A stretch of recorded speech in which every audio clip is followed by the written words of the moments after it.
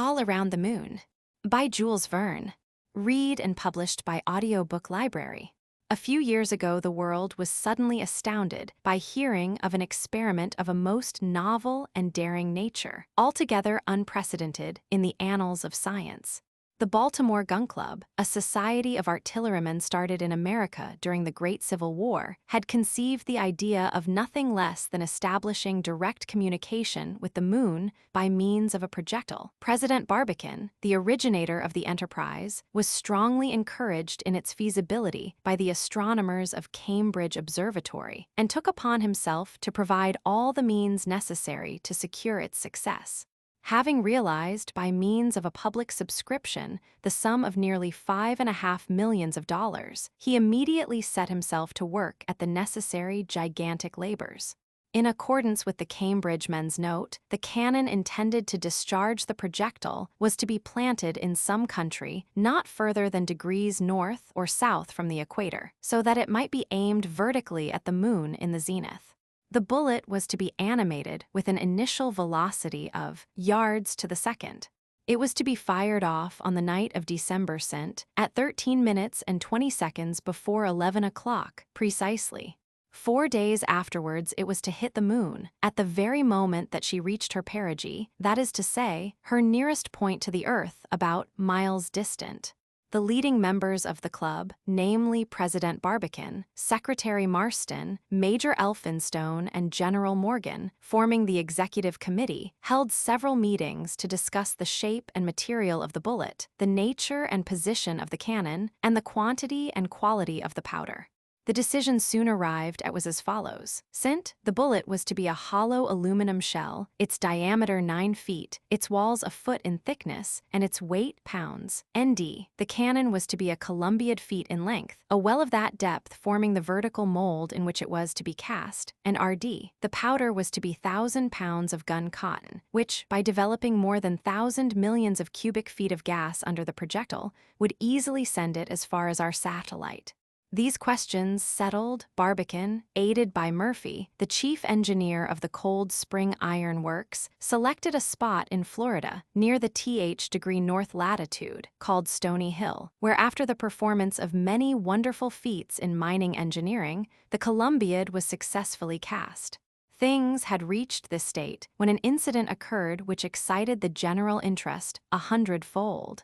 A Frenchman from Paris, Mitchell Arden by name, eccentric, but keen and shrewd as well as daring, demanded, by the Atlantic Telegraph, permission to be enclosed in the bullet so that he might be carried to the moon, where he was curious to make certain investigations. Received in America with great enthusiasm, Arden held a great meeting, triumphantly carried his point, reconciled Barbicane to his mortal foe, a certain Captain Amnischal, and even, by way of clinching the reconciliation, induced both the newly made friends to join him in his contemplated trip to the moon. The bullet, so modified as to become a hollow conical cylinder with plenty of room inside, was further provided with powerful water springs and readily ruptured partitions below the floor, intended to deaden the dreadful concussion sure to accompany the start. It was supplied with provisions for a year, water for a few months, and gas for nearly 2 weeks. A self-acting apparatus, of ingenious construction, kept the confined atmosphere sweet and healthy by manufacturing pure oxygen and absorbing carbonic acid. Finally, the Gun Club had constructed, at enormous expense, a gigantic telescope, which, from the summit of Long's Peak, could pursue the projectile as it winged its way through the regions of space. Everything at last was ready.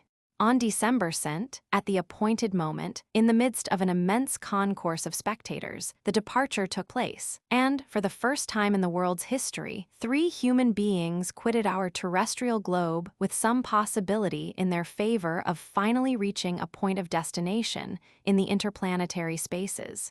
They expected to accomplish their journey in hours, minutes, and seconds, consequently reaching the lunar surface precisely at midnight on December, the exact moment when the moon would be full. Unfortunately, the instantaneous explosion of such a vast quantity of gun cotton, by giving rise to a violent commotion in the atmosphere, generated so much vapor and mist as to render the moon invisible for several nights to the innumerable watchers in the Western Hemisphere, who vainly tried to catch sight of her. In the meantime, J.T.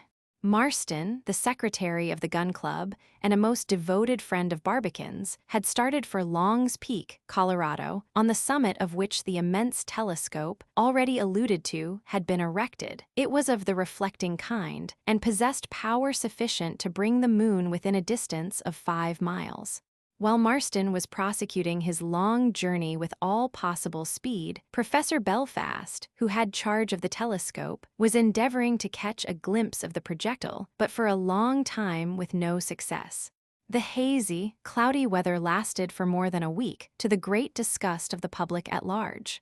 People even began to fear that further observation would have to be deferred to the D of the following month, January, as during the latter half of December the waning moon could not possibly give light enough to render the projectile visible.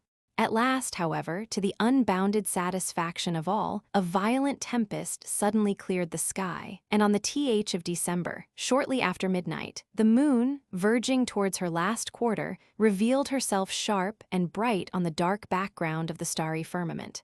That same morning, a few hours before Marston's arrival at the summit of Long's Peak, a very remarkable telegram had been dispatched by Professor Belfast to the Smithsonian Institute, Washington.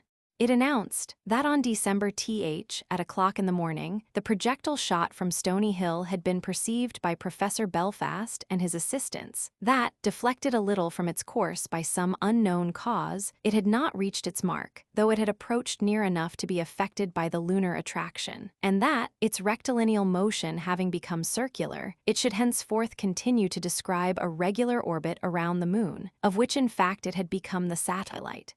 The dispatch went on further to state that the elements of the new heavenly body had not yet been calculated, as at least 3 different observations, taken at different times, were necessary to determine them.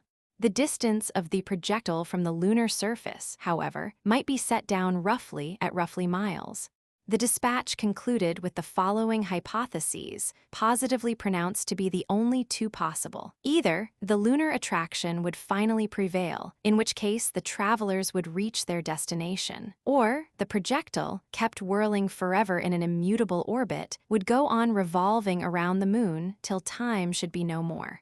In either alternative, what should be the lot of the daring adventurers? They had, it is true, abundant provisions to last them for some time, but even supposing that they did reach the moon and thereby completely establish the practicability of their daring enterprise, how were they ever to get back? Could they ever get back, or ever even be heard from? Questions of this nature, freely discussed by the ablest pens of the day, kept the public mind in a very restless and excited condition. We must be pardoned here for making a little remark, which, however, astronomers and other scientific men of sanguine temperament would do well to ponder over. An observer cannot be too cautious in announcing to the public his discovery when it is of a nature purely speculative. Nobody is obliged to discover a planet or a comet or even a satellite, but before announcing to the world that you have made such a discovery, first make sure that such is really the fact. Because, should it afterwards come out that you have done nothing of the kind, you make yourself a butt for the stupid jokes of the lowest newspaper scribblers. Belfast had never thought of this. Impelled by his irrepressible rage for discovery, the furor inveniendi ascribed to all astronomers by Aurelius Priscus, he had therefore been guilty of an indiscretion highly unscientific when his famous telegram, launched to the world at large from the summit of the Rocky Mountains, pronounced so dogmatically on the only possible issues of the great enterprise. The truth was that his telegram contained 2 very important errors.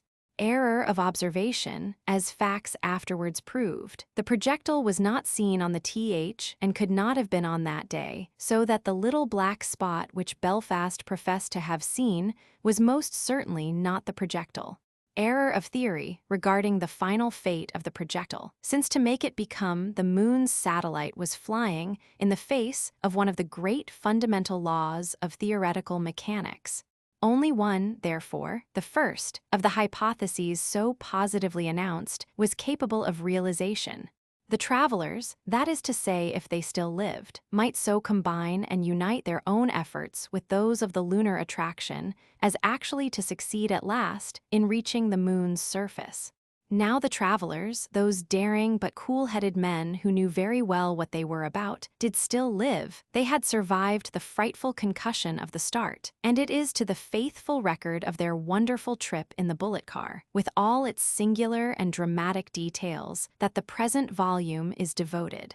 The story may destroy many illusions, prejudices, and conjectures, but it will at least give correct ideas of the strange incidents to which such an enterprise is exposed, and it will certainly bring out in strong colors the effects of Barbican's scientific conceptions, M. Nishal's mechanical resources, and Arden's daring, eccentric, but brilliant and effective combinations.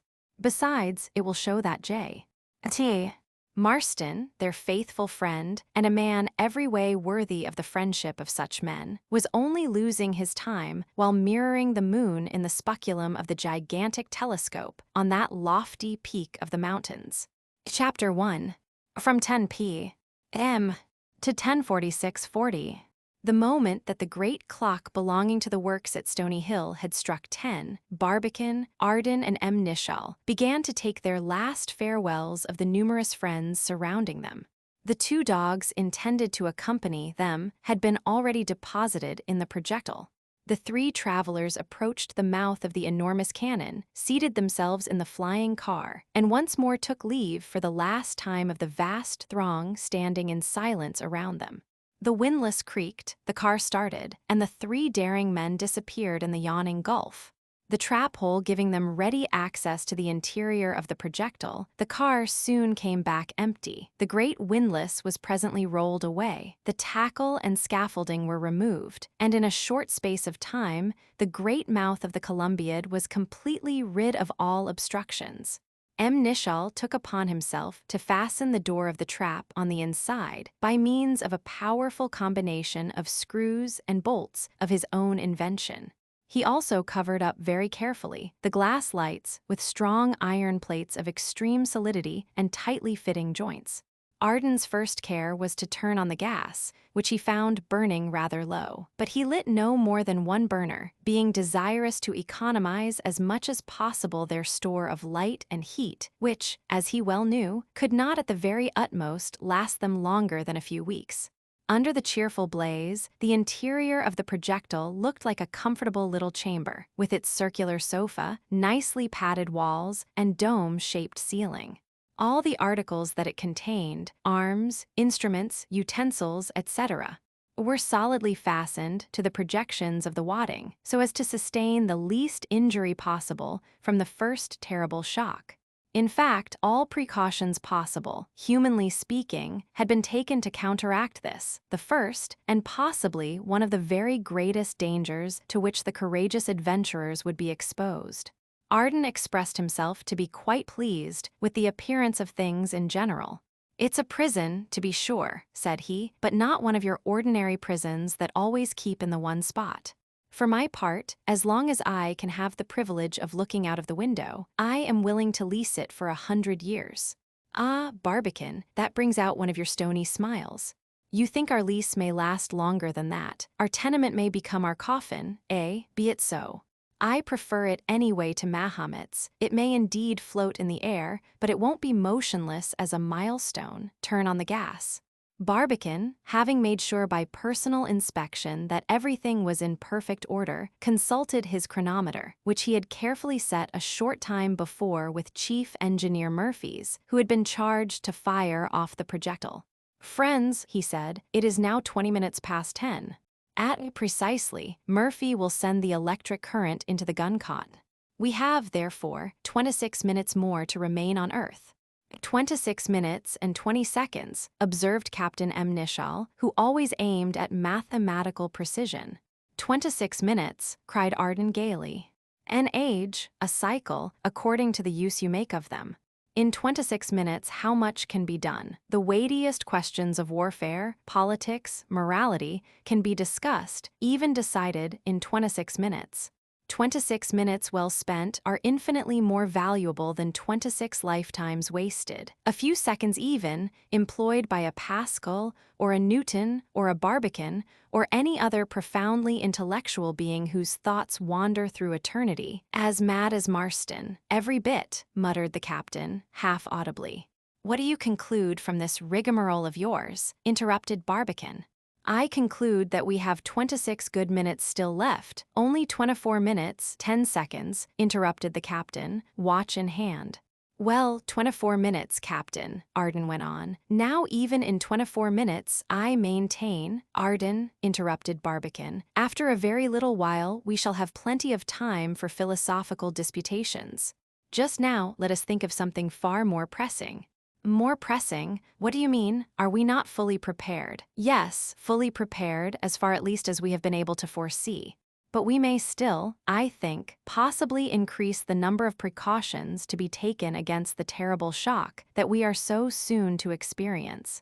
What? Have you any doubts whatever of the effectiveness of your brilliant and extremely original idea? Don't you think that the layers of water, regularly disposed in easily ruptured partitions beneath this floor, will afford us sufficient protection by their elasticity? I hope so, indeed, my dear friend, but I am by no means confident.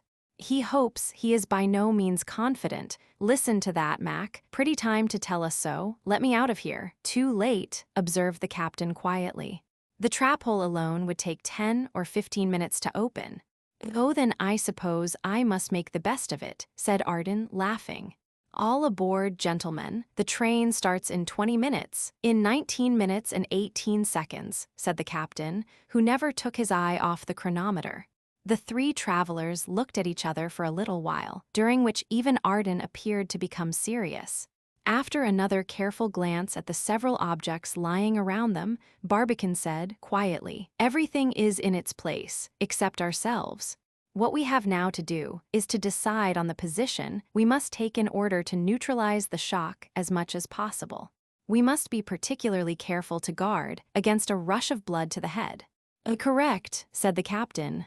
"Suppose we stood on our heads like the circus tumblers," cried Arden, ready to suit the action to the word. "Better than that," said Barbicane. "We can lie on our side. Keep clearly in mind, dear friends, that at the instant of departure, it makes very little difference to us whether we are inside the bullet or in front of it. There is, no doubt, some difference," he added, seeing the great eyes made by his friends, "but it is exceedingly little." "Thank heaven for the sum," interrupted Arden fervently. "Don't you approve of my suggestion, Captain?" asked Barbicane. "Certainly," was the hasty reply. "That is to say, absolutely." 17 minutes 27 seconds. "Mac isn't a human being at all," cried Arden, admiringly. "He is a repeating chronometer, horizontal escapement, London-made lever, capped, jeweled." His companions let him run on while they busied themselves in making their last arrangements, with the greatest coolness and most systematic method. In fact, I don't think of anything just now to compare them to except a couple of old travelers who, having to pass the night in the train, are trying to make themselves as comfortable as possible for their long journey. In your profound astonishment, you may naturally ask me of what strange material can the hearts of these Americans be made, who can view without the slightest semblance of a flutter the approach of the most appalling dangers. In your curiosity, I fully participate, but I'm sorry to say, I can't gratify it. It is one of those things that I could never find out. 3 mattresses, thick and well wadded, spread on the disc forming the false bottom of the projectile, were arranged in lines whose parallelism was simply perfect. But Arden would never think of occupying his until the very last moment. Walking up and down, with the restless nervousness of a wild beast in a cage, he kept up a continuous fire of talk, at one moment with his friends, at another with the dogs, addressing the latter by the euphonious and suggestive names of Diana and Satellite. Diana and Satellite. "Ho, pets," he would exclaim as he patted them gently, "you must not forget the noble part you are to play up there. You must be models of canine deportment. The eyes of the whole Selenitic world will be upon you. You are the standard bearers of your race. From you, they will receive their first impression regarding its merits. Let it be a favorable one. Compel those Selenites to acknowledge, in spite of themselves, that the terrestrial race of canines is far superior to that of the very best moon dog among them." "Dogs in the moon," sneered Nishal. "I like that. Plenty of dogs," cried Arden, "and horses too, and cows, and sheep, and no end of chickens. $100 to one there isn't a single chicken within the whole lunar realm, not excluding even the invisible side." "I take that bet, my son," coolly replied Arden, shaking the captain's hand by way of ratifying the wager. "And this reminds me, by the way, Mac, that you have lost 3 bets already, to the pretty little tune of $6,000. "And paid them too," cried the captain, monotonously. 10, 36, 6. "Yes, and in a quarter of an hour you will have to pay $9,000 more. 4,000 because the Columbiad will not burst, and 5,000 because the projectile will rise more than 6 miles from the earth." "I have the money ready," answered the captain, touching his breeches pocket. "When I lose, I pay." "Not sooner." 10:38:10. "Captain, you're a man of method, if there ever was one. I think, however, that you made a mistake in your wagers." "How so?" asked the captain listlessly, his eye still on the dial. "Because, by Jove, if you win there will be no more of you left to take the money than there will be of Barbican to pay it." "Friend Arden," quietly observed Barbican, "my stakes are deposited in the Wall Street Bank of New York, with orders to pay them over to the captain's heirs, in case the captain himself should fail to put in an appearance at the proper time." "Oh, you rhinoceroses, you pachyderms, you granite men," cried Arden, gasping with surprise. "You machines with iron heads and iron hearts. I may admire you, but I'm blessed if I understand you." 10:42:10, repeated Nishal, as mechanically as if it was the chronometer itself that spoke. 4 minutes and a half more, said Barbican. "Oh, 4.5 little minutes," went on Arden. "Only think of it, we are shut up in a bullet that lies in the chamber of a cannon 900 feet long. Underneath this bullet is piled a charge of 1,000 pounds of gun cotton, equivalent to 1,000 pounds of ordinary gunpowder. And at this very instant our friend Murphy, chronometer in hand, eye on dial, finger on discharger, is counting the last seconds and getting ready to launch us into the limitless regions of planetary." "Arden, dear friend," interrupted Barbican, in a grave tone, "a serious moment is now at hand. Let us meet it with some interior recollection. Give me your hands, my dear friends." "Certainly," said Arden, with tears in his voice, and already at the other extreme of his apparent levity. The 3 brave men united in one last, silent, but warm and impulsively affectionate pressure. "And now, great God, our Creator, protect us. In thee we trust," prayed Barbican, the others joining him with folded hands and bowed heads. 10:46, whispered the captain, as he and Arden quietly took their places on the mattresses. "Only 40 seconds more." Barbican rapidly extinguishes the gas and lies down beside his companions. The death-like silence, now reigning in the projectile, is interrupted only by the sharp ticking of the chronometer as it beats the seconds. Suddenly, a dreadful shock is felt, and the projectile, shot up by the instantaneous development of millions of cubic feet of gas, is flying into space with inconceivable rapidity. Chapter 2. The first half hour.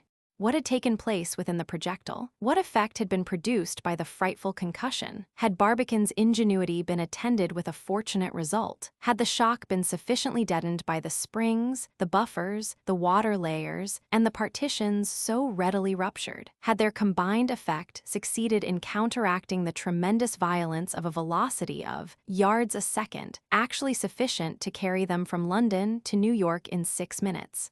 Themselves, they forgot altogether for the moment. They forgot everything in their absorbing anxiety regarding the fate of the daring travelers.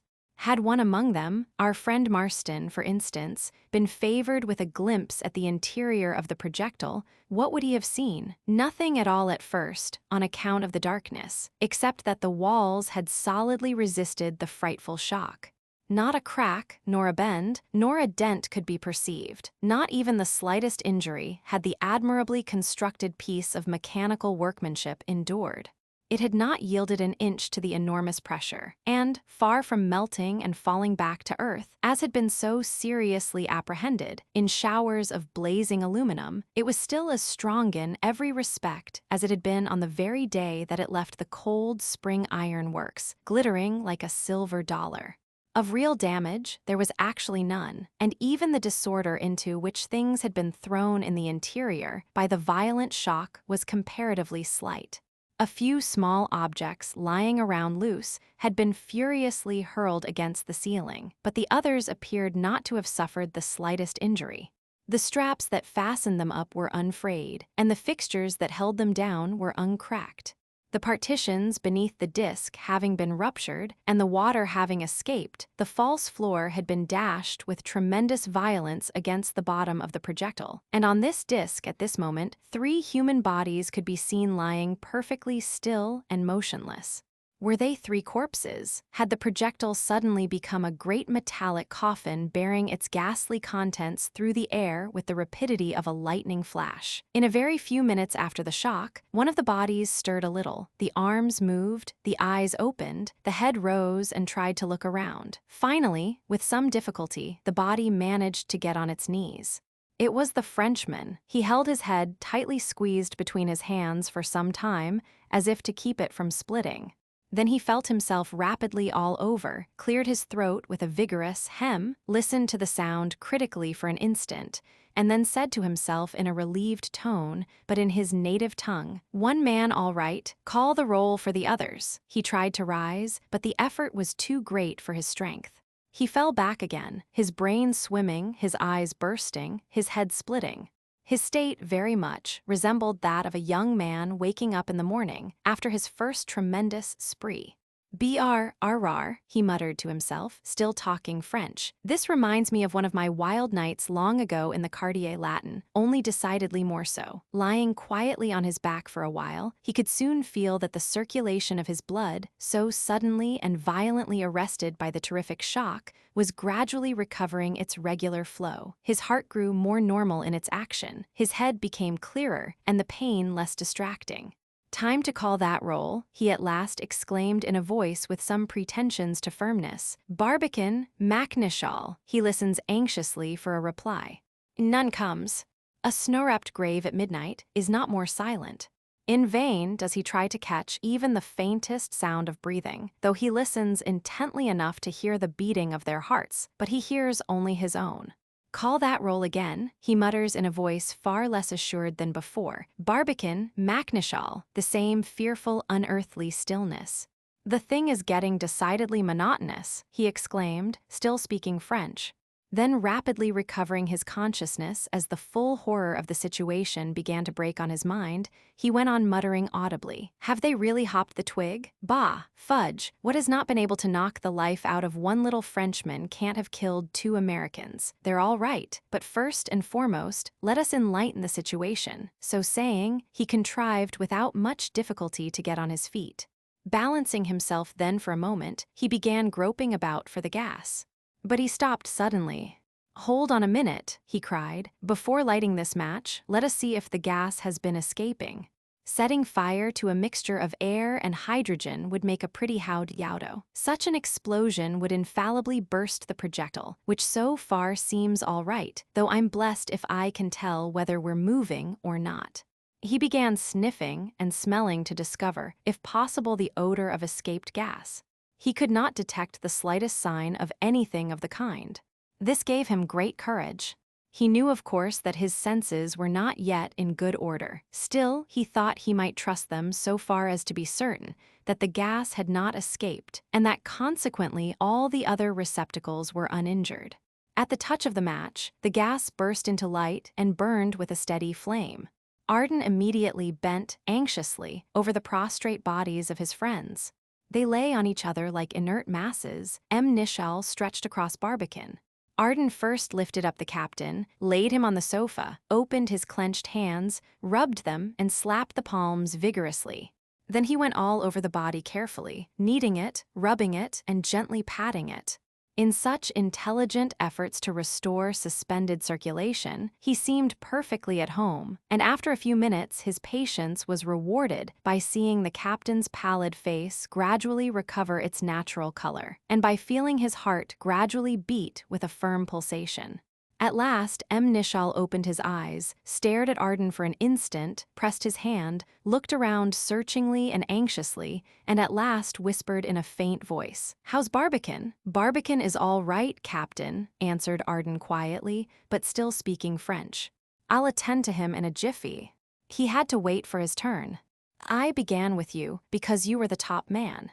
We'll see in a minute what we can do for dear old Barbie, see Cher Barbican." In less than 30 seconds more, the captain not only was able to sit up himself, but he even insisted on helping Arden to lift Barbican and deposit him gently on the sofa.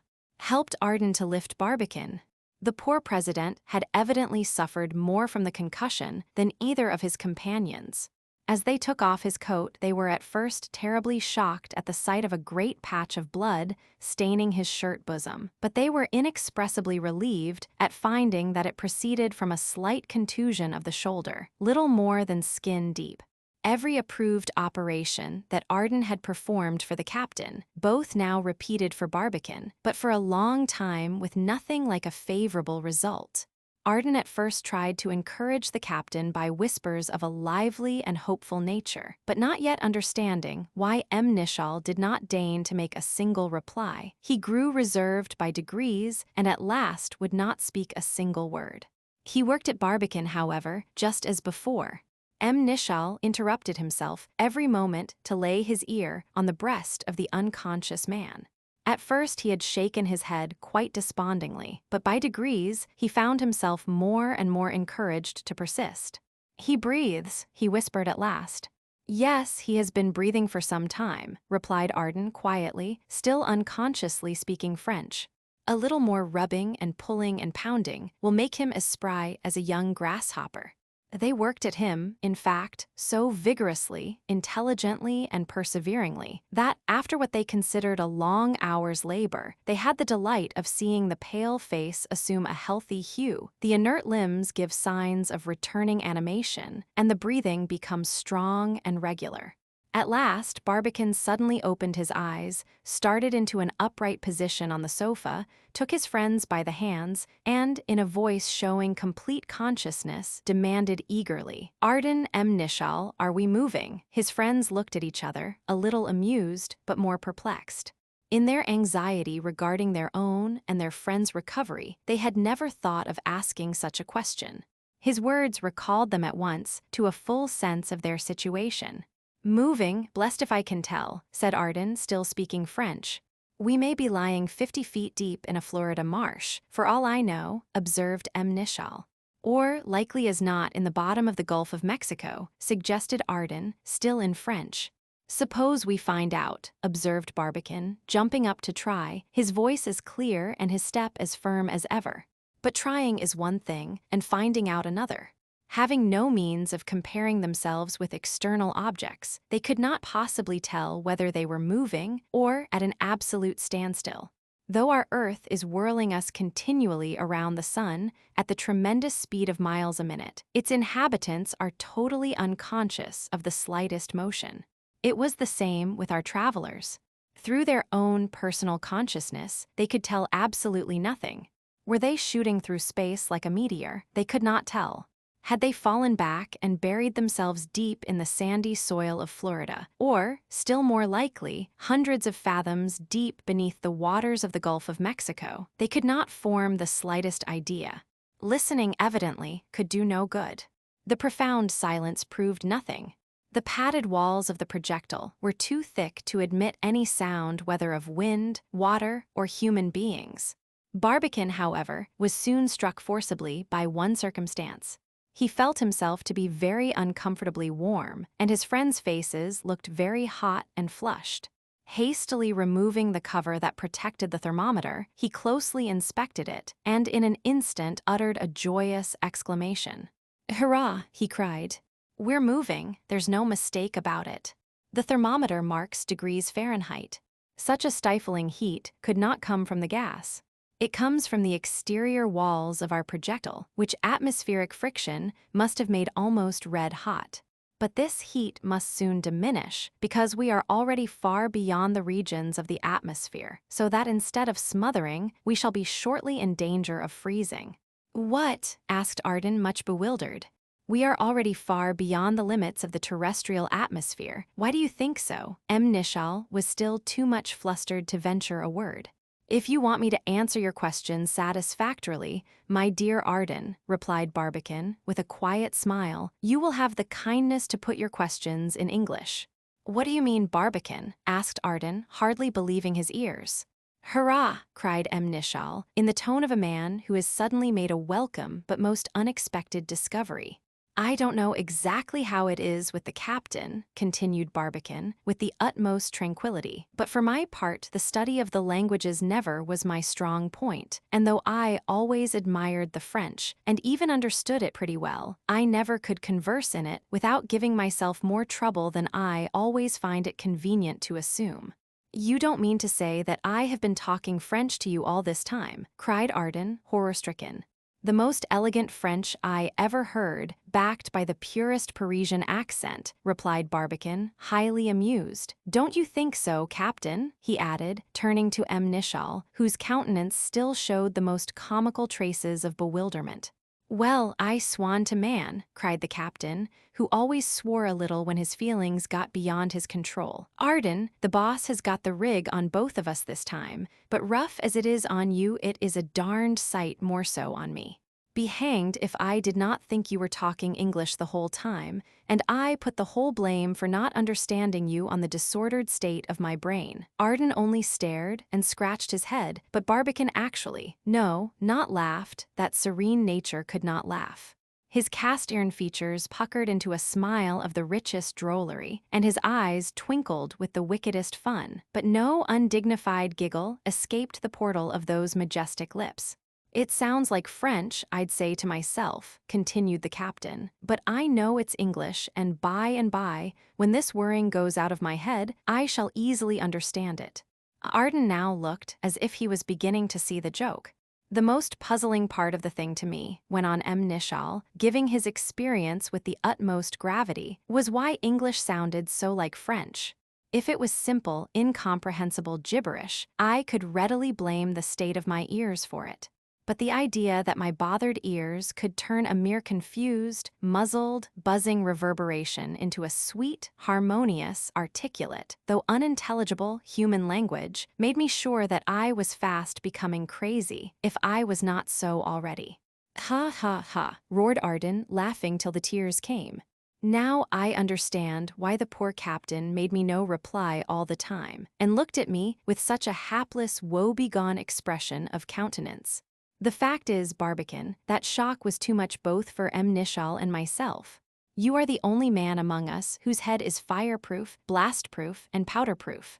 I really believe a burglar would have greater difficulty in blowing your headpiece open than in bursting one of those famous American safes your papers make such a fuss about.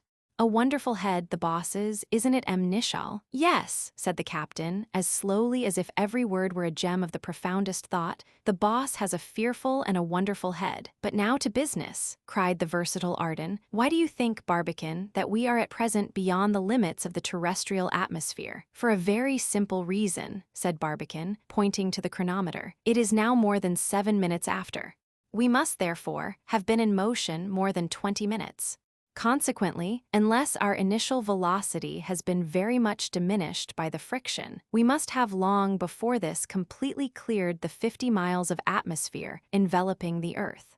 Correct, said the captain, cool as a cucumber, because once more in complete possession of all his senses. But how much do you think the initial velocity to have been diminished by the friction? By a third, according to my calculations, replied Barbican, which I think are right. Supposing our initial velocity, therefore, to have been yards per second, by the time we quitted the atmosphere it must have been reduced to yards per second. At that rate we must have gone by this time. Then, Mac, my boy, you've lost your 2 bets, interrupted Arden. The Columbiad has not burst, $4,000. The projectile has risen at least 6 miles, $5,000. Come, Captain Bleed, let me first be sure we're right, said the captain quietly. I don't deny, you see, that friend Barbican's arguments are quite right, and therefore that I have lost my $9,000. But there is another view of the case possible, which might annul the bet. What other view? Asked Barbican quickly. Suppose, said the captain very dryly, that the powder had not caught, and that we were still lying quietly at the bottom of the Columbiad. By Jove, laughed Arden, there's an idea truly worthy of my own nondescript brain. We must surely have changed heads during that concussion. No matter, there is some sense left in us yet. Come now, Captain, consider a little if you can. Weren't we both half-killed by the shock? Didn't I rescue you from certain death with these 2 hands? Don't you see Barbican's shoulder still bleeding by the violence of the shock? Correct, friend Michael, correct in every particular, replied the captain, but one little question. Out with it, friend Michael, you say we're moving. Yes. In consequence of the explosion, certainly, which must have been attended with a tremendous report. Of course. Did you hear that report, friend Michael? N.O., replied Arden, a little disconcerted at the question. Well, no, I can't say that I did hear any report. Did you, friend Barbican? No, replied Barbican promptly. I heard no report whatever. His answer was ready, but his look was quite as disconcerted as Arden's. Well, friend Barbican and friend Michael, said the captain, very dryly as he leered wickedly at both, put that and that together and tell me what you make of it. It's a fact, exclaimed Barbican, puzzled but not bewildered. Why did we not hear that report? Too hard for me, said Arden. Give it up. The 3 friends gazed at each other for a while, with countenances expressive of much perplexity. Barbican appeared to be the least self-possessed of the party. It was a complete turning of the tables from the state of things a few moments ago. The problem was certainly simple enough, but for that very reason the more inexplicable. If they were moving, the explosion must have taken place. But if the explosion had taken place, why had they not heard the report? Barbican's decision soon put an end to speculation. Conjecture being useless, said he, let us have recourse to facts. First, let us see where we are. Drop the deadlights. This operation, simple enough in itself and being immediately undertaken by the whole 3, was easily accomplished. The screws fastening the bolts, by which the external plates of the deadlights were solidly pinned, readily yielded to the pressure of a powerful wrench. The bolts were then driven outwards, and the holes which had contained them were immediately filled with solid plugs of India rubber. The bolts once driven out, the external plates dropped by their own weight, turning on a hinge, like portholes, and the strong plate glass forming the light immediately showed itself. A second light exactly similar could be cleared away on the opposite side of the projectile, a third on the summit of the dome, and a fourth in the center of the bottom. The travelers could thus take observations in 4 different directions, having an opportunity of gazing at the firmament through the side lights and at the earth and the moon through the lower and the upper lights of the projectile. Arden and the captain had commenced examining the floor, previous to operating on the bottom light.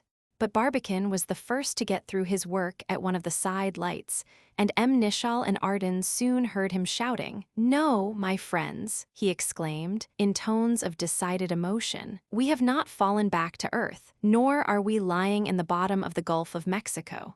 No, we are driving through space. Look at the stars glittering all around, brighter but smaller than we have ever seen them before. We have left the Earth and the Earth's atmosphere far behind us. Hurrah! Hurrah!" cried M. Nishal and Arden, feeling as if electric shocks were coursing through them, though they could see nothing, looking down from the side light, but the blackest and profoundest obscurity. Barbican soon convinced them that this pitchy blackness proved that they were not, and could not be, reposing on the surface of the earth, where at that moment everything was illuminated by Thebrite moonlight. Also that they had passed the different layers of the atmosphere, where the diffused and refracted rays would be also sure to reveal themselves through the lights of the projectile. They were, therefore, certainly moving. No doubt was longer possible. "It's a fact," observed the captain, now quite convinced. "Then I've lost. Let me congratulate you," cried Arden, shaking his hand. "Here is your $9,000, friend Barbicane," said the captain, taking a roll of greenbacks of high denomination out of his portemonnaie. "You want a receipt, don't you, Captain?" asked Barbicane, counting the money. "Yes, I should prefer one if it is not too much trouble," answered M. Nichal. "It saves dispute." Coolly and mechanically, as if seated at his desk in his office, Barbicane opened his memorandum book, wrote a receipt on a blank page, dated, signed, and sealed it, and then handed it to the captain, who put it away carefully among the other papers of his portfolio. Arden, taking off his hat, made a profound bow to both of his companions, without saying a word. Such formality, under such extraordinary circumstances, actually paralyzed his tongue for the moment. No wonder that he could not understand those Americans. Even Indians would have surprised him by an exhibition of such stoicism. After indulging in silent wonder for a minute or two, he joined his companions, who were now busy looking out at the starry sky. "Where is the moon?" he asked. "How is it that we cannot see her?" "The fact of our not seeing her," answered Barbicane, "gives me very great satisfaction in one respect. It shows that our projectile was shot so rapidly out of the Columbiad that it had not time to be impressed with the slightest revolving motion, for us a most fortunate matter. As for the rest, see, there is Cassiopeia, a little to the left is Andromeda, further down is the great square of Pegasus, and to the southwest Fomalhaut can be easily seen swallowing the cascade. All this shows we are looking west, and consequently cannot see the moon, which is approaching the zenith from the east. Open the other light, but hold on. Look here, what can this be?" The three travelers, looking westwardly in the direction of Alpherat, saw a brilliant object rapidly approaching them. At a distance, it looked like a dusky moon, but the side turned towards the earth blazed with a bright light, which every moment became more intense. It came towards them with prodigious velocity, and, what was worse, its path lay so directly in the course of the projectile that a collision seemed inevitable. As it moved onward, from west to east, they could easily see that it rotated on its axis, like all heavenly bodies. In fact, it somewhat resembled a moon on a small scale, describing its regular orbit around the earth. "Miltoneras!" cried Arden, greatly excited. "What is that? Can it be another projectile?" M. Nichal, wiping his spectacles, looked again, but made no reply. Barbicane looked puzzled and uneasy. A collision was quite possible, and the results, even if not frightful in the highest degree, must be extremely deplorable. The projectile, if not absolutely dashed to pieces, would be diverted from its own course and dragged along in a new one in obedience to the irresistible attraction of this furious asteroid. Barbicane fully realized that either alternative involved the complete failure of their enterprise. He kept perfectly still, but never losing his presence of mind, he curiously looked on the approaching object with a gladiatorial eye, as if seeking to detect some unguarded point in his terrible adversary. The captain was equally silent. He looked like a man who had fully made up his mind to regard every possible contingency with the most stoical indifference. But Arden's tongue, more fluent than ever, rattled away incessantly.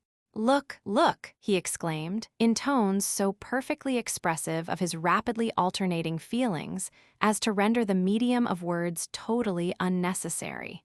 "How rapidly the cursed thing is nearing us. Plague take your ugly phiz, the more I know you, the less I like you. Every second she doubles in size. Come, Madame Projectile, stir your stumps a little livelier, old lady. He's making for you as straight as an arrow. We're going right in his way, or he's coming in ours, I can't say which. It's taking a mean advantage of us either way. As for ourselves, what can we do? Before such a monster as that we are as helpless as three men in a little skiff shooting down the rapids to the brink of Niagara. Now for it. Nearer and nearer it came, but without noise, without sparks, without a trail, though its lower part was brighter than ever. Its path lying little above them, the nearer it came the more the collision seemed inevitable. Imagine yourself caught on a narrow railroad bridge at midnight with an express train approaching at full speed, its reflector already dazzling you with its light, the roar of the cars rattling in your ears, and you may conceive the feelings of the travelers. At last it was so near that the travelers started back in a fright, with eyes shut, hair on end, and fully believing their last hour had come. Even then, Arden had his mo. We can neither switch off, down brakes, nor clap on more steam. Hard luck. In an instant all was over. The velocity of the projectile was fortunately great enough to carry it barely above the dangerous point, and in a flash, the terrible bolide disappeared rapidly several hundred yards beneath the affrighted travelers. "Goodbye, and may you never come back," cried Arden, hardly able to breathe. "It's perfectly outrageous. Not room enough in infinite space to let an unpretending bullet like ours move about a little without incurring the risk of being run over by such a monster as that. What is it anyhow? Do you know Barbican?" "I do," was the reply. "Of course you do. What is it that he don't know?" Captain, it is a simple bolide, but one of such enormous dimensions that the Earth's attraction has made it a satellite." "What?" cried Arden. "Another satellite besides the moon? I hope there are no more of them." "They are pretty numerous," replied Barbican, "but they are so small and they move with such enormous velocity that they are very seldom seen."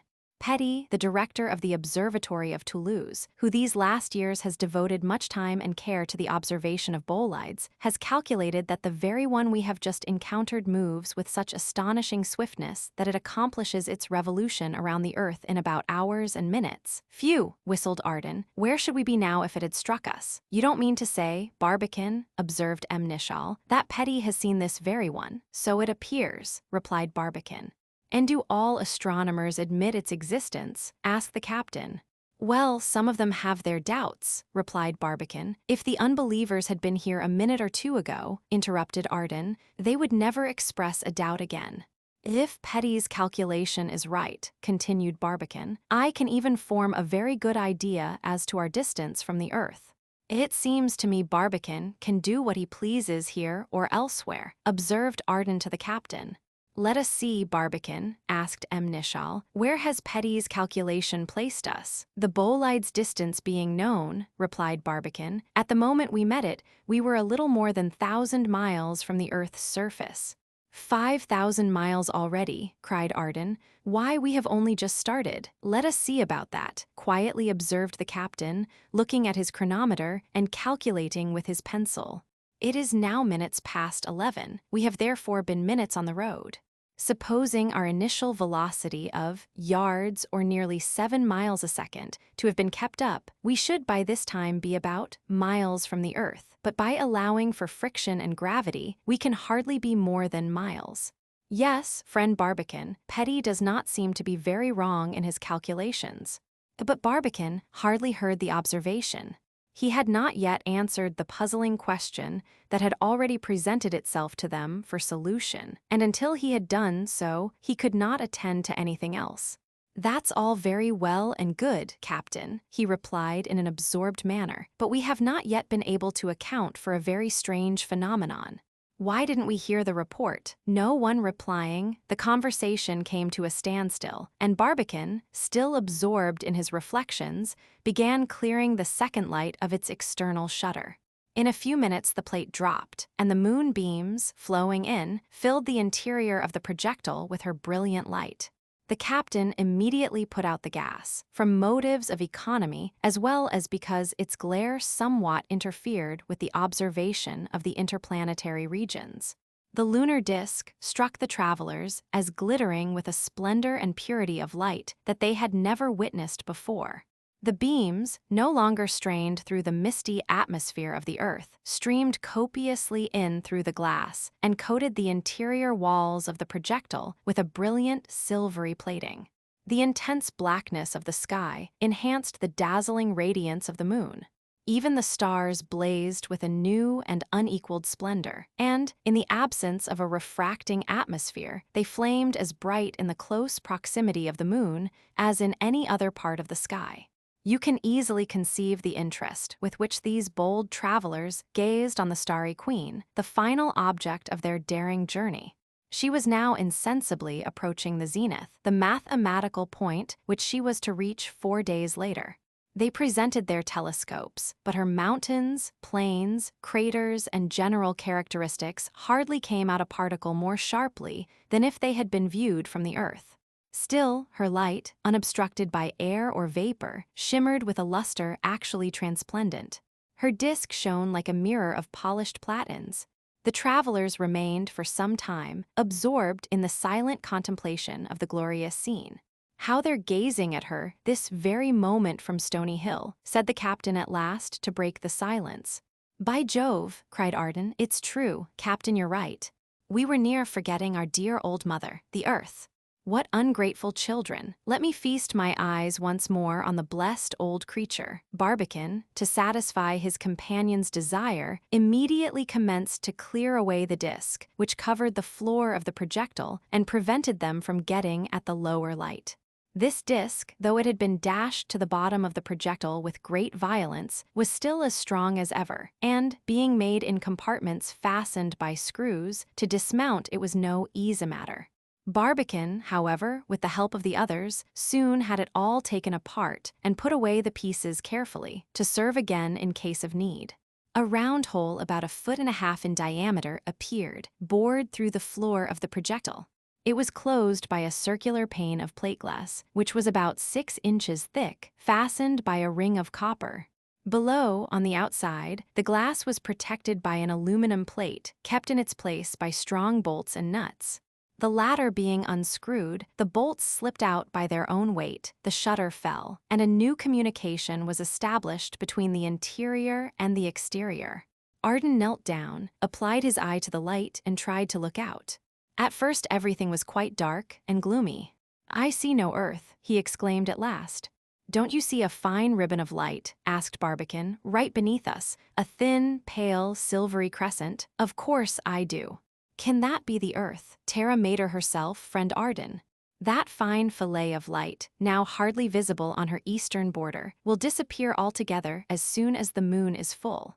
Then, lying as she will be between the sun and the moon, her illuminated face will be turned away from us altogether, and for several days she will be involved in impenetrable darkness." "And that's the Earth," repeated Arden, hardly able to believe his eyes, as he continued to gaze on the slight thread of silvery white light, somewhat resembling the appearance of the young May moon a few hours after sunset. Barbicane's explanation was quite correct. The Earth, in reference to the moon or the projectile, was in her last phase, or octant as it is called, and showed a sharp-horned, attenuated, but brilliant crescent strongly relieved by the black background of the sky. Its light, rendered a little bluish by the density of the atmospheric envelopes, was not quite as brilliant as the moon's. But the Earth's crescent, compared to the lunar, was of dimensions much greater, being fully times larger. You would have called it a vast, beautiful, but very thin bow extending over the sky. A few points, brighter than the rest, particularly in its concave part, revealed the presence of lofty mountains, probably the Himalayas. But they disappeared every now and then under thick vapory spots, which are never seen on the lunar disk. They were the thin concentric cloud rings that surround the terrestrial sphere. However, the travelers' eyes were soon able to trace the rest of the Earth's surface not only with facility, but even to follow its outline with absolute delight. This was in consequence of two different phenomena, one of which they could easily account for, but the other they could not explain without Barbicane's assistance. No wonder. Never before had mortal eye beheld such a sight. Let us take each in its turn. We all know that the ashy light by means of which we perceive what is called the old moon in the young moon's arms is due to the earthshine, or the reflection of the solar rays from the earth to the moon. By a phenomenon exactly identical, the travelers could now see that portion of the Earth's surface which was unilumined by the sun, only as, in consequence of the different areas of the respective surfaces, the earthlight is 13 times more intense than the moonlight. The dark portion of the Earth's disk appeared considerably more adumbrated than the old moon. But the other phenomenon had burst on them so suddenly that they uttered a cry loud enough to wake up Barbicane from his problem. They had discovered a true starry ring. Around the Earth's outline, a ring of internally well-defined thickness, but somewhat hazy on the outside, could easily be traced by its surpassing brilliancy. Neither the Pleiades, the Northern Crown, the Magellanic Clouds, nor the great nebulas of Orion or of Argo, no sparkling cluster, no corona, no group of glittering stardust that the travelers had ever gazed at, presented such attractions as the diamond ring they now saw encompassing the Earth, just as the brass meridian encompasses a terrestrial globe. The resplendency of its light enchanted them, its pure softness delighted them, its perfect regularity astonished them. What was it? They asked Barbicane. In a few words he explained it. The beautiful luminous ring was simply an optical illusion, produced by the refraction of the terrestrial atmosphere. All the stars in the neighborhood of the Earth, and many actually behind it, had their rays refracted, diffused, radiated, and finally converged to a focus by the atmosphere, as if by a double convex lens of gigantic power. Whilst the travelers were profoundly absorbed in the contemplation of this wondrous sight, a sparkling shower of shooting stars suddenly flashed over the Earth's dark surface, making it for a moment as bright as the external ring. Hundreds of bolides, catching fire from contact with the atmosphere, streaked the darkness with their luminous trails, overspreading it occasionally with sheets of electric flame. The Earth was just then in her perihelion, and we all know that the months of November and December are so highly favorable to the appearance of these meteoric showers that at the famous display of November, astronomers counted as many as between midnight and 4 o'clock. Barbicane explained the whole matter in a few words. The Earth, when nearest to the Sun, occasionally plunges into a group of countless meteors traveling like comets, in eccentric orbits around the grand center of our solar system. The atmosphere strikes the rapidly moving bodies with such violence as to set them on fire and render them visible to us in beautiful star showers. But to this simple explanation of the famous November meteors Arden would not listen. He preferred believing that Mother Earth, feeling that her 3 daring children were still looking at her, though 5,000 miles away, shot off her best rocket signals to show that she still thought of them and would never let them out of her watchful eye. For hours, they continued to gaze with indescribable interest on the faintly luminous mass, so easily distinguishable among the other heavenly bodies. Jupiter blazed on their right, Mars flashed his ruddy light on their left, Saturn with his rings looked like a round white spot on a black wall. Even Venus they could see almost directly under them, easily recognizing her by her soft, sweetly scintillant light.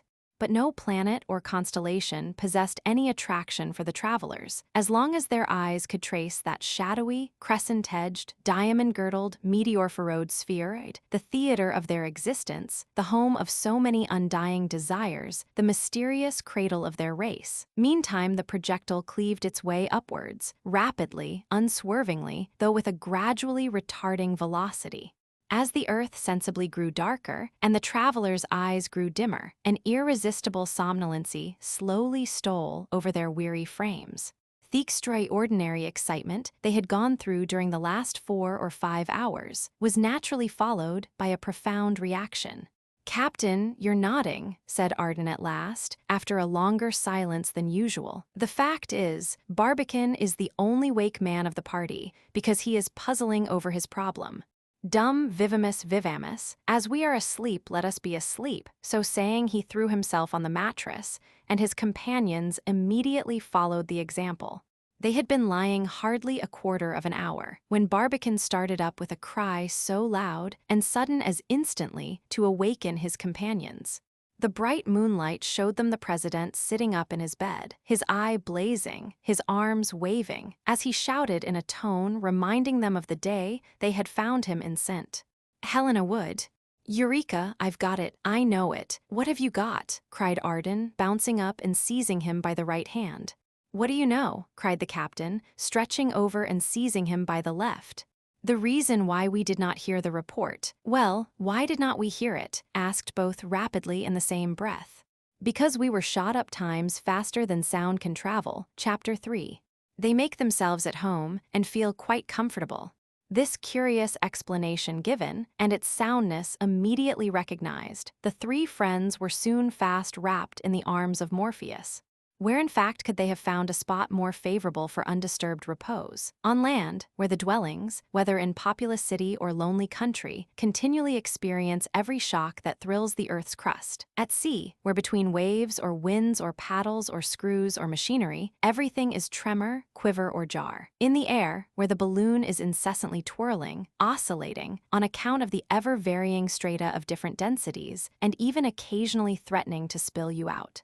There is no telling how long our three daring travelers would have continued to enjoy their sleep if it had not been suddenly terminated by an unexpected noise about 7 o'clock in the morning of December ND, 8 hours after their departure. This noise was most decidedly of barking. "The dogs, it's the dogs," cried Arden, springing up at a bound. "They must be hungry," observed the captain. "We have forgotten the poor creatures," cried Barbicane. "Where can they have gone to?" asked Arden, looking for them in all directions. At last, they found one of them hiding under the sofa. Thunderstruck and perfectly bewildered by the terrible shock, the poor animal had kept close in its hiding place, never daring to utter a sound, until at last the pangs of hunger had proved too strong even for its fright. They readily recognized the amiable Diana, but they could not allure the shivering, whining animal from her retreat without a good deal of coaxing. Arden talked to her in his most honeyed and seductive accents while trying to pull her out by the neck. "Come out to your friends, charming Diana," he went on. "Come out, my beauty, destined for a lofty niche in the temple of canine glory. Come out, worthy scion of a race deemed worthy by the Egyptians to be a companion of the great god, Anubis, by the Christians, to be a friend of the good Saint Roch. Come out and partake of a glory before which the stars of Montargis and of St. Bernard shall henceforward pale their ineffectual fire. Come out, my lady, and let me think o'er the countless multiplication of thy species, so that, while sailing through the interplanetary spaces, we may indulge in endless flights of fancy on the number and variety of thy descendants, who will ere long render the selenitic atmosphere vocal with canine ululation, more hungry than either." Diana, whether flattered or not, allowed herself to be dragged out, still uttering short, plaintive whines. A hasty examination, satisfying her friends that she was more frightened than hurt and more hungry than either, they continued their search for her companion. "Satellite, satellite, step this way, sir," cried Arden. But no satellite appeared, and, what was worse, not the slightest sound indicated his presence. At last, he was discovered on a ledge in the upper portion of the projectile, whither he had been shot by the terrible concussion. Less fortunate than his female companion, the poor fellow had received a frightful shock, and his life was evidently in great danger. "The acclimatization project looks shaky," cried Arden, handing the animal very carefully and tenderly to the others. Poor Satellite's head had been crushed against the roof, but though recovery seemed hopeless, they laid the body on a soft cushion, and soon had the satisfaction of hearing it give vent to a slight sigh. "Good," said Arden, "while there's life there's hope. You must not die yet, old boy. We shall nurse you. We know our duty, and shall not shirk the responsibility. I should rather lose the right arm off my body than be the cause of your death, poor Satellite. Try a little water." The suffering creature swallowed the cool draught with evident avidity, then sunk into a deep slumber. The friends, sitting around and having nothing more to do, looked out of the window and began once more to watch the earth and the moon with great attention. The glittering crescent of the earth was evidently narrower than it had been the preceding evening, but its volume was still enormous when compared to the lunar crescent, which was now rapidly assuming the proportions of a perfect circle. "By Jove," suddenly exclaimed Arden, "why didn't we start at the moment of full earth? That is when our globe and the sun were in opposition." "Why should we?" growled Nishal. "Because in that case we should be now looking at the great continents and the great seas in a new light, the former glittering under the solar rays, the latter darker and somewhat shaded, as we see them on certain maps. How I should like to get a glimpse at those poles of the earth, on which the eye of man has never yet lighted." "True," replied Barbicane, "but if the earth had been full, the moon would have been new, that is to say, invisible to us on account of solar irradiation." Of the two, it is much preferable to be able to keep the point of arrival in view rather than the point of departure. You're right, Barbican, observed the captain. Besides, once we're in the moon, the long lunar night will give us plenty of time to gaze our full at yonder great celestial body, our former home, and still swarming with our fellow beings. Our fellow beings no longer, dear boy, cried Arden. We inhabit a new world peopled by ourselves alone, the projectile. Arden is Barbican's fellow being, and Barbican Amnishal's. Beyond us, outside us, humanity ends, and we are now the only inhabitants of this microcosm. And so we shall continue till the moment when we become Selenites pure and simple. Which shall be in about 88 hours from now, replied the captain. Which is as much as to say, asked Arden. That it is 8:30, replied Amnishal. My regular hour for breakfast, exclaimed Arden, and I don't see the shadow of a reason for changing it now. The proposition was most acceptable, especially to the captain, who frequently boasted that, whether on land or water, on mountain summits or in the depths of mines, he had never missed a meal in all his life. In escaping from the earth, our travelers felt that they had by no means escaped from the laws of humanity, and their stomachs now called on them lustily to fill the aching void. Arden, as a Frenchman, claimed the post of chief cook, an important office, but his companions yielded it with alacrity. The gas furnished the requisite heat, and the provision chest supplied the materials for their first repast. They commenced with 3 plates of excellent soup, extracted from Liebig's precious tablets, prepared from the best beef that ever roamed over the pampas. To this succeeded several tenderloin beefsteaks, which, though reduced to a small bulk by the hydraulic engines of the American Desiccating Company, were pronounced to be fully as tender, juicy, and savory as if they had just left the gridiron of a London clubhouse. Arden even swore that they were bleeding, and the others were too busy to contradict him.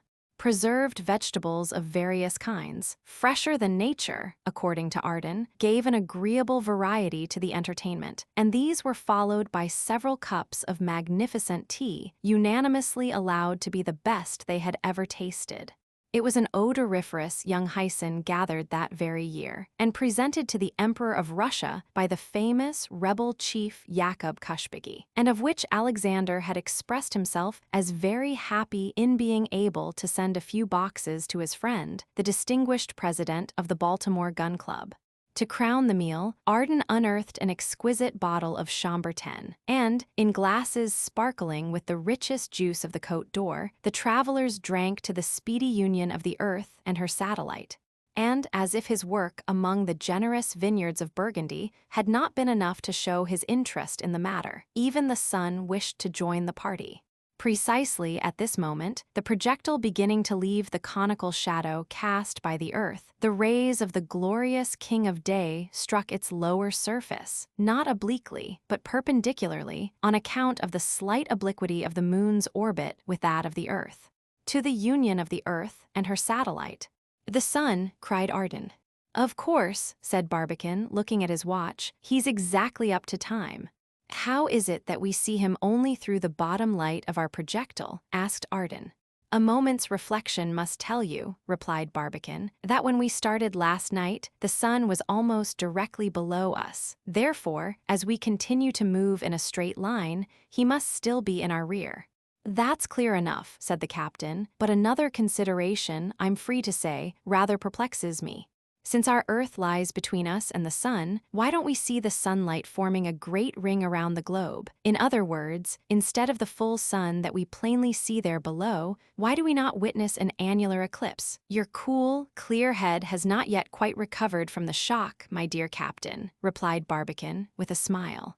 For 2 reasons we can't see the ring eclipse. On account of the angle the moon's orbit makes with the Earth, the 3 bodies are not at present in a direct line. We, therefore, see the sun a little to the west of the Earth. Secondly, even if they were exactly in a straight line, we should still be far from the point whence an annular eclipse would be visible.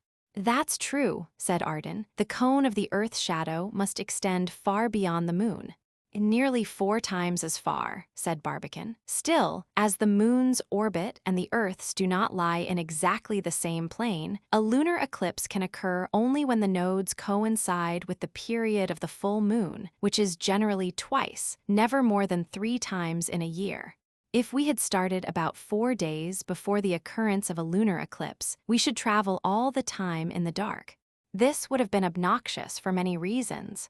One, for instance, an evident one is that, though at the present moment we are moving through a vacuum, our projectile, steeped in the solar rays, revels in their light and heat. Hence great saving in gas, an important point in our household economy. In effect, the solar rays, tempered by no genial medium like our atmosphere, soon began to glare and glow with such intensity that the projectile under their influence felt like suddenly passing from winter to summer. Between the moon overhead and the sun beneath it was actually inundated with fiery rays. "One feels good here," cried the captain, rubbing his hands. "A little too good," cried Arden. "It's already like a hothouse. With a little garden clay, I could raise you a splendid crop of peas in 24 hours. I hope in heaven the walls of our projectile won't melt like wax." "Don't be alarmed, dear friend," observed Barbicane quietly. "The projectile has seen the worst as far as heat is concerned. When tearing through the atmosphere, she endured a temperature with which what she is liable to at present stands no comparison. In fact, I should not be astonished if, in the eyes of our friends at Stony Hill, it had resembled for a moment or two a red-hot meteor." "Poor Marston must have looked on us as roasted alive," observed Arden. "What could have saved us I'm sure I can't tell," replied Barbicane. "I must acknowledge that against such a danger, I had made no provision whatever." "I knew all about it," said the captain, "and on the strength of it, I had laid my 5th wager." "Probably," laughed Arden, "there was not time enough to get grilled in. I have heard of men who dipped their fingers into molten iron with impunity." Whilst Arden and the captain were arguing the point, Barbicane began busying himself in making everything as comfortable as if, instead of a 4 days' journey, one of 4 years was contemplated. The reader, no doubt, remembers that the floor of the projectile contained about square feet, that the chamber was 9 feet high. That space was economized as much as possible, nothing but the most absolute necessities being admitted, of which each was kept strictly in its own place. Therefore, the travelers had room enough to move around in with a certain liberty. The thick glass window in the floor was quite as solid as any other part of it, but the sun, streaming in from below, lit up the projectile strangely, producing some very singular and startling effects of light appearing to come in by the wrong way. The first thing now to be done was to see after the water cask and the provision chest. They were not injured in the slightest respect, thanks to the means taken to counteract the shock. The provisions were in good condition and abundant enough to supply the travelers for a whole year, Barbicane having taken care to be on the safe side, in case the projectile might land in a deserted region of the moon. As for the water and the other liquors, the travelers had enough only for 2 months. Relying on the latest observations of astronomers, they had convinced themselves that the moon's atmosphere, being heavy, dense, and thick in the deep valleys, springs and streams of water could hardly fail to show themselves there. During the journey, therefore, and for the first year of their installation on the lunar continent, the daring travelers would be pretty safe from all danger of hunger or thirst. The air supply proved also to be quite satisfactory. The Rysette and Rignault apparatus for producing oxygen contained a supply of chlorate of potash sufficient for 2 months. As the productive material had to be maintained at a temperature of between 100 degrees Fahr. A steady consumption of gas was required, but here too the supply far exceeded the demand. The whole arrangement worked charmingly, requiring only an odd glance now and then. The high temperature changing the chlorate into a chloride, the oxygen was disengaged gradually but abundantly, every 18 pounds of chlorate of potash, furnishing the 7 pounds of oxygen necessary for the daily consumption of the inmates of the projectile. Still, as the reader need hardly be reminded, it was not sufficient to renew the exhausted oxygen. The complete purification of the air required the absorption of the carbonic acid exhaled from the lungs. For nearly hours, the atmosphere had been gradually becoming more and more charged with this deleterious gas, produced from the combustion of the blood by the inspired oxygen. The captain soon saw this, by noticing with what difficulty Diana was panting. She even appeared to be smothering, for the carbonic acid, as in the famous Grotto del Cane on the banks of Lake Agnano, near Naples, was collecting like water on the floor of the projectile on account of its great specific gravity. It already threatened the poor dog's life, though not yet endangering that of her master's. The captain, seeing this state of things, hastily laid on the floor 1 or 2 cups containing caustic potash and water and stirred the mixture gently. This substance, having a powerful affinity for carbonic acid, greedily absorbed it, and after a few moments the air was completely purified. The others had begun by this time to check off the state of the instruments. The thermometer and the barometer were all right, except one self-recorder of which the glass had got broken. Excellent aneroid barometer, taken safe and sound out of its wadded box, was carefully hung on a hook in the wall. It marked not only the pressure of the air in the projectile, but also the quantity of the watery vapor that it contained. The needle, oscillating a little beyond 30, pointed pretty steadily at fair. The mariners' compasses were also found to be quite free from injury. It is, of course, hardly necessary to say that the needles pointed in no particular direction, the magnetic pole of the Earth being unable at such a distance to exercise any appreciable influence on them. But when brought to the moon, it was expected that these compasses, once more subjected to the influence of the current, would attest certain phenomena. In any case, it would be interesting to verify if the Earth and her satellite were similarly affected by the magnetic forces. A hypsometer, or instrument for ascertaining the heights of the lunar mountains by the barometric pressure under which water boils, a sextant to measure the altitude of the sun, a theodolite for taking horizontal or vertical angles, telescopes, of indispensable necessity when the travelers should approach the moon. All these instruments, carefully examined, were found to be still in perfect working order, notwithstanding the violence of the terrible shock at the start. As to the picks, spades, and other tools that had been carefully selected by the captain, also the bags of various kinds of grain and the bundles of various kinds of shrubs, which Arden expected to transplant to the lunar plains, they were all still safe in their places around the upper corners of the projectile. Some other articles were also up there, which evidently possessed great interest for the Frenchman. What they were nobody else seemed to know, and he seemed to be in no hurry to tell. Every now and then, he would climb up, by means of iron pins fixed in the wall, to inspect his treasures. Whatever they were, he arranged them and rearranged them with evident pleasure. And as he rapidly passed a careful hand through certain mysterious boxes, he joyfully sang in the falsest possible of false voices the lively piece from Niccolo. Le temps est beau, la route est belle, la promenade est un plaisir. The day is bright, our hearts are light. How sweet to rove through wood and dell.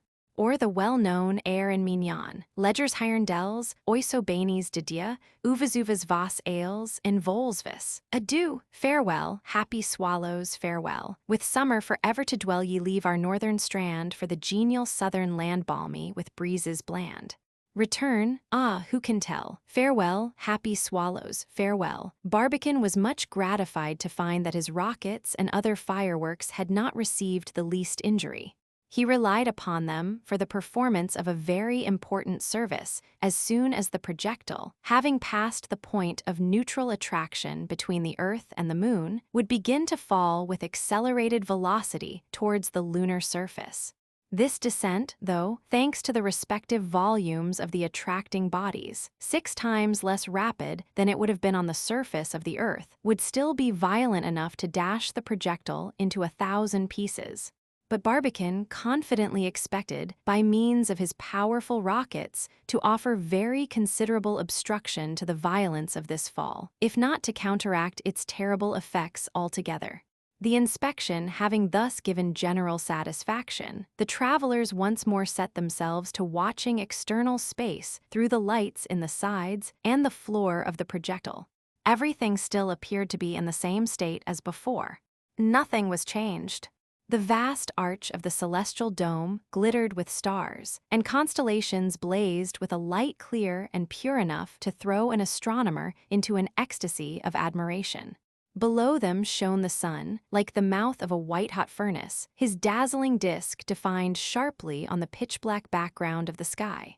Above them, the moon, reflecting back his rays from her glowing surface, appeared to stand motionless in the midst of the starry host. A little to the east of the sun, they could see a pretty large dark spot, like a hole in the sky, the broad silver fringe on one edge fading off into a faint glimmering mist on the other. It was the Earth. Here and there, in all directions, nebulous masses gleamed like large flakes of star dust, in which, from nadir to zenith, the eye could trace without a break that vast ring of impalpable star powder, the famous Milky Way, through the midst of which the beams of our glorious sun struggle with the dusky pallor of a star of only the fourth magnitude. Our observers were never weary of gazing on this magnificent and novel spectacle, of the grandeur of which, it is hardly necessary to say, no description can give an adequate idea.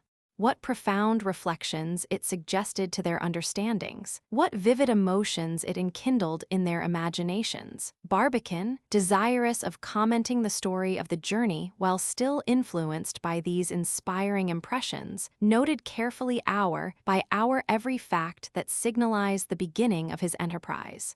He wrote out his notes very carefully and systematically, his round, full hand, as businesslike as ever, never betraying the slightest emotion. The captain was quite as busy, but in a different way. Pulling out his tablets, he reviewed his calculations regarding the motion of projectiles, their velocities, ranges, and paths, their retardations, and their accelerations, jotting down the figures with a rapidity wonderful to behold. Arden neither wrote nor calculated, but kept up an incessant fire of small talk, now with Barbicane, who hardly ever answered him, now with Amnischal, who never heard him, occasionally with Diana, who never understood him, but oftenest with himself, because, as he said, he liked not only to talk to a sensible man, but also to hear what a sensible man had to say. He never stood still for a moment, but kept bobbing around with the effervescent briskness of a bee, at one time roosting at the top of the ladder, at another peering through the floor light, now to the right, then to the left, always humming scraps from the opera bouffe, but never changing the air. In the small space, which was then a whole world to the travelers, he represented to the life the animation and loquacity of the French, and I need hardly say he played his part to perfection. The eventful day, or, to speak more correctly, the space of 12 hours which with us forms a day, ended for our travelers with an abundant supper, exquisitely cooked. It was highly enjoyed. No incident had yet occurred of a nature calculated to shake their confidence. Apprehending none, therefore, full of hope rather and already certain of success, they were soon lost in a peaceful slumber, whilst the projectile, moving rapidly, though with a velocity uniformly retarding, still cleaved its way through the pathless regions of the Empyrean. Chapter 4. A chapter for the Cornell girls. No incident worth recording occurred during the night, if night indeed it could be called. In reality, there was now no night or even day in the projectile, or rather, strictly speaking, it was always night on the upper end of the bullet, and always day on the lower. Whenever, therefore, the words night and day occur in our story, the reader will readily understand them as referring to those spaces of time that are so called in our earthly almanacs, and were so measured by the travelers' chronometers. The repose of our friends must indeed have been undisturbed, if absolute freedom from sound or jar of any kind could secure tranquility. In spite of its immense velocity, the projectile still seemed to be perfectly motionless. Not the slightest sign of movement could be detected. Change of locality, though ever so rapid, can never reveal itself to our senses when it takes place in a vacuum, or when the enveloping atmosphere travels at the same rate as the moving body. Though we are incessantly whirled around the sun at the rate of about 70,000 miles an hour, which of us is conscious of the slightest motion? In such a case, as far as sensation is concerned, motion and repose are absolutely identical. Neither has any effect one way or another on a material body. Is such a body in motion? It remains in motion until some obstacle stops it. Is it at rest? It remains at rest until some superior force compels it to change its position. This indifference of bodies to motion or rest is what physicists call inertia. Barbicane and his companions, therefore, shut up in the projectile, could readily imagine themselves to be completely motionless. Had they been outside, the effect would have been precisely the same. No rush of air, no jarring sensation would betray the slightest movement. But for the sight of the moon gradually growing larger above them, and of the earth gradually growing smaller beneath them, they could safely swear that they were fast anchored in an ocean of death-like immobility. Towards the morning of next day, December, they were awakened by a joyful but quite unexpected sound. Cock-a-doodle-doo, accompanied by a decided flapping of wings. The Frenchman, on his feet in one instant and on the top of the ladder in another, attempted to shut the lid of a half-open box, speaking in an angry but suppressed voice. "Stop this hullabaloo, won't you? Do you want me to fail in my great combination?" "Hello!" cried Barbicane and M. Nicholl, starting up and rubbing their eyes. "What noise was that?" asked Barbicane. "Seems to me I heard the crowing of a cock," observed the captain. "I never thought your ears could be so easily deceived, Captain," cried Arden quickly. "Let us try it again." And, flapping his ribs with his arms, he gave vent to a crow so loud and natural that the lustiest chanticleer that ever saluted the orb of day might be proud of it. The captain roared right out, and even Barbicane snickered, but as they saw that their companion evidently wanted to conceal something, they immediately assumed straight faces and pretended to think no more about the matter. "Barbicane," said Arden, coming down the ladder and evidently anxious to change the conversation, "have you any idea of what I was thinking about all night?" "Not the slightest." "I was thinking of the promptness of the reply you received last year from the authorities of Cambridge University, when you asked them about the feasibility of sending a bullet to the moon. You know very well by this time what a perfect ignoramus I am in mathematics. I own I have been often puzzled when thinking on what grounds they could form such a positive opinion, in a case where I am certain that the calculation must be an exceedingly delicate matter." "The feasibility, you mean to say," replied Barbicane, "not exactly of sending a bullet to the moon, but of sending it to the neutral point between the earth and the moon, which lies at about 9/10 of the journey, where the two attractions counteract each other. Because that point once passed, the projectile would reach the moon's surface by virtue of its own weight." "Well, reaching that neutral point be it," replied Arden, "but once more, I should like to know how they have been able to come at the necessary initial velocity of yards a second." "Nothing simpler," answered Barbicane. "Could you have done it yourself?" asked the Frenchman. "Without the slightest difficulty. The captain and myself could have readily solved the problem. Only the reply from the university saved us the trouble." "Well, Barbicane, dear boy," observed Arden, "all I've got to say is, you might chop the head off my body, beginning with my feet, before you could make me go through such a calculation." "Simply because you don't understand algebra," replied Barbicane quietly. "Oh, that's all very well," cried Arden with an ironical smile. "You great X plus Y men think you settle everything by uttering the word algebra." "Arden," asked Barbicane, "do you think people could beat iron without a hammer or turn up furrows without a plow?" "Hardly." "Well, algebra is an instrument or utensil just as much as a hammer or a plow, and a very good instrument too if you know how to make use of it." "You're in earnest." "Quite so." "And you can handle the instrument right before my eyes." "Certainly, if it interests you so much." "You can show me how they got at the initial velocity of our projectile with the greatest pleasure. By taking into proper consideration all the elements of the problem, viz. At the distance between the centers of the Earth and the Moon, the Earth's radius, its volume, and the Moon's volume, I can easily calculate what must be the initial velocity, and that too by a very simple formula." "Let us have the formula." "In one moment, only I can't give you the curve really described by the projectile as it moves between the Earth and the Moon. This is to be obtained by allowing for their combined movement around the Sun." I will consider the Earth and the Sun to be motionless, that being sufficient for our present purpose. Why so? Because to give you that exact curve would be to solve a point in the problem of the three bodies, which integral calculus has not yet reached. What? Cried Arden in a mocking tone. Is there really anything that mathematics can't do? Yes, said Barbicane. There is still a great deal that mathematics can't even attempt. So far, so good, resumed Arden. Now then, what is this integral calculus of yours? It is a branch of mathematics that has for its object the summation of a certain infinite series of indefinitely small terms, but for the solution of which we must generally know the function of which a given function is the differential coefficient.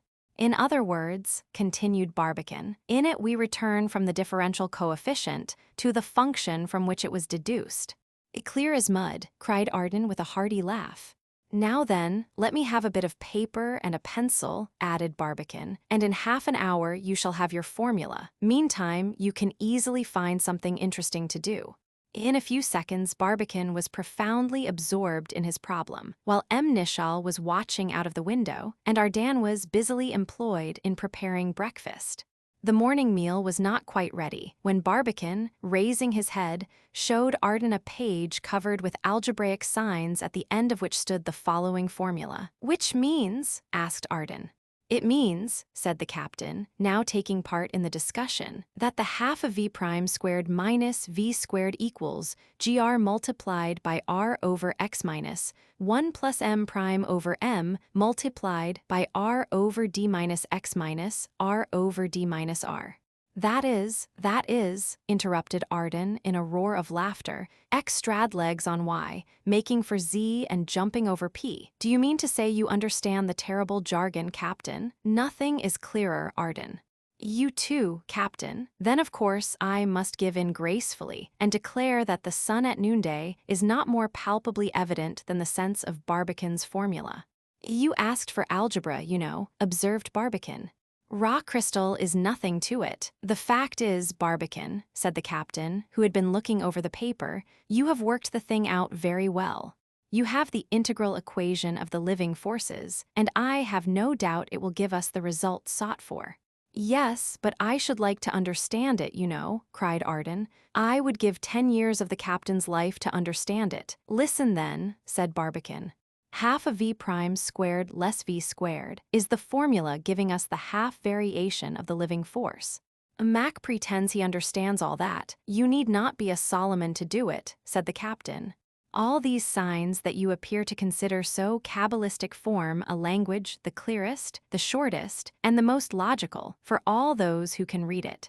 You pretend, Captain, that, by means of these hieroglyphics, far more incomprehensible than the sacred ibis of the Egyptians, you can discover the velocity at which the projectile should start. Most undoubtedly, replied the captain, and, by the same formula, I can even tell you the rate of our velocity at any particular point of our journey. You can, I can. Then you're just as deep a one as our president. No, Arden, not at all. The really difficult part of the question Barbicane has done. That is, to make out such an equation as takes into account all the conditions of the problem.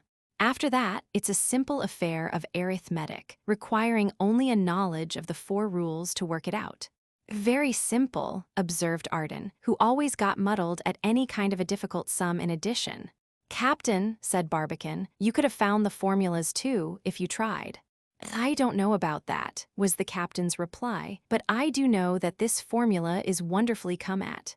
Now, Arden, listen a moment, said Barbicane, and you will see what sense there is in all these letters. I listen, sighed Arden with the resignation of a martyr. D is the distance from the center of the earth to the center of the moon, for it is from the centers that we must calculate the attractions. That I comprehend. R is the radius of the earth. That I comprehend. M is the mass or volume of the earth, m prime that of the moon. We must take the mass of the 2 attracting bodies into consideration, since attraction is in direct proportion to their masses. That I comprehend. G is the gravity or the velocity acquired at the end of a second by a body falling towards the center of the earth. Clear, that I comprehend. Now I represent by x the varying distance that separates the projectile from the center of the Earth, and by v prime its velocity at that distance. That I comprehend.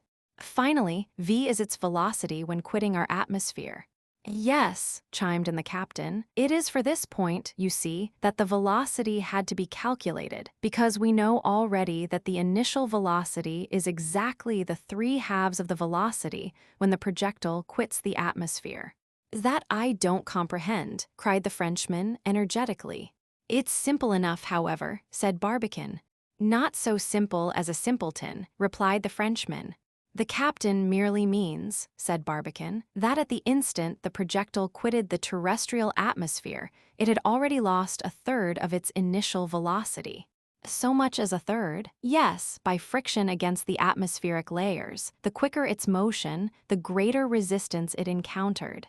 That, of course, I admit, but your v squared and your v prime squared rattle in my head like nails in a box. The usual effect of algebra on one who is a stranger to it. To finish you, our next step is to express numerically the value of these several symbols. Now some of them are already known, and some are to be calculated. Hand the latter over to me, said the captain. First, continued Barbicane, the Earth's radius is, in the latitude of Florida, about miles. D, the distance from the center of the Earth to the center of the Moon, is terrestrial radii, which the captain calculates to be. To be, cried M. Nichal, working rapidly with his pencil, miles, the moment the Moon is in her perigee, or nearest point to the Earth. Very well, continued Barbicane. Now m prime over m, that is the ratio of the Moon's mass to that of the Earth, is about the g gravity being at Florida about /feet. Of course gxr must be, how much, captain? Miles, replied M. Nichal. Now then, asked Ardent. My head is splitting with it. Now then, replied Barbicane, the expression having numerical values, I am trying to find v, that is to say, the initial velocity which the projectile must possess in order to reach the point where the two attractions neutralize each other. Here the velocity being null, v prime becomes 0, and x, the required distance of this neutral point, must be represented by the 9/10 of d, the distance between the two centers. I have a vague kind of idea that it must be so, said Arden.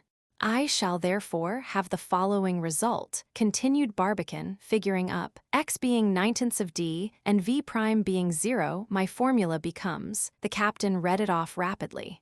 Right, that's correct, he cried. You think so? Asked Barbicane. As true as Euclid, exclaimed M. Nichal. Wonderful fellows, murmured the Frenchman, smiling with admiration. You understand now, Arden, don't you? Asked Barbicane. Don't I, though? Exclaimed Arden. Why, my head is splitting with it. Therefore, continued Barbicane, and now, exclaimed M. Nichal, sharpening his pencil, in order to obtain the velocity of the projectile when leaving the atmosphere, we have only to make a slight calculation. The captain, who before clerking on a Mississippi steamboat had been professor of mathematics in an Indiana university, felt quite at home at the work. He rained figures from his pencil with a velocity that would have made Marston stare.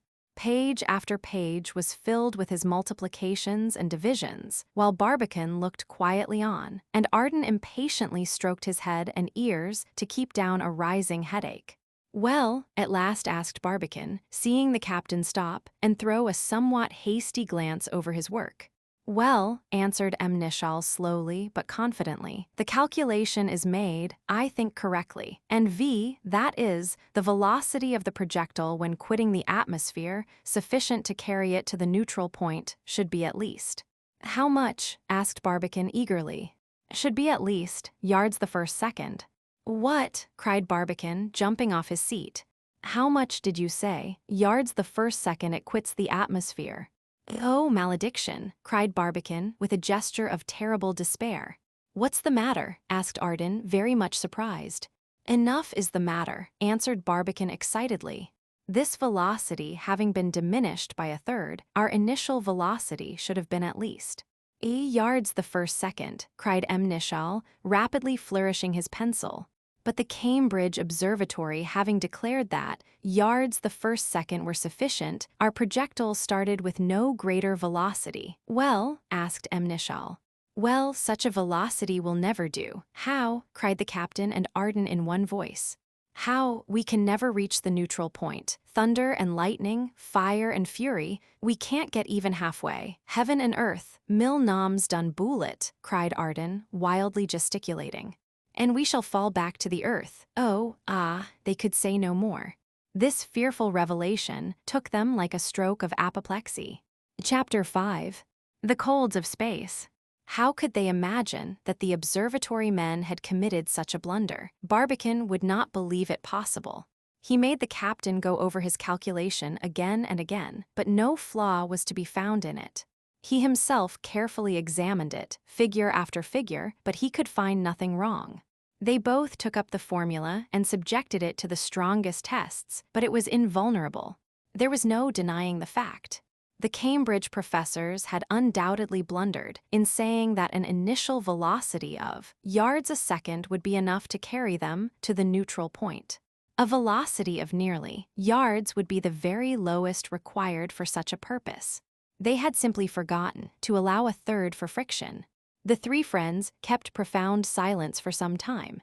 Breakfast now was the last thing thought of. Barbicane, with teeth grating, fingers clutching, and eyebrows closely contracting, gazed grimly through the window.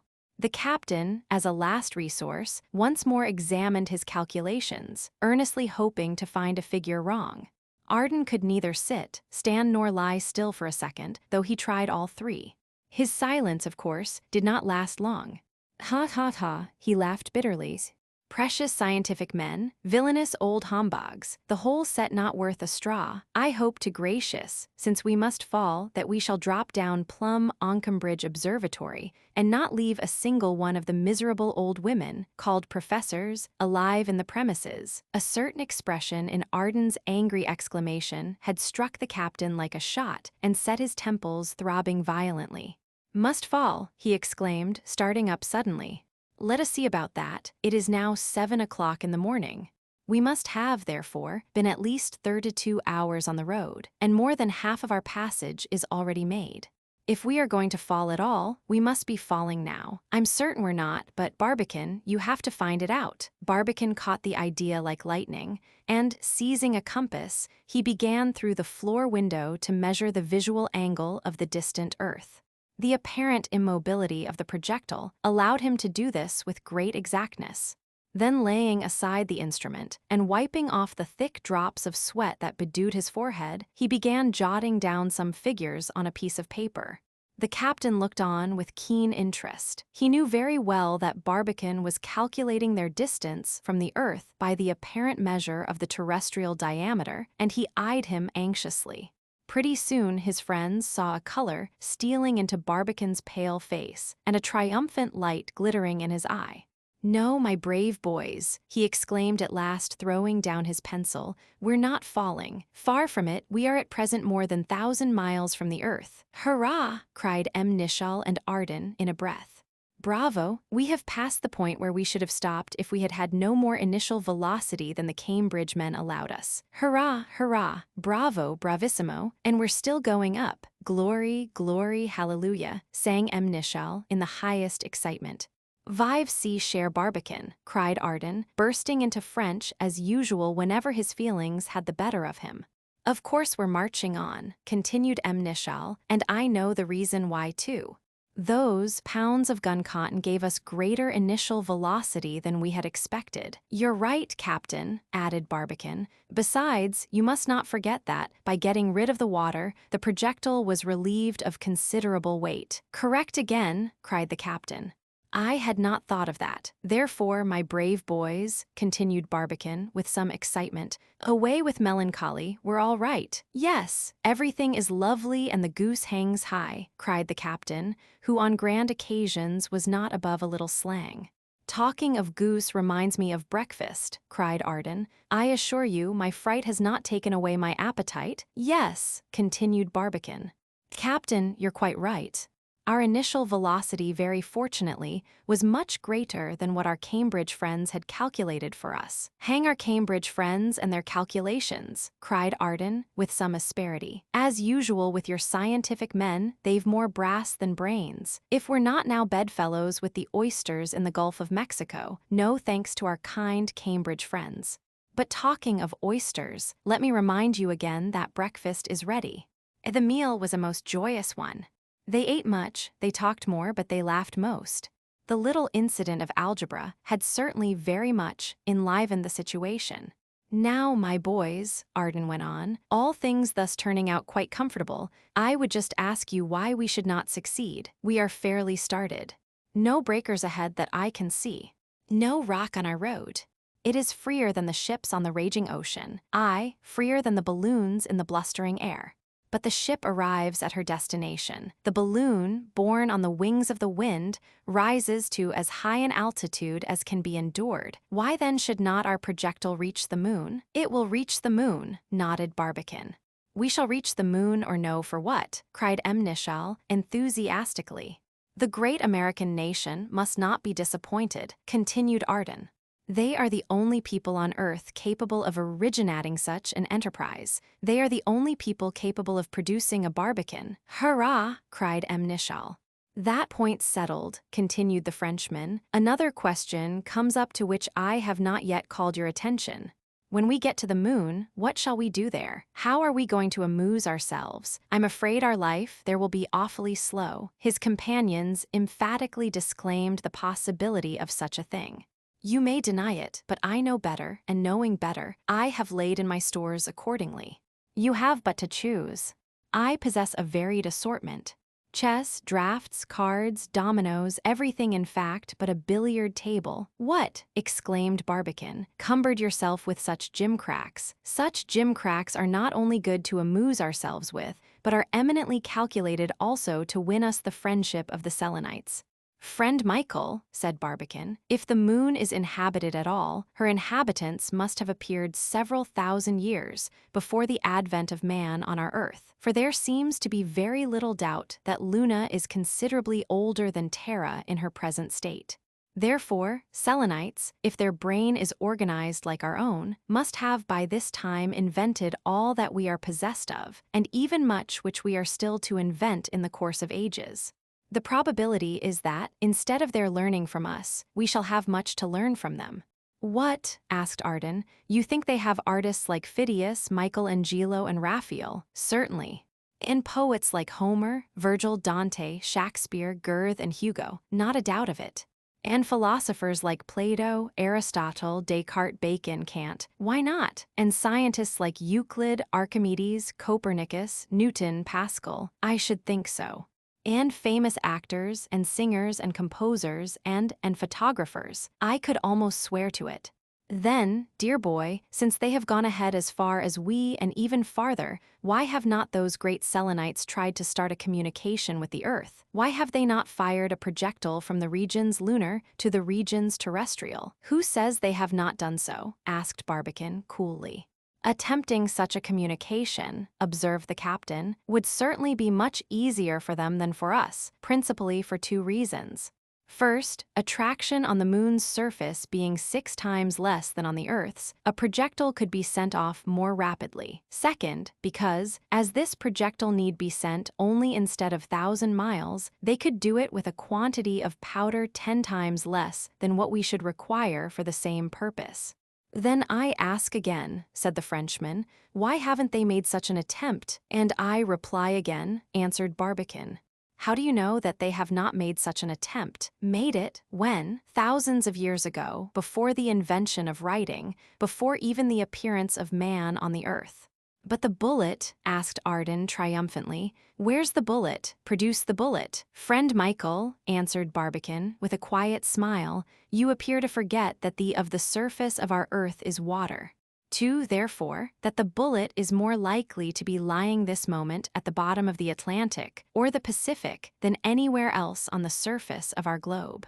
Besides, it may have sunk into some weak point of the surface, at the early epoch when the crust of the earth had not acquired sufficient solidity. Captain, said Arden, turning with a smile to Nishal, no use in trying to catch Barbie. Slippery as an eel, he has an answer for everything. Still, I have a theory on the subject myself, which I think it no harm to ventilate. It is this: the Selenites have never sent us any projectile at all, simply because they had no gunpowder. Being older and wiser than we, they were never such fools as to invent any. But what's that? Diana howling for her breakfast. Good, like genuine scientific men, while squabbling over nonsense, we let the poor animals die of hunger. Excuse us, Diana, it is not the first time the little suffer from the senseless disputes of the great. So saying, he laid before the animal a very toothsome pie, and contemplated with evident pleasure her very successful efforts towards its hasty and complete disappearance. Looking at Diana, he went on, makes me almost wish we had made a Noah's Ark of our projectile by introducing into it a pair of all the domestic animals. Not room enough, observed Barbicane. No doubt, remarked the captain, the ox, the cow, the horse, the goat, all the ruminating animals would be very useful in the lunar continent. But we couldn't turn our projectile into a stable, you know. Still, we might have made room for a pair of poor little donkeys, observed Arden. How I love the poor beasts. Fellow feeling, you will say. No doubt, but there really is no animal I pity more. They are the most ill-treated brutes in all creation. They are not only banged during life, they are banged worse after death. Hey, how do you make that out? Asked his companions, surprised. Because we make their skins into drumheads, replied Arden with an air as if answering a conundrum. Barbicane and Nishal could hardly help laughing at the absurd reply of their lively companion, but their hilarity was soon stopped by the expression his face assumed as he bent over Satellite's body, where it lay stretched on the sofa. What's the matter now? Asked Barbicane. Satellite's attack is over, replied Arden. Good, said Nishal, misunderstanding him. Yes, I suppose it is good for the poor fellow, observed Arden, in melancholy accents. Life with one's skull broken is hardly an enviable possession. Our grand acclimatization project is knocked sky high, in more senses than one. There was no doubt of the poor dog's death. The expression of Arden's countenance, as he looked at his friends, was of a very rueful order. Well, said the practical Barbicane, there's no help for that now. The next thing to be done is to get rid of the body. We can't keep it here with us 48 hours longer. Of course not, replied the captain, nor need we. Our lights, being provided with hinges, can be lifted back. What is to prevent us from opening one of them and flinging the body out through it? The president of the gun club reflected a few minutes. Then he spoke. Yes, it can be done, but we must take the most careful precautions. Why so? Asked Arden. For two simple reasons, replied Barbicane. The first refers to the air enclosed in the projectile, and of which we must be very careful to lose only the least possible quantity. But as we manufacture air ourselves, objected Arden. We manufacture air only partly, friend Michael, replied Barbicane. We manufacture only oxygen. We can't supply nitrogen. By the by, Arden, won't you watch the apparatus carefully every now and then to see that the oxygen is not generated too freely? Very serious consequences would attend an immoderate supply of oxygen. No, we can't manufacture nitrogen, which is so absolutely necessary for our air and which might escape readily through the open windows. What? The few seconds we should require for flinging out poor Satellite. A very few seconds indeed they should be, said Barbicane, very gravely. Your second reason? Asked Arden.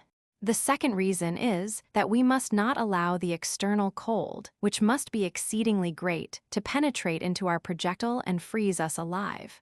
But the sun, you know. Yes, the sun heats our projectile, but it does not heat the vacuum through which we are now floating.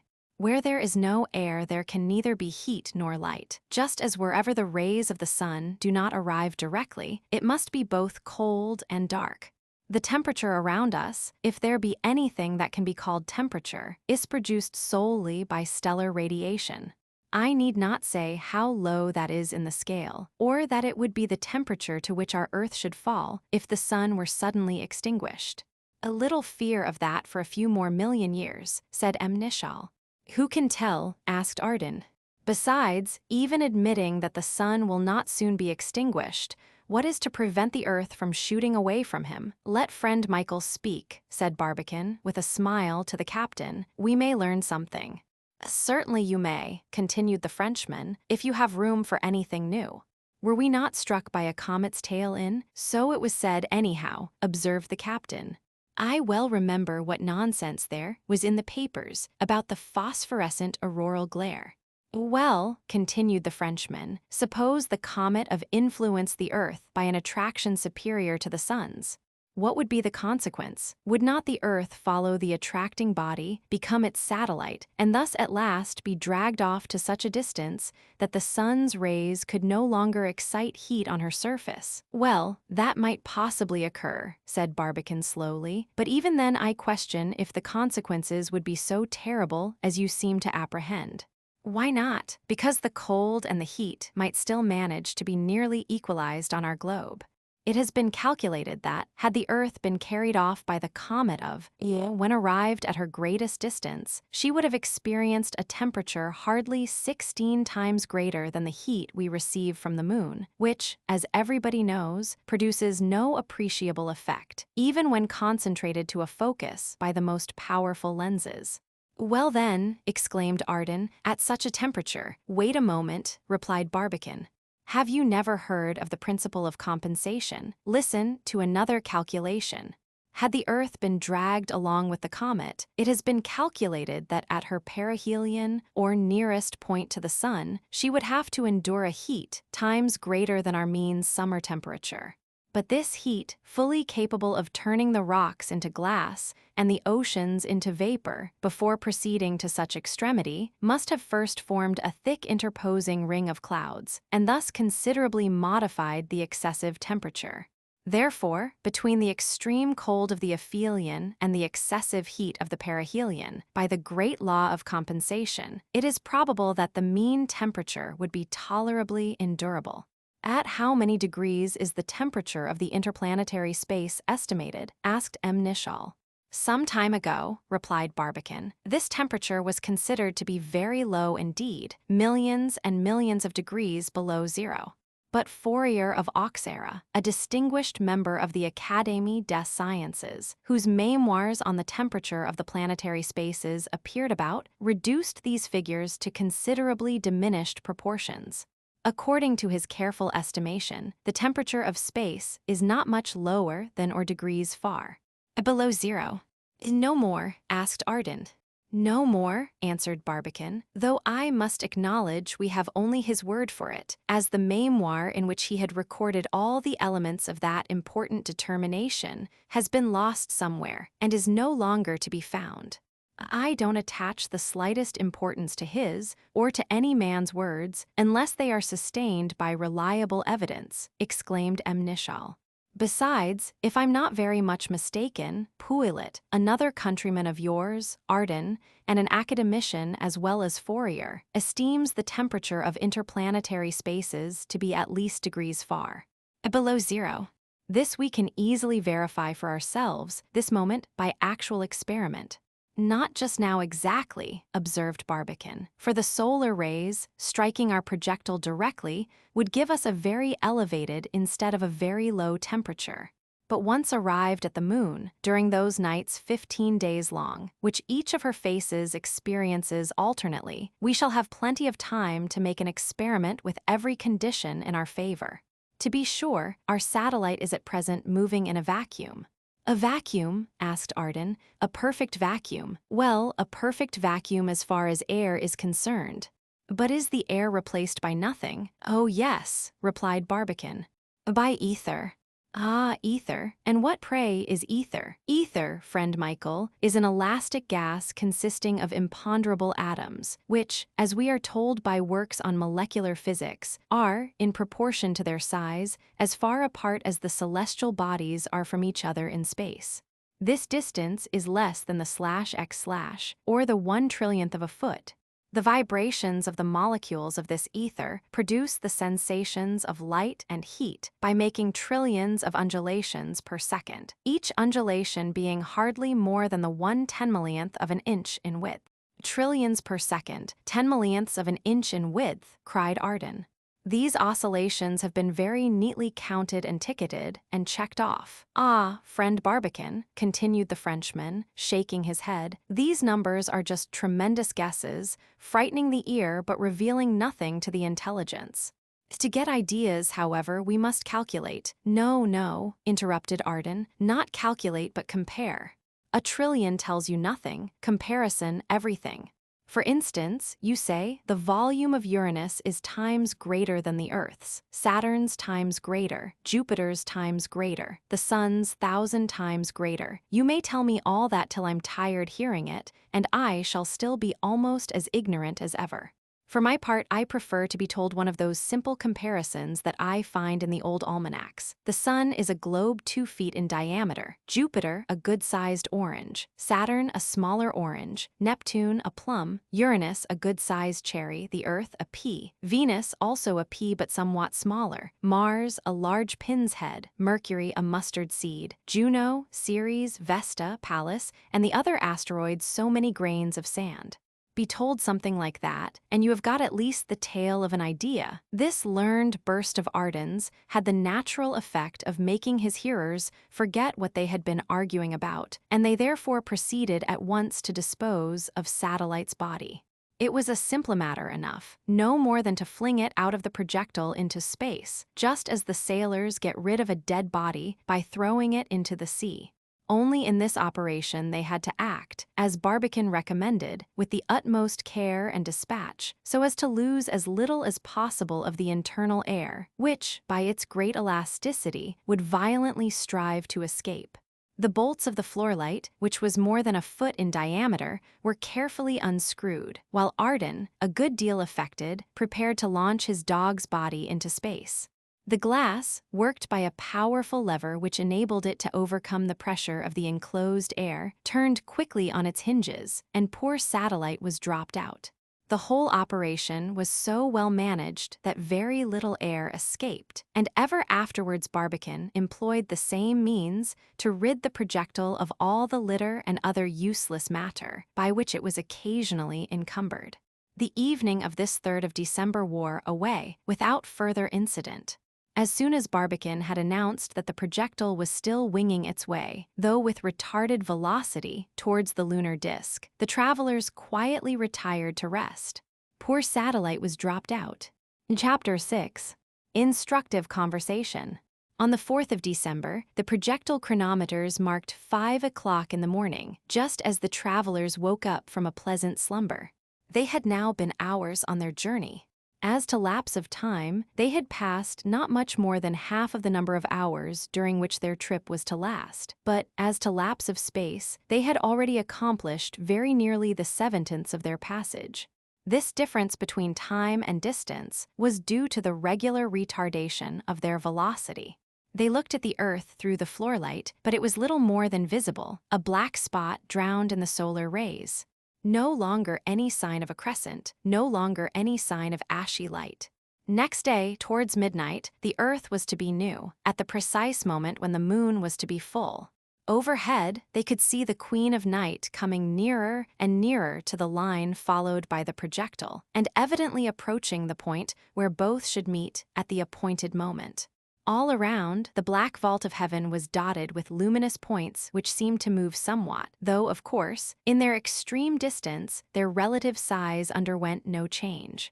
The sun and the stars looked exactly as they had appeared when observed from the Earth. The moon, indeed, had become considerably enlarged in size, but the travelers' telescopes were still too weak to enable them to make any important observation regarding the nature of her surface, or that might determine her topographical or geological features. Naturally, therefore, the time slipped away in endless conversation. The moon, of course, was the chief topic. Each one contributed his share of peculiar information, or peculiar ignorance, as the case might be. Barbicane and M. Nichol always treated the subject gravely, as became learned scientists, but Arden preferred to look on things with the eye of fancy. The projectile, its situation, its direction, the incidents possible to occur, the precautions necessary to take in order to break the fall on the moon's surface. These and many other subjects furnished endless food for constant debate and inexhaustible conjectures. For instance, at breakfast that morning, a question of Arden's regarding the projectile drew from Barbicane, an answer curious enough to be reported. "Suppose, on the night that we were shot up from Stony Hill," said Arden, "suppose the projectile had encountered some obstacle powerful enough to stop it, what would be the consequence of the sudden halt?" "But," replied Barbicane, "I don't understand what obstacle it could have met powerful enough to stop it." "Suppose some obstacle, for the sake of argument," said Arden. "Suppose what can't be supposed," replied the matter-of-fact Barbicane. "What cannot possibly be supposed, unless indeed the original impulse proved too weak? In that case, the velocity would have decreased by degrees, but the projectile itself would not have suddenly stopped. Suppose it had struck against some body in space." "What body, for instance?" "Well, that enormous bolide which we met." "Oh," hastily observed the captain, "the projectile would have been dashed into 1,000 pieces, and we along with it." "Better than that," observed Barbicane, "we should have been burned alive." "Burned alive," laughed Arden. "What a pity we missed so interesting an experiment. How I should have liked to find out how it felt. You would not have much time to record your observations, friend Michael, I assure you," observed Barbicane. "The case is plain enough. Heat and motion are convertible terms. What do we mean by heating water? Simply giving increased, in fact, violent motion to its molecules." "Well," exclaimed the Frenchman, "that's an ingenious theory anyhow. Not only ingenious but correct, my dear friend, for it completely explains all the phenomena of caloric. Heat is nothing but molecular movement, the violent oscillation of the particles of a body. When you apply the brakes to the train stops. But what has become of its motion? It turns into heat and makes the brakes hot. Why do people grease the axles? To hinder them from getting too hot, which they assuredly would become if friction was allowed to obstruct the motion. You understand, don't you?" "Don't I, though?" replied Arden, apparently in earnest. "Let me show you how thoroughly. When I have been running hard and long, I feel myself perspiring like a bull and hot as a furnace. Why am I then forced to stop? Simply because my motion has been transformed into heat. Of course, I understand all about it." Barbicane smiled a moment at this comical illustration of his theory, and then went on. "Accordingly, in case of a collision, it would have been all over instantly with our projectile. You have seen what becomes of the bullet that strikes the iron target. It is flattened out of all shape. Sometimes it is even melted into a thin film. Its motion has been turned into heat. Therefore, I maintain that if our projectile had struck that bolide, its velocity, suddenly checked, would have given rise to a heat capable of completely volatilizing it in less than a second." "Not a doubt of it," said the captain. "President," he added after a moment, "haven't they calculated what would be the result if the Earth were suddenly brought to a standstill in her journey through her orbit?" "It has been calculated," answered Barbicane, "that in such a case so much heat would be developed as would instantly reduce her to vapor." "Hem," exclaimed Arden, "a remarkably simple way for putting an end to the world." "And supposing the Earth to fall into the sun?" asked the captain. "Such a fall," answered Barbicane, "according to the calculations of Tyndall and Thomson, would develop an amount of heat equal to that produced by 1,600 globes of burning coal, each globe equal in size to the Earth itself. Furthermore, such a fall would supply the sun with at least as much heat as he expends in 100 years. 100 years? Good, nothing like accuracy," cried Arden. "Such infallible calculators as Messrs. Tyndall and Thomson I can easily excuse for any airs they may give themselves. They must be of an order much higher than that of ordinary mortals like us. I would not answer myself for the accuracy of such intricate problems," quietly observed Barbicane, "but there is no doubt whatever regarding one fact. Motion suddenly interrupted always develops heat. And this has given rise to another theory regarding the maintenance of the sun's temperature at a constant point. An incessant rain of bolides falling on his surface compensates sufficiently for the heat that he is continually giving forth. It has been calculated. Good Lord, deliver us, cried Arden, putting his hands to his ears. Here comes Tyndall and Thompson again. It has been calculated, continued Barbicane, not heeding the interruption, that the shock of every bolide drawn to the sun's surface by gravity must produce there an amount of heat equal to that of the combustion of 4,000 blocks of coal, each the same size as the falling bolide. I'll wager another cent that our bold savants calculated the heat of the sun himself, cried Arden, with an incredulous laugh. That is precisely what they have done, answered Barbicane, referring to his memorandum book. The heat emitted by the sun, he continued, is exactly that which would be produced by the combustion of a layer of coal enveloping the sun's surface, like an atmosphere, miles in thickness. Well done, and such heat would be capable of melting in an hour a stratum of ice feet thick, or, according to another calculation, of raising a globe of ice-cold water times the size of our Earth to the boiling point in an hour. Why not calculate the exact fraction of a second it would take to cook a couple of eggs? Laughed Arden. I should as soon believe in one calculation as in the other. But by the by, why does not such extreme heat cook us all up like so many beefsteaks? For two very good and sufficient reasons, answered Barbicane. In the first place, the terrestrial atmosphere absorbs of the solar heat.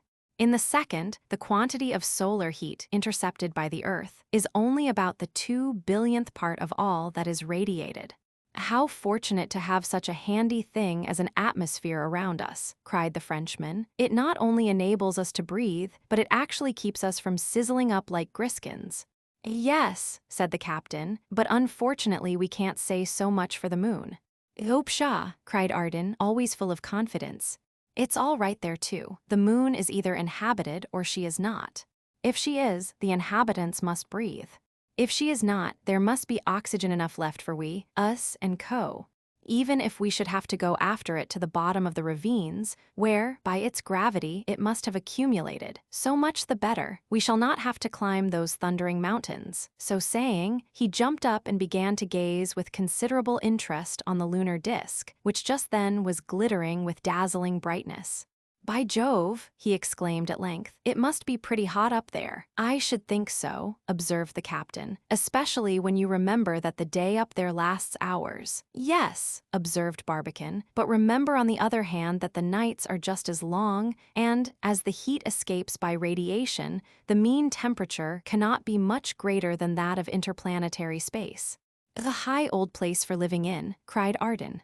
No matter, I wish we were there now. Wouldn't it be jolly, dear boys, to have old Mother Earth for our moon, to see her always on our sky, never rising, never setting, never undergoing any change except from new Earth to last quarter? Would not it be fun to trace the shape of our great oceans and continents, and to say, there is the Mediterranean, there is China, there is the Gulf of Mexico, there is the white line of the Rocky Mountains where old Marston is watching for us with his big telescope. However, such eclipses must always be annular, as the Earth, projected like a screen on the solar disk, allows more than half of the sun to be still visible. How is that? Asked M. Nishal. No total eclipses in the moon. Surely the cone of the Earth's shadow must extend far enough to envelop her surface. It does reach her, in one sense, replied Barbicane, but it does not in another. Remember the great refraction of the solar rays that must be produced by the Earth's atmosphere.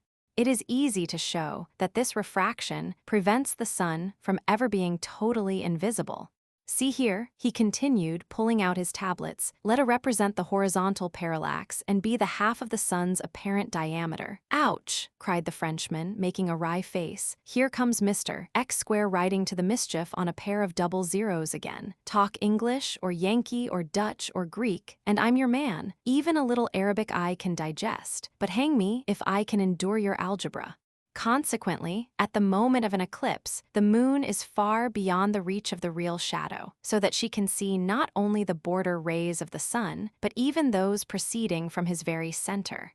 Oh then, cried Arden with a loud laugh, we have an eclipse of the sun at the moment when the sun is quite visible. Isn't that very like a bull, Mr. Philosopher Barbicane? Yet it is perfectly true notwithstanding, answered Barbicane.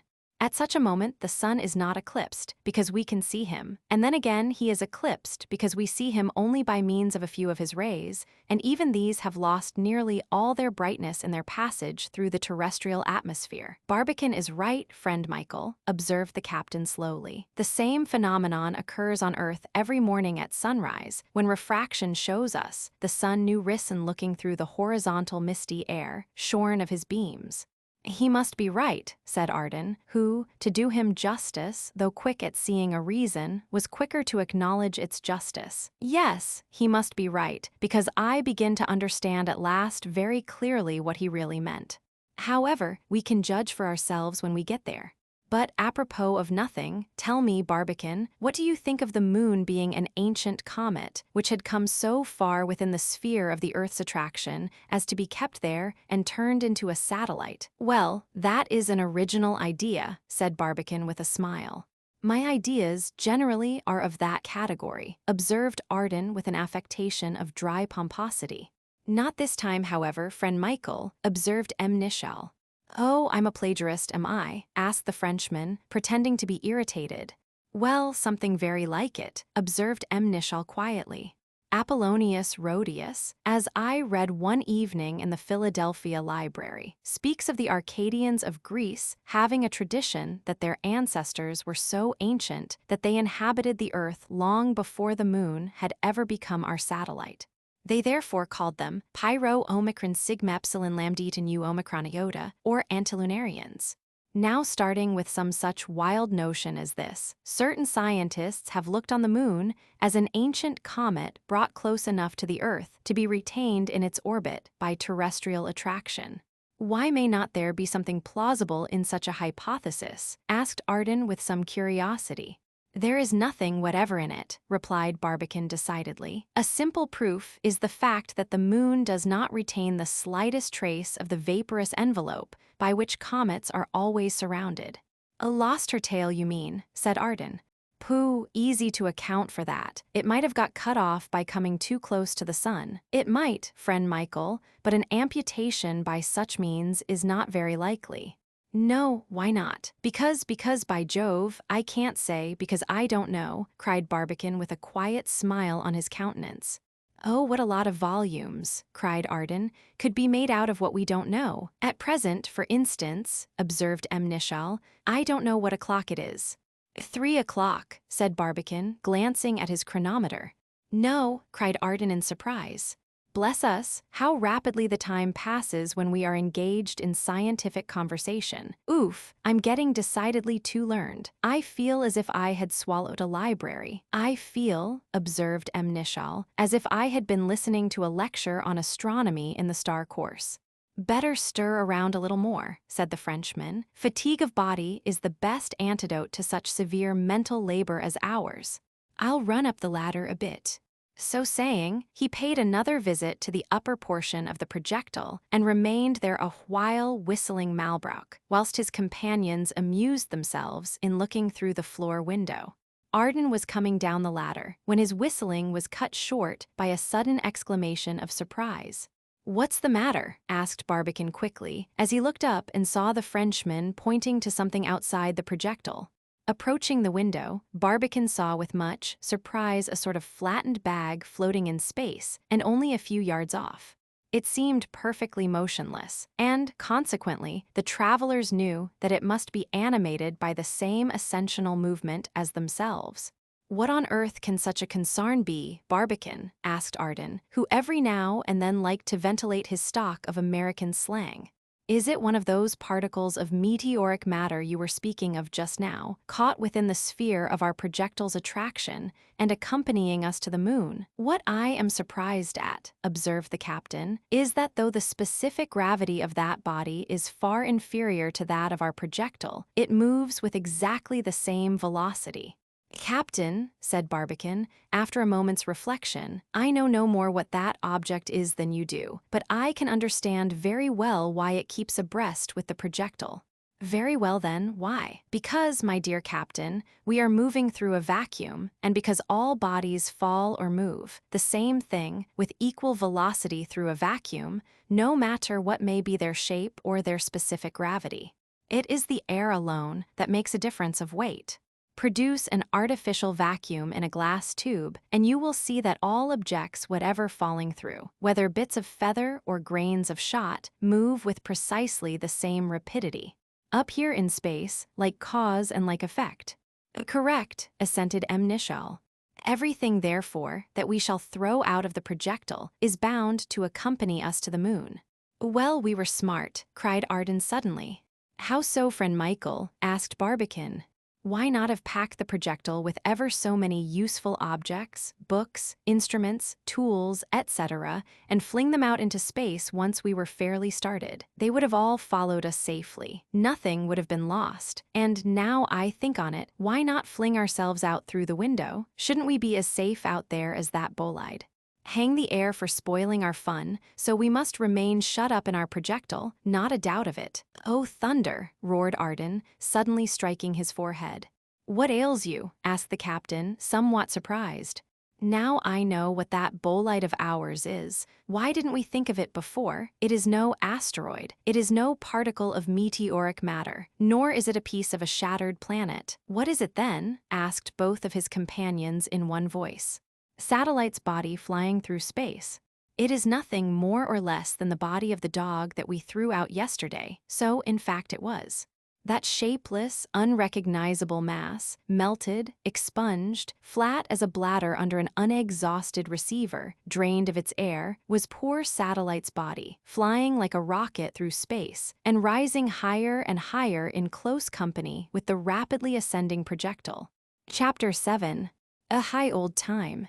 A new phenomenon, therefore, strange but logical, startling but admitting of easy explanation, was now presented to their view, affording a fresh subject for lively discussion.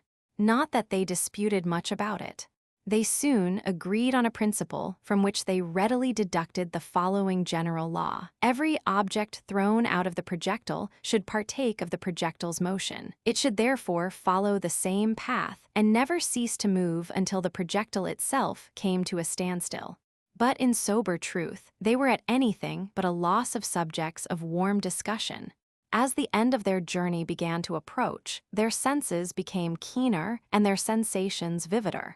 Steeled against surprise, they looked for the unexpected, the strange, the startling, and the only thing at which they would have wondered would be to be 5 minutes without having something new to wonder at.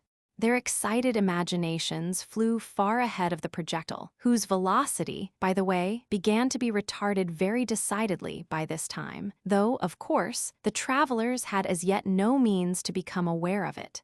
The moon's size on the sky was meantime getting larger and larger. Her apparent distance was growing shorter and shorter, until at last they could almost imagine that by putting their hands out they could nearly touch her. Next morning, December th, all were up and dressed at a very early hour. This was to be the last day of their journey, if all calculations were correct. That very night, at a clock, within 19 hours at furthest, at the very moment of full moon, they were to reach her resplendent surface. At that hour was to be completed the most extraordinary journey ever undertaken by man in ancient or modern times. Naturally enough, therefore, they found themselves unable to sleep after 4 o'clock in the morning. Peering upwards through the windows, now visibly glittering under the rays of the moon, they spent some very exciting hours in gazing at her slowly enlarging disk, and shouting at her with confident and joyful hurrahs.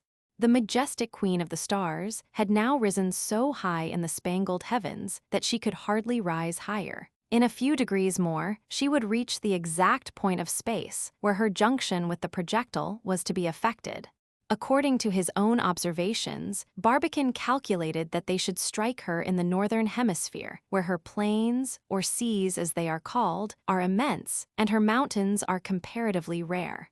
This, of course, would be so much the more favorable if, as was to be apprehended, the lunar atmosphere was confined exclusively to the low lands. Besides, as Arden observed, a plain is a more suitable landing place than a mountain. A selenite deposited on the top of Mount Everest or even on Mont Blanc could hardly be considered, in strict language, to have arrived on Earth. Not to talk, added M. Nishal, of the comfort of the thing, when you land on a plain, there you are. When you land on a peak or on a steep mountainside, where are you? Tumbling over an embankment with the train going 40 miles an hour would be nothing to it. Therefore, Captain Barbicane, cried the Frenchman, as we should like to appear before the Selenites in full skins, please land us in the snug though unromantic north. We shall have time enough to break our necks in the south. Barbicane made no reply to his companions, because a new reflection had begun to trouble him, to talk about which would have done no good. There was certainly something wrong. The projectile was evidently heading towards the northern hemisphere of the moon. What did this prove? Clearly, a deviation resulting from some cause. The bullet, lodged, aimed, and fired with the most careful mathematical precision, had been calculated to reach the very center of the moon's disk. Clearly, it was not going to the center now. What could have produced the deviation? This Barbicane could not tell, nor could he even determine its extent, having no points of sight by which to make his observations. For the present, he tried to console himself with the hope that the deviation of the projectile would be followed by no worse consequence than carrying them towards the northern border of the moon, where for several reasons it would be comparatively easier to alight. Carefully avoiding, therefore, the use of any expression which might needlessly alarm his companions, he continued to observe the moon as carefully as he could, hoping every moment to find some grounds for believing that the deviation from the center was only a slight one. He almost shuddered at the thought of what would be their situation if the bullet, missing its aim, should pass the moon and plunge into the interplanetary space beyond it. As he continued to gaze, the moon, instead of presenting the usual flatness of her disk, began decidedly to show a surface somewhat convex. Had the sun been shining on her obliquely, the shadows would have certainly thrown the great mountains into strong relief. The eye could then bury itself deep in the yawning chasms of the craters, and easily follow the cracks, streaks, and ridges which stripe, flecker, and bar the immensity of her plains. But for the present, all relief was lost in the dazzling glare. The captain could hardly distinguish even those dark spots that impart to the full moon some resemblance to the human face. "Face!" cried Arden. "Well, a very fanciful eye may detect a face, though, for the sake of Apollo's beauteous sister, I regret to say, a terribly pockmarked one." The travelers, now evidently approaching the end of their journey, observed the rapidly increasing world above them with newer and greater curiosity every moment. Their fancies enkindled at the sight of the new and strange scenes dimly presented to their view. In imagination, they climbed to the summit of this lofty peak. They let themselves down to the abyss of that yawning crater. Here they imagined they saw vast seas, hardly kept in their basins by a rarefied atmosphere. There they thought they could trace mighty rivers bearing to vast oceans the tribute of the snowy mountains. In the first promptings of their eager curiosity, they peered greedily into her cavernous depths, and almost expected, amidst the death-like hush of inaudible nature, to surprise some sound from the mystic orb floating up there in eternal silence through a boundless ocean of never-ending vacuum. This last day of their journey left their memories stored with thrilling recollections. They took careful note of the slightest details. As they neared their destination, they felt themselves invaded by a vague, undefined restlessness. But this restlessness would have given way to decided uneasiness if they had known at what a slow rate they were traveling.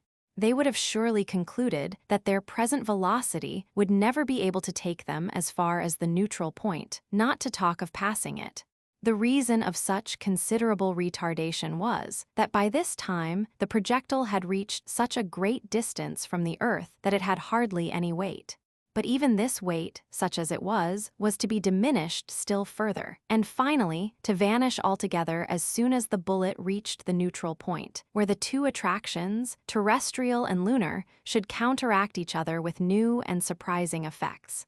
Notwithstanding the absorbing nature of his observations, Arden never forgot to prepare breakfast with his usual punctuality. It was eaten readily and relished heartily. Nothing could be more exquisite than his calf's foot, jelly liquefied, and prepared by gas heat, except perhaps his meat biscuits of preserved Texas beef and Southdown mutton.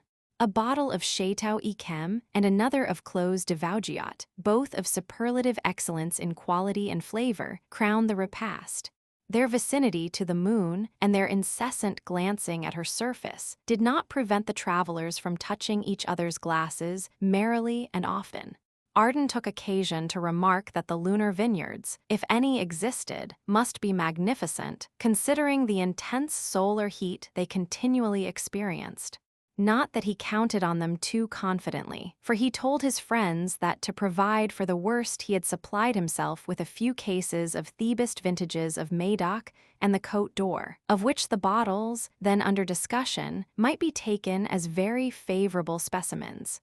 The Risette and Rignault apparatus for purifying the air worked splendidly and maintained the atmosphere in a perfectly sanitary condition. Not an atom of carbonic acid could resist the caustic potash, and as for the oxygen, according to M. Nichol's expression, it was a prime number one. The small quantity of watery vapor enclosed in the projectile did no more harm than serving to temper the dryness of the air. Many a splendid salon in New York, London, or Paris, and many an auditorium, even of theater, opera house, or academy of music, could be considered its inferior in what concerned its hygienic condition. To keep it in perfect working order, the apparatus should be carefully attended to. This, Arden looked on as his own peculiar occupation. He was never tired regulating the tubes, trying the taps, and testing the heat of the gas by the pyrometer. So far everything had worked satisfactorily, and the travelers, following the example of their friend Marston on a previous occasion, began to get so stout that their own mothers would not know them in another month, should their imprisonment last so long. Arden said they all looked so sleek and thriving that he was reminded forcibly of a nice lot of pigs fattening in a pen for a country fair.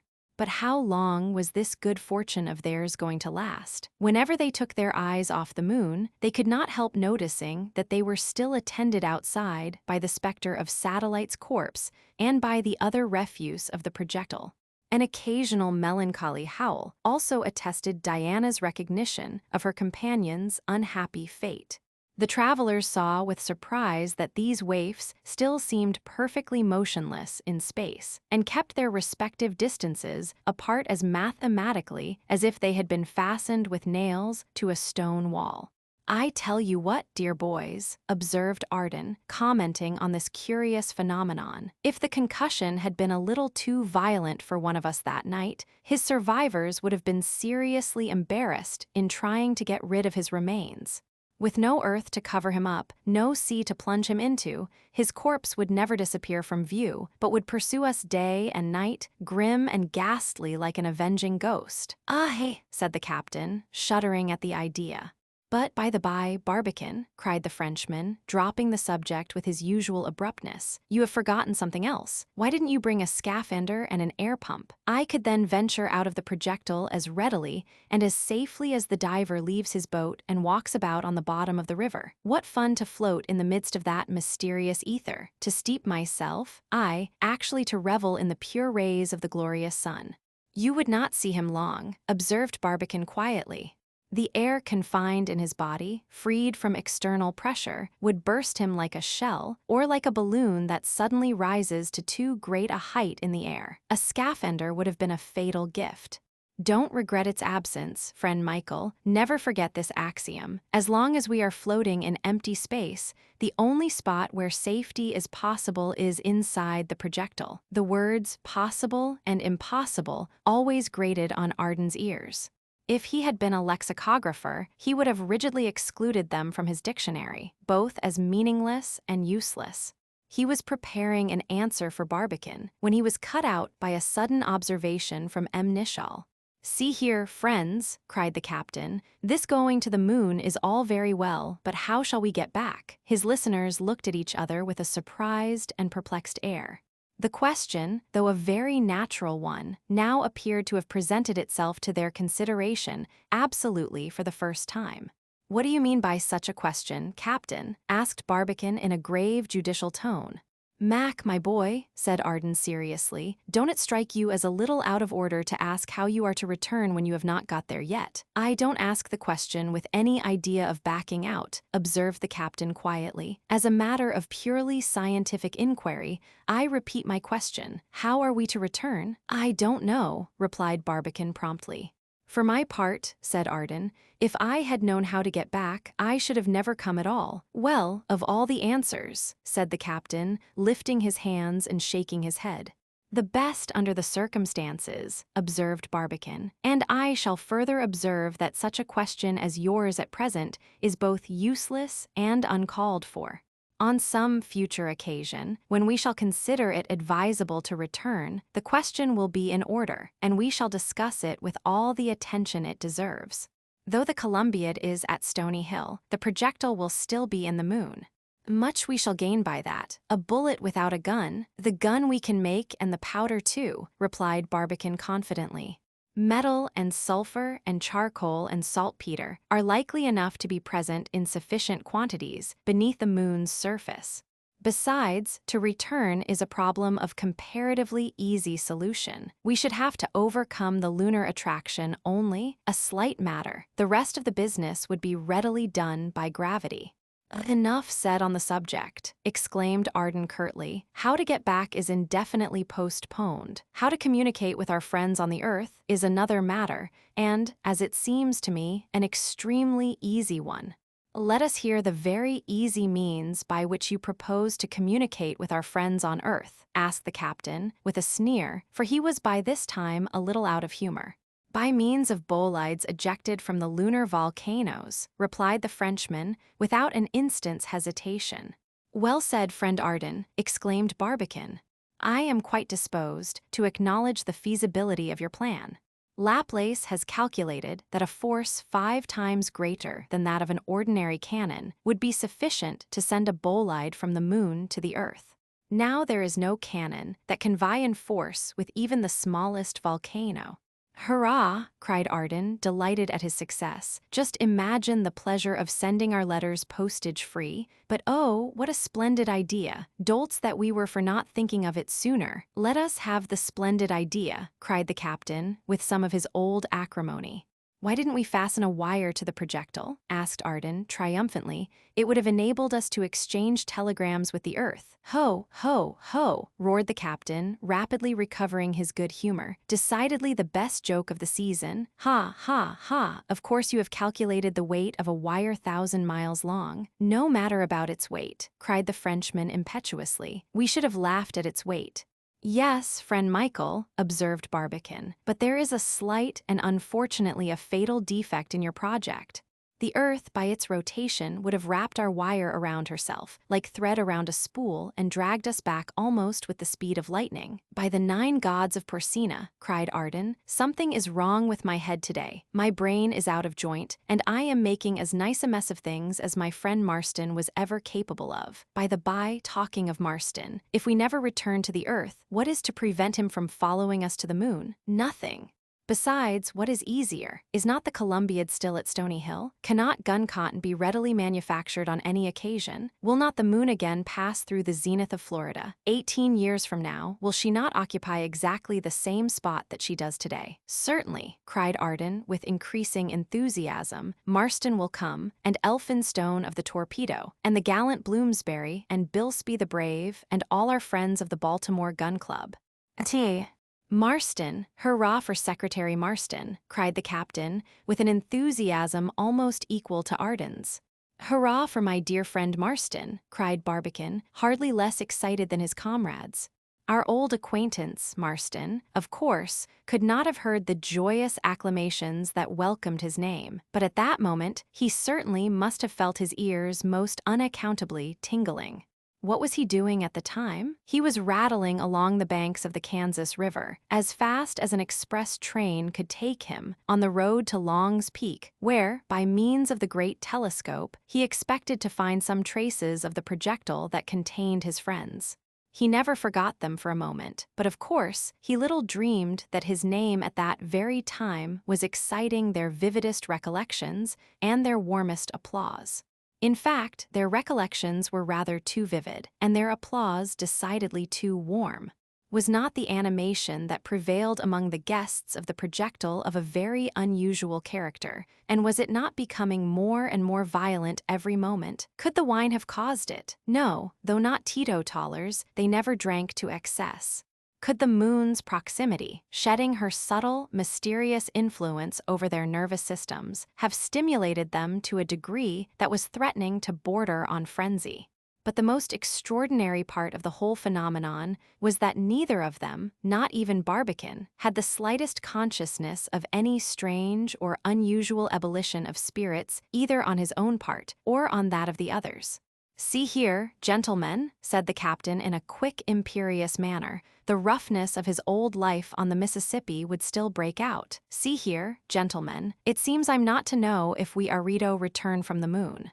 Well, past that for the present, but there is one thing I must know." "Hear the captain," cried Barbicane, stamping with his foot like an excited fencing master. "There is one thing he must know. I want to know what we're going to do when we get there. He wants to know what we're going to do when we get there. A sensible question. Answer it, Arden. Answer it yourself, Barbicane. You know more about the moon than I do. You know more about it than all the Nasmyths that ever lived." "I'm blessed if I know anything at all about it," cried Barbicane with a joyous laugh.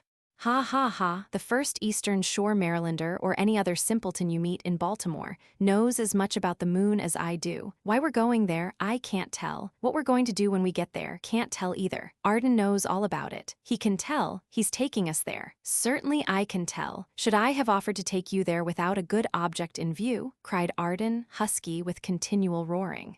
"Answer me that. No conundrums," cried the captain, in a voice sourer and rougher than ever. "Tell us if you can in plain English what the demon we have come here for." "I'll tell you if I feel like it," cried Arden, folding his arms with an aspect of great dignity, "and I'll not tell you if I don't feel like it." "What's that?" cried Barbicane.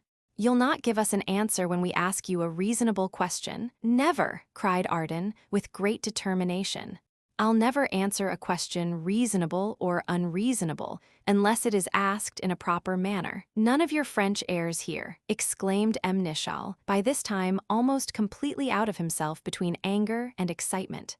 "I don't know where I am. I don't know where I'm going. I don't know why I'm going. You know all about it, Arden, or at least you think you do. Well then, give me a plain answer to a plain question, or by the 38 states of our glorious Union, I shall know what for." "Listen, Arden," cried Barbicane, grappling with the Frenchman, and with some difficulty restraining him from flying at M. Nichal's throat. "You ought to tell him. It is only your duty. One day you found us both in St.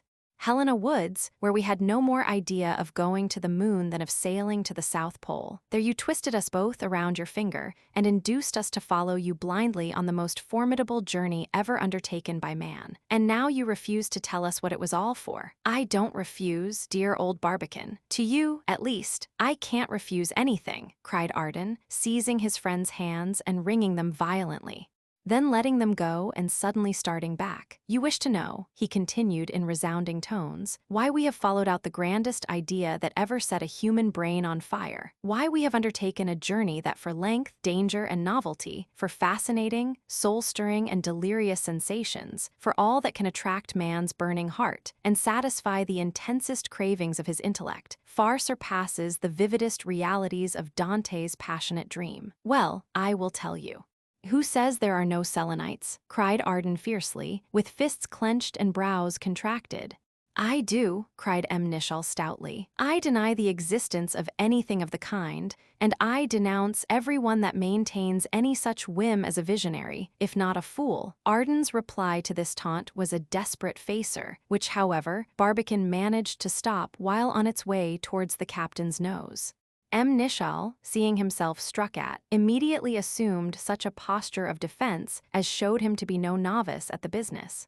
A battle seemed unavoidable, but even at this trying moment Barbicane showed himself equal to the emergency.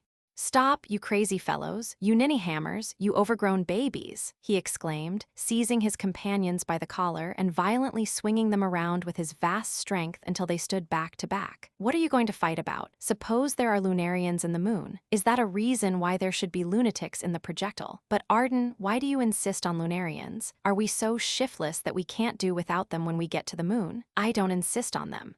"Hang the lunarians. Certainly, we can do without them. What do I care for them? Down with them." "Yes, down with the lunarians," cried Nishal as spitefully as if he had even the slightest belief in their existence. "We shall take possession of the moon ourselves," cried Arden. "Lunarians or no lunarians, we three shall constitute a republic," cried Nishal. "I shall be the House," cried Arden. "And I the Senate," answered the captain. "And Barbican our first president," shrieked the Frenchman. "Our first and last," roared Nishal. "No objections to a third term," yelled Arden. "He's welcome to any number of terms he pleases," vociferated Nishal. "Hurrah for President Barbican of the Lunatic, I mean of the Lunar Republic," screamed Arden. "Long may he wave, and may his shadow never grow less," shouted Captain Nishal, his eyes almost out of their sockets. Then, with voices reminding you of sand fiercely blown against the window panes, the President and the Senate chanted the immortal Yankee Doodle, whilst the House delivered itself of the Marseillaise, in a style which even the wildest Jacobins in Robespierre's day could hardly have surpassed. But long before either song was ended, all three broke out into a dance, wild, insensate, furious, delirious, paroxysmatical. No Orphic festivals on Mount Cithaeron ever raged more wildly. No Bacchic revels on Mount Parnassus were ever more corybantic. Diana, demented by the maddening example, joined in the orgy, howling and barking frantically in her turn, and wildly jumping as high as the ceiling of the projectile. Then came new accessions to the infernal din.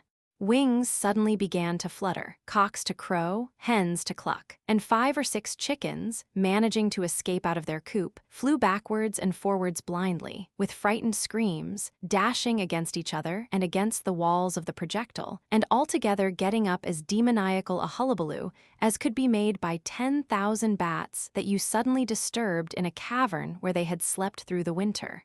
Then the three companions, no longer able to withstand the overpowering influence of the mysterious force that mastered them, intoxicated, more than drunk, burned by the air that scorched their organs of respiration, dropped at last and lay flat, motionless, senseless as dabs of clay, on the floor of the projectile. A demoniacal hullabaloo. Chapter 8. The Neutral Point.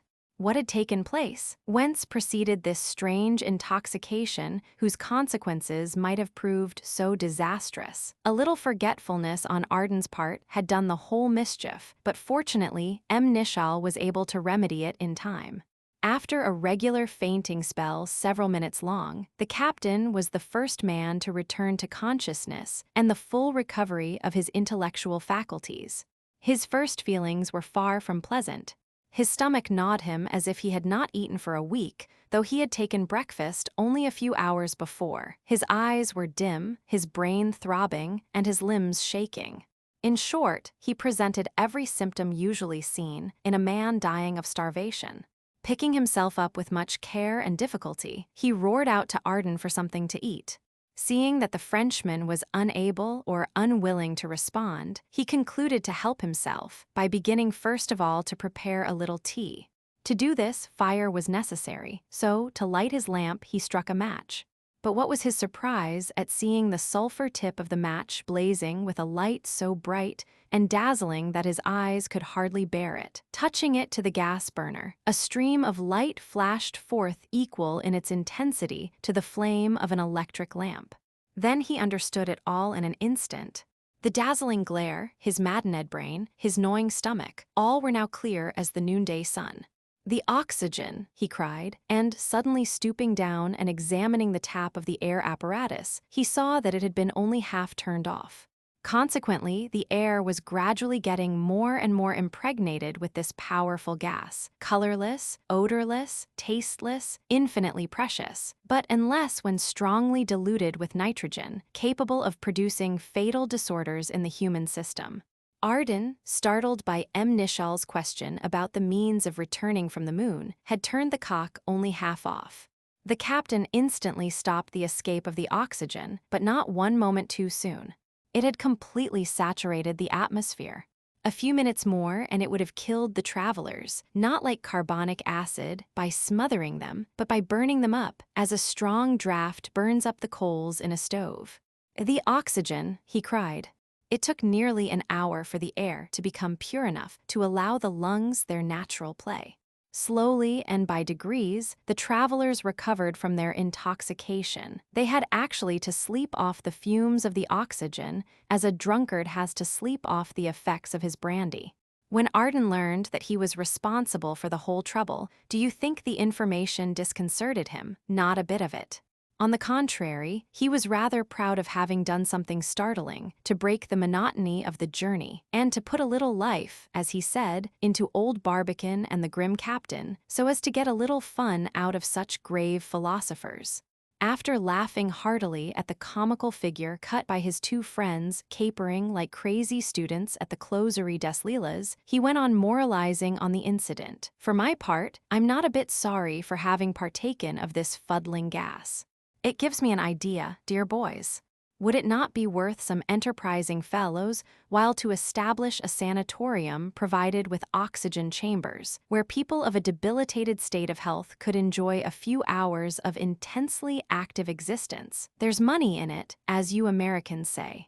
Just suppose balls or parties given in halls where the air would be provided with an extra supply of this enrapturing gas, or theaters where the atmosphere would be maintained in a highly oxygenated condition.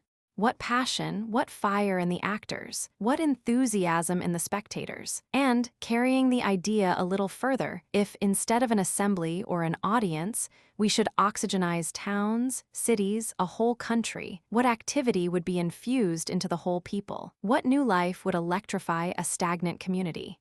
Friend Michael," said he, "your new and interesting idea we shall discuss at a more favorable opportunity. At present, we want to know where all these cocks and hens have come from." "Are these cocks and hens?" "Yes." Arden threw a glance of comical bewilderment on half a dozen or so of splendid barnyard fowls that were now beginning to recover from the effects of the oxygen. For an instant he could not utter a word. Then, shrugging his shoulders, he muttered in a low voice. Catastrophe prematurely exploded. "What are you going to do with these chickens?" persisted Barbican. "Acclimatize them in the moon, by Jove. What else?" was the ready reply. "Why conceal them then? A hoax, a poor hoax, dear President, which proves a miserable failure. I intended to let them loose on the lunar continent at the first favorable opportunity. I often had a good laugh to myself, thinking of your astonishment and the captain's at seeing a lot of American poultry scratching for worms on a lunar dunghill." "Ah, wag, jester, incorrigible farceur," cried Barbican with a smile. "You want no nitrous oxide to put a bee in your bonnet. He is always as bad as you and I were for a short time, M. Nishal, under the laughing gas. He's never had a sensible moment in his life." Cocks and hens were put back in their cages. But while doing so, the friends were astonished to find that the birds, though good-sized creatures and now pretty fat and plump, hardly felt heavier in their hands than if they had been so many sparrows. This drew their interested attention to a new phenomenon. From the moment they had left the earth, their own weight, and that of the projectile and the objects therein contained, had been undergoing a progressive diminution. They might never be able to ascertain this fact with regard to the projectile, but the moment was now rapidly approaching when the loss of weight would become perfectly sensible, both regarding themselves and the tools and instruments surrounding them. Of course, it is quite clear that this decrease could not be indicated by an ordinary scales, as the weight to balance the object would have lost precisely as much as the object itself. But a spring balance, for instance, in which the tension of the coil is independent of attraction, would have readily given the exact equivalent of the loss. Attraction or weight, according to Newton's well-known law, acting in direct proportion to the mass of the attracting body and in inverse proportion to the square of the distance, this consequence clearly follows. Had the Earth been alone in space, or had the other heavenly bodies been suddenly annihilated, the further from the Earth the projectile would be, the less weight it would have. However, it would never entirely lose its weight, as the terrestrial attraction would have always made itself felt at no matter what distance. But as the Earth is not the only celestial body possessing attraction, it is evident that there may be a point in space where the respective attractions may be entirely annihilated by mutual counteraction. Of this phenomenon, the present instance was a case in point. In a short time, the projectile and its contents would, for a few moments, be absolutely and completely deprived of all weight whatsoever. The path described by the projectile was evidently a line from the Earth to the Moon averaging somewhat less than miles in length. According as the distance between the projectile and the Earth was increasing, the terrestrial attraction was diminishing in the ratio of the square of the distance, and the lunar attraction was augmenting in the same proportion. As before observed, the point was not now far off where, the two attractions counteracting each other, the bullet would actually weigh nothing at all. If the masses of the Earth and the Moon had been equal, this should evidently be found halfway between the two bodies. But by making allowance for the difference of the respective masses, it was easy to calculate that this point would be situated at the of the total distance, or, in round numbers, at something less than miles from the Earth. At this point, a body that possessed no energy or principle of movement within itself would remain forever, relatively motionless, suspended like Mahomet's coffin, being equally attracted by the two orbs and nothing impelling it in one direction rather than in the other. Now the projectile at this moment was nearing this point. If it reached it, what would be the consequence? To this question, three answers presented themselves, all possible under the circumstances, but very different in their results. Suppose the projectile to possess velocity enough to pass the neutral point. In such case, it would undoubtedly proceed onward to the Moon, being drawn thither by lunar attraction. Suppose it lacked the requisite velocity for reaching the neutral point. In such a case, it would just as certainly fall back to the Earth, in obedience to the law of terrestrial attraction. Suppose it to be animated by just sufficient velocity to reach the neutral point, but not to pass it. In that case, the projectile would remain forever in the same spot, perfectly motionless as far as regards the Earth and the Moon, though of course following them both in their annual orbits round the Sun. Such was now the state of things, which Barbicane tried to explain to his friends, who, it need hardly be said, listened to his remarks with the most intense interest. How were they to know, they asked him, the precise instant at which the projectile would reach the neutral point? That would be an easy matter, he assured them. It would be at the very moment when both themselves and all the other objects contained in the projectile would be completely free from every operation of the law of gravity. In other words, when everything would cease to have weight. This gradual diminution of the action of gravity the travelers had been for some time noticing, but they had not yet witnessed its total cessation. But that very morning, about an hour before noon, as the captain was making some little experiment in chemistry, he happened by accident to overturn a glass full of water. What was his surprise at seeing that neither the glass nor the water fell to the floor. Both remained suspended in the air, almost completely motionless. "The prettiest experiment I ever saw," cried Arden. "Let us have more of it." And seizing the bottles, the arms, and the other objects in the projectile, he arranged them around each other in the air with some regard to symmetry and proportion. The different articles, keeping strictly each in its own place, formed a very attractive group wonderful to behold. Diana, placed in the apex of the pyramid, would remind you of those marvelous suspensions in the air performed by Howden, Hermann, and a few other first-class wizards. Only being kept in her place, without being hampered by invisible strings, the animal rather seemed to enjoy the exhibition, though in all probability she was hardly conscious of anything unusual in her appearance. Our travelers had been fully prepared for such a phenomenon, yet it struck them with as much surprise as if they had never uttered a scientific reason to account for it. They saw that, no longer subject to the ordinary laws of nature, they were now entering the realms of the marvelous.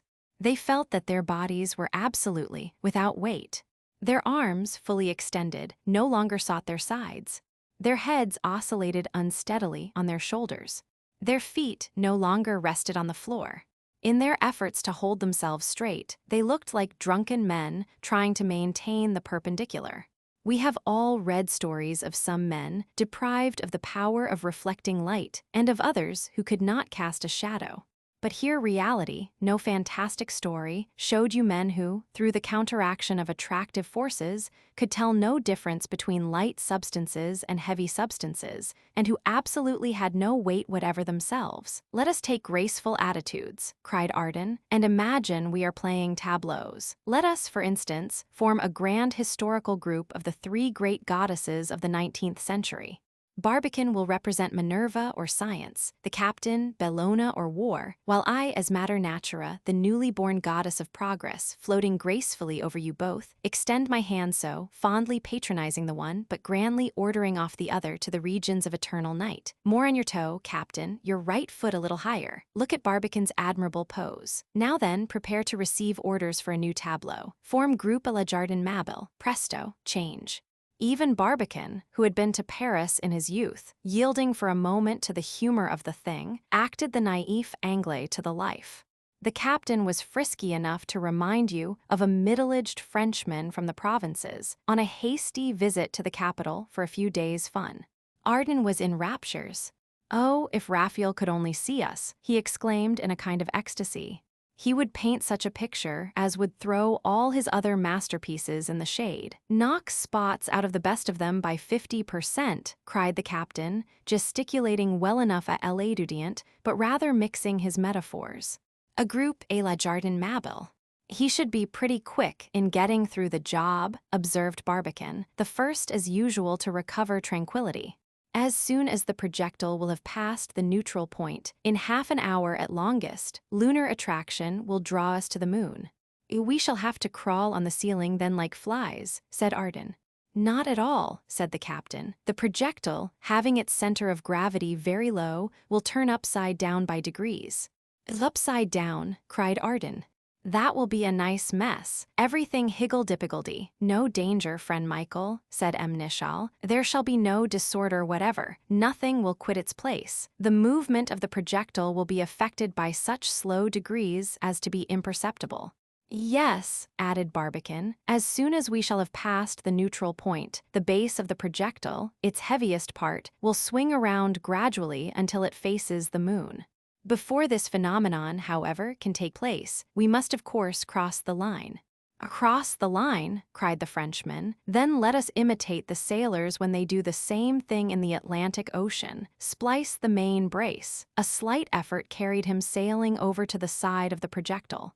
Opening a cupboard and taking out a bottle and a few glasses, he placed them on a tray. Then setting the tray itself in the air as on a table in front of his companions, he filled the glasses, passed them around, and, in a lively speech interrupted with many a joyous hurrah, congratulated his companions on their glorious achievement in being the first that ever crossed the lunar line. This counteracting influence of the attractions lasted nearly an hour. By that time, the travelers could keep themselves on the floor without much effort. Barbicane also made his companions remark that the conical point of the projectile diverged a little from the direct line to the moon, while by an inverse movement, as they could notice through the window of the floor, the base was gradually turning away from the earth. The lunar attraction was evidently getting the better of the terrestrial. The fall towards the moon, though still almost insensible, was certainly beginning. It could not be more than the 80th part of an inch in the first second. But by degrees, as the attractive force would increase, the fall would be more decided, and the projectile, overbalanced by its base and presenting its cone to the Earth, would descend with accelerated velocity to the lunar surface. The object of their daring attempt would then be successfully attained. No further obstacle, therefore, being likely to stand in the way of the complete success of the enterprise. The captain and the Frenchman cordially shook hands with Barbicane. All kept congratulating each other on their good fortune as long as the bottle lasted. They could not talk enough about the wonderful phenomenon lately witnessed. The chief point, the neutralization of the law of gravity, particularly, supplied them with an inexhaustible subject. The Frenchman, as usual, as enthusiastic in his fancy, as he was fanciful in his enthusiasm, got off some characteristic remarks. "What a fine thing it would be, my boys," he exclaimed, "if on earth we could be so fortunate as we have been here, and get rid of that weight that keeps us down like lead, that rivets us to it like an adamantine chain. Then should we prisoners become free. Adieu forever to all weariness of arms or feet." "Arden, you had better invent something to kill attraction," observed M. Nishal dryly. "You can do it if you try. Jackson and Morton have killed pain by sulfuric ether.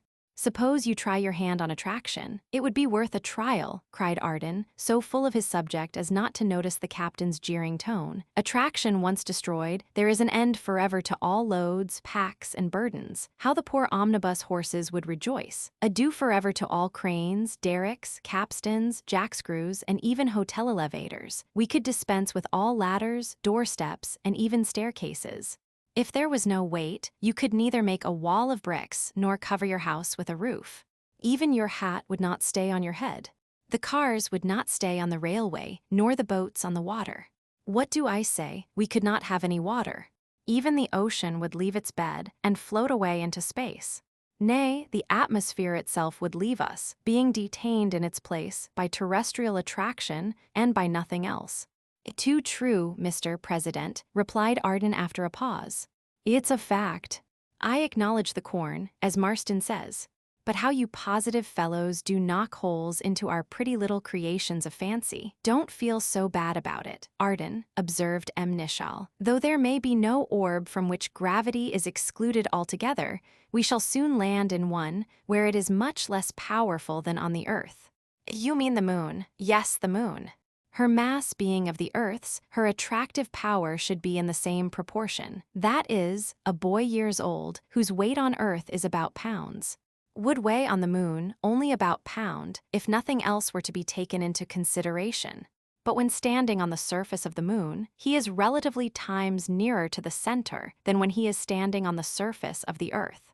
His weight, therefore, having to be increased by the square of the distance, must be 16 times greater. Now times being less than slash, it is clear that my weight of pounds will be cut down to nearly as soon as we reach the moon's surface." "Isn't mine?" asked Arden. "Yours will hardly reach pounds, I should think," was the reply. "Shall my muscular strength diminish in the same proportion?" was the next question. "On the contrary, it will be relatively so much the more increased that you can take a stride feet in width as easily as you can now take one of ordinary length." "We shall be all Samsons then in the moon," cried Arden. "Especially," replied M. Nishal, "if the stature of the Selenites is in proportion to the mass of their globe. If so, what should be their height? A tall man would hardly be 12 inches in his boots. They must be veritable Lilliputians then," cried Arden, "and we are all to be Gullivers, the old myth of the giants realized. Perhaps the Titans that played such famous parts in the prehistoric period of our Earth were adventurers like ourselves, casually arrived from some great planet. Not from such planets as Mercury, Venus, or Mars anyhow, friend Michael," observed Barbicane.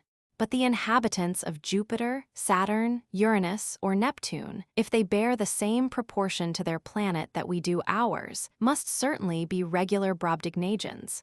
"Let us keep severely away from all planets of the latter class then," said Arden. "I never liked to play the part of Lilliputian myself. But how about the sun, Barbicane? I always had a hankering after the sun. The sun's volume is about /million times greater than that of the Earth, but his density being only about the attraction on his surface is hardly times greater than that of our globe. Still, every proportion observed, the inhabitants of the sun can't be much less than our feet in height." "Mil tonneras," cried Arden. "I should be there like Ulysses among the Cyclops. I'll tell you what it is, Barbican. If we ever decide on going to the sun, we must provide ourselves beforehand with a few of your Rodman's Columbiads to frighten off the Solarians." "Your Columbiads would not do great execution there," observed M. Nishal. "Your bullet would be hardly out of the barrel when it would drop to the surface like a heavy stone pushed off the wall of a house." "So I like that," laughed the incredulous Arden. "A little calculation, however, shows the captain's remark to be perfectly just," said Barbican. "Rodman's ordinary inch Columbiad requires a charge of pounds of mammoth powder to throw a ball of pounds weight. What could such a charge do with a ball weighing times as much, or pounds? Reflect on the enormous weight everything must have on the surface of the sun. Your hat, for instance, would weigh, or pounds. Your cigar nearly a pound. In short, your own weight on the sun's surface would be so great, more than 2 tons, that if you ever fell you should never be able to pick yourself up again." "Yes," added the captain, "and whenever you wanted to eat or drink, you should rig up a set of powerful machinery to hoist the eatables and drinkables into your mouth." "Enough of the sun today, boys," cried Arden, shrugging his shoulders. "I don't contemplate going there at present. Let us be satisfied with the moon. There, at least, we shall be of some account." Chapter 9. A little off the track. Barbican's mind was now completely at rest, at least on one subject. The original force of the discharge had been great enough to send the projectile beyond the neutral line. Therefore, there was no longer any danger of its falling back to the earth. Therefore, there was no longer any danger of its resting eternally motionless on the point of the counteracting attractions. The next subject to engage his attention was the question: would the projectile, under the influence of lunar attraction, succeed in reaching its destination? The only way in which it could succeed was by falling through a space of nearly miles and then striking the moon's surface. A most terrific fall, even taking the lunar attraction to be only the 1/6 of the Earth's. Such a fall was simply bewildering to think of. The greatest height to which a balloon ever ascended was 7 miles glacier. Imagine a fall from even that distance. Then imagine a fall from a height of 4,000 miles. Yet it was for a fall of this appalling kind on the surface of the moon that the travelers had now to prepare themselves. Instead of avoiding it, however, they eagerly desired it and would be very much disappointed if they missed it. They had taken the best precautions they could devise to guard against the terrific shock. These were mainly of 2 kinds. One was intended to counteract as much as possible the fearful results to be expected the instant the projectile touched the lunar surface. The other, to retard the velocity of the fall itself, and thereby to render it less violent. The best arrangement of the first kind was certainly Barbican's water contrivance for counteracting the shock at starting, which has been so fully described in our former volume. See Baltimore Gun Club, page. But unfortunately, it could be no longer employed. Even if the partitions were in working order, the water, 2,000 pounds in weight had been required, was no longer to be had. The little still left in the tanks was of no account for such a purpose. Besides, they had not a single drop of the precious liquid to spare, for they were as yet anything but sanguine regarding the facility of finding water on the moon's surface. Fortunately, however, as the gentle reader may remember, Barbican, besides using water to break the concussion, had provided the movable disc with stout pillars containing a strong buffing apparatus, intended to protect it from striking the bottom too violently after the destruction of the different partitions. These buffers were still good, and, gravity being as yet almost imperceptible, to put them once more in order and adjust them to the disc was not a difficult task. The travelers set to work at once and soon accomplished it. The different pieces were put together readily, a mere matter of bolts and screws, with plenty of tools to manage them. In a short time, the repaired disc rested on its steel buffers, like a table on its legs, or rather like a sofa seat on its springs. The new arrangement was attended with at least one disadvantage. The bottom light being covered up, a convenient view of the moon's surface could not be had as soon as they should begin to fall in a perpendicular descent. This, however, was only a slight matter, as the side lights would permit the adventurers to enjoy quite as favorable a view of the vast regions of the moon as is afforded to balloon travelers when looking down on the Earth over the sides of their car. The disc arrangement was completed in about an hour, but it was not till past 12 o'clock before things were restored to their usual order. Barbicane then tried to make fresh observations regarding the inclination of the projectile, but to his very decided chagrin, he found that it had not yet turned over sufficiently to commence the perpendicular fall. On the contrary, it even seemed to be following a curve rather parallel with that of the lunar disk. The Queen of the Stars now glittered with a light more dazzling than ever, whilst from an opposite part of the sky, the glorious King of Day flooded her with his fires. The situation began to look a little serious. "Shall we ever get there?" asked the captain. "Let us be prepared for getting there, anyhow," was Barbicane's dubious reply. "You're a pretty pair of suspenders," said Arden cheerily. He meant, of course, doubting hesitators, but his fluent command of English sometimes led him into such solecisms. "Certainly we shall get there, and perhaps a little sooner than will be good for us." This reply sharply recalled Barbicane to the task he had undertaken, and he now went to work seriously, trying to combine arrangements to break the fall. The reader may perhaps remember Arden's reply to the captain on the day of the famous meeting in Tampa. "Your fall would be violent enough," the captain had urged, "to splinter you like glass into 1,000 fragments." "And what shall prevent me," had been Arden's ready reply, "from breaking my fall by means of counteracting rockets suitably disposed, and let off at the proper time?" The practical utility of this idea had at once impressed Barbicane. It could hardly be doubted that powerful rockets, fastened on the outside to the bottom of the projectile, could, when discharged, considerably retard the velocity of the fall by their sturdy recoil. They could burn in a vacuum by means of oxygen furnished by themselves, as powder burns in the chamber of a gun, or as the volcanoes of the moon continue their action regardless of the absence of a lunar atmosphere. Barbicane had therefore provided himself with rockets enclosed in strong steel gun barrels, grooved on the outside so that they could be screwed into corresponding holes already made with much care in the bottom of the projectile. They were just long enough, when flush with the floor inside, to project outside by about 6 inches. They were 20 in number, and formed 2 concentric circles around the dead light. Small holes in the disc gave admission to the wires by which each of the rockets was to be discharged externally by electricity. The whole effect was therefore to be confined to the outside. The mixtures having been already carefully deposited in each barrel, nothing further need be done than to take away the metallic plugs which had been screwed into the bottom of the projectile, and replace them by the rockets, every one of which was found to fit its grooved chamber with rigid exactness. This evidently should have been all done before the disc had been finally laid on its springs. But as this had to be lifted up again in order to reach the bottom of the projectile, more work was to be done than was strictly necessary.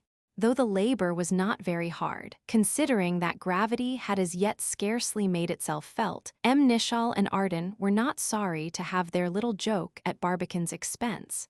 The Frenchman began humming Aliquandoque bonus dormitat homeris to a tune from Orphée, Ox and Furs, and the captain said something about the Philadelphia highway commissioners who pave a street one day and tear it up the next to lay the gas pipes.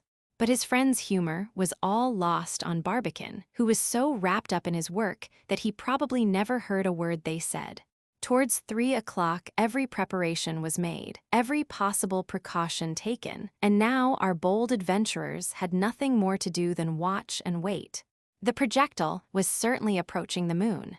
It had by this time turned over considerably under the influence of attraction, but its own original motion still followed a decidedly oblique direction. The consequence of these two forces might possibly be a tangent line approaching the edge of the moon's disk.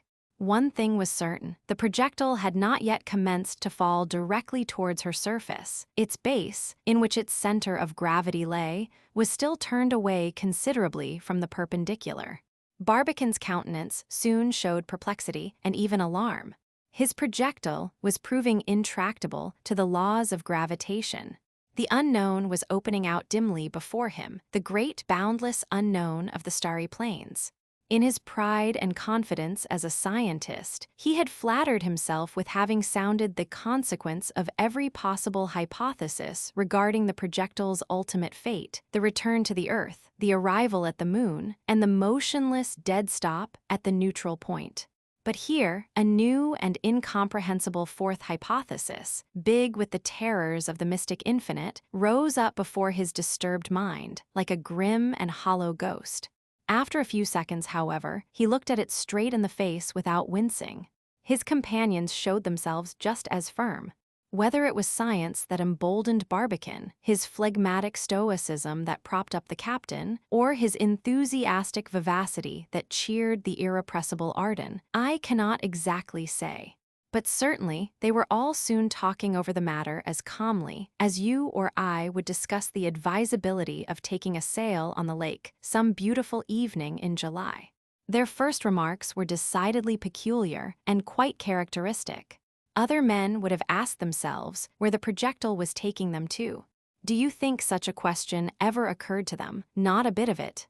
They simply began asking each other what could have been the cause of this new and strange state of things. Off the track, it appears, observed Arden. How's that? My opinion is, answered the captain, that the projectile was not aimed true. Every possible precaution had been taken, I am well aware, but we all know that an inch, a line, even the 10th part of a hair's breadth wrong at the start would have sent us thousands of miles off our course by this time. What have you to say to that, Barbicane? Asked Arden. I don't think there was any error at the start, was the confident reply. Not even so much as a line. We took too many tests proving the absolute perpendicularity of the Columbiad to entertain the slightest doubt on that subject. Its direction towards the zenith being incontestable, I don't see why we should not reach the Moon when she comes to the zenith. Perhaps we're behind time, suggested Arden. What have you to say to that, Barbicane? Asked the captain. You know, the Cambridge men said the journey had to be done in hours, minutes, and seconds. That's as much as to say that if we're not up to time, we shall miss the Moon. Correct, said Barbicane. But we can't be behind time. We started, you know, on December cent, at minutes and seconds before a clock, and we were to arrive 4 days later at midnight precisely. Today is December th, gentlemen. Please examine your watches. It is now 3:30 in the afternoon. 8 hours and a half are sufficient to take us to our journey's end. Why should we not arrive there? How about being ahead of time? Asked the captain. Just so, said Arden. You know, we have discovered the initial velocity to have been greater than was expected. Not at all, cried Barbicane. A slight excess of velocity would have done no harm, whatever had the direction of the projectile been perfectly true. No, there must have been a digression. We must have been switched off. Switched off by what? Asked both his listeners in one breath. I can't tell, said Barbicane curtly. Well, said Arden, if Barbicane can't tell, there is an end to all further talk on the subject. We're switched off, that's enough for me. What has done it? I don't care. Where are we going to? I don't care. What is the use of pestering our brains about it? We shall soon find out. We are floating around in space, and we shall end by hauling up somewhere or other. But in this indifference, Barbicane was far from participating.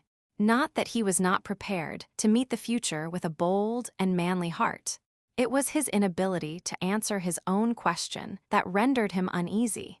What had switched them off? He would have given worlds for an answer, but his brain, sorely puzzled, sought one in vain.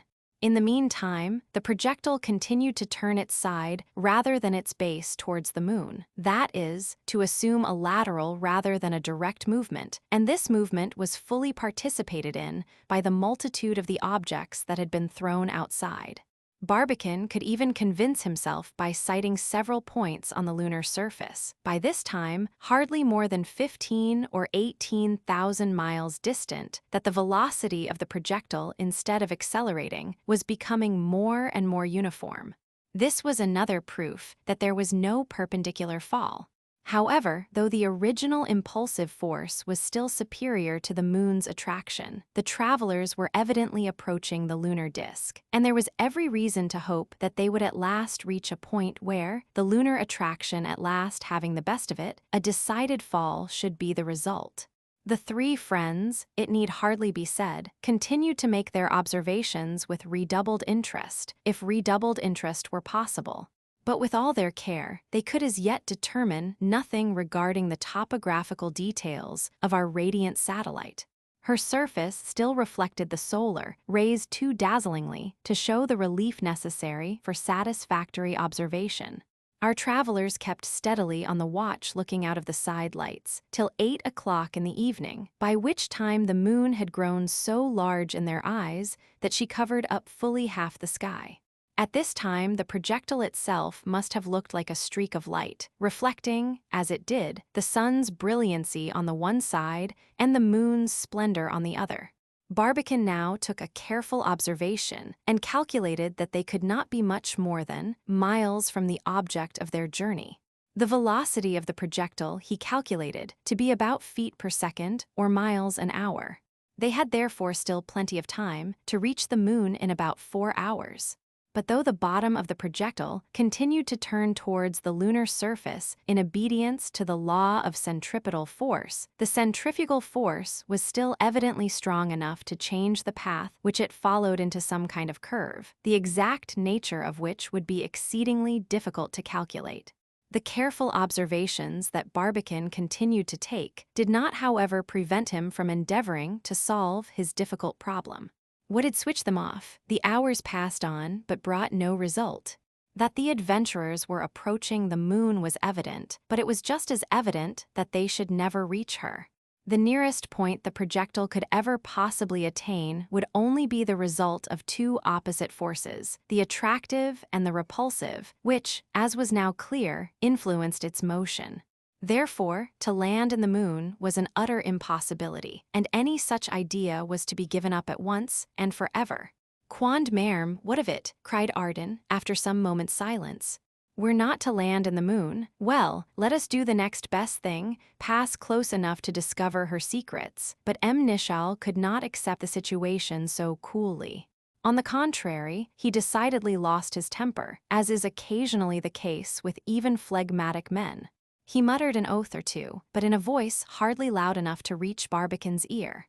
At last, impatient of further restraint, he burst out, "Who the deuce cares for her secrets? To the hangman with her secrets. We started to land in the moon. That's what's got to be done, that I want or nothing. Confound the darned thing, I say, whatever it was, whether on the earth or off it, that shoved us off the track." "On the earth or off it?" cried Barbicane, striking his head suddenly. "Now I see it. You're right, Captain. Confound the bolide that we met the first night of our journey." "Hey!" cried Arden. "What do you mean?" asked M. Nichal. "I mean," replied Barbicane, with a voice now perfectly calm, and in a tone of quiet conviction, "that our deviation is due altogether to that wandering meteor."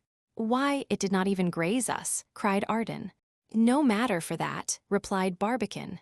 "Its mass, compared to ours, was enormous, and its attraction was undoubtedly sufficiently great to influence our deviation." "Hardly enough to be appreciable," urged M. Nichal. "Right again, Captain," observed Barbicane. "But just remember an observation of your own made this very afternoon. An inch, a line, even the 10th part of a hair's breadth wrong at the beginning, in a journey of 1,000 miles, would be sufficient to make us miss the moon." Chapter 10. The observers of the moon. Barbicane's happy conjecture had probably hit the nail on the head. The divergency, even of a second, may amount to millions of miles if you only have your lines long enough. The projectile had certainly gone off its direct course. Whatever the cause, the fact was undoubted. It was a great pity. The daring attempt must end in a failure due altogether to a fortuitous accident, against which no human foresight could have possibly taken precaution. Unless, in case of the occurrence of some other most improbable accident, reaching the moon was evidently now impossible. To failure, therefore, our travelers had to make up their minds. But was nothing to be gained by the trip? Though missing actual contact with the moon, might they not pass near enough to solve several problems in physics and geology over which scientists had been for a long time puzzling their brains in vain. Even this would be some compensation for all their trouble, courage, and intelligence. As to what was to be their own fate, to what doom were themselves to be reserved, they never appeared to think of such a thing. They knew very well that in the midst of those infinite solitudes, they should soon find themselves without air. The slight supply that kept them from smothering could not possibly last more than 5 or 6 days longer. 5 or 6 days, what of that, quond merum, as Arden often exclaimed. 5 or 6 days were centuries to our bold adventurers. At present, every second was a year in events, and infinitely too precious to be squandered away in mere preparations for possible contingencies. The moon could never be reached, but was it not possible that her surface could be carefully observed? This they set themselves at once to find out. The distance now separating them from our satellite they estimated at about miles.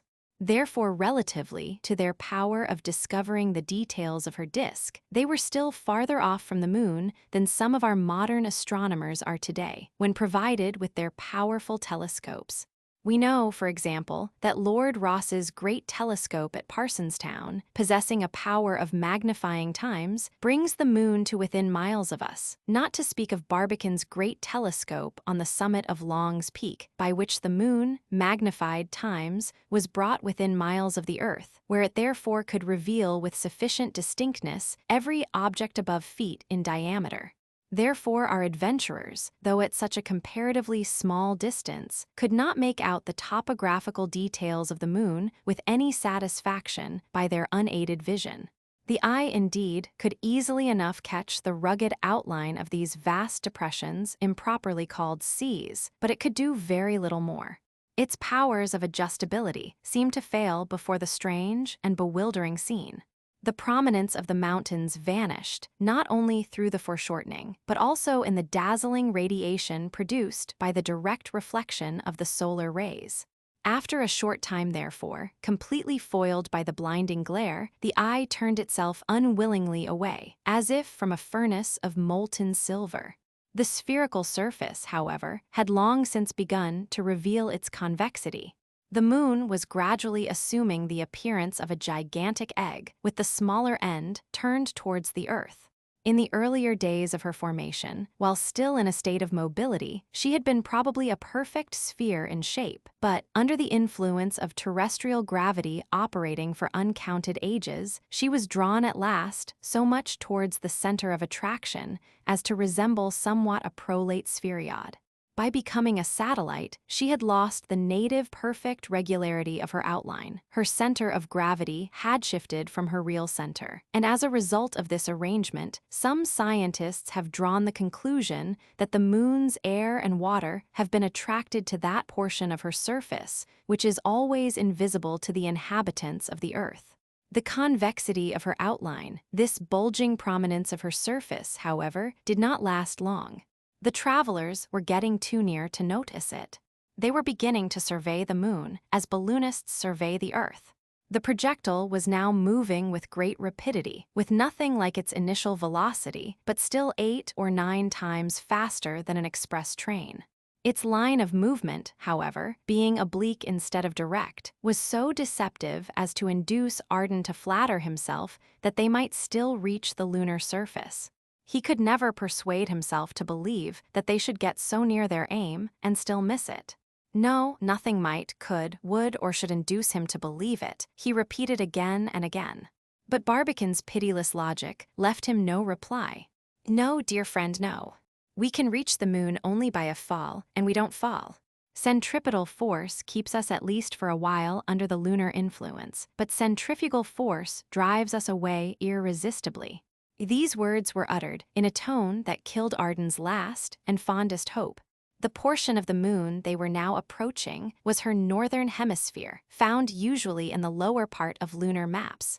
The lens of a telescope, as is well known, gives only the inverted image of the object. Therefore, when an upright image is required, an additional glass must be used.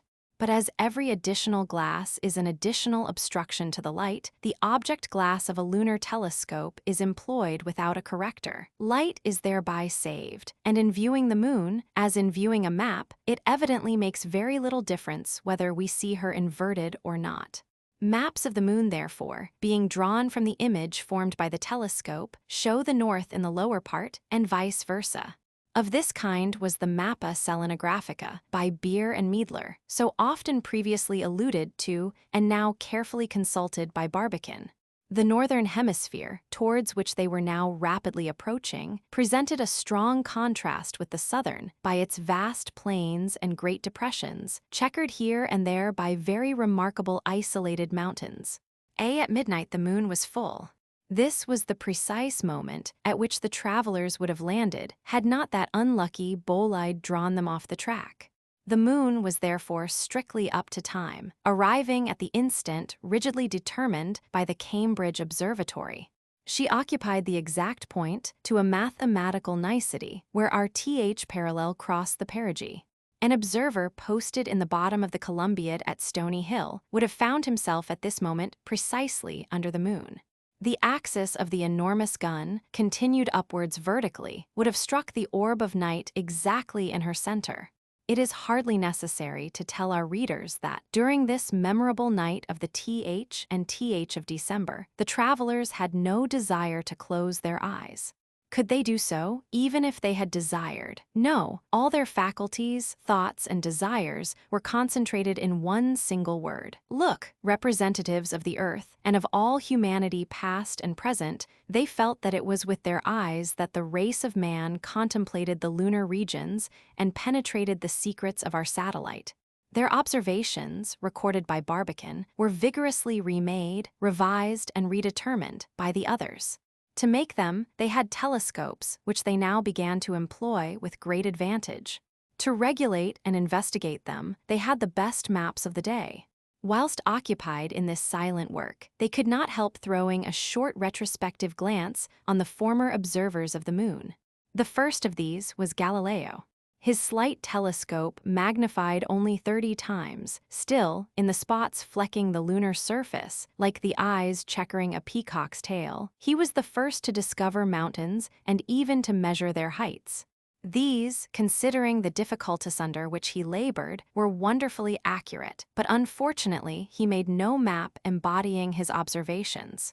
A few years afterwards, Hevel of Danzig, a Polish astronomer, more generally known as Hevelius, his works being all written in Latin, undertook to correct Galileo's measurements. But as his method could be strictly accurate only twice a month, the periods of the first and second quadratures, his rectifications could be hardly called successful. Still, it is to the labors of this eminent astronomer, carried on uninterruptedly for 50 years in his own observatory, that we owe the first map of the moon. It was published under the name of Selenographia.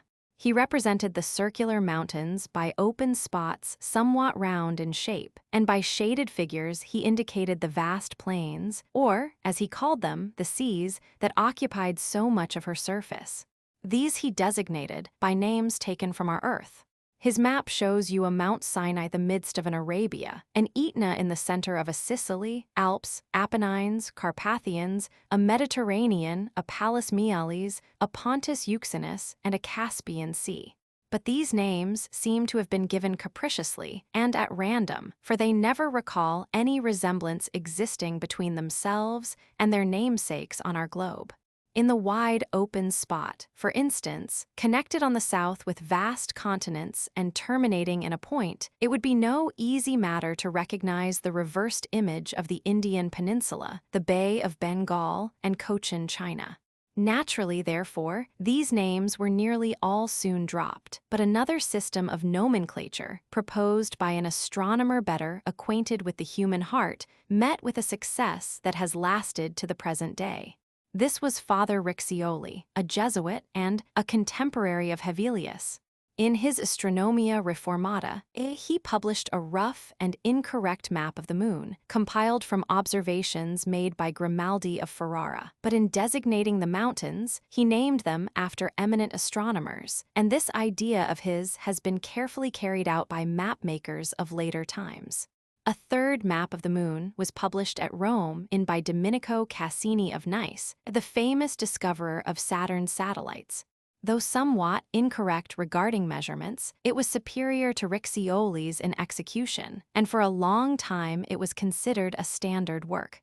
Copies of this map are still to be found, but Cassini's original copperplate, preserved for a long time at the Imprimerie Reale in Paris, was at last sold to a brazier by no less a personage than the director of the establishment himself, who, according to Arago, wanted to get rid of what he considered useless lumber. La Hire, professor of astronomy in the Collège de France and an accomplished draftsman, drew a map of the moon which was 13 feet in diameter.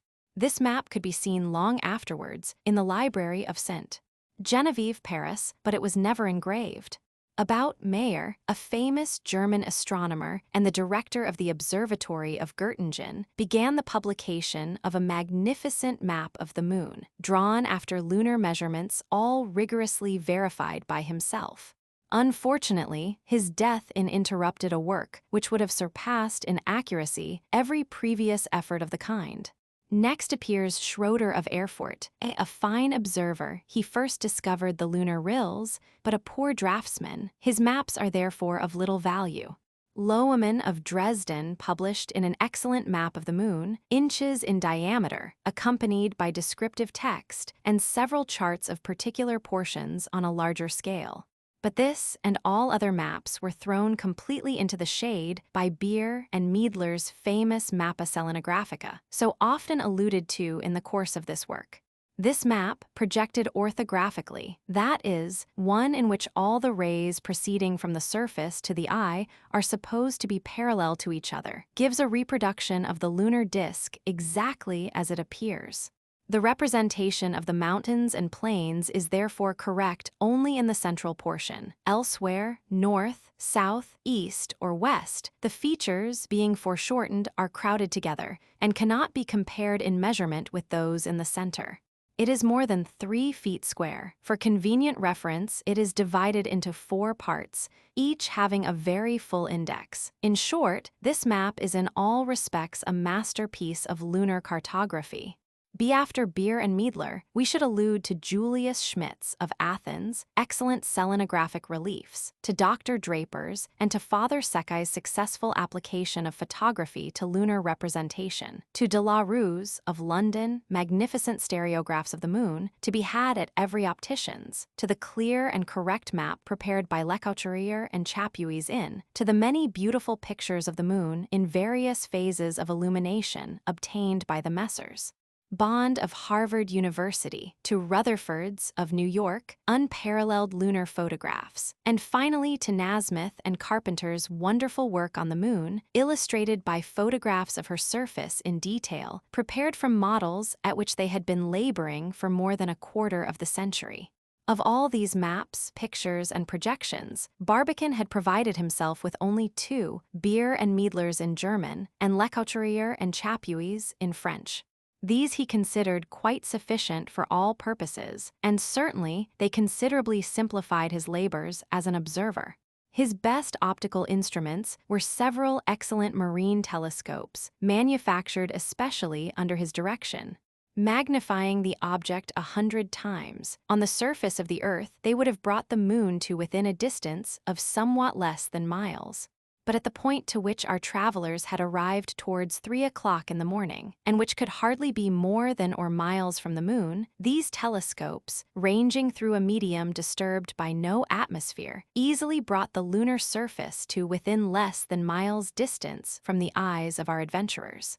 Therefore, they should now see objects in the moon as clearly as people can see the opposite bank of a river that is about miles wide. Chapter 11. Fact and Fancy. "Have you ever seen the moon?" said a teacher, ironically one day in class to one of his pupils.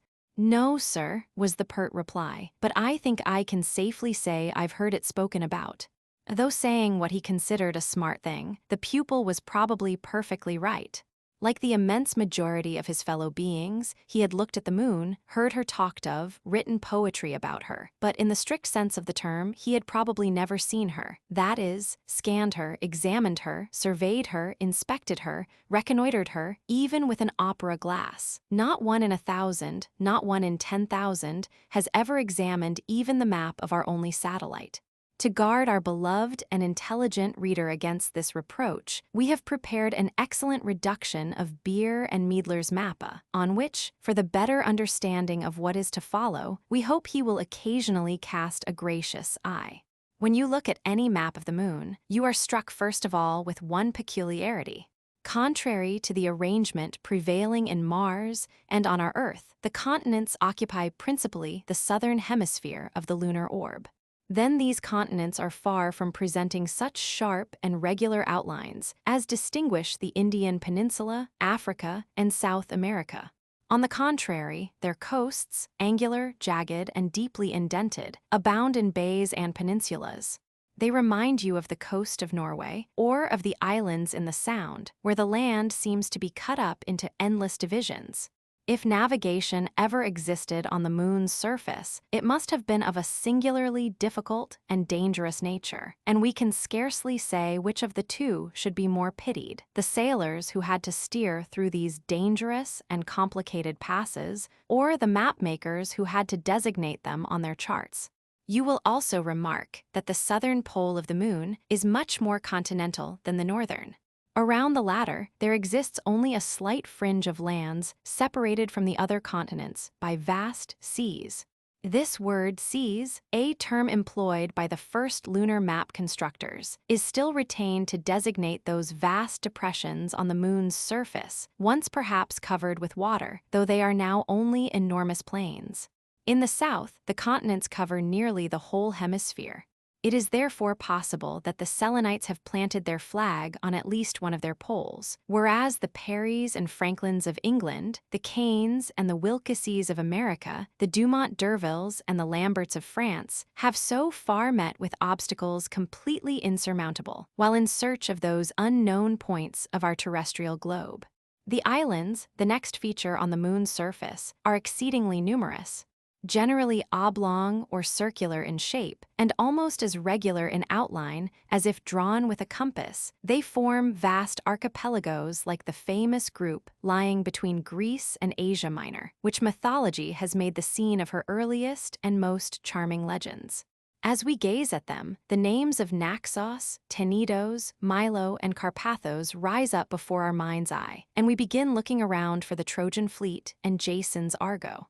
This, at least, was Arden's idea, and at first his eyes would see nothing on the map but a Grecian archipelago. But his companions, sound practical men, and therefore totally devoid of sentiment, were reminded by these rugged coasts of the beetling cliffs of New Brunswick and Nova Scotia, so that, where the Frenchmen saw the tracks of ancient heroes, the Americans saw only commodious shipping points and favorable sites for trading posts, all, of course, in the purest interest of lunar commerce and industry.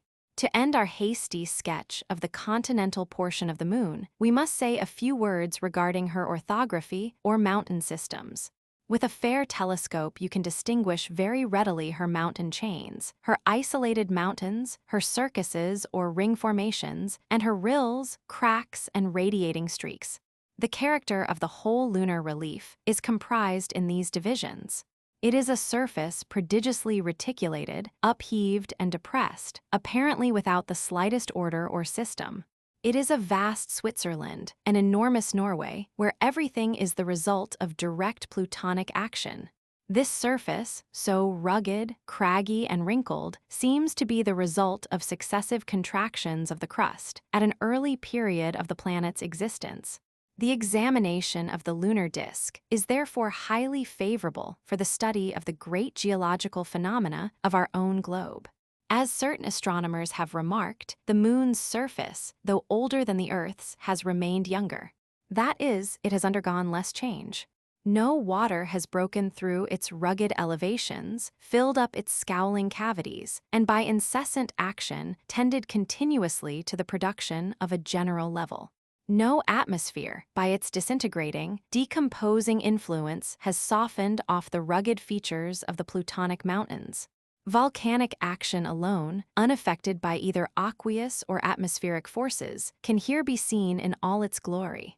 In other words, the moon looks now as our Earth did endless ages ago, when she was void and empty, and when darkness sat upon the face of the deep. Eons of ages ago, long before the tides of the ocean and the winds of the atmosphere had begun to strew her rough surface with sand and clay, rock and coal, forest and meadow, gradually preparing it, according to the laws of our beneficent Creator, to be at last the pleasant though the temporary abode of man.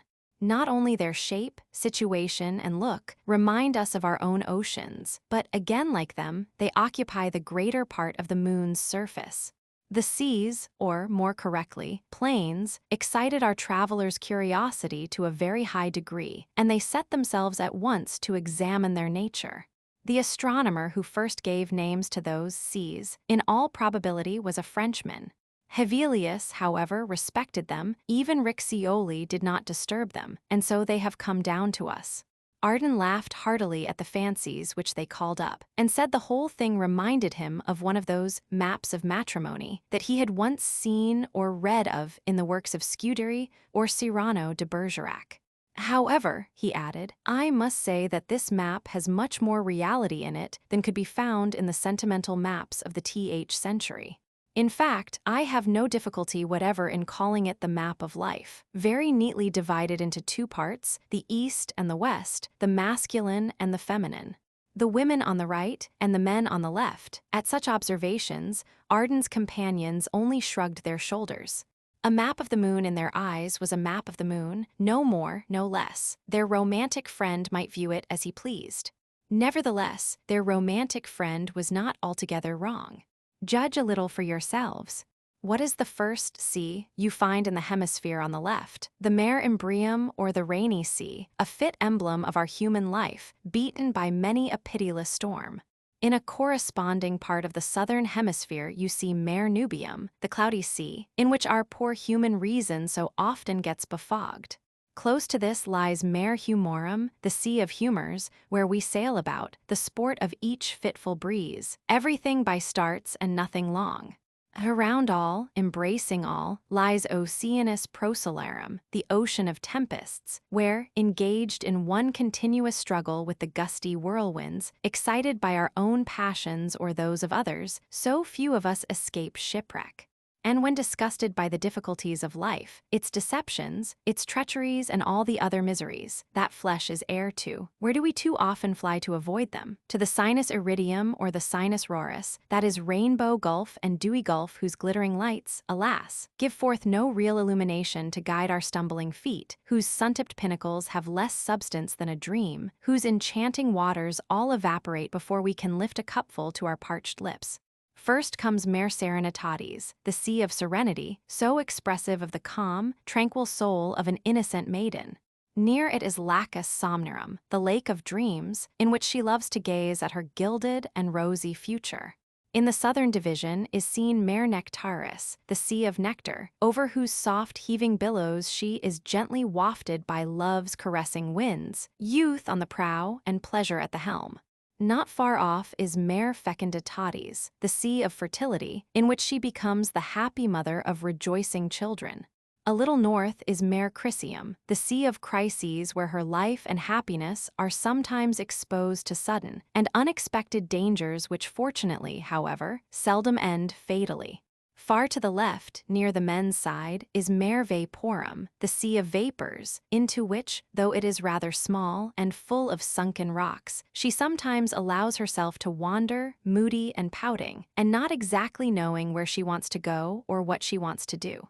Between the two last expands the great Mare Tranquillitatis, the sea of tranquility, into whose quiet depths are at last absorbed all her simulated passions, all her futile aspirations, all her unglutted desires, and whose unruffled waters are gliding on forever in noiseless current towards Lacus Mortis, the lake of death, whose misty shores, in ruthless, vast, and gloomy woods are girt.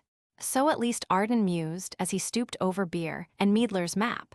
Did not these strange successive names somewhat justify his flights of fancy? Surely they had a wonderful variety of meaning. Was it by accident or by forethought deep that the two hemispheres of the moon had been thus so strangely divided, yet, as man to woman, though divided still united, and thus forming even in the cold regions of space, a perfect image of our terrestrial existence? Who can say that our romantic French friend was altogether wrong in thus explaining the astute fancies of the old astronomers? His companions, however, it need hardly be said, never saw the seas in that light. They looked on them not with sentimental, but with geographical eyes. They studied this new world and tried to get it by heart, working at it like a schoolboy at his lessons. They began by measuring its angles and diameters. To their practical, common-sense vision, Mare Nubium, the cloudy sea, was an immense depression of the surface, sprinkled here and there with a few circular mountains. Covering a great portion of that part of the southern hemisphere which lies east of the center, it occupied a space of about 1,000 square miles, its central point lying in degrees south latitude and degrees east longitude. Northeast from this lay Oceanus Procellarum, the ocean of tempests, the most extensive of all the plains on the lunar disk, embracing a surface of about 500,000 of square miles, its center being in degrees north and degrees east. From its bosom, those wonderful mountains, Kepler and Aristarchus, lifted their vast ramparts glittering with innumerable streaks radiating in all directions. To the north, in the direction of Mare Frigoris, extends Mare Imbrium, the Sea of Rains, its central point in degrees north and degrees east. It is somewhat circular in shape, and it covers a space of about 1,000 square miles.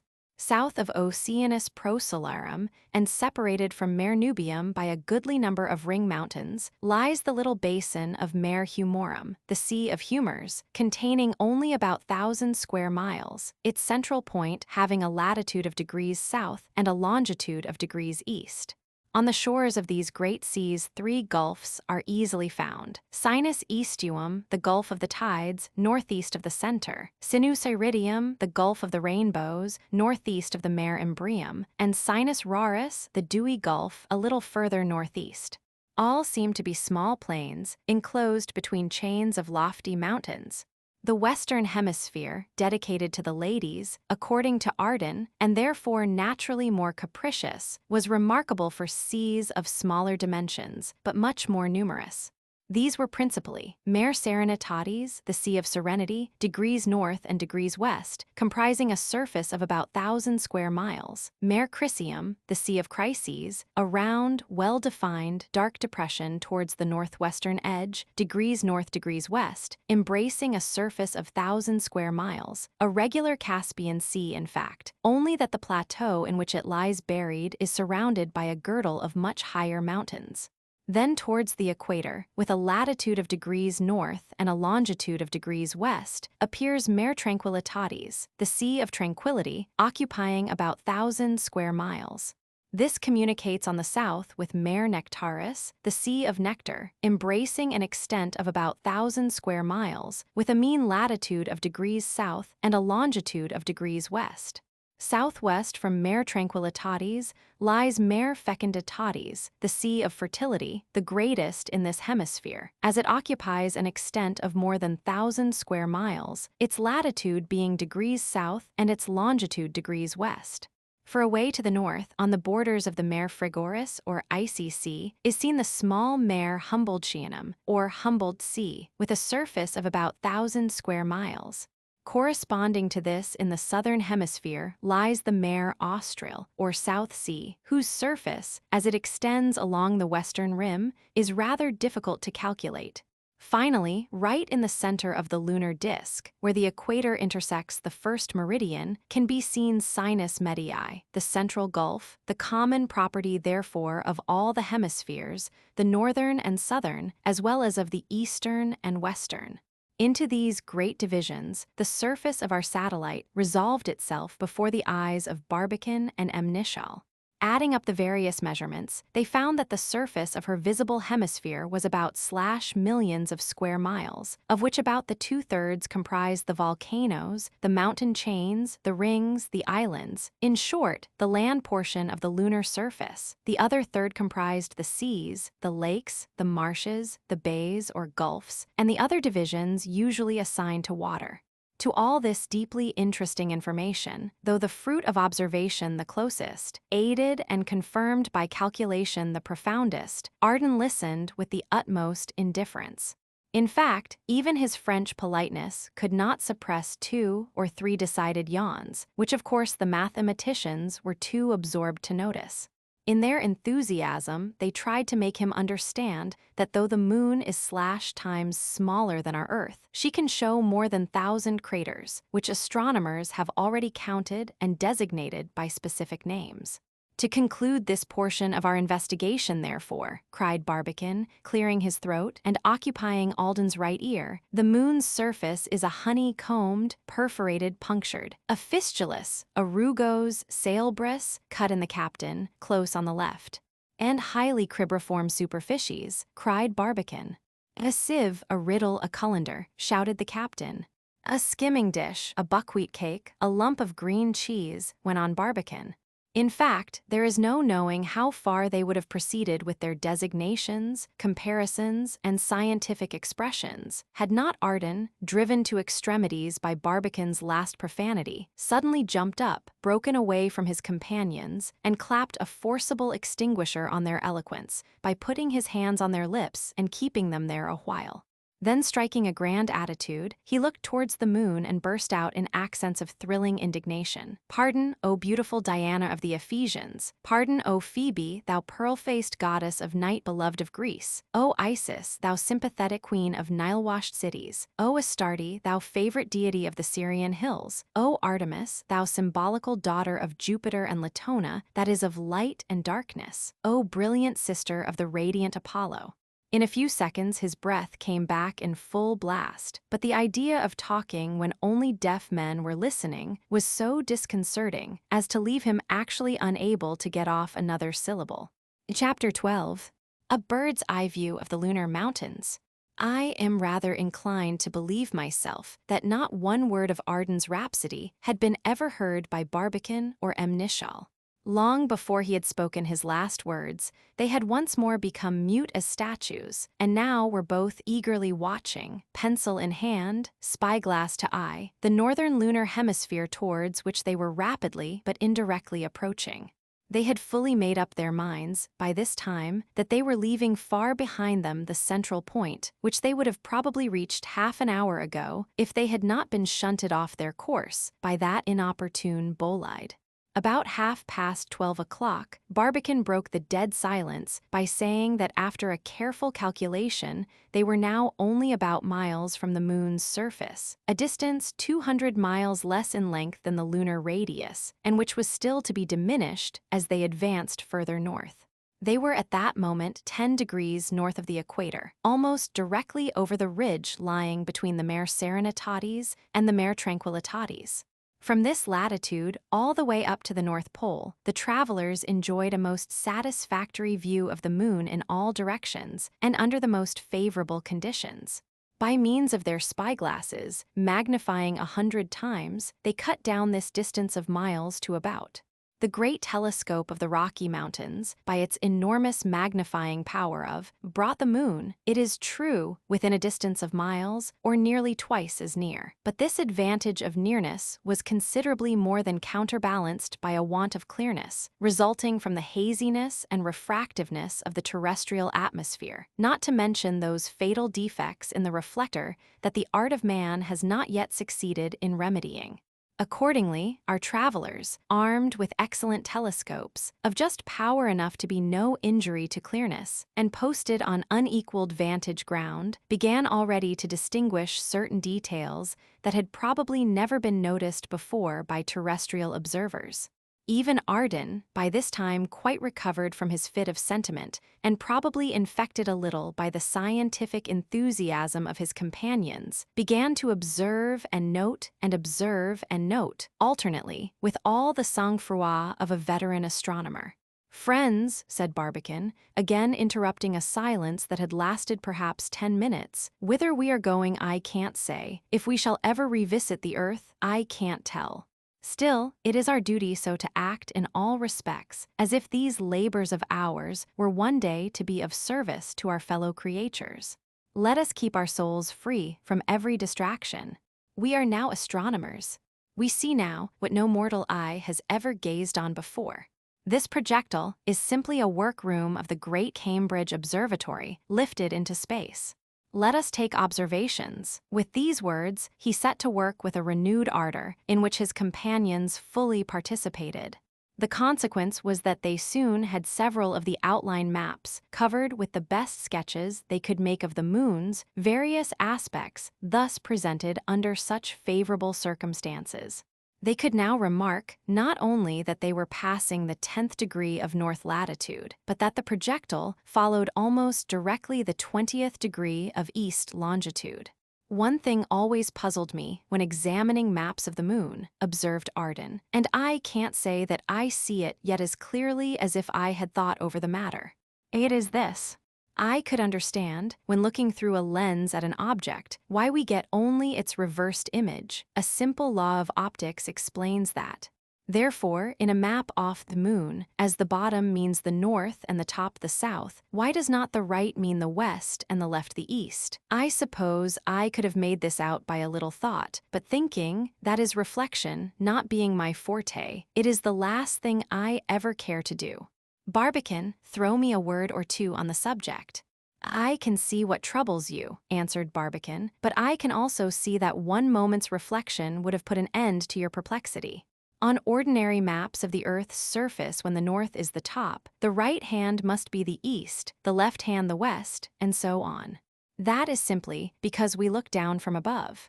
And such a map seen through a lens will appear reversed in all respects. But in looking at the moon, that is up from down, we change our position so far that our right hand points west and our left east. Consequently, in our reversed map, though the north becomes south, the right remains east, and, enough said, I see it at a glance. Thank you, Barbicane. Why did not they make you a professor of astronomy? Your hint will save me a world of trouble." See, aided by the Mappa Selenographica, the travelers could easily recognize the different portions of the moon over which they were now moving. An occasional glance at our reduction of this map, given as a frontispiece, will enable the gentle reader to follow the travelers on the line in which they moved, and to understand the remarks and observations in which they occasionally indulged. "Where are we now?" asked Ardent. "Over the northern shores of the Mare Nubium," replied Barbicane. "But we are still too far off to see with any certainty what they are like. What is the mare itself? A sea, according to the early astronomers, a plain of solid sand, according to later authority, or an immense forest, according to de la Rue of London, so far the moon's most successful photographer. This gentleman's authority, Arden, would have given you decided support in your famous dispute with the captain at the meeting near Tampa, for he says very decidedly that the moon has an atmosphere, very low to be sure, but very dense. This, however, we must find out for ourselves, and in the meantime let us affirm nothing until we have good grounds for positive assertion. Mare Nubium, though not very clearly outlined on the maps, is easily recognized by lying directly east of the regions about the center. It would appear as if this vast plain were sprinkled with immense lava blocks shot forth from the great volcanoes on the right, Ptolemais, Alphonse, Alpetragius, and Arzachel. But the projectile advanced so rapidly that these mountains soon disappeared, and the travelers were not long before they could distinguish the great peaks that closed the sea on its northern boundary. Here a radiating mountain showed a summit so dazzling with the reflection of the solar rays that Arden could not help crying out, "It looks like one of the carbon points of an electric light projected on a screen. What do you call it, Barbicane?" "Copernicus," replied the president. "Let us examine old Copernicus. This grand crater is deservedly considered one of the greatest of the lunar wonders. It lifts its giant ramparts to upwards of feet above the level of the lunar surface. Being quite visible from the Earth and well situated for observation, it is a favorite object for astronomical study. This is particularly the case during the phase existing between last quarter and the new moon, when its vast shadows, projected boldly from the east towards the west, allow its prodigious dimensions to be measured. After Tycho, which is situated in the southern hemisphere, Copernicus forms the most important radiating mountain in the lunar disk. It looms up, single and isolated, like a gigantic lighthouse, on the peninsula separating Mare Nubium from Oceanus Procellarum on one side and from Mare Imbrium on the other, thus illuminating with its splendid radiation 3 seas at a time. The wonderful complexity of its bright streaks, diverging on all sides from its center, presented a scene alike splendid and unique.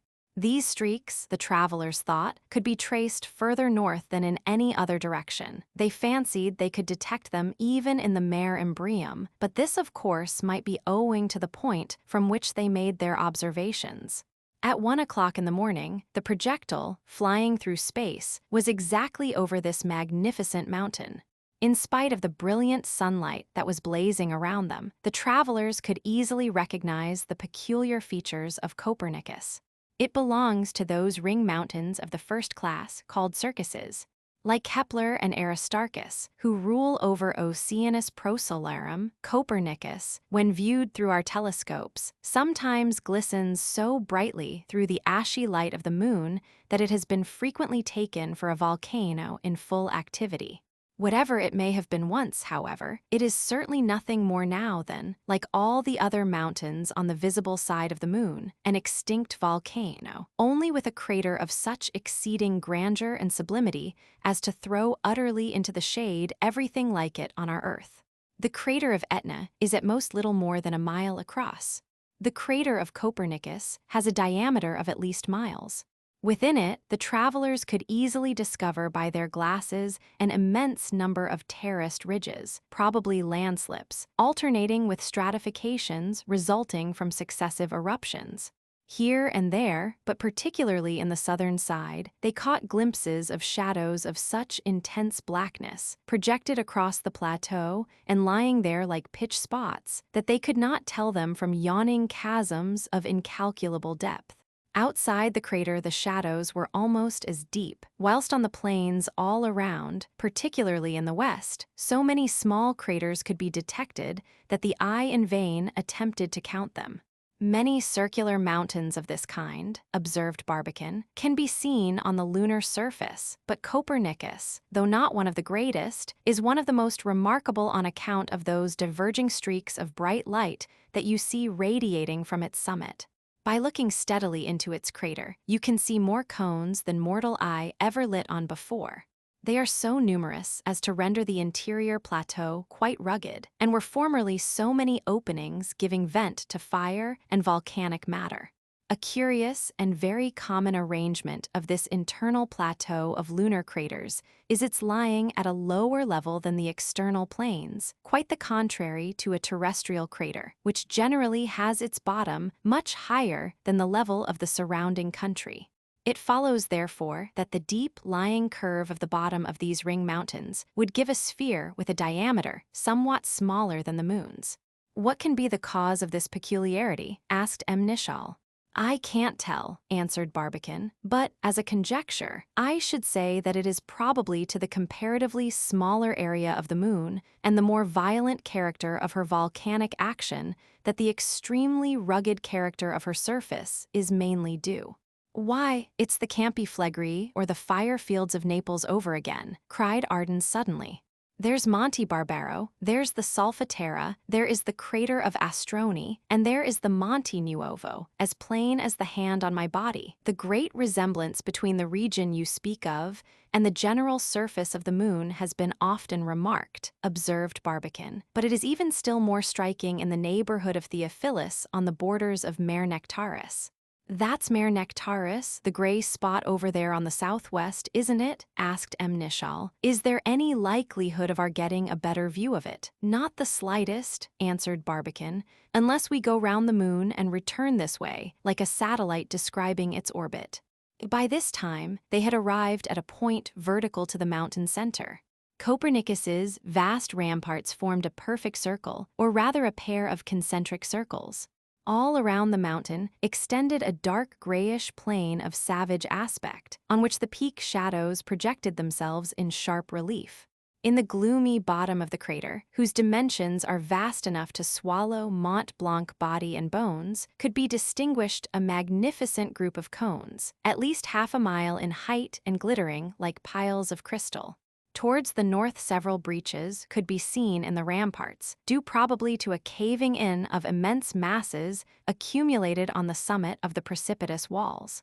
As already observed, the surrounding plains were dotted with numberless craters, mostly of small dimensions, except Gay Lussac on the north, whose crater was about miles in diameter.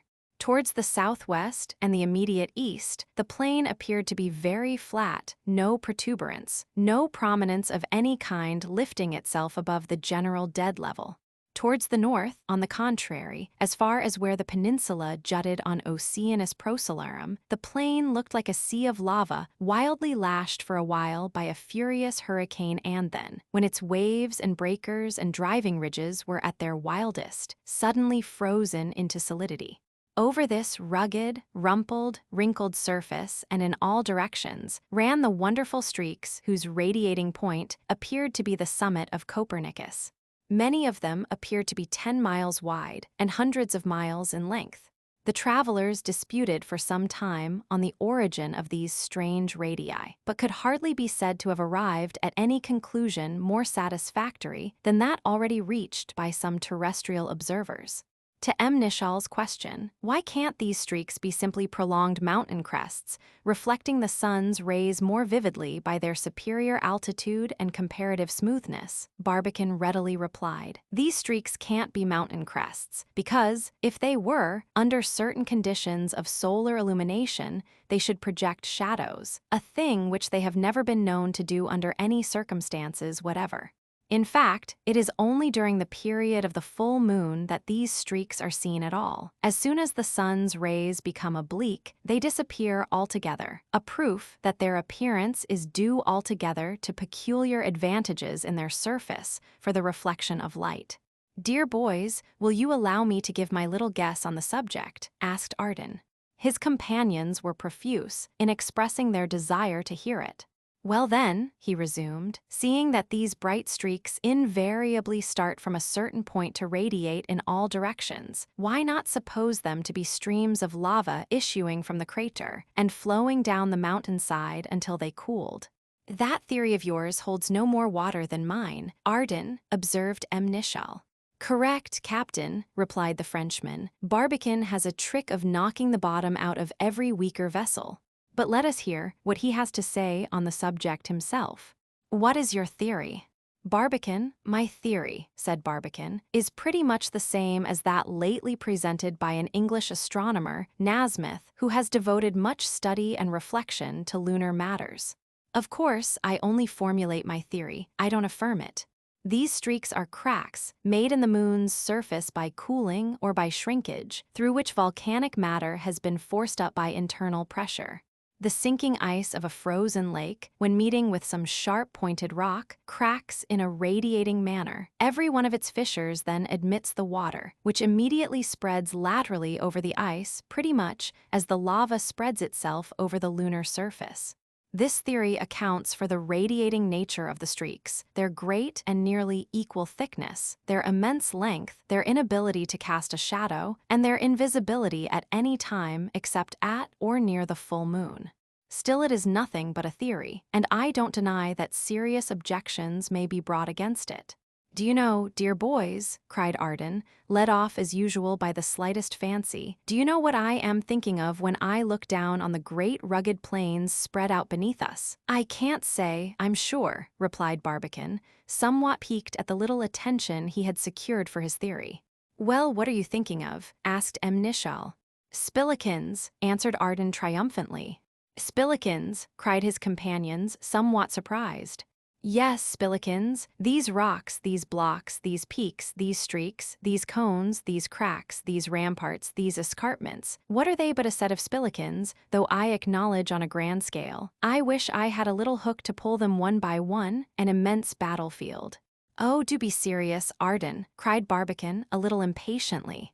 Certainly, replied Arden. Let us be serious, Captain, since seriousness best befits the subject in hand. What do you think of another comparison? Does not this plain look like an immense battlefield piled with the bleaching bones of myriads who had slaughtered each other to a man at the bidding of some mighty Caesar? What do you think of that lofty comparison, hey? It is quite on a par with the other, muttered Barbicane. He's hard to please, Captain, continued Arden, but let us try him again. Does not this plain look like, my worthy friend, interrupted Barbicane quietly, but in a tone to discourage further discussion, what you think the plain looks like is of very slight import, as long as you know no more than a child what it really is. Bravo, Barbicane, well put, cried the irrepressible Frenchman. Shall I ever realize the absurdity of my entering into an argument with a scientist? But this time, the projectile, though advancing northward with a pretty uniform velocity, had neither gained nor lost in its nearness to the lunar disk.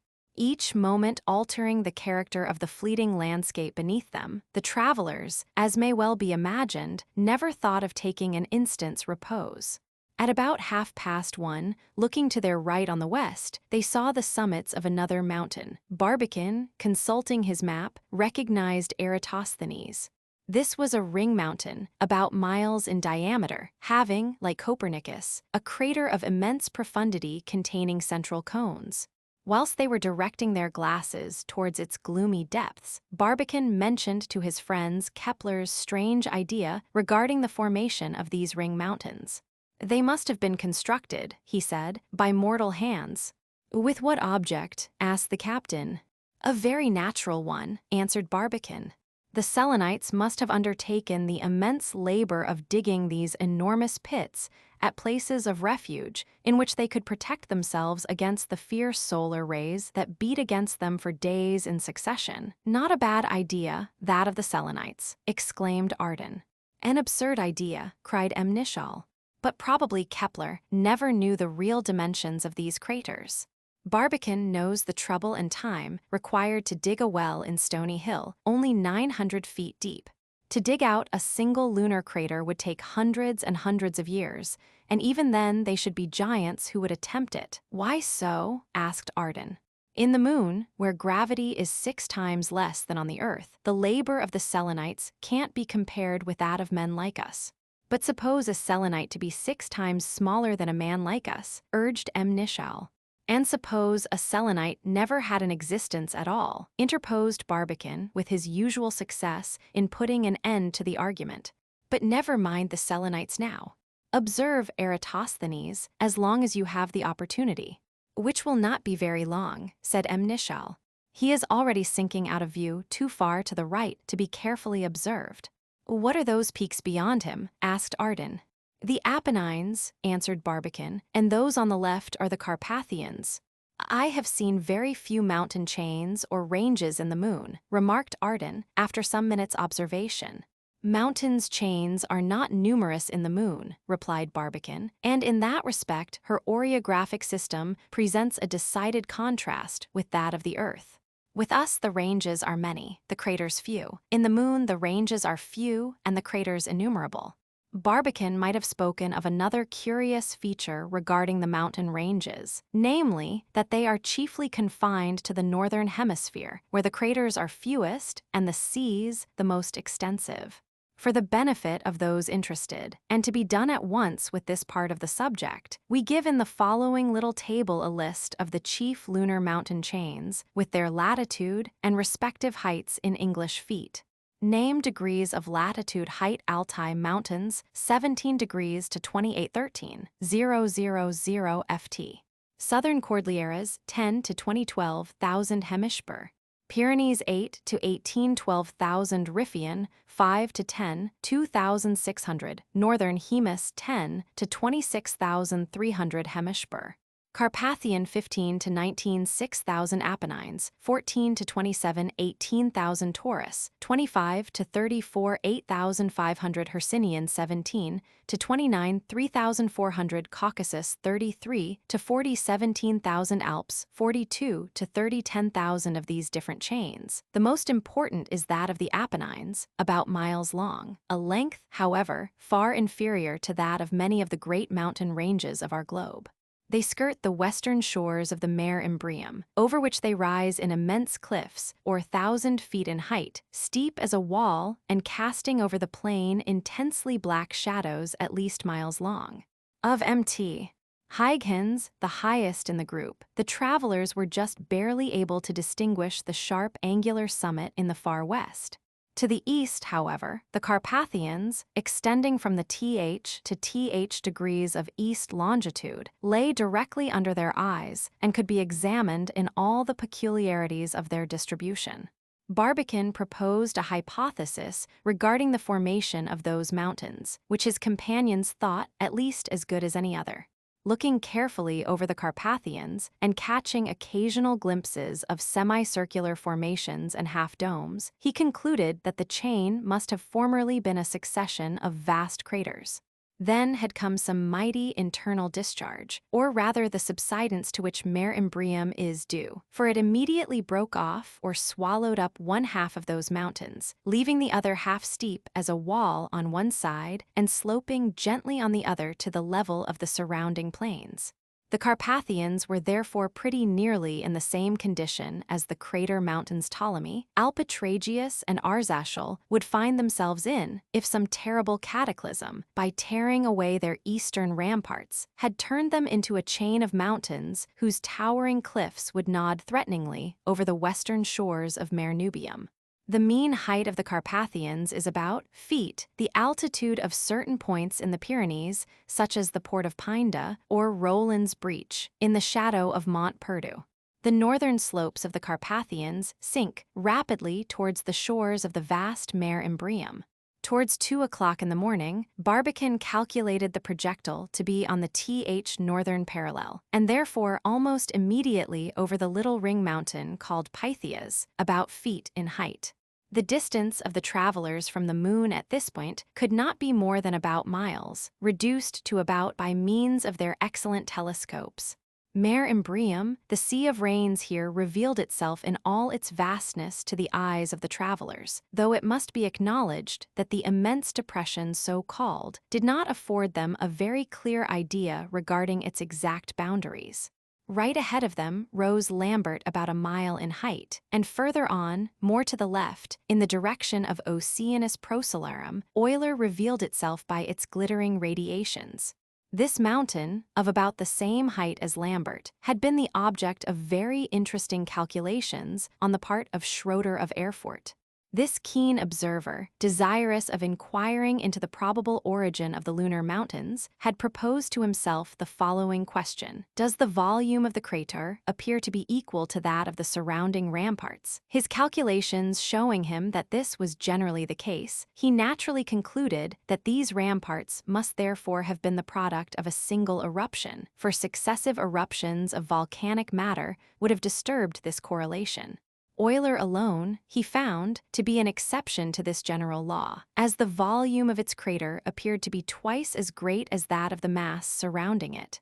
It must therefore have been formed by several eruptions in succession, but in that case, what had become of the ejected matter? Theories of this nature, and all manner of scientific questions, were, of course, perfectly permissible to terrestrial astronomers laboring under the disadvantage of imperfect instruments.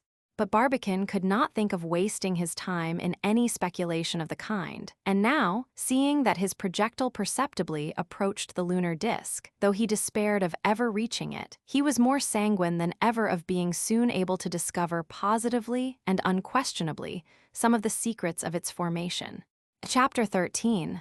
Lunar landscapes at 2:30 in the morning of December th, the travelers crossed the th northern parallel, at a distance from the lunar surface of miles, reduced to about by their spyglasses. Barbicane could not yet see the least probability of their landing at any point of the disk. The velocity of the projectile was decidedly slow, but for that reason extremely puzzling. Barbicane could not account for it. At such a proximity to the moon, the velocity, one would think, should be very great indeed to be able to counteract the lunar attraction. Why did it not fall? Barbicane could not tell. His companions were equally in the dark. Arden said he gave it up. Besides, they had no time to spend in investigating it. The lunar panorama was unrolling all its splendors beneath them, and they could not bear to lose one of its slightest details. The lunar disk being brought within a distance of about 6 miles by the spyglasses, it is a fair question to ask, what could an aeronaut at such an elevation from our Earth discover on its surface? At present that question can hardly be answered, the most remarkable balloon ascensions never having passed an altitude of 5 miles under circumstances favorable for observers. Here, however, is an account, carefully transcribed from notes taken on the spot, of what Barbicane and his companions did see from their peculiar post of observation. Varieties of color, in the first place, appeared here and there upon the disk. Selenographers are not quite agreed as to the nature of these colors. Not that such colors are without variety, or too faint to be easily distinguished. Schmidt of Athens even says that if our oceans on Earth were all evaporated, an observer in the moon would hardly find the seas and continents of our globe even so well outlined as those of the moon are to the eye of a terrestrial observer. According to him, the shade of color distinguishing those vast plains known as seas is a dark gray dashed with green and brown, a color presented also by a few of the great craters. This opinion of Schmidt's, shared by Beer and Meidler, Barbicane's observations now convinced him to be far better founded than that of certain astronomers who admit of no color at all being visible on the moon's surface but gray. In certain spots, the greenish tint was quite decided, particularly in Mare Serenitatis and Mare Humorum, the very localities where Schmidt had most noticed it. Barbicane also remarked that several large craters, of the class that had no interior cones, reflected a kind of bluish tinge, somewhat like that given forth by a freshly polished steel plate. These tints, he now saw enough to convince him, proceeded really from the lunar surface, and were not due, as certain astronomers asserted, either to the imperfections of the spyglasses or to the interference of the terrestrial atmosphere. His singular opportunity for correct observation allowed him to entertain no doubt whatever on the subject. Hampered by no atmosphere, he was free from all liability to optical illusion. Satisfied, therefore, as to the reality of these tints, he considered such knowledge a positive gain to science. But that greenish tint, to what was it due? To a dense tropical vegetation maintained by a low atmosphere, a mile or so in thickness, possibly.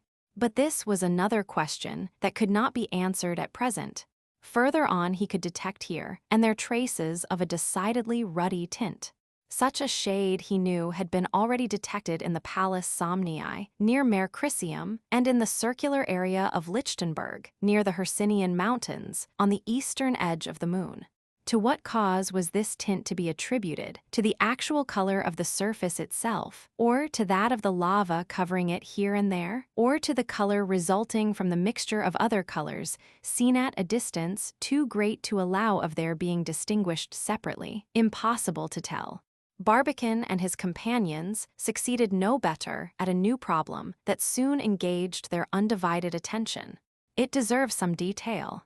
Having passed Lambert, being just over Timocharus, all were attentively gazing at the magnificent crater of Archimedes with a diameter of miles across and ramparts more than feet in height, when Arden startled his companions by suddenly exclaiming, "Hello, cultivated fields as I am a living man." "What do you mean by your cultivated fields?" asked M. Nichol sourly, wiping his glasses and shrugging his shoulders. "Certainly cultivated fields," replied Arden. "Don't you see the furrows? They're certainly plain enough. They are white too from glistening in the sun, but they are quite different from the radiating streaks of Copernicus. Why, their sides are perfectly parallel." "Where are those furrows?" asked M. Nichol, putting his glasses to his eye and adjusting the focus. "You can see them in all directions," answered Arden, "but two are particularly visible, one running north from Archimedes, the other south towards the Apennines. M. Nishal's face, as he gazed, gradually assumed a grin which soon developed into a snicker, if not a positive laugh, as he observed to Arden, "Your Selenites must be Brobdingnagians, their oxen Leviathans, and their plows bigger than Marston's famous cannon, if these are furrows." "How's that, Barbicane?" asked Arden doubtfully, but unwilling to submit to M. Nishal. "They're not furrows, dear friend," said Barbicane, "and can't be either, simply on account of their immense size. They are what the German astronomers called Rillen, the French, rainures, and the English, grooves, canals, clefts, cracks, chasms, or fissures." "You have a good stock of names for them anyhow," observed Arden, "if that does any good." "The number of names given them," answered Barbicane, "shows how little is really known about them. They have been observed in all level portion of the moon's surface. Small as they appear to us, a little calculation must convince you that they are in some places hundreds of miles in length, a mile in width, and probably in many points several miles in depth. Their width and depth, however, vary, though their sides, so far as observed, are always rigorously parallel. Let us take a good look at them." Putting the glass to his eye, Barbicane examined the clefts for some time with close attention. He saw that their banks were sharp-edged and extremely steep. In many places, they were of such geometrical regularity that he readily excused Gruithyson's idea of deeming them to be gigantic earthworks thrown up by the Selenite engineers. Some of them were as straight as if laid out with a line, others were curved a little here and there, though still maintaining the strict parallelism of their sides. These crossed each other, those entered craters and came out at the other side. Here they furrowed annular plateaus, such as Posidonius or Petavius. There they wrinkled whole seas, for instance, Mare Serenitatis. These curious peculiarities of the lunar surface had interested the astronomic mind to a very high degree at their first discovery, and have proved to be very perplexing problems ever since. The first observers do not seem to have noticed them. Neither Hevelius, nor Cassini, nor La Hire, nor Herschel makes a single remark regarding their nature. It was Schroeder who called the attention of scientists to them for the first time. He had only to show, but Loewen soon recorded more. Pastorff, Gruithyson, and particularly Beer and Meidler were still more successful, but Julius Schmidt, the famous astronomer of Athens, has raised their number up too, and has even published their names in a catalogue. But counting them is one thing, determining their nature is another. They are not fortifications, certainly, and cannot be ancient beds of dried-up rivers for two very good and sufficient reasons. First, water, even under the most favorable circumstances on the moon's surface, could have never plowed up such vast channels. Secondly, these chasms often traverse lofty craters through and through, like an immense railroad cutting. At these details, Arden's imagination became unusually excited, and of course it was not without some result. It even happened that he hit on an idea that had already suggested itself to Schmidt of Athens. "Why not consider them," he asked, "to be the simple phenomena of vegetation?" "What do you mean?" asked Barbicane. "Rows of sugar cane," suggested M. Nishal with a snicker. "Not exactly, my worthy captain," answered Arden quietly, "though you were perhaps nearer to the mark than you expected.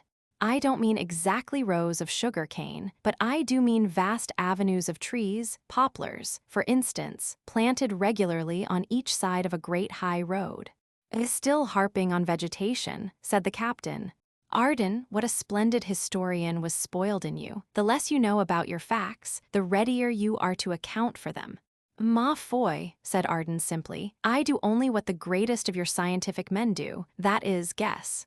There is this difference, however, between us. I call my guesses, mere conjecture. They dignify theirs as profound theories or as astounding discoveries. Often the case, friend Arden, too often the case," said Barbicane. "In the question under consideration, however," continued the Frenchman, "my conjecture has this advantage over some others. It explains why these rills appear and seem to disappear at regular intervals." "Let us hear the explanation," said the captain. "They become invisible when the trees lose their leaves, and they reappear when they resume them." "His explanation is not without ingenuity," observed Barbicane to M. Nishal, "but, my dear friend," turning to Arden, "it is hardly admissible." Probably not, said Arden, but why not? Because as the sun is nearly always vertical to the lunar equator, the moon can have no change of seasons worth mentioning. Therefore, her vegetation can present none of the phenomena that you speak of. This was perfectly true.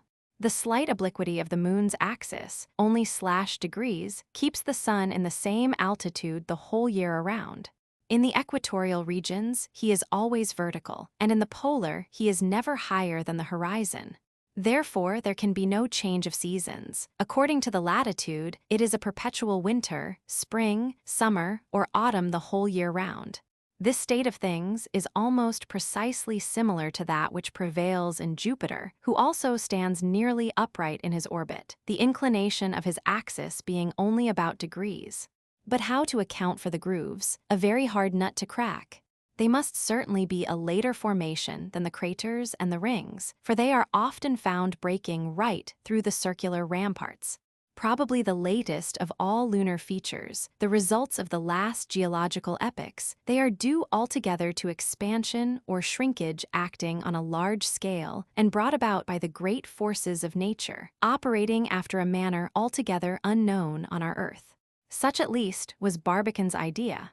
My friends, he quietly observed, without meaning to put forward any pretentious claims to originality, but by simply turning to account some advantages that have never before befallen contemplative mortal eye, why not construct a little hypothesis of our own regarding the nature of these grooves and the causes that gave them birth? Look at that great chasm just below us, somewhat to the right. It is at least 50 or 60 miles long and runs along the base of the Apennines in a line almost perfectly straight. Does not its parallelism with the mountain chain suggest a causative relation? See that other mighty rill, at least 150 miles long, starting directly north of it and pursuing so true a course that it cleaves Archimedes almost cleanly into two. The nearer it lies to the mountain, as you perceive, the greater its width. As it recedes in either direction, it grows narrower. Does not everything point out to one great cause of their origin? They are simple crevasses, like those so often noticed on alpine glaciers, only that these tremendous cracks in the surface are produced by the shrinkage of the crust consequent on cooling. Can we point out some analogies to this on the Earth? Certainly. The defile of the Jordan, terminating in the awful depression of the Dead Sea, no doubt occurs to you on the moment. But the Yosemite Valley, as I saw it 10 years ago, is an apter comparison. Their eye stood on the brink of a tremendous chasm with perpendicular walls, a mile in width, a mile in depth, and 8 miles in length. Judge if I was astounded. But how should we feel it when traveling on the lunar surface, we should suddenly find ourselves on the brink of a yawning chasm 2 miles wide, 50 miles long, and so fathomless in sheer vertical depth as to leave its black profundities absolutely invisible in spite of the dazzling sunlight. I feel my flesh already crawling even in the anticipation, cried Arden. I shan't regret it much if we never get to the moon, growled Nishal. I never hankered after it anyhow. By this time, the projectile had reached the 40th degree of lunar latitude and could hardly be further than 500 miles from the surface, a distance reduced to about miles by the traveler's glasses. Away to their left appeared Helicon, a ring mountain about feet high, and still further to the left the eye could catch a glimpse of the cliffs enclosing a semi-elliptical portion of Mare Imbrium, called the Sinus Iridium or Bay of the Rainbows. In order to allow astronomers to make complete observations on the lunar surface, the terrestrial atmosphere should possess a transparency 70 times greater than its present power of transmission. But in the void through which the projectile was now floating, no fluid whatever interposed between the eye of the observer and the object observed. Besides, the travelers now found themselves at a distance that had never before been reached by the most powerful telescopes, including even Lord Rosse's and the great instrument on the Rocky Mountains. Barbican was therefore in a condition singularly favorable to resolve the great question concerning the moon's inhabitableness. Nevertheless, the solution still escaped him. He could discover nothing around him but a dreary waste of immense plains, and towards the north, beneath him, bare mountains of the aridest character. Not the slightest vestige of man's work could be detected over the vast expanse. Not the slightest sign of a ruin spoke of his ever having been there. Nothing betrayed the slightest trace of the development of animal life, even in an inferior degree. No movement, not the least glimpse of vegetation. Of the three great kingdoms that hold dominion on the surface of the globe, the mineral, the vegetable, and the animal, one alone was represented on the lunar sphere. The mineral, the whole mineral, and nothing but the mineral. "Why," exclaimed Arden with a disconcerted look after a long and searching examination, "I can't find anybody. Everything is as motionless as a street in Pompeii at 1:00 in the morning." The solution still escaped him. "Good comparison, friend Arden," observed M. Nishal. "Lava, slag, volcanic eminences, vitreous matter glistening like ice, piles of scoria, pitch-black shadows, dazzling streaks, like rivers of light breaking over jagged rocks. These are now beneath my eye. These alone I can detect, not a man, not an animal, not a tree. The great American desert is a land of milk and honey in comparison with the joyless orb over which we are now moving. However, even yet we can predicate nothing positive. The atmosphere may have taken refuge in the depths of the chasms, in the interior of the craters, or even on the opposite side of the moon, for all we know. Still, we must remember," observed Barbicane, "that even the sharpest eye cannot detect a man at a distance greater than 4 miles and a half, and our glasses have not yet brought us nearer than 5.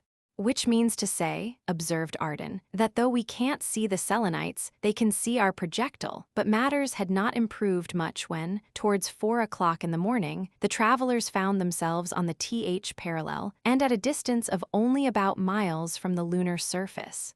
Still no trace of the least movement, or even of the lowest form of life. "What peaked mountain is that which we have just passed on our right?" asked Arden. "It is quite remarkable, standing as it does in almost solitary grandeur in the barren plain." "That is Pico," answered Barbicane. "It is at least feet high, and is well known to terrestrial astronomers, as well by its peculiar shadow as on account of its comparative isolation. See the collection of perfectly formed little craters nestling around its base." "Barbicane," asked M. Nishal suddenly, "what peak is that which lies almost directly south of Pico? I see it plainly, but I can't find it on my map." "I have remarked that pyramidal peak myself," replied Barbicane, "but I can assure you that so far it has received no name as yet, although it is likely enough to have been distinguished by the terrestrial astronomers. It can't be less than feet in height." "I propose we called it Barbicane," cried Arden enthusiastically. "Agreed," answered M. Nishal, "unless we can find a higher one." "We must be beforehand with Schmidt of Athens," exclaimed Arden. "He will leave nothing unnamed that his telescope can catch a glimpse of." "Passed unanimously," cried M. Nishal. "And officially recorded," added the Frenchman, making the proper entry on his map. "Salve, MT." "Barbicane," then cried both gentlemen, rising and taking off their hats respectfully to the distant peak. "Look to the west," interrupted Barbicane, watching, as usual, while his companions were talking and probably perfectly unconscious of what they were saying. "Directly to the west. Now tell me what you see." "I see a vast valley," answered M. Nishal. "Straight as an arrow," added Arden. "Running through lofty mountains," cried M. Nishal. "Cut through with a pair of saws and scooped out with a chisel," cried Arden. "See the shadows of those peaks," cried M. Nishal, catching fire at the sight.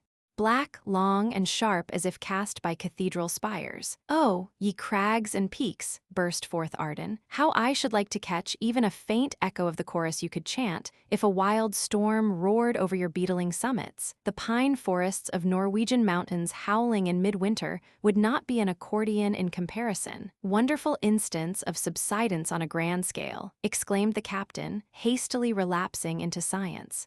"Not at all," cried the Frenchman, still true to his colors. "No subsidence there. A comet simply came too close and left its mark as it flew past."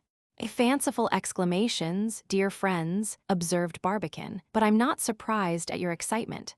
Yonder is the famous valley of the Alps, a standing enigma to all selenographers. How it could have been formed, no one can tell. Even wilder guesses than yours, Arden, have been hazarded on the subject." All we can state positively at present regarding this wonderful formation is what I have just recorded in my notebook. The Valley of the Alps is about mile wide and are long. It is remarkably flat and free from debris, though the mountains on each side rise like walls to the height of at least feet.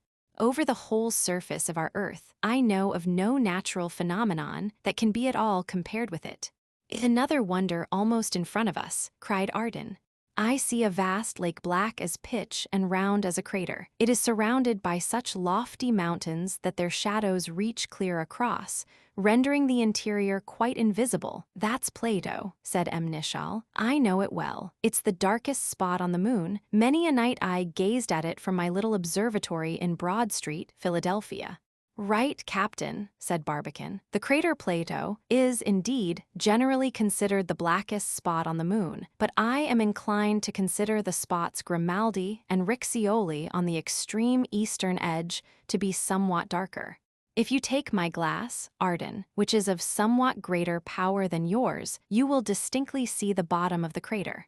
The reflective power of its plateau probably proceeds from the exceedingly great number of small craters that you can detect there. I think I see something like them now, said Arden. But I am sorry, the projectile's course will not give us a vertical view. It can't be helped, said Barbicane. We must go where it takes us.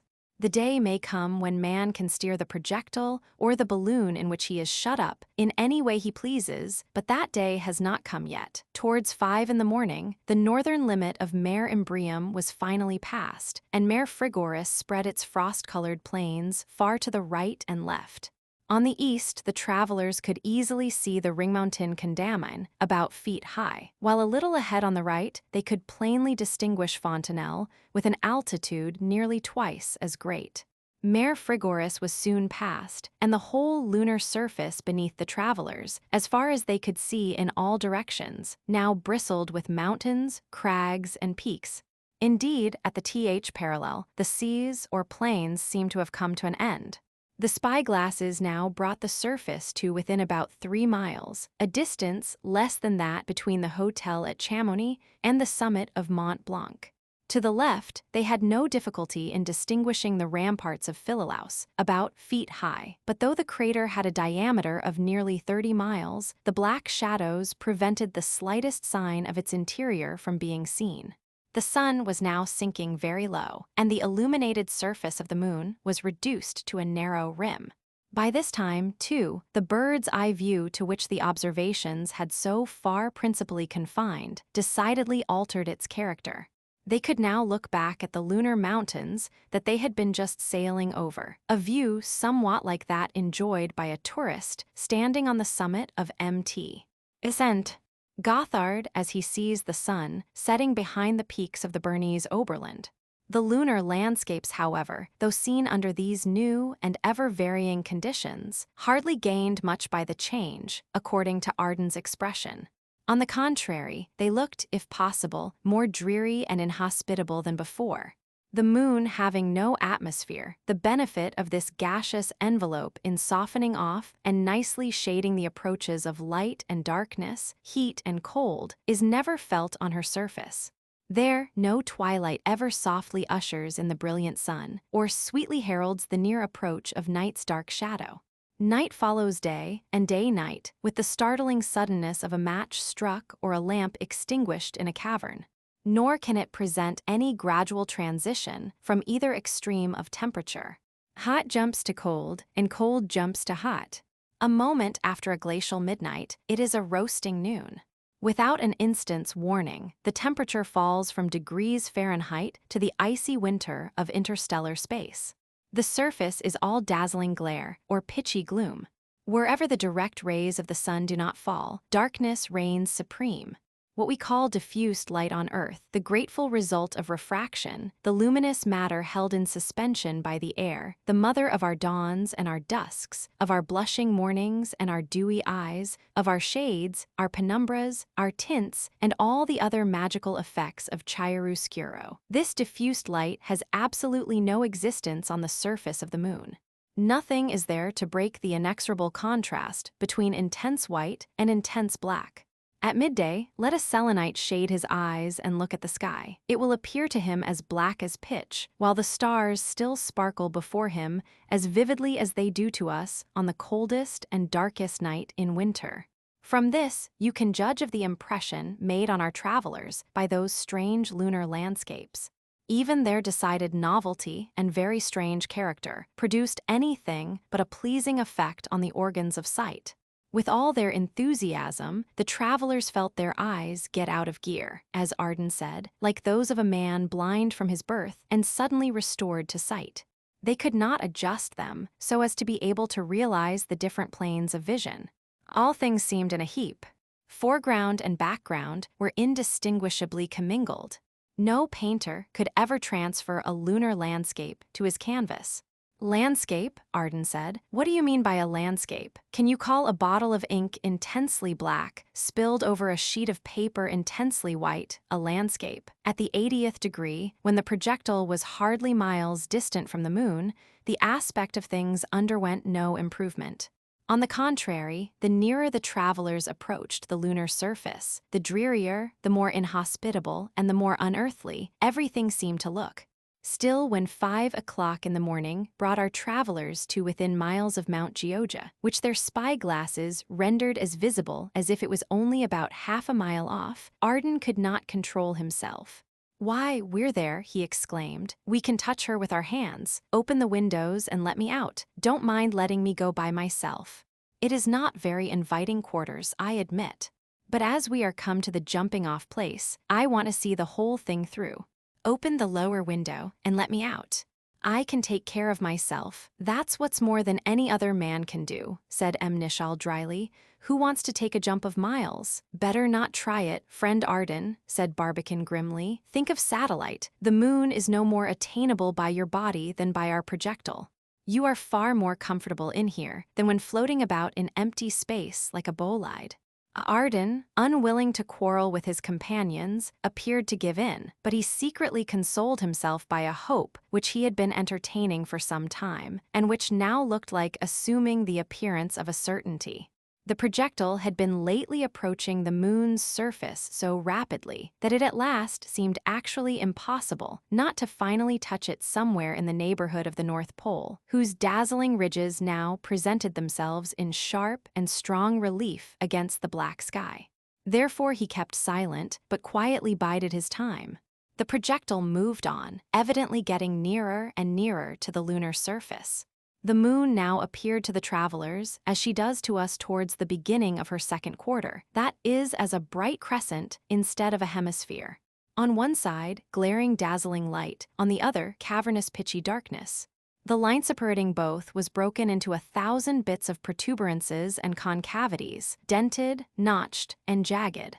At 6 o'clock, the travelers found themselves exactly over the North Pole. They were quietly gazing at the rapidly shifting features of the wondrous view unrolling itself beneath them, and were silently wondering what was to come next, when, suddenly, the projectile passed the dividing line. The sun and moon instantly vanished from view.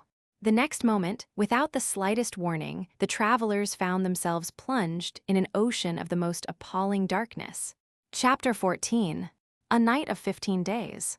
The projectile being not quite miles from the moon's north pole when the startling phenomenon, recorded in our last chapter, took place. A few seconds were quite sufficient to launch it at once from the brightest day into the unknown realms of night. The transition was so abrupt, so unexpected, without the slightest shading off, from dazzling effulgence to Cimmerian gloom, that the moon seemed to have been suddenly extinguished like a lamp when the gas is turned off. "Where's the moon?" cried Arden in amazement. "It appears as if she had been wiped out of creation," cried Nishal. Barbicane said nothing, but observed carefully. Not a particle, however, could he see of the disk that had glittered so resplendently before his eyes a few moments ago. Not a shadow, not a gleam, not the slightest vestige could he trace of its existence. The darkness being profound, the dazzling splendor of the stars only gave a deeper blackness to the pitchy sky. No wonder.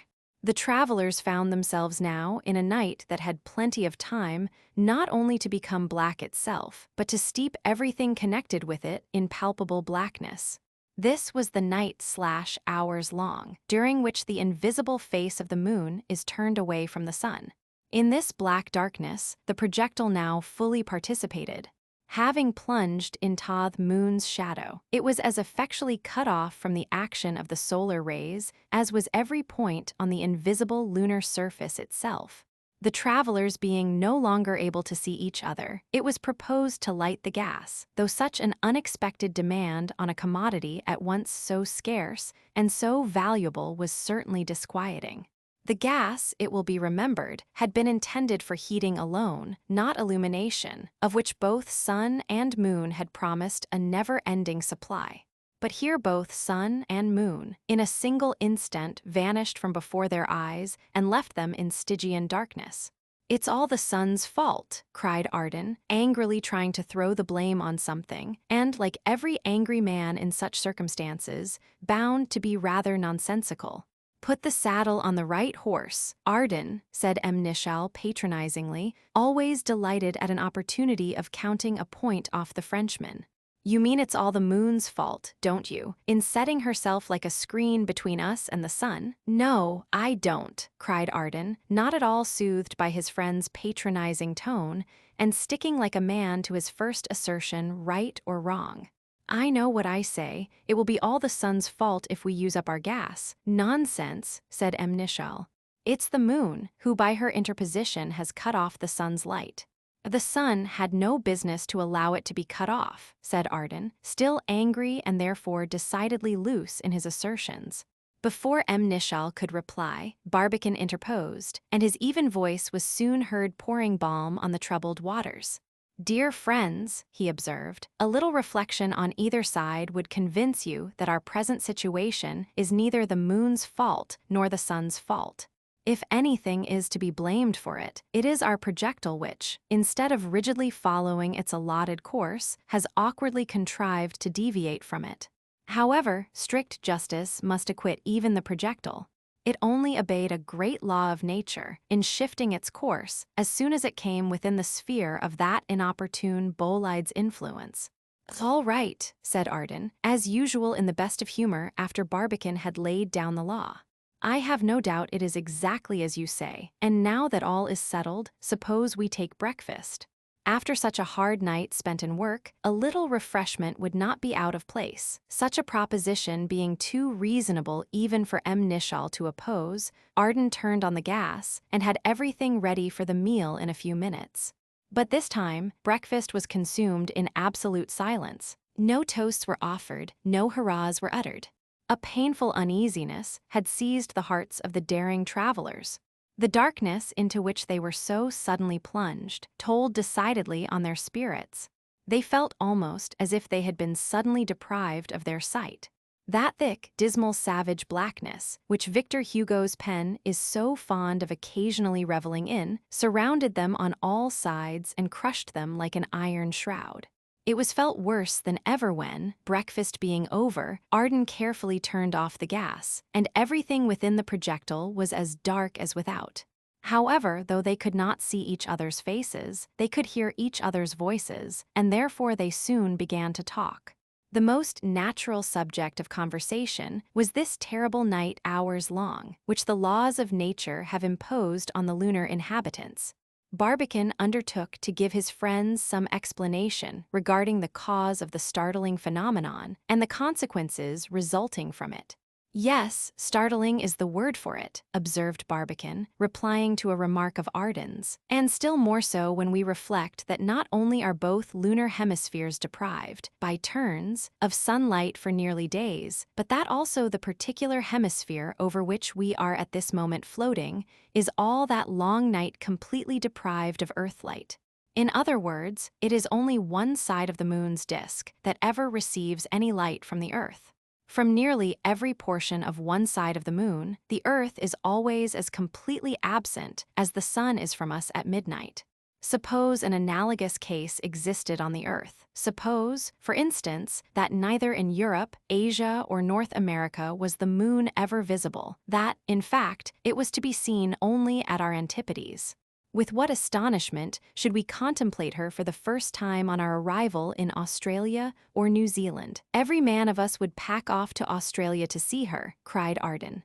Yes, said Nishal sententiously. For a visit to the South Sea, a Turk would willingly forgo Mecca, and a Bostonian would prefer Sydney even to Paris.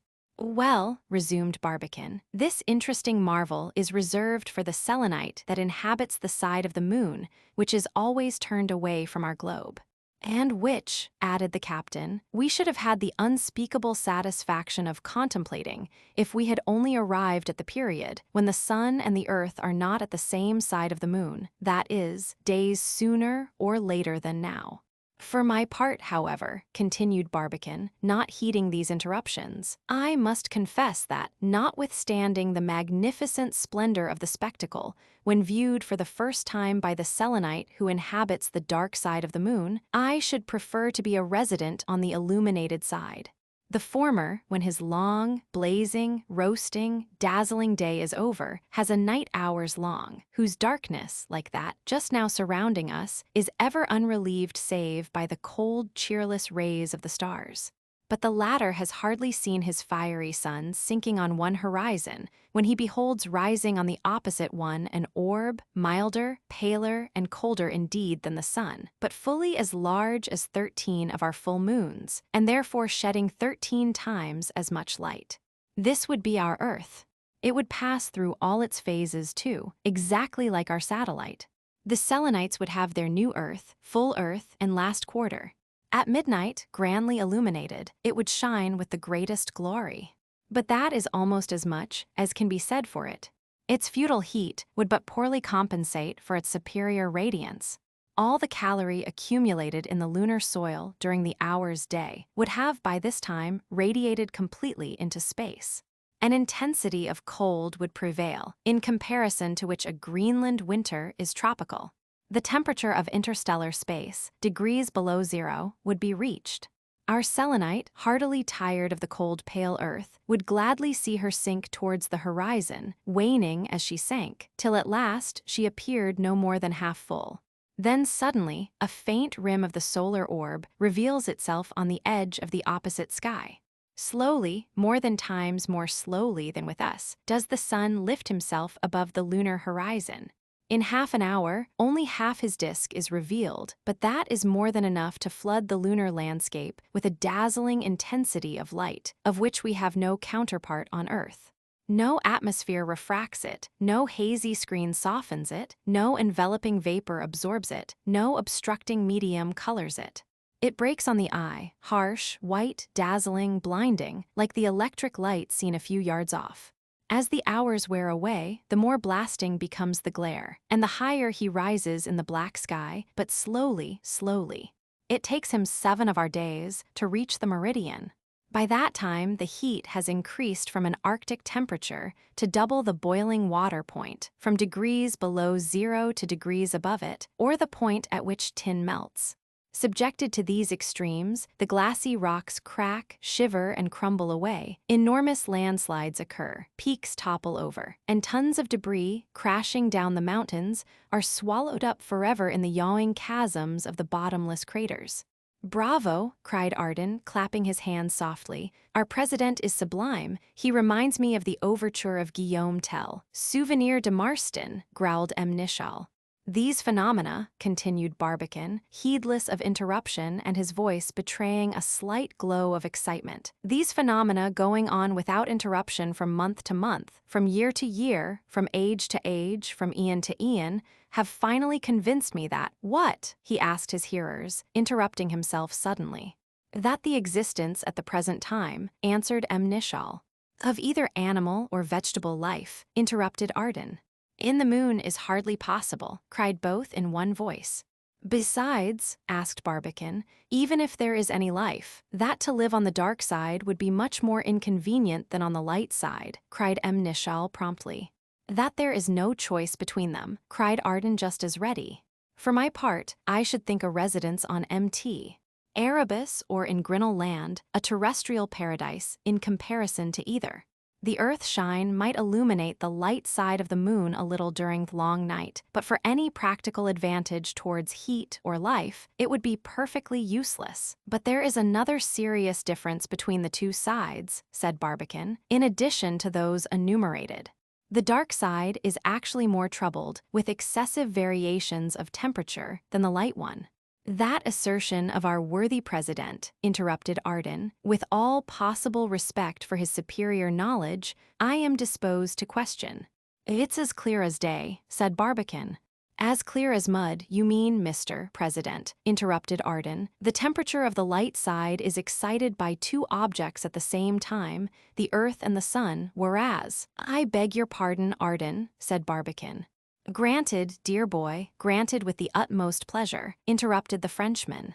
I shall probably have to direct my observations altogether to you, Captain, continued Barbicane. Friend Michael interrupts me so often that I'm afraid he can hardly understand my remarks. I always admired your candor, Barbicane, said Arden. It's a noble quality, a grand quality. Don't mention it, replied Barbicane, turning towards M. Nichal, still in the dark, and addressing him exclusively. You see, my dear captain, the period at which the moon's invisible side receives at once its light and heat is exactly the period of her conjunction, that is to say, when she is lying between the earth and the sun. In comparison, therefore, with the place which she had occupied at her opposition, or when her visible side was fully illuminated, she is nearer to the sun by double her distance from the earth, or nearly 1,000 miles. Therefore, my dear captain, you can see how, when the invisible side of the moon is turned towards the sun, she is nearly 500,000 of miles nearer to him than she had been before. Therefore, her heat should be so much the greater. I see it at a glance, said the captain. Whereas, continued Barbicane. One moment, cried Arden. Another interruption, exclaimed Barbicane. What is the meaning of it, sir? I ask my honorable friend the privilege of the floor for one moment, cried Arden. What for? To continue the explanation. Why so? To show that I can understand as well as interrupt. You have the floor, exclaimed Barbicane, in a voice no longer showing any traces of ill humor. I expected no less from the honorable gentleman's well-known courtesy, replied Arden.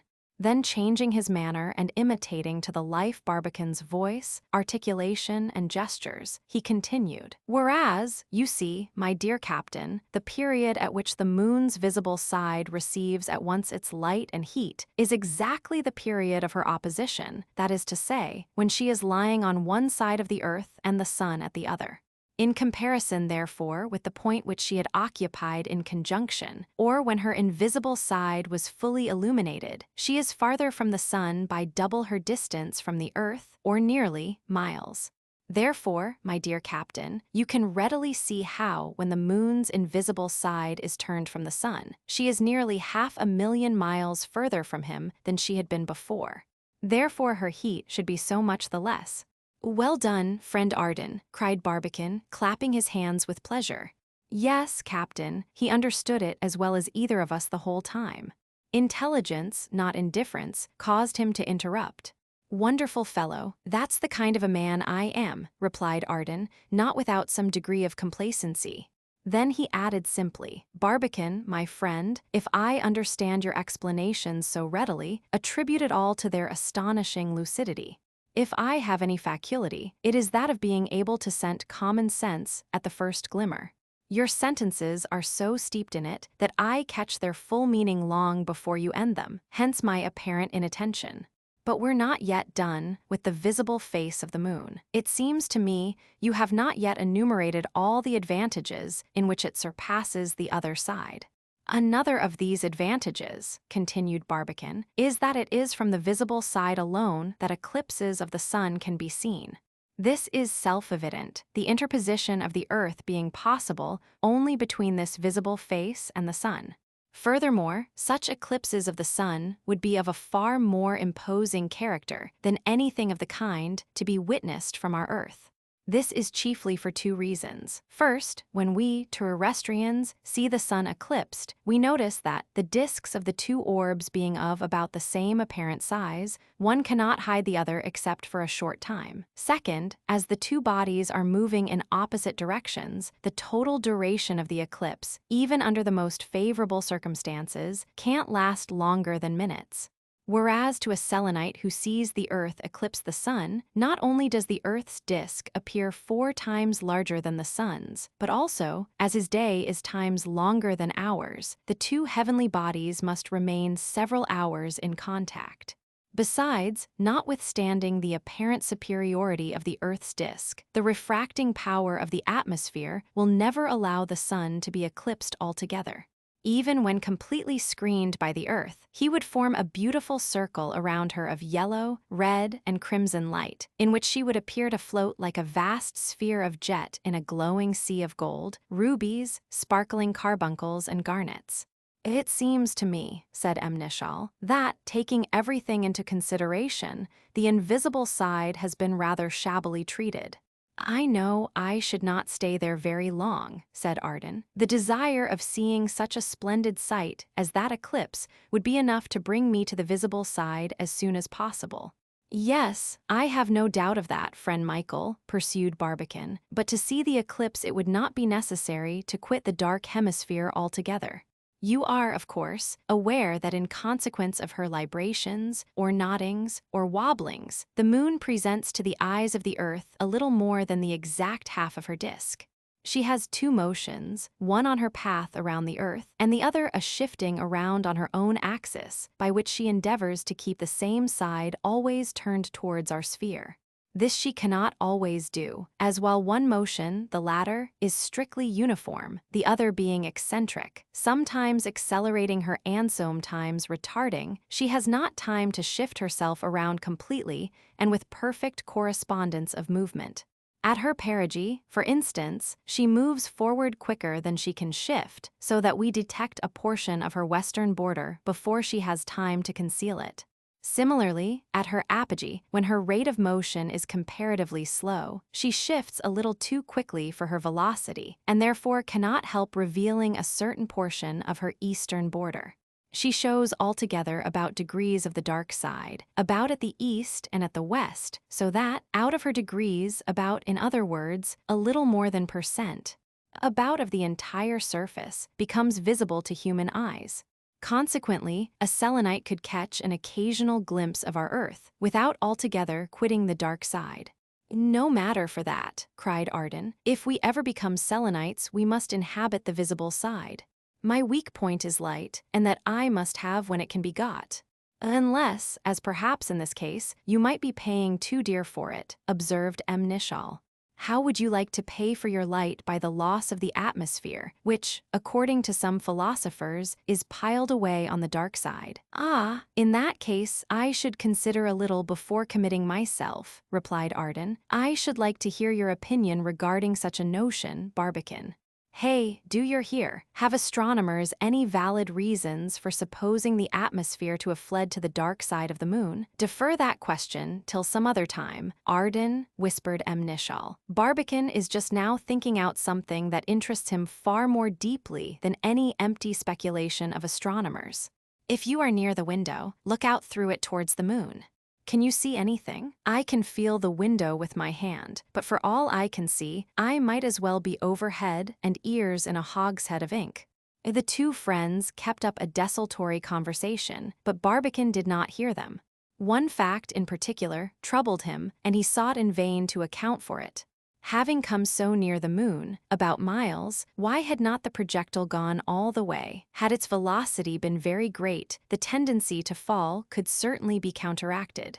But the velocity being undeniably very moderate, how explain such a decided resistance to lunar attraction? Had the projectile come within the sphere of some strange, unknown influence? Did the neighborhood of some mysterious body retain it firmly embedded in ether? That it would never reach the moon was now beyond all doubt. But where was it going? Nearer to her or further off? Or was it rushing resistlessly into infinity on the wings of that pitchy night? In fact, what could be more tantalizing? Just outside their windows, only a few leagues off, perhaps only a few miles, lay the radiant planet of the night, but in every respect as far off from the eyes of himself and his companions as if she was hiding at the other side of Jupiter, and to their ears she was no nearer. Earthquakes of the old Titanic type might at that very moment be upheaving her surface with resistless force, crashing mountain against mountain as fiercely as wave meets wave around the storm-lashed cliffs of Cape Horn. But not the faintest far-off murmur even of such a mighty tumult could break the dead, brooding silence that surrounded the travelers. Nay, the moon, realizing the weird fancy of the Arabian poet, who calls her a giant stiffening into granite, but struggling madly against his doom, might shriek, in a spasm of agony, loudly enough to be heard in Sirius. But our travelers could not hear it. Their ears no sound could now reach. They could no more detect the rending of a continent than the falling of a feather. Air, the propagator and transmitter of sound, was absent from her surface. Her cries, her struggles, her groans, were all smothered beneath the impenetrable tomb of eternal silence. These were some of the fanciful ideas by which Arden tried to amuse his companions in the present unsatisfactory state of affairs. His efforts, however well meant, were not successful. Nishal's growls were more savage than usual, and even Barbican's patience was decidedly giving way. The loss of the other face they could have easily borne. With most of its details, they had been already familiar. But no, it must be the dark face that now escaped their observation, the very one that for numberless reasons they were actually dying to see. They looked out of the windows once more at the black moon beneath them. There it lay below them, a round black spot, hiding the sweet faces of the stars, but otherwise no more distinguishable by the travelers than if they were lying in the depths of the Mammoth Cave of Kentucky. And just think, only 15 days before, that dark face had been splendidly illuminated by the solar beams, every crater lustrous, every peak sparkling, every streak glistening under the vertical ray. In 15 days later, a daylight the most brilliant would have replaced a midnight the most Cimmerian. But in 15 days later, where would the projectile be? In what direction would it have been drawn by the forces innumerable of attractions incalculable? To such a question as this, even Arden would reply only by an ominous shake of the head. We know already that our travelers, as well as astronomers generally, judging from that portion of the dark side occasionally revealed by the moon's librations, were pretty certain that there is no great difference between her two sides, as far as regards their physical constitutions. This portion, about the 7th part, shows plains and mountains, circles and craters, all of precisely the same nature as those already laid down on the chart. Judging therefore from analogy, the other 3/7 are, in all probability, a world in every respect exactly like the visible face, that is, arid, desert, dead. But our travelers also knew that pretty certain is far from quite certain, and that arguing merely from analogy may enable you to give a good guess, but can never lead you to an undoubted conclusion. What if the atmosphere had really withdrawn to this dark face? And if air, why not water? Would not this be enough to infuse life into the whole continent? Why should not vegetation flourish on its plains, fish in its seas, animals in its forests, and man in every one of its zones that were capable of sustaining life? To these interesting questions, what a satisfaction it would be to be able to answer positively one way or another. How glorious it would be to contemplate a realm on which the eye of man has never yet rested. Great, therefore, as you may readily conceive, was the depression of our travelers' spirits, as they pursued their way, enveloped in a veil of darkness the most profound. Still even then Arden, as usual, formed somewhat of an exception. Finding it impossible to see a particle of the lunar surface, he gave it up for good and tried to console himself by gazing at the stars, which now fairly blazed in the spangled heavens. And certainly, never before had astronomer enjoyed an opportunity for gazing at the heavenly bodies under such peculiar advantages. How Frey of Paris, Che Cornac of Lyon, and Father Sekai of Rome would have envied him, for, candidly and truly speaking, never before had mortal eye reveled on such a scene of starry splendor. The black sky sparkled with lustrous fires, like the ceiling of a vast hall of ebony encrusted with flashing diamonds. Arden's eye could take in the whole extent in an easy sweep from the Southern Cross to the Little Bear, thus embracing within one glance not only the two polar stars of the present day, but also Campus and Vega, which, by reason of the precession of the equinoxes, are to be our polar stars years hence. His imagination, as if intoxicated, reeled wildly through these sublime infinitudes and got lost in them. He forgot all about himself and all about his companions.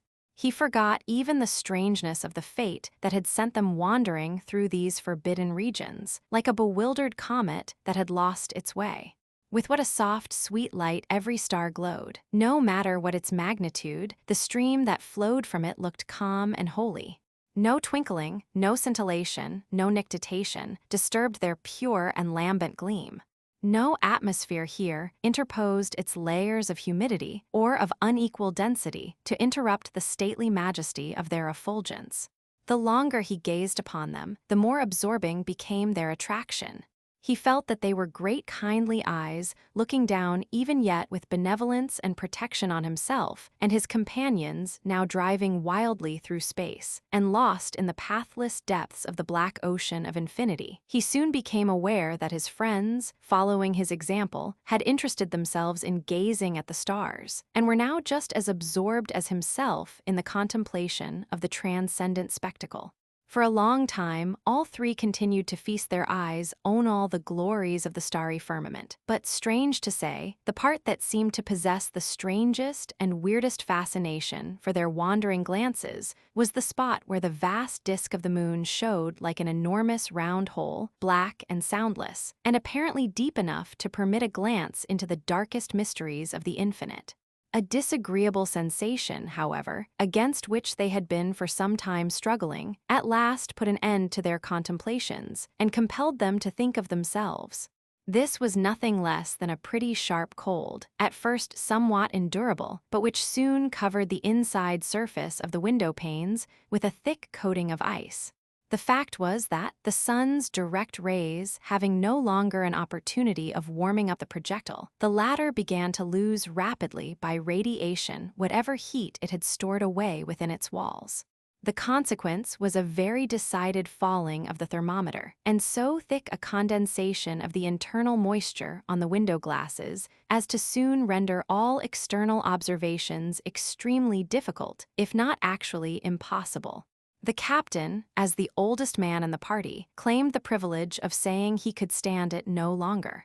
Striking a light, he consulted the thermometer and cried out, 17 degrees below 0, centigrade. That is certainly low enough to make an old fellow like me feel rather chilly. Just 1.5 degrees above 0, Fahrenheit, observed Barbicane. I really had no idea that it was so cold. His teeth actually chattered so much that he could hardly articulate. Still he, as well as the others, disliked to entrench on their short supply of gas. "One feature of our journey that I particularly admire," said Arden, trying to laugh with freezing lips, "is that we can't complain of monotony. At one time, we are frying with the heat and blinded with the light, like Indians caught on a burning prairie. At another, we are freezing in the pitchy darkness of a Hyperborean winter, like Sir John Franklin's merry men in the Bay of Boothia.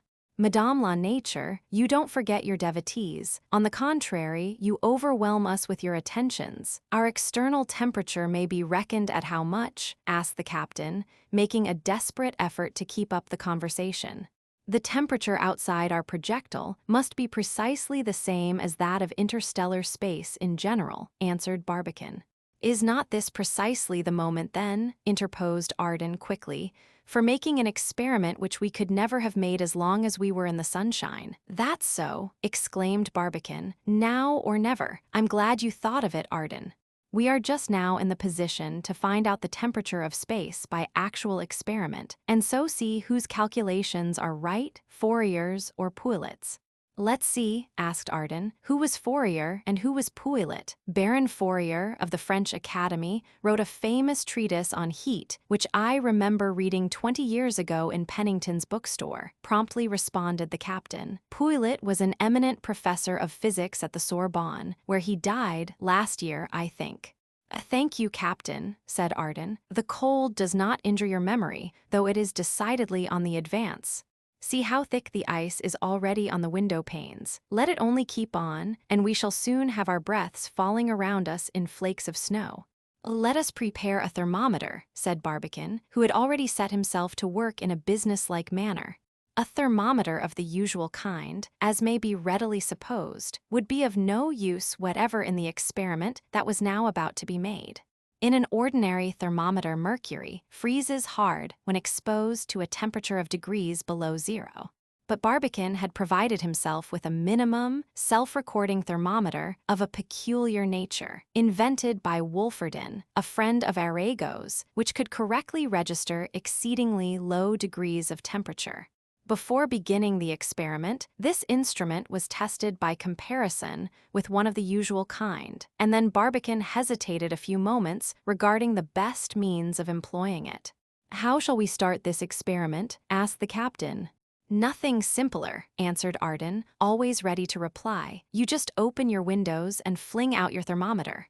It follows your projectile, as a calf follows her mother. In a quarter of an hour you put out your hand." "Put out your hand," interrupted Barbicane. "Put out your hand," continued Arden quietly. "You do nothing of the kind," again interrupted Barbicane. "That is, unless you prefer, instead of a hand, to pull back a frozen stump, shapeless, colorless, and lifeless." "I prefer a hand," said Arden, surprised and interested. "Yes," continued Barbicane, "the instant your hand left the projectile, it would experience the same terrible sensations as is produced by cauterizing it with an iron bar white hot. For heat, whether rushing rapidly out of our bodies or rapidly entering them, is identically the same force and does the same amount of damage. Besides, I am by no means certain that we are still followed by the objects that we flung out of the projectile."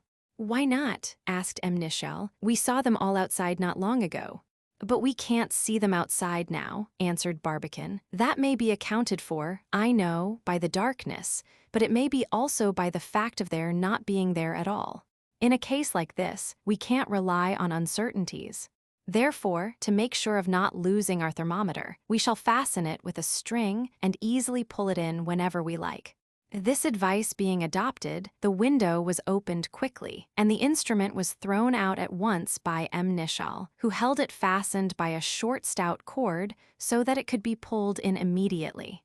The window had hardly been open for longer than a second, yet that second had been enough to admit a terrible icy chill into the interior of the projectile.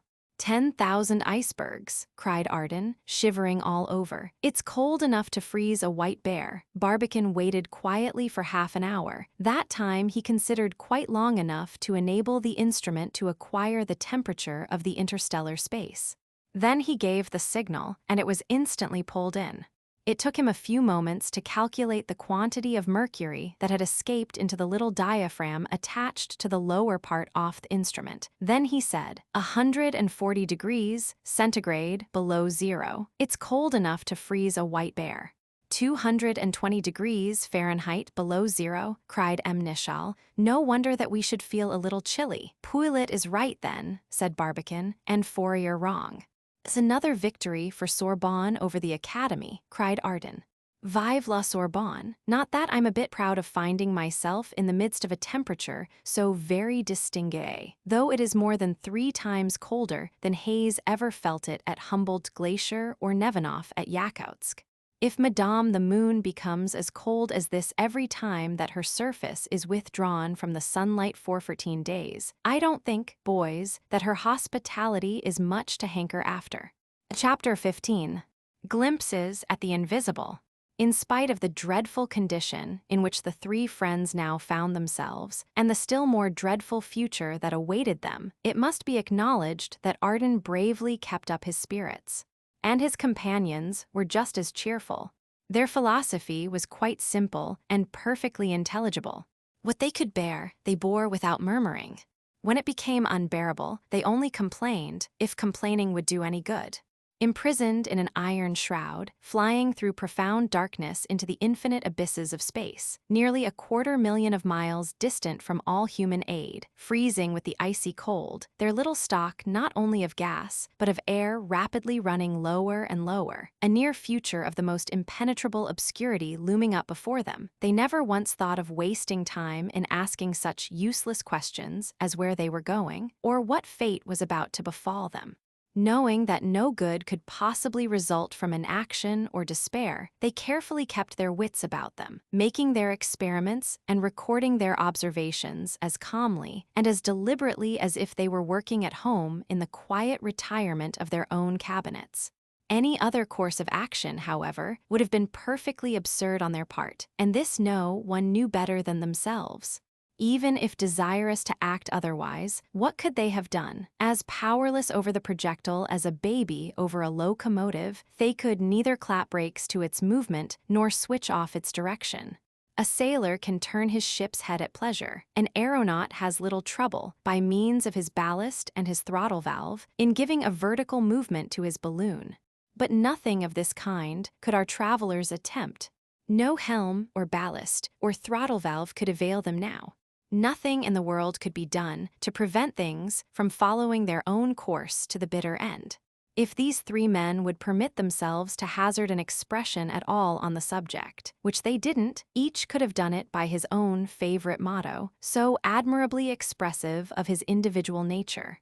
Donna's tert baisse, go it bald-headed, showed Arden's uncalculating impetuosity and his Celtic blood. Fata quacunc vocant, to its logical consequence, revealed Barbican's imperturbable stoicism, culture hardening rather than loosening the original British phlegm.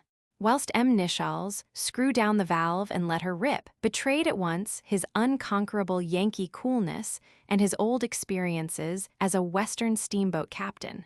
Where were they now? At 8 o'clock in the morning of the day called in America the 6th of December. Near the moon, very certainly. Near enough, in fact, for them to perceive easily in the dark the great round screen which she formed between themselves and the projectile on one side, and the earth, sun, and stars on the other. But as to the exact distance at which she lay from them, they had no possible means of calculating it. The projectile, impelled and maintained by forces inexplicable and even incomprehensible, had come within less than 30 miles from the moon's north pole.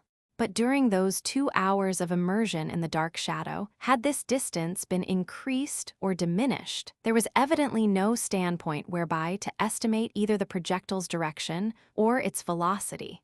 Perhaps, moving rapidly away from the moon, it would be soon out of her shadow altogether. Perhaps, on the contrary, gradually approaching her surface, it might come into contact at any moment with some sharp, invisible peak of the lunar mountains, a catastrophe sure to put a sudden end to the trip, and the travelers too. An excited discussion on this subject soon sprang up, in which all naturally took part. Arden's imagination, as usual getting the better of his reason, he maintained very warmly that the projectile, caught and retained by the moon's attraction, could not help falling on her surface, just as an aerolite cannot help falling on our earth. "Softly, dear boy, softly," replied Barbican. "Aerolites can help falling on the earth, and the proof is that few of them do fall, most of them don't. Therefore, even granting that we had already assumed the nature of an aerolite, it does not necessarily follow that we should fall on the moon." "But," objected Arden, "if we approach only near enough, I don't see how we can help." "You don't see, it may be," said Barbican, "but you can see if you only reflect a moment. Have you not often seen the November meteors, for instance, streaking the skies, thousands at a time?" "Yes, on several occasions I was so fortunate." "Well, did you ever see any of them strike the earth's surface?" asked Barbican. "I can't say I ever did," was the candid reply. "But, well, these shooting stars," continued Barbican, "or rather these wandering particles of matter, shine only from being inflamed by the friction of the atmosphere. Therefore, they can never be at a greater distance from the earth than or miles at furthest, and yet they seldom fall on it. So with our projectile. It may go very close to the moon without falling into it. But our roving projectile must pull up somewhere in the long run, replied Arden, and I should like to know where that somewhere can be, if not in the moon. Softly again, dear boy, said Barbicane. How do you know that our projectile must pull up somewhere? It's self-evident, replied Arden. It can't keep moving forever. Whether it can or it can't depends altogether on which one of two mathematical curves it has followed in describing its course. According to the velocity with which it was endowed at a certain moment, it must follow either the one or the other. But this velocity I do not consider myself just now able to calculate. Exactly so, chimed in M. Nishal. It must describe and keep on describing either a parabola or a hyperbola. Precisely, said Barbicane. At a certain velocity, it would take a parabolic curve. With a velocity considerably greater, it should describe a hyperbolic curve. I always did like nice corpulent words, said Arden, trying to laugh. Bloated and unwieldy, they express in a neat handy way exactly what you mean. Of course, I know all about the those high curves, and those low curves. No matter. Explain them to me all the same. Consider me most deplorably ignorant on the nature of these curves. Well, said the captain, a little bumptiously, a parabola is a curve of the second order, formed by the intersection of a cone by a plane parallel to one of its sides. You don't say so, cried Arden with mouth agape. Do tell, it is pretty nearly the path taken by a shell shot from a mortar. Well now, observed Arden, apparently much surprised. Who'd have thought it? Now for the high, bully old curve. The hyperbola, continued the captain, not minding Arden's antics. The hyperbola is a curve of the second order, formed from the intersection of a cone by a plane parallel to its axis, or rather parallel to its two generatrices, constituting two separate branches, extending indefinitely in both directions. Oh, what an accomplished scientist I'm going to turn out, if only left long enough at your feet, illustrious maestro, cried Arden with effusion. Only figure it to yourselves, boys. Before the captain's lucid explanations, I fully expected to hear something about the high curves and the low curves in the back of an ancient Thomas. Oh, Michael, why didn't you know the captain earlier? But the captain was now too deeply interested in a hot discussion with Barbicane to notice that the Frenchman was only funning him. Which of the two curves had been the one most probably taken by the projectile? Barbicane maintained it was the parabolic. M. Nishal insisted that it was the hyperbolic. Their tempers were not improved by the severe cold, and both became rather excited in the dispute. They drew so many lines on the table, and crossed them so often with others, that nothing was left at last but a great blot. They covered bits of paper with X's and Y's, which they read out like so many classic passages, shouting them, declaiming them, drawing attention to the strong points by gesticulation so forcible and voice so loud that neither of the disputants could hear a word that the other said. Possibly the very great difference in temperature between the external air in contact with their skin and the blood coursing through their veins had given rise to magnetic currents as potential in their effects as a superabundant supply of oxygen. At all events, the language they soon began to employ in the enforcement of their arguments fairly made the Frenchman's hair stand on end. You probably forget the important difference between a directrix and an axis, hotly observed Barbicane. I know what an abscissa is, anyhow, cried the captain. Can you say as much? Did you ever understand what is meant by a double ordinate? Asked Barbicane, trying to keep cool. More than you ever did about a transverse and a conjugate, replied the captain, with much asperity. Anyone not convinced at a glance that this eccentricity is equal to unity must be blind as a bat, exclaimed Barbicane, fast losing his ordinary urbanity. Less than unity, you mean? If you want spectacles, here are mine, shouted the captain, angrily tearing them off and offering them to his adversary. Dear boys, interposed Arden, the eccentricity is equal to unity, cried Barbicane. The eccentricity is less than unity, screamed M. Nishal. Talking of eccentricity, put in Arden. Therefore it's a parabola and must be, cried Barbicane triumphantly. Therefore it's hyperbola and nothing shorter, was the captain's quite as confident reply. For gracious sake, resumed Arden. Then produce your asymptote, exclaimed Barbicane with an angry sneer. "Let us see the symmetrical point," roared the captain, quite savagely. "Dear boys, old fellows," cried Arden, as loud as his lungs would let him.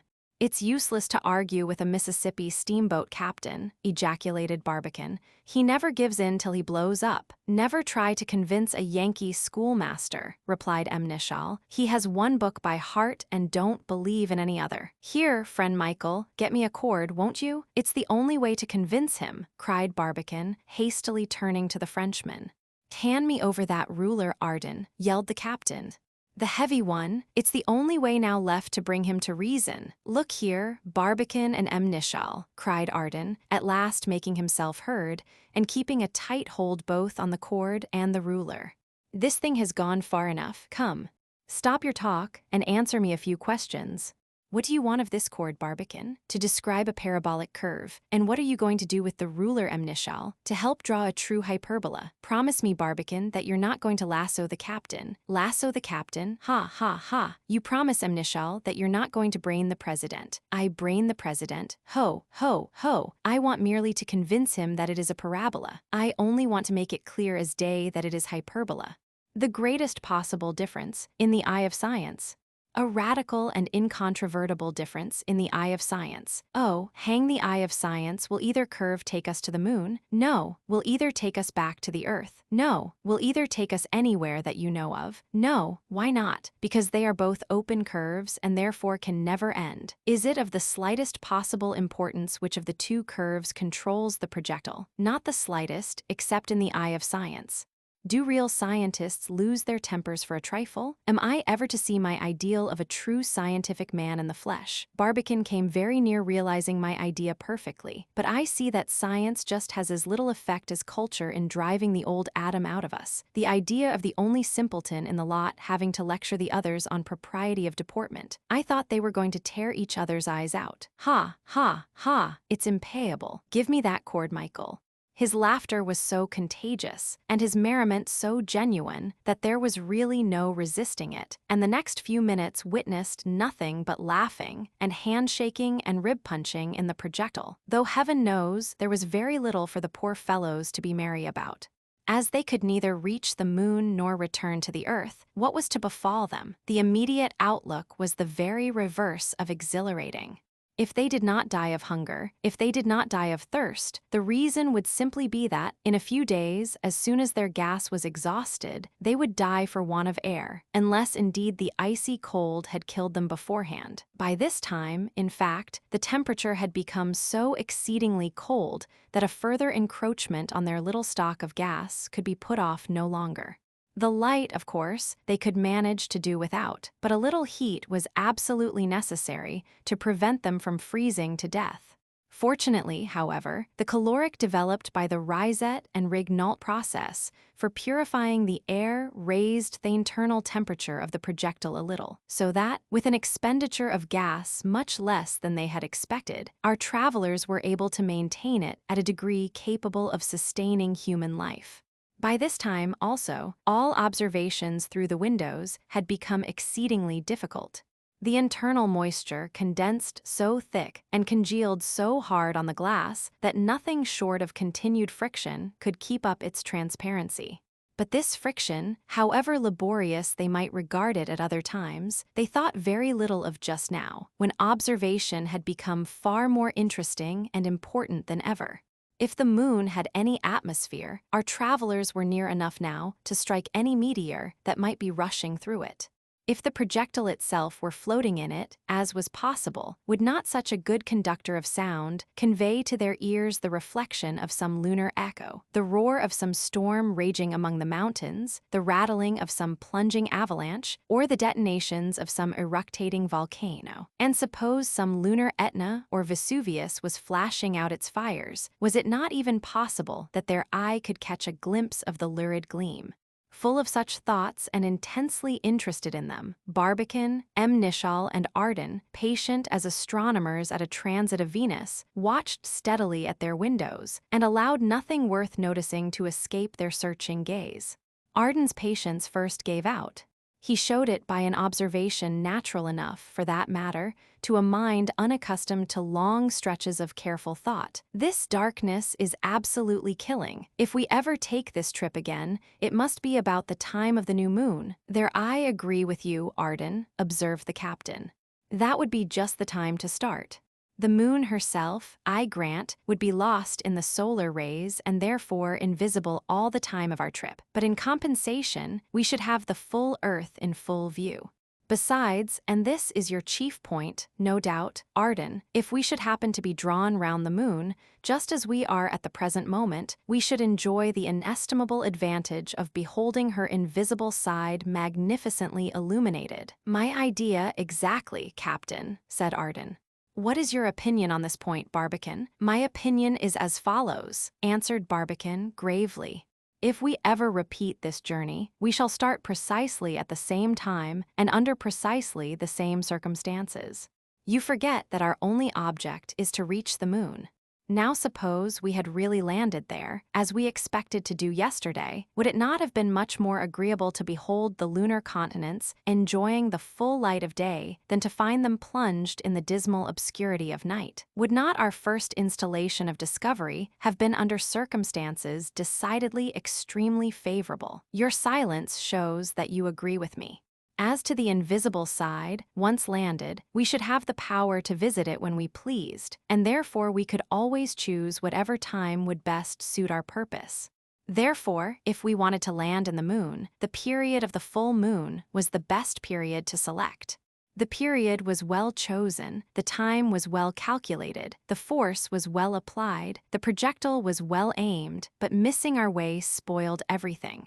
That's sound logic, no doubt, said Arden. Still, I can't help thinking that all for want of a little light we are losing, probably forever, a splendid opportunity of seeing the moon's invisible side. How about the other planets, Barbicane? Do you think that their inhabitants are as ignorant regarding their satellites as we are regarding ours? On that subject, observed Amnischal, I could venture an answer myself, though, of course, without pretending to speak dogmatically on any such open question. The satellites of the other planets, by their comparative proximity, must be much easier to study than our moon. The Saturnians, the Uranians, the Jovians cannot have had very serious difficulty in effecting some communication with their satellites. Jupiter's 4 moons, for instance, though on an average actually /times farther from their planet's center than the moon is from us, are comparatively 4 times nearer to him on account of his radius being 11 times greater than the Earth's. With Saturn's 8 moons, the case is almost precisely similar.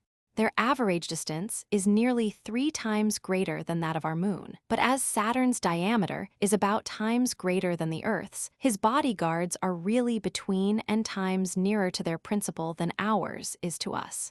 As to Uranus, his first satellite, Ariel, half as far from him as our moon is from the Earth, is comparatively, though not actually, 8 times nearer. Therefore, said Barbicane, now taking up the subject, an experiment analogous to ours, starting from either of these 3 planets, would have encountered fewer difficulties. But the whole question resolves itself into this.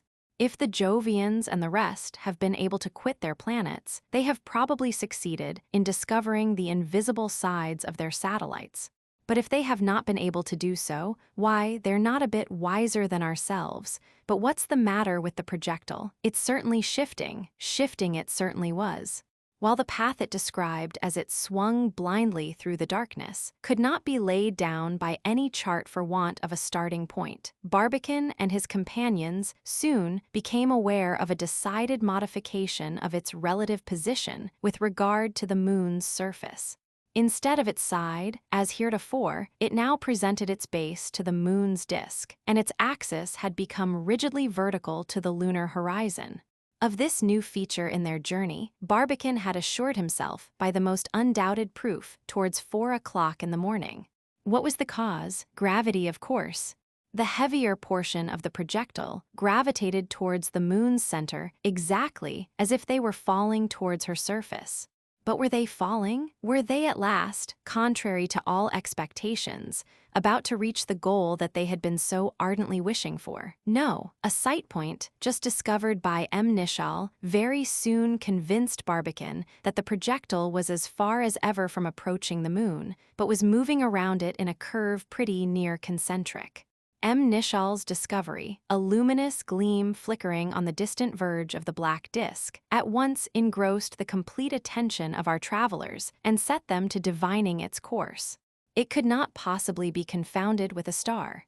Its glare was reddish, like that of a distant furnace on a dark night. It kept steadily increasing in size and brightness, thus showing beyond a doubt how the projectile was moving, in the direction of the luminous point, and not vertically falling towards the moon's surface.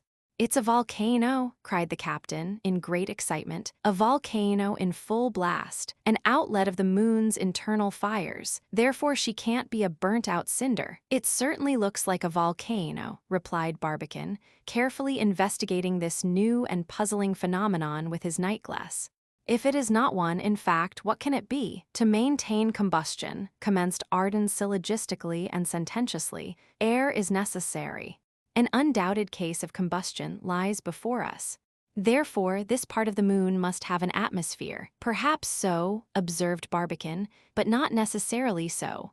The volcano, by decomposing certain substances, gunpowder for instance, may be able to furnish its own oxygen and thus explode in a vacuum. That blaze, in fact, seems to me to possess the intensity and the blinding glare of objects burning in pure oxygen. Let us therefore be not over hasty in jumping at the conclusion of the existence of a lunar atmosphere. This fire mountain was situated, according to the most plausible conjecture, somewhere in the neighborhood of the th° south latitude of the moon's invisible side.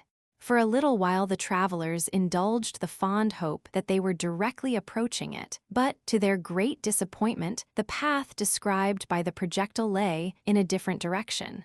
Its nature, therefore, they had no opportunity of ascertaining. It began to disappear behind the dark horizon within less than half an hour after the time that M. Nishal had signaled it. Still, the fact of the uncontested existence of such a phenomenon was a grand one, and of considerable importance in selenographic investigations.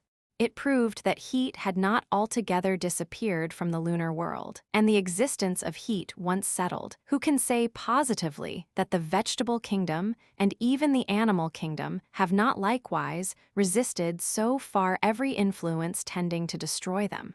Thoughts of this kind continued to occupy the minds of our travelers even for some time after the little spark of light had been extinguished in the black loom. But they said very little. Even Arden was silent and continued to look out of the window. Barbicane surrendered himself up to a reverie regarding the mysterious destinies of the lunar world. Was its present condition a foreshadowing of what our Earth is to become? M. Nishal, too, was lost in speculation.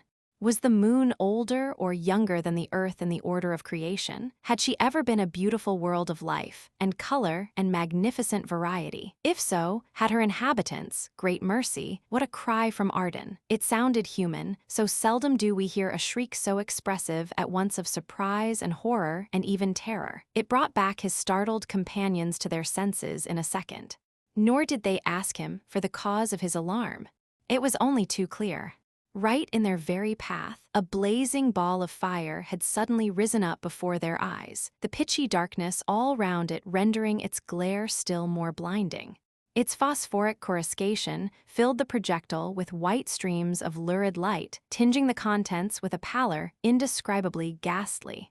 The travelers' faces in particular gleamed with that peculiar livid and cadaverous tinge, blue and yellow, which magicians so readily produce by burning table salt in alcohol. "Sacré!" cried Arden, who always spoke his own language when much excited. "What a pair of beauties you are! Say, Barbicane, what thundering thing is coming at us now?" "Another bolide," answered Barbicane, his eye as calm as ever, though a faint tremor was quite perceptible in his voice. "A bolide, burning in vacuo? You are joking." "I was never more in earnest," was the president's quiet reply as he looked through his closed fingers. He knew exactly what he was saying. The dazzling glitter did not deceive him.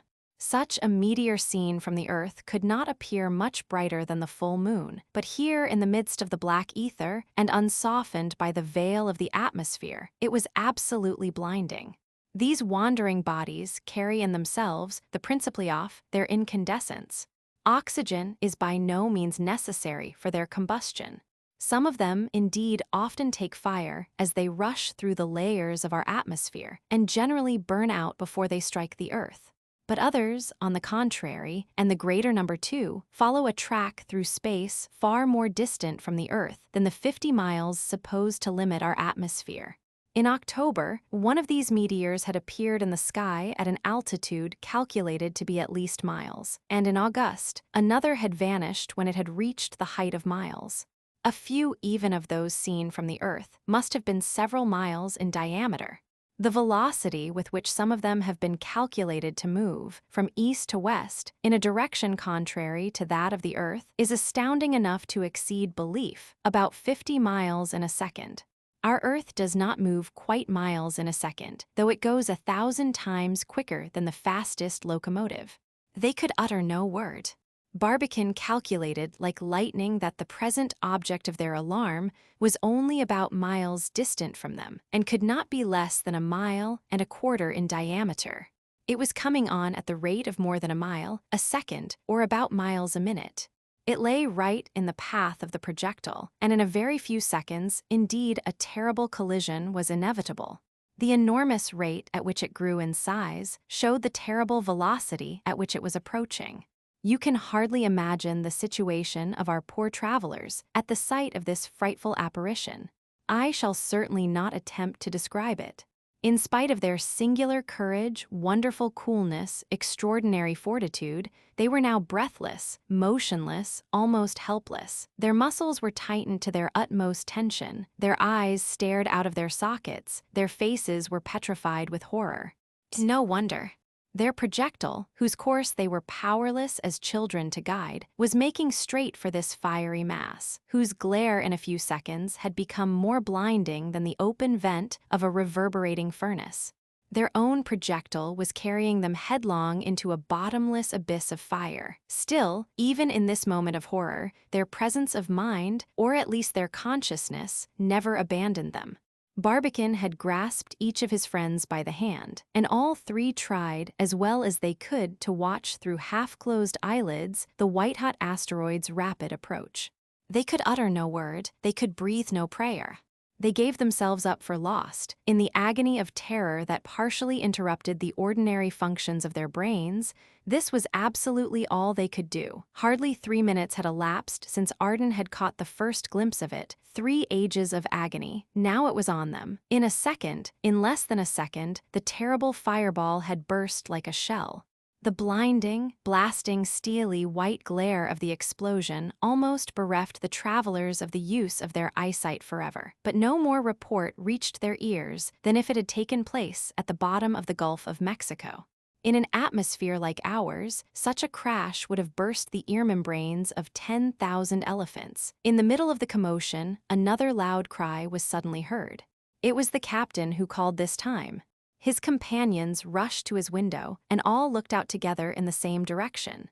What a sight met their eyes! What pen can describe it? What pencil can reproduce the magnificence of its coloring? It was a Vesuvius at his best and wildest, at the moment just after the old cone has fallen in. Millions of luminous fragments streak the sky with their blazing fires. All sizes and shapes of light, all colors and shades of colors, were inextricably mingled together. Irradiations in gold, scintillations in crimson, splendors in emerald, lucidities in ultramarine, a dazzling girandola of every tint and of every hue. Of the enormous fireball, an instant ago such an object of dread, nothing now remained but these glittering pieces, shooting about in all directions, each one an asteroid in its turn. Some flew out straight and gleaming like a steel sword. Others rushed here and there, irregularly like chips struck off a red-hot rock. And others left long trails of glittering cosmical dust behind them like the nebulous tail of Donati's comet. These incandescent blocks crossed each other, struck each other, crushed each other into still smaller fragments, one of which, grazing the projectile, jarred it so violently that the very window at which the travelers were standing was cracked by the shock. Our friends felt, in fact, as if they were the objective point at which endless volleys of blazing shells were aimed, any of them powerful enough, if it only hit them fair, to make as short work of the projectile as you could of an eggshell. They had many hairbreadth escapes, but fortunately, the cracking of the glass proved to be the only serious damage of which they could complain. This extraordinary illumination lasted altogether only a few seconds. Every one of its details was of a most singular and exciting nature, but one of its greatest wonders was yet to come. The ether, saturated with luminous matter, developed an intensity of blazing brightness unequaled by the lime light, the magnesium light, the electric light, or any other dazzling source of illumination with which we are acquainted on Earth. It flashed out of these asteroids in all directions, and downwards, of course, as well as elsewhere. At one particular instant, it was so very vivid that Arden, who happened to be looking downwards, cried out, as if in transport, "Oh, the moon, visible at last!" And the three companions, thrilling with indescribable emotion, shot a hasty glance through the openings of the coruscating field beneath them. Did they really catch a glimpse of the mysterious invisible disk that the eye of man had never before lit upon? For a second or so, they gazed with enraptured fascination at all they could see. What did they see? What could they see at a distance so uncertain that Barbicane has never been able even to guess at it? Not much. Arden was reminded of the night he had stood on the battlements of Dover Castle a few years before, when the fitful flashes of a thunderstorm gave him occasional and very uncertain glimpses of the French coast at the opposite side of the strait. Misty strips long and narrow, extending over one portion of the disk, probably cloud scuds sustained by a highly rarefied atmosphere, permitted only a very dreamy idea of lofty mountains stretching beneath them in shapeless proportions, of smaller reliefs, circuses, yawning craters, and the other capricious, sponge-like formations so common on the visible side. Elsewhere, the watchers became aware for an instant of immense spaces, certainly not arid plains, but seas, real oceans, vast and calm, reflecting from their placid depths the dazzling fireworks of the weird and wildly flashing meteors. Farther on, but very darkly as if behind a screen, shadowy continents revealed themselves, their surfaces flecked with black cloudy masses, probably great forests, with here and there a nothing more. In less than a second the illumination had come to an end, involving everything in the moon's direction once more in pitchy darkness. But had the impression made on the traveler's eyes been a mere vision or the result of a reality, an optical delusion or the shadow of a solid fact? Could an observation so rapid, so fleeting, so superficial be really regarded as a genuine scientific affirmation? Could such a feeble glimmer of the invisible disk justify them in pronouncing a decided opinion on the inhabitability of the moon? All they could do at the moment, they did. To every sight and sound, they kept their eyes and ears open, and, by observing the most perfect silence, they sought to render their impressions too vivid to admit of deception. There was now, however, nothing to be heard and very little more to be seen. The few coruscations that flashed over the sky gradually became fewer and dimmer. The asteroids sought paths further and further apart and finally disappeared altogether. The ether resumed its original blackness. The stars, eclipsed for a moment, blazed out again on the firmament, and the invisible disk that had flashed into view for an instant once more relapsed forever into the impenetrable depths of night. Chapter 16. The Southern Hemisphere. Exceedingly narrow and exceedingly fortunate had been the escape of the projectile, and from a danger, too, the most unlikely and the most unexpected. Who would have ever dreamed of even the possibility of such an encounter? And was all danger over? The sight of one of these erratic bolides certainly justified the gravest apprehensions of our travelers regarding the existence of others. Worse than the sunken reefs of the southern seas or the snags of the Mississippi, how could the projectile be expected to avoid them? Drifting along blindly through the boundless ethereal ocean, her inmates, even if they saw the danger, were totally powerless to turn her aside. Like a ship without a rudder, like a runaway horse, like a collapsed balloon, like an iceberg in an Atlantic storm, like a boat in the Niagara Rapids, she moved on sullenly, recklessly, mechanically, mayhap into the very jaws of the most frightful danger. The bright intelligences within no more able to modify her motions, even by a finger's breadth, than they were able to affect Mercury's movements around the sun. But did our friends complain of the new perils now looming up before them? They never thought of such a thing. On the contrary, they only considered themselves, after the lapse of a few minutes to calm their nerves, extremely lucky in having witnessed this fresh glory of exuberant nature, this transcendent display of fireworks which not only cast into absolute insignificance anything of the kind they had ever seen on Earth, but had actually enabled them by its dazzling illumination to gaze for a second or two at the moon's mysterious invisible disk. This glorious momentary glance, worth a whole lifetime of ordinary existence, had revealed to mortal ken her continents, her oceans, her forests. But did it also convince them of the existence of an atmosphere on her surface whose vivifying molecules would render life possible? This question they had again to leave unanswered. It will hardly ever be answered in a way quite satisfactory to human curiosity. Still, infinite was their satisfaction at having hovered even for an instant on the very verge of such a great problem solution. It was now 3:30 in the afternoon. The projectile still pursued its curving, but otherwise unknown path over the moon's invisible face.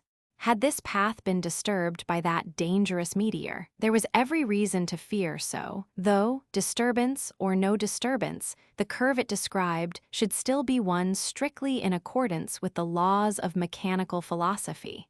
Whether it was a parabola or a hyperbola, however, or whether it was disturbed or not, made very little difference as, in any case, the projectile was bound to quit pretty soon the cone of the shadow, at a point directly opposite to where it had entered it. This cone could not possibly be of very great extent, considering the very slight ratio borne by the moon's diameter when compared with the sun's. Still, to all appearances, the projectile seemed to be quite as deeply immersed in the shadow as ever, and there was apparently not the slightest sign of such a state of things coming soon to an end. At what rate was the projectile now moving? Hard to say, but certainly not slowly, certainly rapidly enough to be out of the shadow by this time, if describing a curve rigidly parabolic.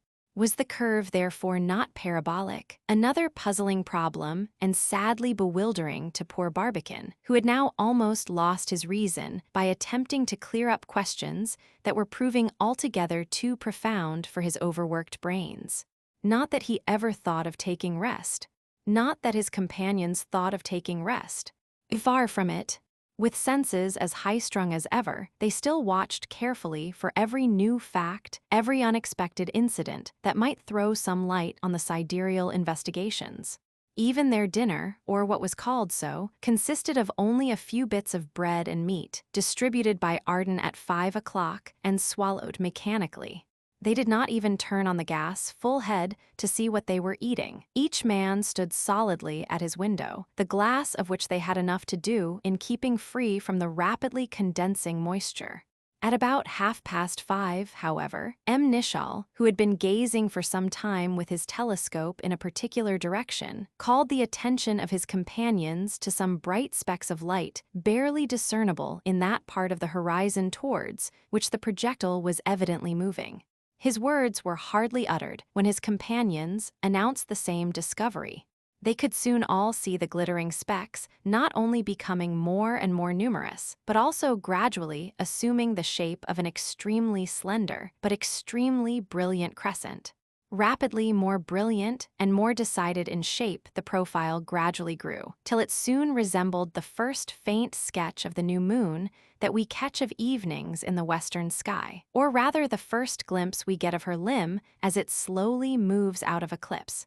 but it was inconceivably brighter than either, and was furthermore strangely relieved by the pitchy blackness both of sky and moon. In fact, it soon became so brilliant as to dispel in a moment all doubt as to its particular nature. No meteor could present such a perfect shape, no volcano such dazzling splendor. "The sun," cried Barbicane. "The sun?" asked Nichal and Arden in some astonishment.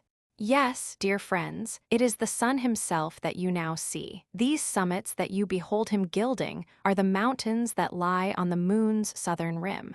We are rapidly nearing her south pole." "After doubling her north pole," cried Arden, "why, we must be circumnavigating her." "Exactly, sailing all around her." "Hurrah, then we're all right at last. There's nothing more to fear from your hyperbolas or parabolas or any other of your open curves. Nothing more, certainly, from an open curve, but everything from a closed one." "A closed curve, what is it called, and what is the trouble?" "An eclipse it is called, and the trouble is that instead of flying off into the boundless regions of space, our projectile will probably describe an elliptical orbit around the moon." "What?" cried Nichal in amazement, "and be her satellite forever." "All right and proper," said Arden. "Why shouldn't she have one of her own? We are as infallibly lost by an ellipse as by a parabola." "Well, there was one thing I never could reconcile myself to in the whole arrangement," replied Arden cheerfully, "and that was destruction by an open curve. Safe from that, I could say, fate do your worst. Besides, I don't believe in the infallibility of your elliptic. It may prove just as unreliable as the hyperbola.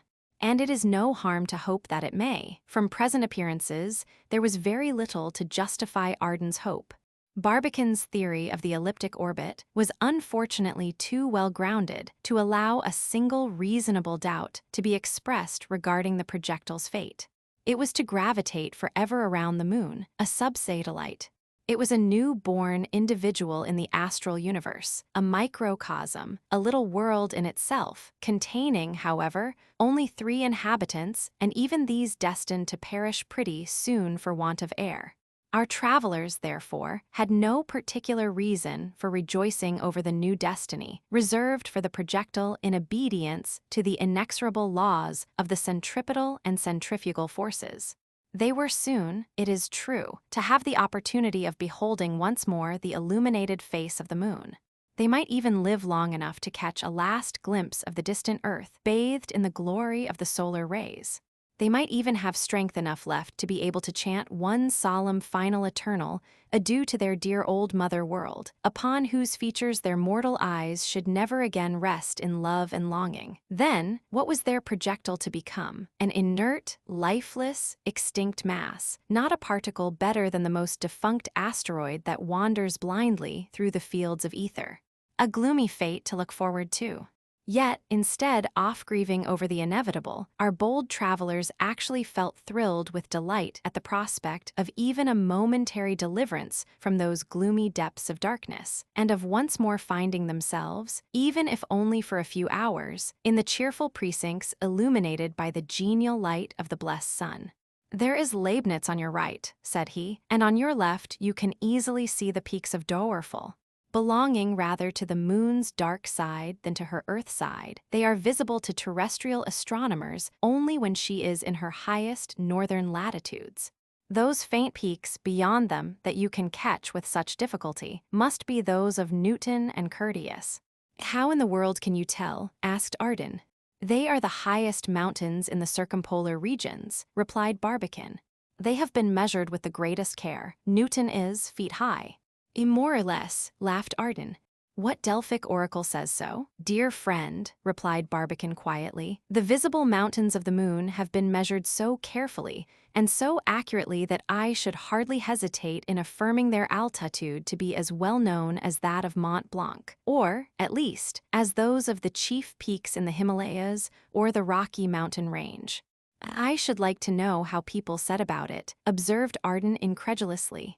"There are several well-known methods of approaching this problem," replied Barbicane, "and as these methods, though founded on different principles, bring us constantly to the same result, we may pretty safely conclude that our calculations are right." We have no time just now to draw diagrams, but if I express myself clearly, you will no doubt easily catch the general principle. Go ahead, answered Arden. Anything but algebra. We want no algebra now, said Barbicane. It can't enable us to find principles, though it certainly enables us to apply them. Well, the sun at a certain altitude shines on one side of a mountain and flings a shadow on the other. The length of this shadow is easily found by means of a telescope, whose object glass is provided with a micrometer. This consists simply of two parallel spider threads, one of which is stationary and the other movable. The moon's real diameter being known and occupying a certain space on the object glass, the exact space occupied by the shadow can be easily ascertained by means of the movable thread. This space, compared with the moon's space, will give us the length of the shadow. Now, as under the same circumstances, a certain height can cast only a certain shadow, of course, a knowledge of the one must give you that of the other, and vice versa. This method, stated roughly, was that followed by Galileo, and, in our own day, by Beer and Meidler, with extraordinary success. I certainly see some sense in this method, said Arden, if they took extraordinary pains to observe correctly. The least carelessness would set them wrong, not only by feet but by miles. We have time enough, however, to listen to another method before we get into the full blaze of the glorious old soul. The other method, interrupted M. Nishal, laying down his telescope to rest his eyes, and now joining in the conversation to give himself something to do, is called that of the tangent rays. A solar ray, barely passing the edge of the moon's surface, is caught on the peak of a mountain, the rest of which lies in shadow. The distance between this starry peak and the lines separating the light from the darkness, we measure carefully by means of our telescope. Then, I see it at a glance, interrupted Arden with lighting eye. The ray, being a tangent, of course, makes right angles with the radius, which is known. Consequently, we have two sides and one angle, quite enough to find the other parts of the triangle. Very ingenious, but now that I think of it, is not this method absolutely impracticable for every mountain except those in the immediate neighborhood of the light and shadow line? That's a defect easily remedied by patience, explained Barbicane, the captain, who did not like being interrupted, having withdrawn to his telescope. As this line is continually changing, in course of time all the mountains must come near it. A third method, to measure the mountain profile directly by means of the micrometer, is evidently applicable only to altitudes lying exactly on the lunar rim. That is clear enough, said Arden, and another point is also very clear. In full moon, no measurement is possible. When no shadows are made, none can be measured. Measurements, right or wrong, are possible only when the solar rays strike the moon's surface, obliquely with regard to the observer. Am I right, Signor Barbicane, Maestro Illustrissimo? Perfectly right, replied Barbicane. You are an apt pupil. Say that again, said Arden. I want Mac to hear it.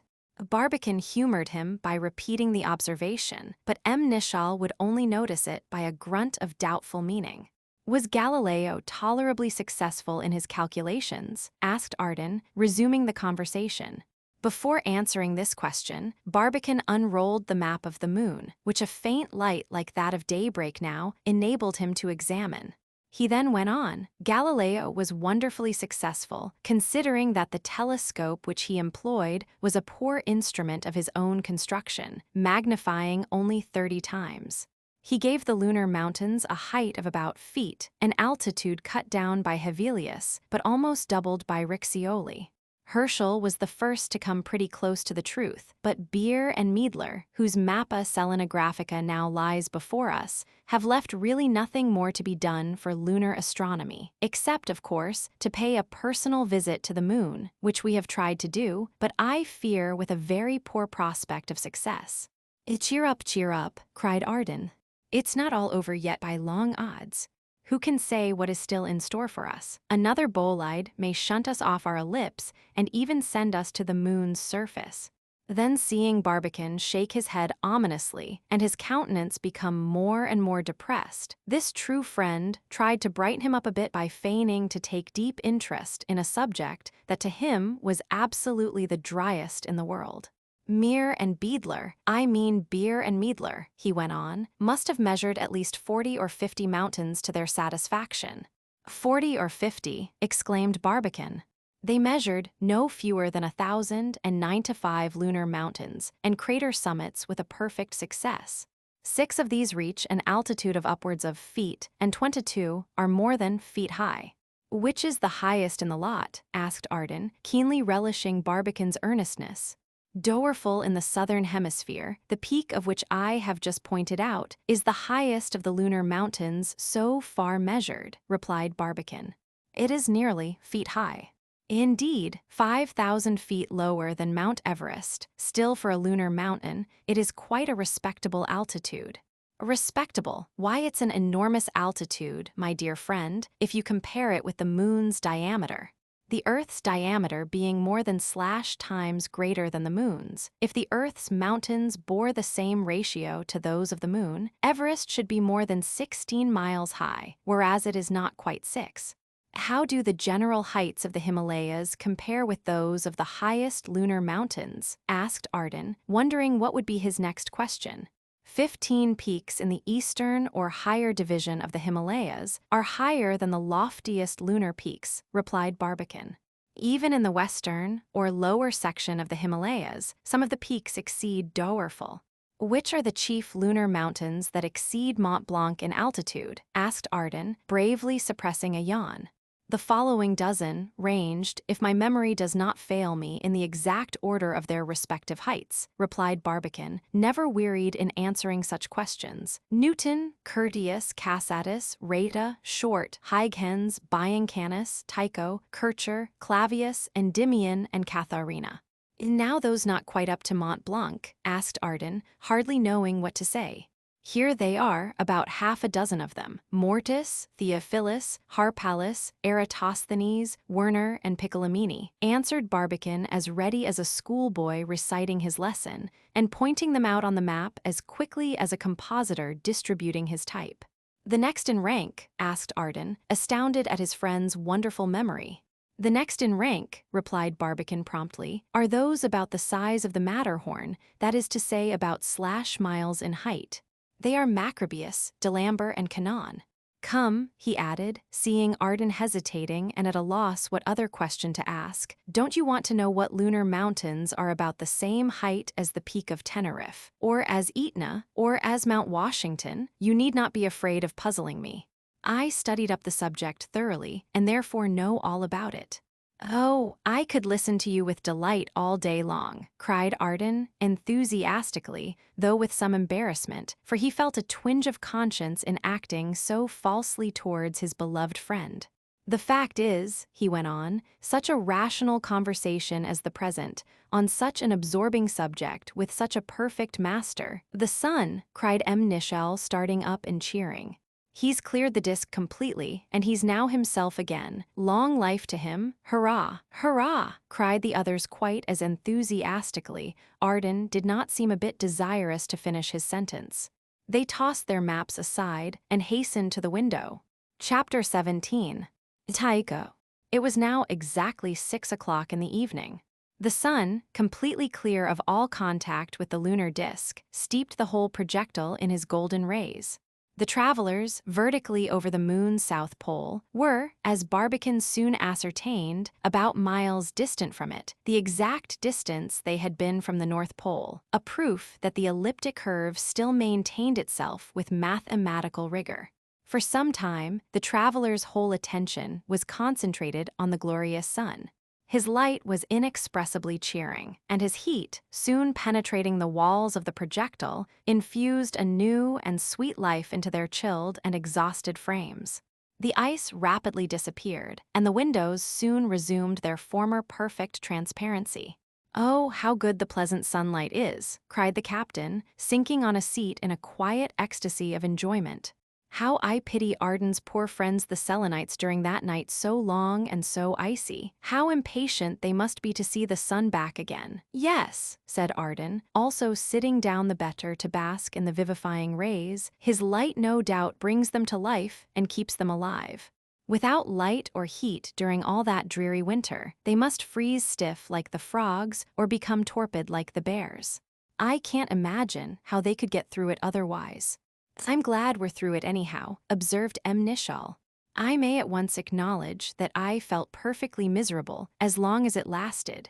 I can now easily understand how the combined cold and darkness killed Dr. Kane's Esquimaux dogs. It was near killing me. I was so miserable that at last I could neither talk myself nor bear to hear others talk. My own case exactly, said Barbicane. That is, he added hastily, correcting himself, I tried to talk because I found Arden so interested, but in spite of all we said and saw and had to think of, Byron's terrible dream would continually rise up before me. The bright sun was extinguished, and the stars wandered all darkling in the eternal space, rayless and pathless, and the icy earth swung blind and blackening in the moonless air. Morn came and went, and came and brought no day, and men forgot their passions in the dread of this their desolation, and all hearts were chilled into a selfish prayer for light. As he pronounced these words in accents at once monotonous and melancholy, Arden, fully appreciative, quietly gesticulated in perfect cadence with the rhythm. Then the three men remained completely silent for several minutes. Buried in recollection, or lost in thought, or magnetized by the bright sun, they seemed to be half asleep while steeping their limbs in his vitalizing beams. Barbicane was the first to dissolve the reverie by jumping up. His sharp eye had noticed that the base of the projectile, instead of keeping rigidly perpendicular to the lunar surface, turned away a little, so as to render the elliptical orbit somewhat elongated. This he made his companions immediately observe, and also called their attention to the fact that from this point they could easily have seen the earth had it been full, but that now, drowned in the sun's beams, it was quite invisible. A more attractive spectacle, however, soon engaged their undivided attention, that of the moon's southern regions, now brought within about the third of a mile by their telescopes. Immediately resuming their posts by the windows, they carefully noted every feature presented by the fantastic panorama that stretched itself out in endless lengths beneath their wondering eyes. They seemed half asleep. Mount Leibnitz and Mount Doerfel form two separate groups developed in the regions of the extreme south. The first extends westwardly from the pole to the TH parallel. The second, on the southeastern border, starting from the pole, reaches the neighborhood of the TH. In the entangled valleys of their clustered peaks appeared the dazzling sheets of white noted by Father Secchi, but their peculiar nature Barbicane could now examine with a greater prospect of certainty than the illustrious Roman astronomer had ever enjoyed. They're beds of snow, he said at last in a decided tone. Snow, exclaimed M. Nishal. Yes, snow, or rather glaciers heavily coated with glittering ice. See how vividly they reflect the sun's rays. Consolidated beds of lava could never shine with such dazzling uniformity. Therefore, there must be both water and air on the moon's surface. Not much, perhaps very little if you insist on it, but the fact that there is some can now no longer be questioned. This assertion of Barbicane's, made so positively by a man who never decided unless when thoroughly convinced, was a great triumph for Arden, who, as the gracious reader doubtless remembers, had had a famous dispute with M. Nishal on that very subject at Tampa.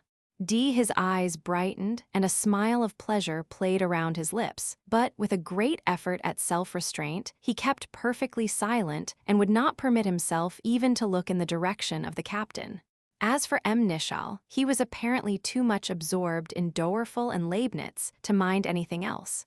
These mountains rose from plains of moderate extent, bounded by an indefinite succession of walled hollows and ring ramparts.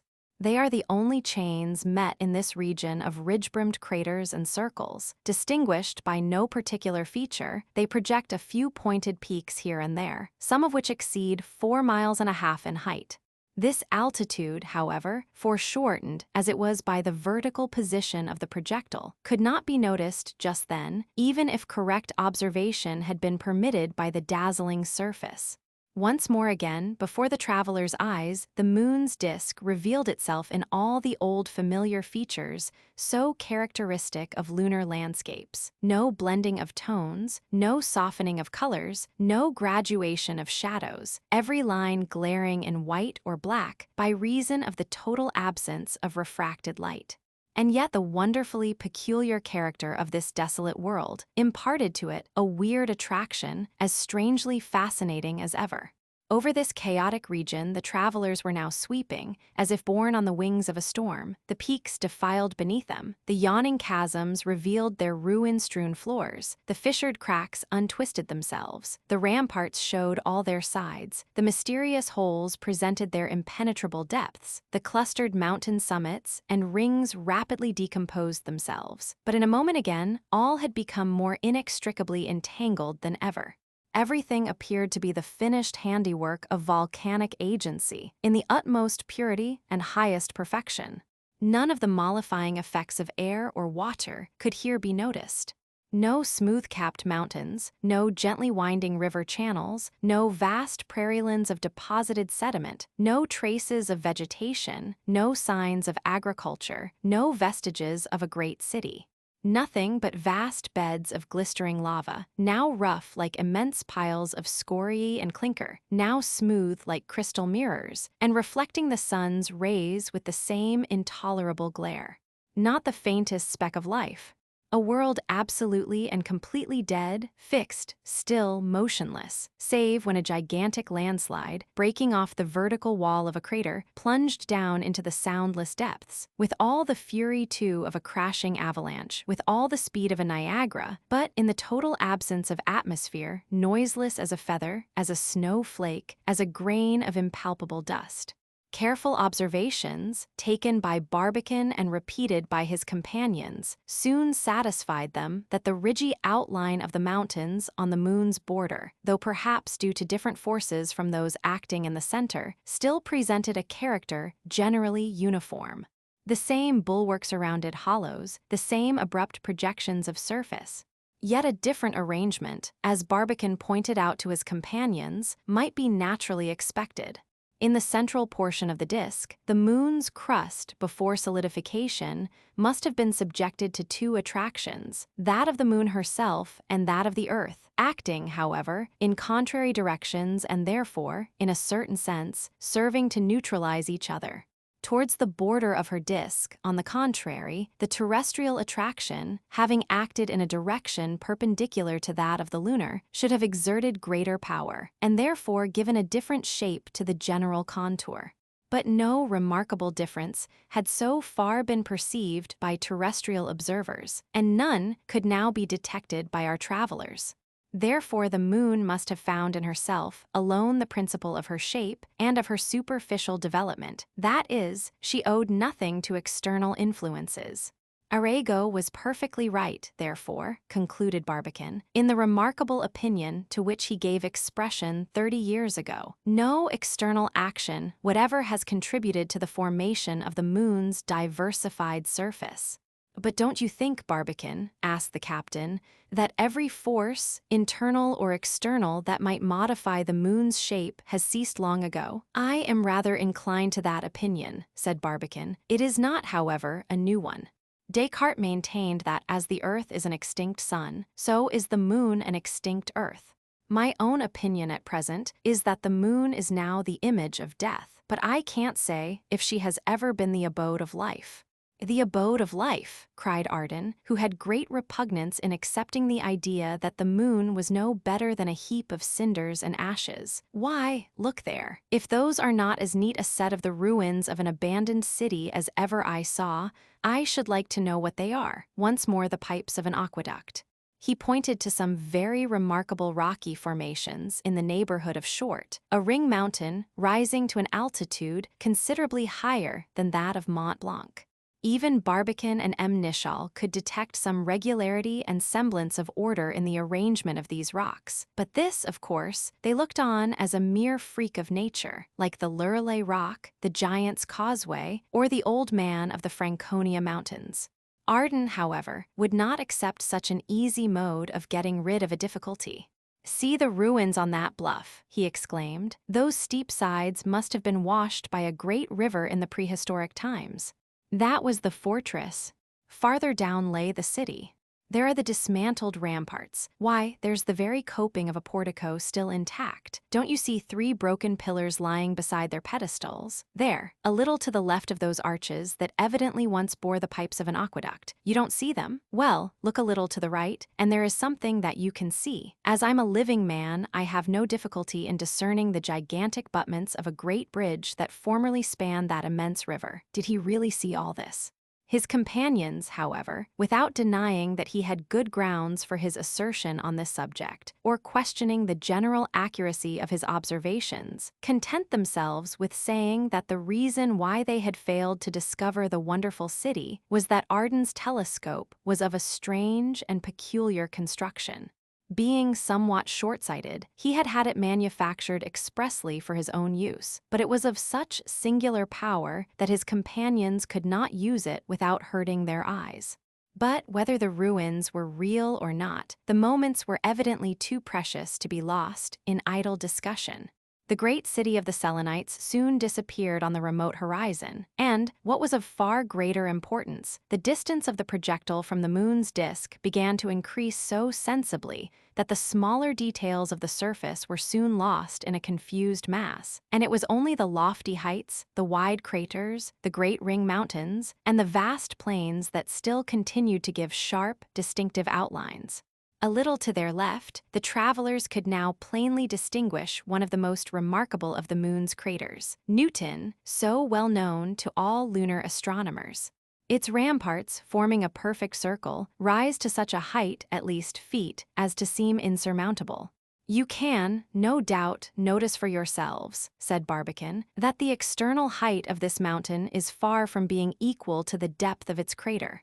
The enormous pit, in fact, seems to be a soundless sea of pitchy black, the bottom of which the sun's rays have never reached. There, as Humboldt says, reigns eternal darkness, so absolute that earthshine or even sunlight is never able to dispel it. Had Michael's friends, the old mythologists, ever known anything about it, they would doubtless have made it the entrance to the infernal regions. On the whole surface of our earth, there is no mountain even remotely resembling it. It is a perfect type of the lunar crater. Like most of them, it shows that the peculiar formation of the moon's surface is due, first, to the cooling of the lunar crust, secondly, to the cracking from internal pressure, and thirdly, to the violent volcanic action in consequence. This must have been of a far fiercer nature than it has ever been with us. The matter was ejected to a vast height till great mountains were formed, and still the action went on, until at last the floor of the crater sank to a depth far lower than the level of the external plane. "You may be right," said Arden by way of reply. "As for me, I'm looking out for another city.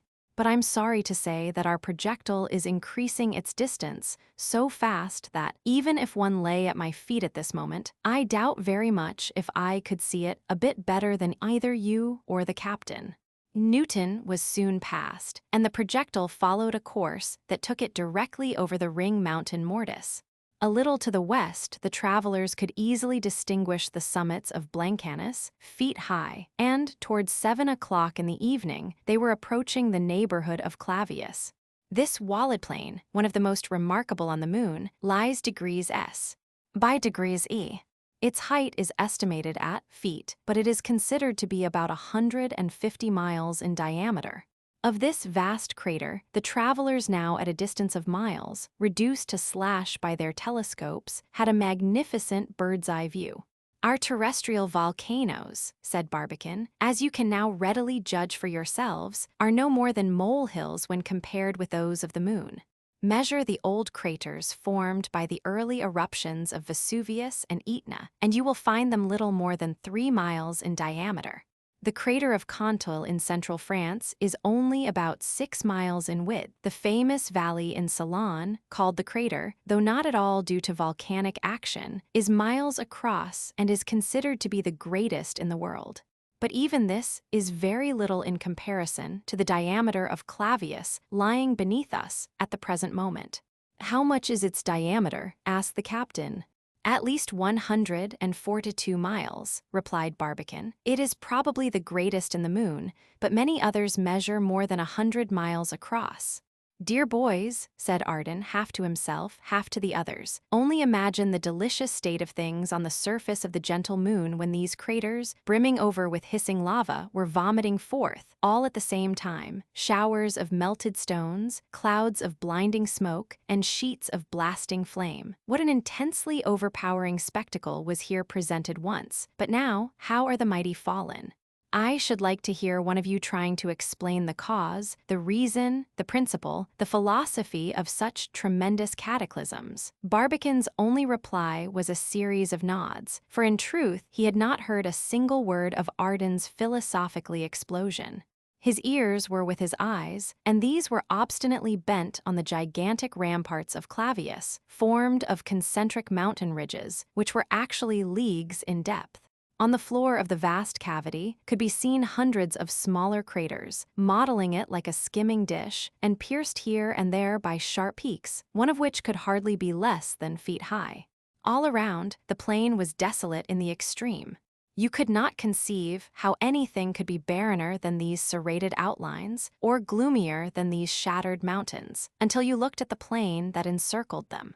Arden hardly exaggerated when he called it the scene of a battle fought thousands of years ago, but still white with the hideous bones of overthrown peaks, slaughtered mountains, and mutilated precipices. "Hills amid the air encountered hills, hurled to and fro in jaculation dire," murmured M. Nishal, who could quote you Milton quite as readily as the Bible.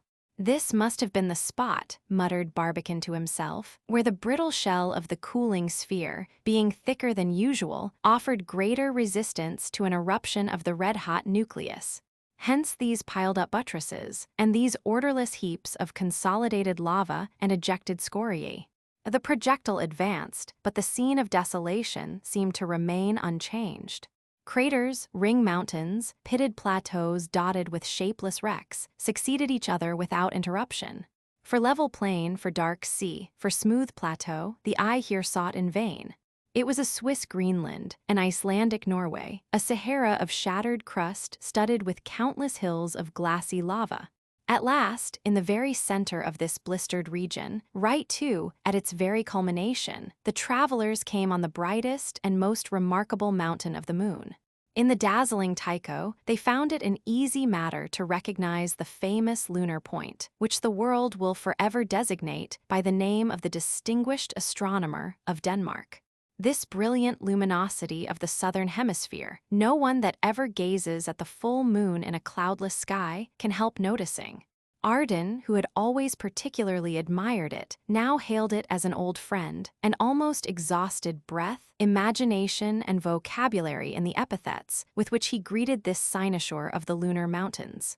"Hail," he cried, "thou blazing focus of glittering streaks, thou coruscating nucleus of irradiation, thou starting point of rays divergent, thou egress of meteoric flashes, hub of the silver wheel that ever rolls in silent majesty over the starry plains of night, paragon of jewels enchased in a carcanet of dazzling brilliance, eye of the universe, beaming with heavenly resplendescence. Who shall say what thou art, Diana's nimbus, the golden clasp of her floating robes? Not even Barbicane is able to penetrate thy mystery. But one thing I know. Thy dazzling glare, so sore my eyes, hath made that longer on thy light to gaze, I do not dare.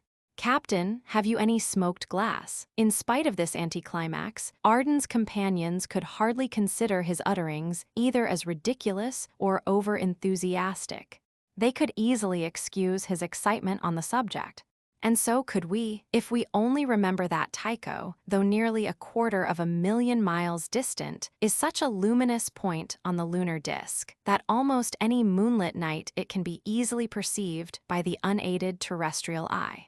What then must have been its splendor in the eyes of our travelers, whose telescopes brought it actually 4,000 times nearer? No wonder that, with smoked glasses, they endeavored to soften off its effulgent glare. Then, in hushed silence, or at most uttering at intervals a few interjections expressive of their intense admiration, they remained for some time completely engrossed in the overwhelming spectacle. For the time being, every sentiment, impression, thought, feeling on their part was concentrated in the eye, just as at other times under violent excitement, every throb of our life is concentrated in the heart. Tycho belongs to the system of lunar craters that is called radiating, like Aristarchus or Copernicus, which had been already seen and highly admired by our travelers at their first approach to the moon. But it is decidedly the most remarkable and conspicuous of them all.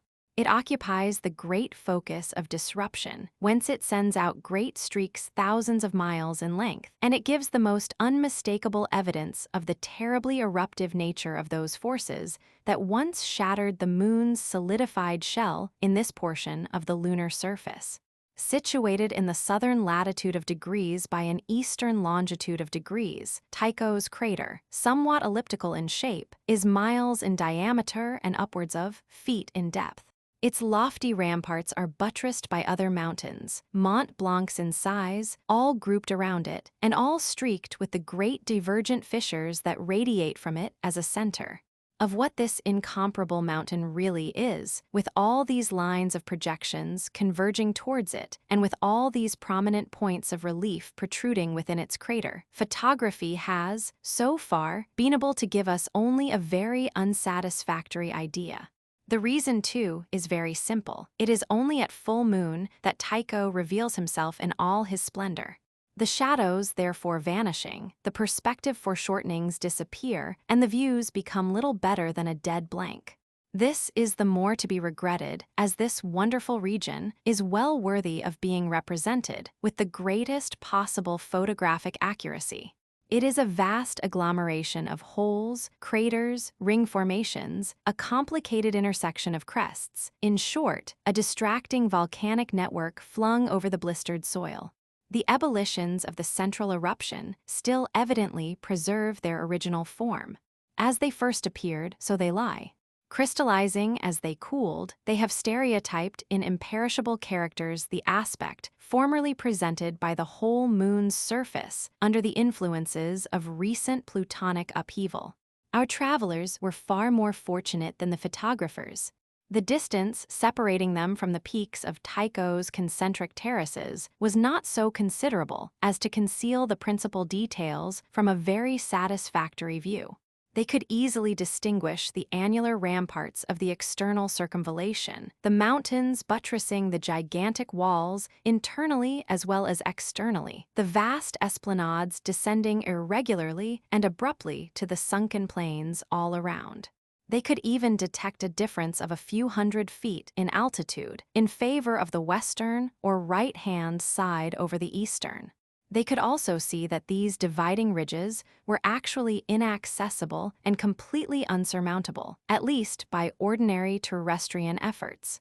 No system of castrametation ever devised by Polybius or Vauban could bear the slightest comparison with such vast fortifications. A city built on the floor of the circular cavity could be no more reached by the outside lunarians than if it had been built in the planet Mars. This idea set Arden off again.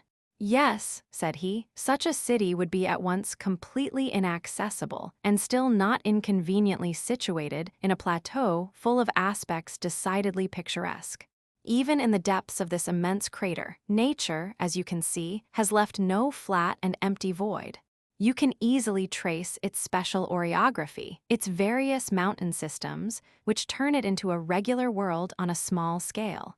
Notice its cones, its central hills, its valleys, its substructures already cut and dry, and therefore quietly prepared to receive the masterpieces of Selenite architecture.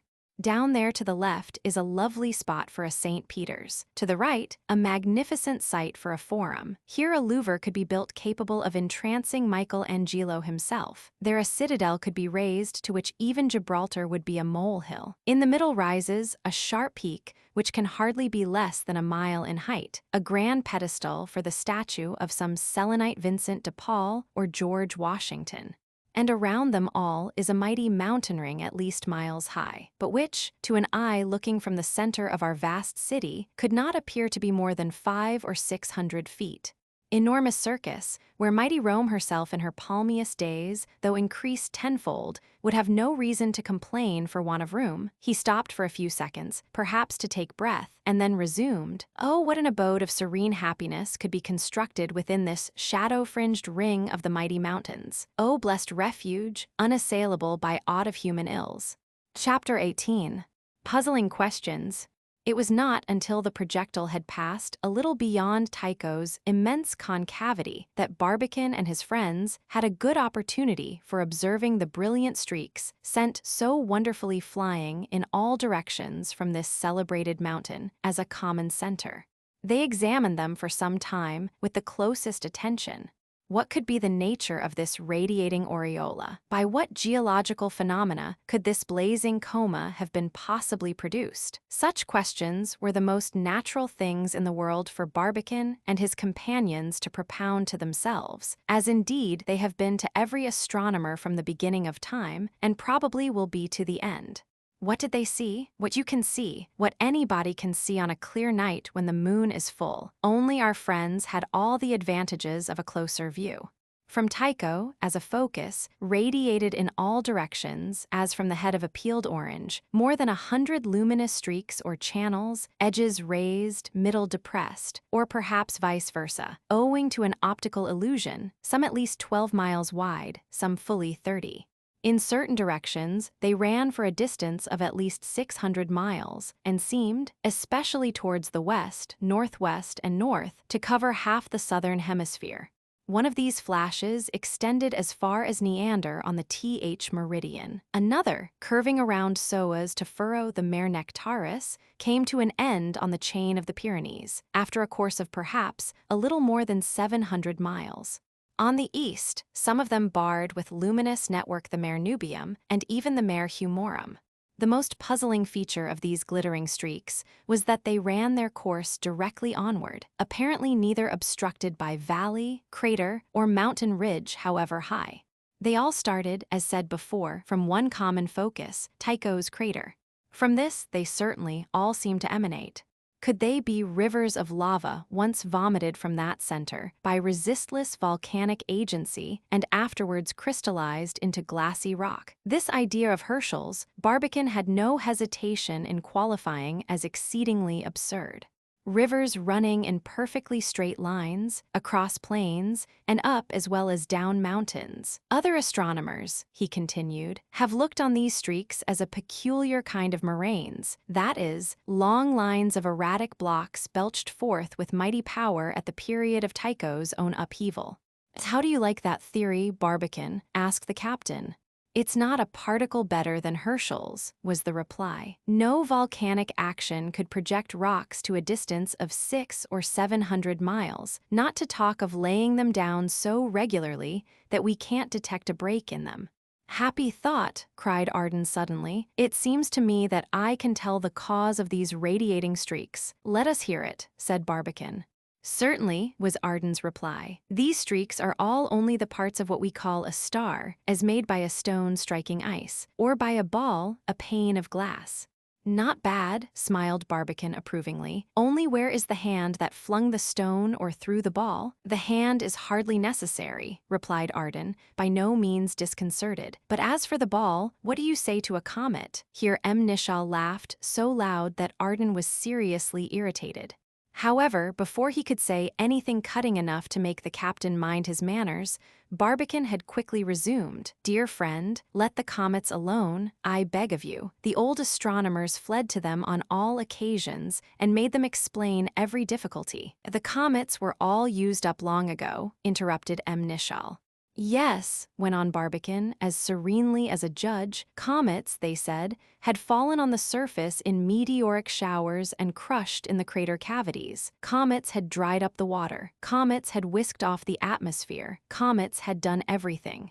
All pure assumption. In your case, however, friend Michael, no comet whatever is necessary. The shock that gave rise to your great star may have come from the interior rather than the exterior. A violent contraction of the lunar crust in the process of cooling may have given birth to your gigantic star formation." "I accept the amendment," said Arden, now in the best of humor and looking triumphantly at Nichal. An English scientist, continued Barbicane, Nasmyth by name, is decidedly of your opinion, especially ever since a little experiment of his own has confirmed him in it. He filled a glass globe with water, hermetically sealed it, and then plunged it into a hot bath. The enclosed water, expanding at a greater rate than the glass, burst the latter. But in doing so, it made a vast number of cracks, all diverging in every direction from the focus of disruption. Something like this he conceives to have taken place around Tycho. As the crust cooled, it cracked. The lava from the interior, oozing out, spread itself on both sides of the cracks. This certainly explains pretty satisfactorily why those flat glistening streaks are of much greater width than the fissures through which the lava had at first made its way to the surface. "Well done for an Englishman," cried Arden in great spirits. "He's no Englishman," said M. Nichol, glad to have an opportunity of coming off with some credit. "He is the famous Scotch engineer who invented the steam hammer, the steam ram, and discovered the willow leaves in the sun's disk." "Better and better," said Arden, "but powers of Vulcan, what makes it so hot? I'm actually roasting." This observation was hardly necessary to make his companions conscious that by this time they felt extremely uncomfortable. The heat had become quite oppressive. Between the natural caloric of the sun and the reflected caloric of the moon, the projectile was fast turning into a regular bake oven. This transition from intense cold to intense heat was already about quite as much as they could bear. "What shall we do, Barbicane?" asked Arden, seeing that for some time no one else appeared inclined to say a word.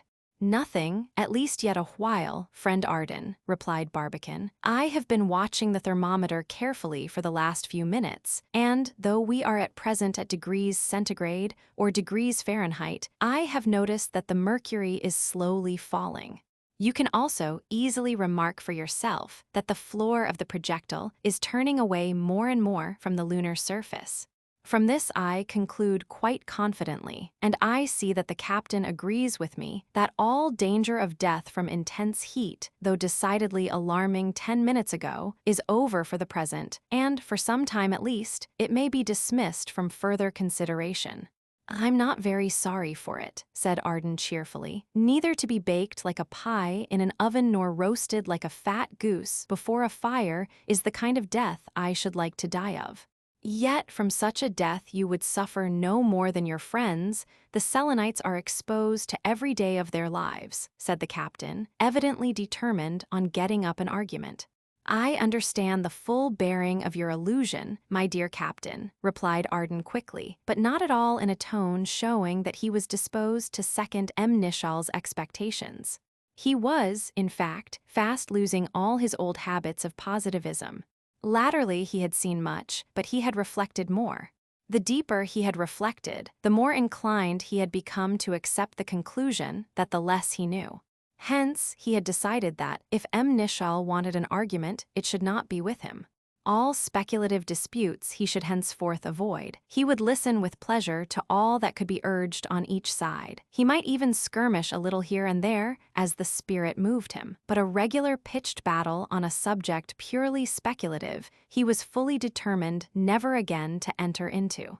"Yes, dear captain," he continued, "that pointed arrow of yours has by no means missed its mark, but I can't deny that my faith is beginning to be what you call a little shaky in the existence of my friends, the Selenites. However, I should like to have your square opinion on the matter." "Barbicane's also. We have witnessed many strange lunar phenomena lately, closer and clearer than mortal eye ever rested on them before. Has what we have seen confirmed any theory of yours, or confounded any hypothesis? Have you seen enough to induce you to adopt decided conclusions? I will put the question formally. Do you, or do you not, think that the moon resembles the earth in being the abode of animals and intelligent beings? Come, answer, messieurs." "Yes or no, I think we can answer your question categorically," replied Barbicane, "if you modify its form a little." "Put the question any way you please," said Arden, "only you answer it. I'm not particular about the form." "Good," said Barbicane. "The question, being a double one, demands a double answer. First, is the moon inhabitable? Second, has the moon ever been inhabited? That's the way to go about it," said the captain. Now then, Arden, what do you say to the first question? Yes or no? I really can't say anything, replied Arden. In the presence of such distinguished scientists, I'm only a listener, a mere looker-on in Vienna, as the divine Williams has it. However, for the sake of argument, suppose I reply in the affirmative and say that the moon is inhabitable. If you do, I shall most unhesitatingly contradict you, said Barbicane, feeling just then in splendid humor for carrying on an argument, not, of course, for the sake of contradicting or conquering or crushing or showing off, or for any other vulgar weakness of lower minds, but for the noble and indeed the only motive that should impel a philosopher, that of enlightening and convincing, in taking the negative side, however, or saying that the moon is not inhabitable. Many words, however, are not required. Look at her present condition. Her atmosphere dwindled away to the lowest ebb, her seas dried up or very nearly so, her waters reduced to next to nothing, her vegetation, if existing at all, existing only on the scantiest scale, her transitions from intense heat to intense cold, as we ourselves can testify, sudden in the extreme, her nights and her days each nearly hours long. With all this positively against her, and nothing at all that we know of positively for her, I have very little hesitation in saying that the moon appears to me to be absolutely uninhabitable. She seems to me not only unpropitious to the development of the animal kingdom, but actually incapable of sustaining life at all. That is, in the sense that we usually attach to such a term. That saving clause is well introduced, friend Barbicane, said M. Nichal, who, seeing no chance of demolishing Arden, had not yet made up his mind as to having another little bout with the president. For surely you would not venture to assert that the moon is uninhabitable by a race of beings having an organization different from ours. That question too, Captain, replied Barbicane, though a much more difficult one, I shall try to answer. First, however, let us see, Captain, if we agree on some fundamental points. How do we detect the existence of life? Is it not by movement? Is not motion its result, no matter what may be its organization? Well, said the captain in a drawling way, I guess we may grant that.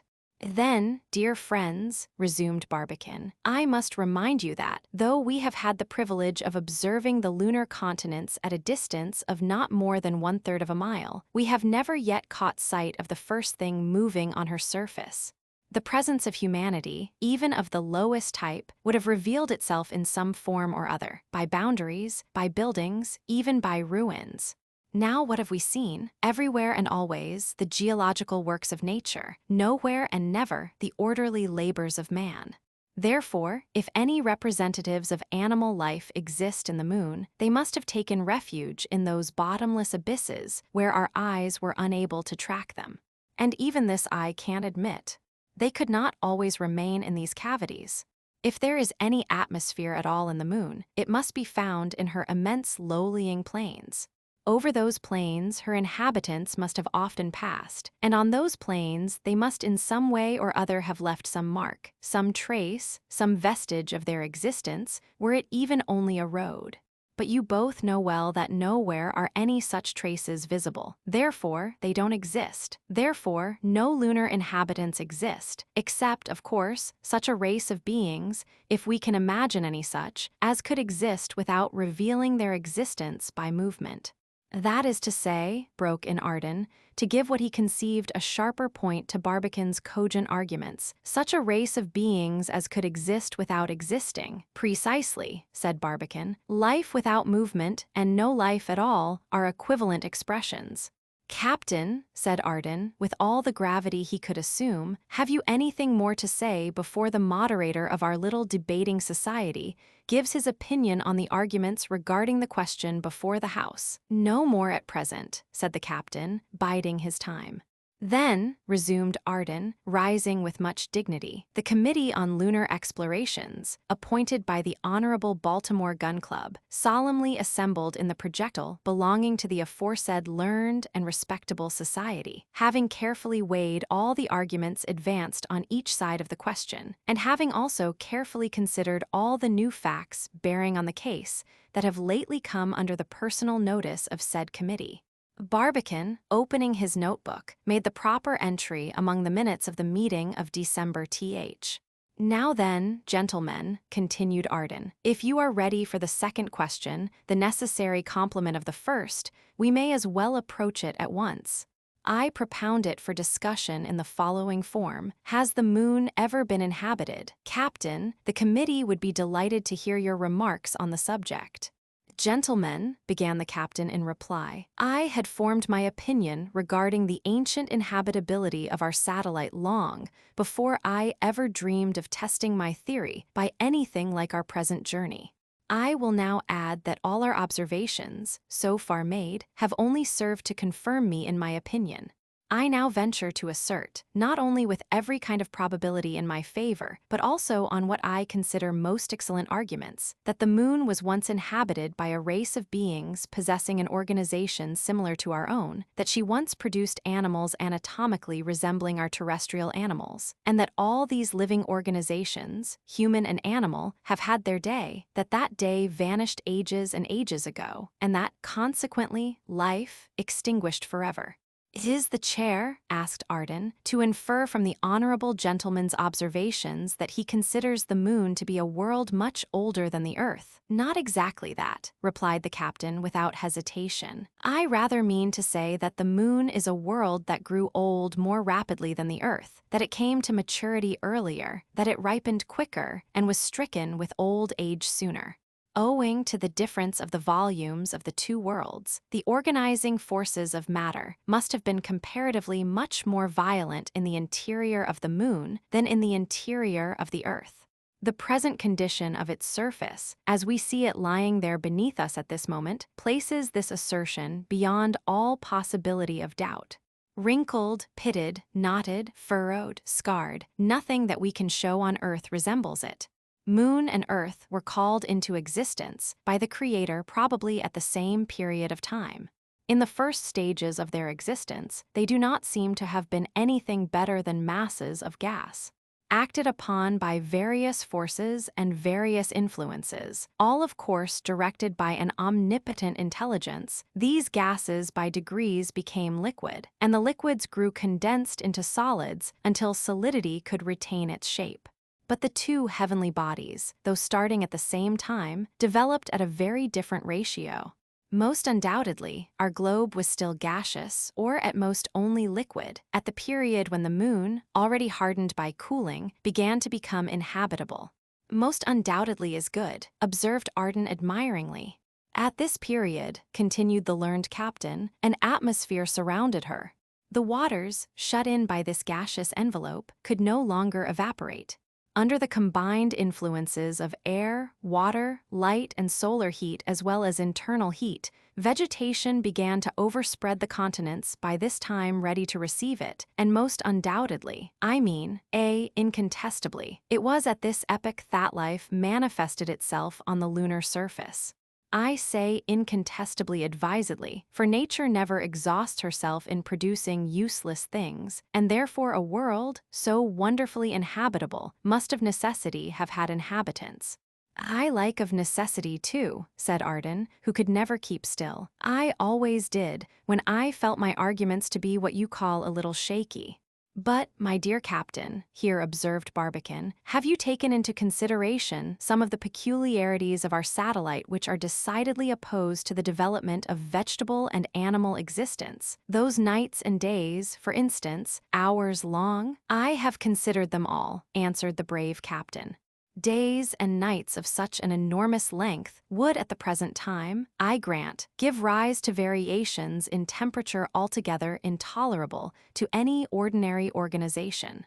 But things were quite different in the era alluded to. At that time, the atmosphere enveloped the moon in a gaseous mantle, and the vapors took the shape of clouds. By the screen thus formed by the hand of nature, the heat of the solar rays was tempered and the nocturnal radiation retarded. Light, too, as well as heat, could be modified, tempered, and genialized, if I may use the expression, by the air.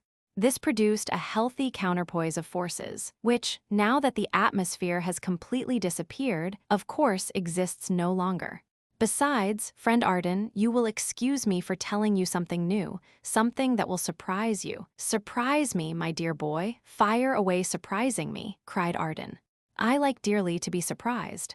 All I regret is that you scientists have surprised me so much already that I shall never have a good, hearty, genuine surprise again. I am most firmly convinced," continued the captain, hardly waiting for Arden to finish, "that, at the period of the moon's occupancy by living creatures, her days and nights were by no means hours long."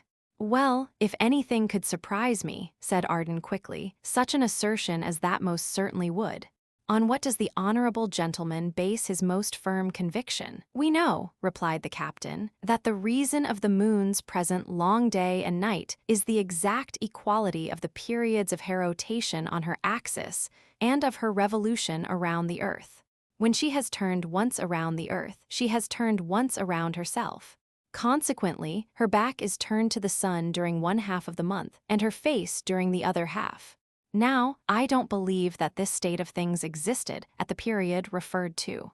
"The gentleman does not believe," exclaimed Arden.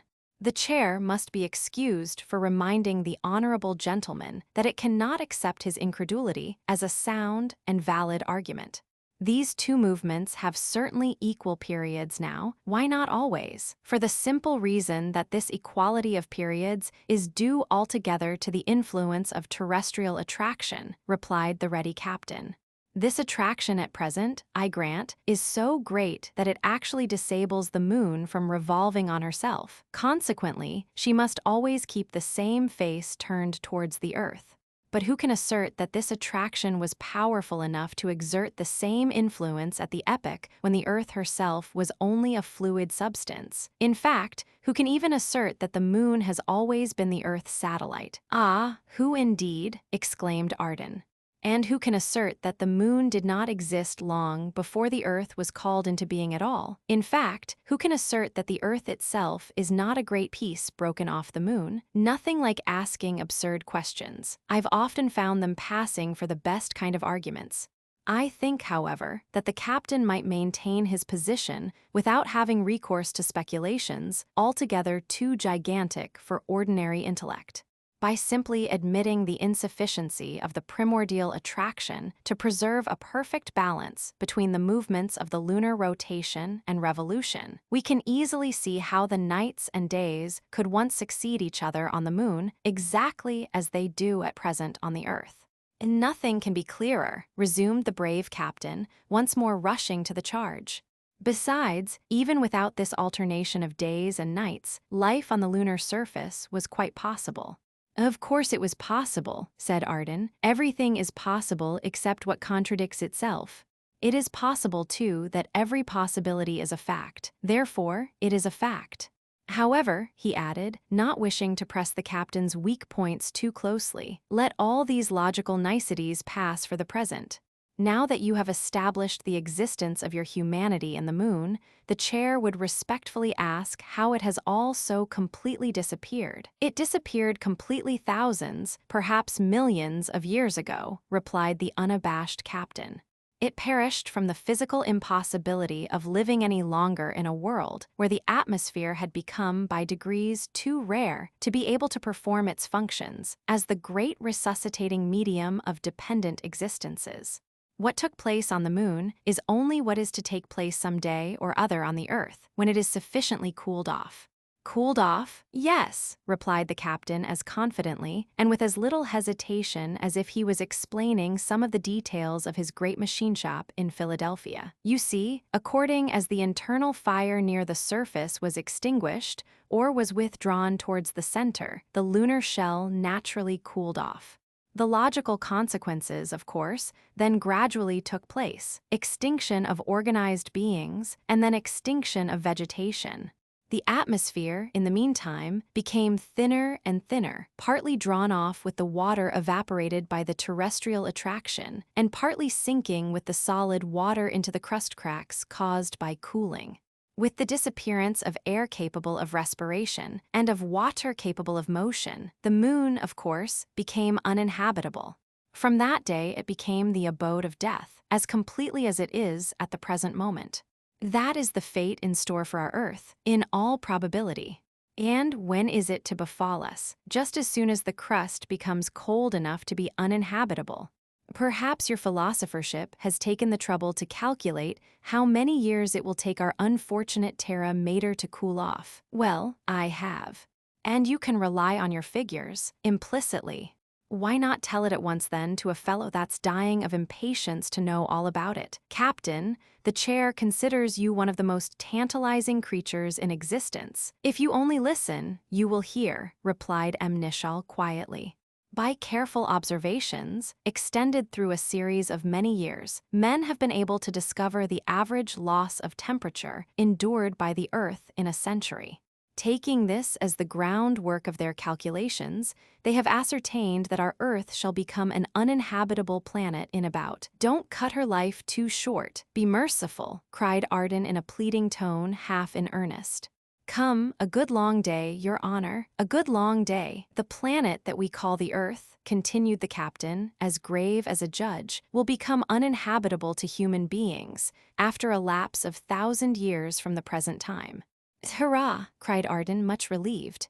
Vive la science! Henceforward, what miscreant will persist in saying that the savants are good for nothing? Proudly pointing to this calculation, can't they exclaim to all defamers, silence, croakers, our services are invaluable. Haven't we insured the earth for 1,000 years? Again, I say vive la science.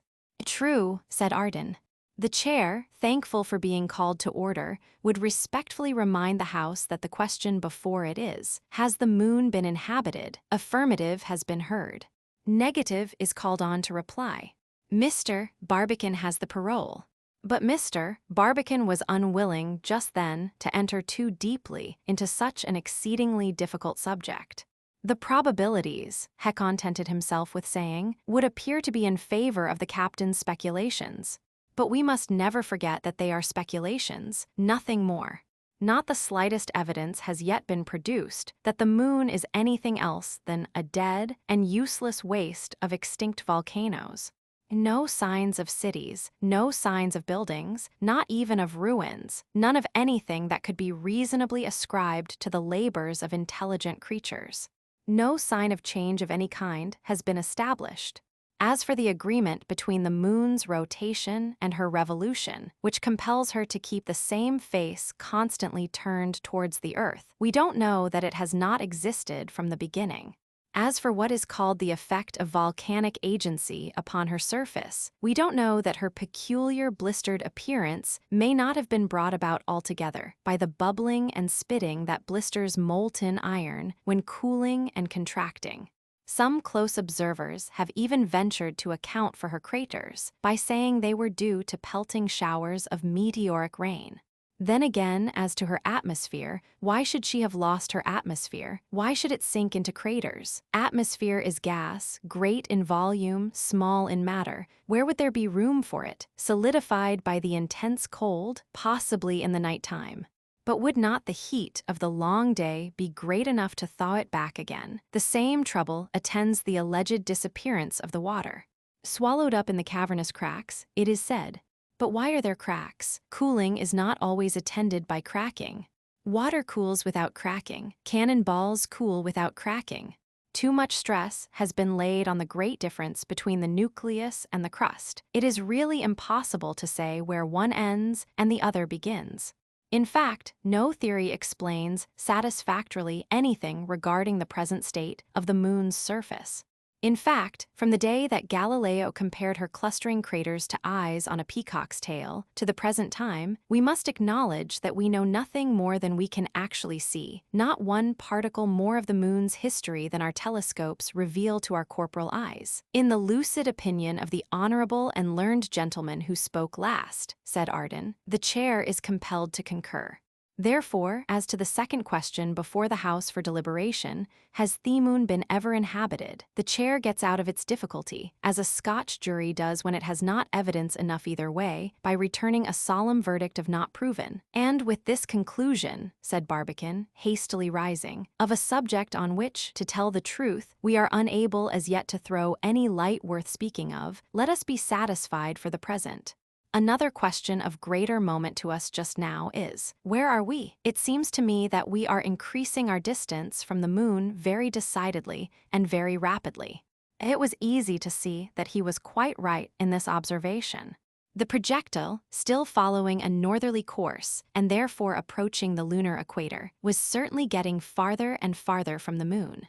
Even at degrees S, only 10 degrees farther north than the latitude of Tycho, the travelers had considerable difficulty, comparatively, in observing the details of Pitadis, a walled mountain on the south shores of the Mare Nubium. In the sea itself, over which they now floated, they could see very little, but far to the left, on the TH parallel, they could discern the vast crater of Bullialdus, feet deep. On the right, they had just caught a glimpse of Purbach, a depressed valley almost square in shape with a round crater in the center, when Arden suddenly cried out, "A railroad!" And, sure enough, right under them, a little northeast of Purbach, the travelers easily distinguished a long line straight and black, really not unlike a railroad cutting through a low, hilly country. This, Barbicane explained, was of course no railway, but a steep cliff at least, feet high, casting a very deep shadow, and probably the result of the caving in of the surface on the eastern edge. Then they saw the immense crater of Arzachel, and in its midst a cone mountain shining with dazzling splendor. A little north of this, they could detect the outlines of another crater, Alphonse, at least miles in diameter. Close to it, they could easily distinguish the immense crater, or, as some observers call it, ramparted plain, Ptolemy, so well known to lunar astronomers, occupying, as it does, such a favorable position near the center of the moon, and having a diameter fully, in one direction at least, miles long. The travelers were now in about the same latitude as that at which they had at first approached the moon, and it was here that they began most unquestionably to leave her. They looked and looked, readjusting their glasses, but the details were becoming more and more difficult to catch. The reliefs grew more and more blurred, and the outlines dimmer and dimmer. Even the great mountain profiles began to fade away, the dazzling colors to grow duller, the jet-black shadows grayer, and the general effect mistier. At last, the distance had become so great that, of this lunar world so wonderful, so fantastic, so weird, so mysterious, our travelers by degrees lost even the consciousness, and their sensations, lately so vivid, grew fainter and fainter, until finally they resembled those of a man who is suddenly awakened from a peculiarly strange and impressive dream. Chapter 19. In every fight, the impossible wins. No matter what we have been accustomed to, it is sad to bid it farewell forever. The glimpse of the moon's wondrous world imparted to Barbicane and his companions had been, like that of the promised land to Moses on Mount Pisgah, only a distant and a dark one. Yet it was with inexpressibly mournful eyes that, silent and thoughtful, they now watched her fading away slowly from their view, the conviction impressing itself deeper and deeper in their souls that, slight as their acquaintance had been, it was never to be renewed again. All doubt on the subject was removed by the position gradually, but decidedly, assumed by the projectile. Its base was turning away slowly and steadily from the moon, and pointing surely and unmistakably towards the earth. Barbicane had been long carefully noticing this modification, but without being able to explain it. That the projectile should withdraw a long distance from the moon and still be her satellite, he could understand. But being her satellite, why not present towards her its heaviest segment, as the moon does towards the earth? That was the point which he could not readily clear up. By carefully noting its path, he thought he could see that the projectile, though now decidedly leaving the moon, still followed a curve exactly analogous to that by which it had approached her. It must therefore be describing a very elongated ellipse, which might possibly extend even to the neutral point where the lunar and terrestrial attractions were mutually overcome. With this surmise of Barbicane's, his companions appeared rather disposed to agree, though, of course, it gave rise to new questions. "Suppose we reach this dead point," asked Arden, "what then is to become of us?" "Can't tell," was Barbicane's unsatisfactory reply. "But you can form a few hypotheses." "Yes, too, let us have them." The velocity will be either sufficient to carry us past the dead point, or it will not. Sufficient, we shall keep on, just as we are now, gravitating forever around the moon. Hypothesis number 2 will have at least one point in its favor, interrupted as usual the incorrigible Arden. It can't be worse than hypothesis number 1. Insufficient, continued Barbicane, laying down the law, we shall rest forever motionless on the dead point of the mutually neutralizing attractions.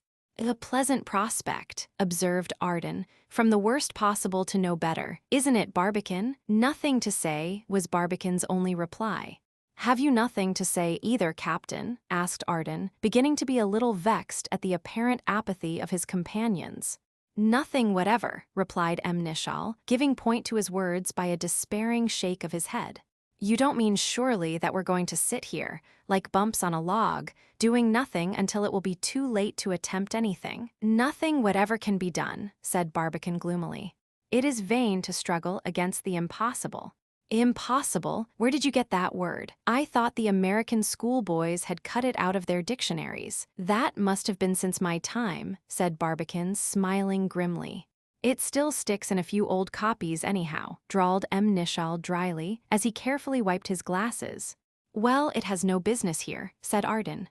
What, a pair of live Yankees and a Frenchman of the 19th century too, recoil before an old-fashioned word that hardly scared our grandfathers. What can we do? Correct the movement that's now running away with us. Correct it, certainly correct it, or modify it, or clap brakes on it, or take some advantage of it that will be in our favor. What matters the exact term so you comprehend me? Easy talking, as easy doing. Doing what? Doing how?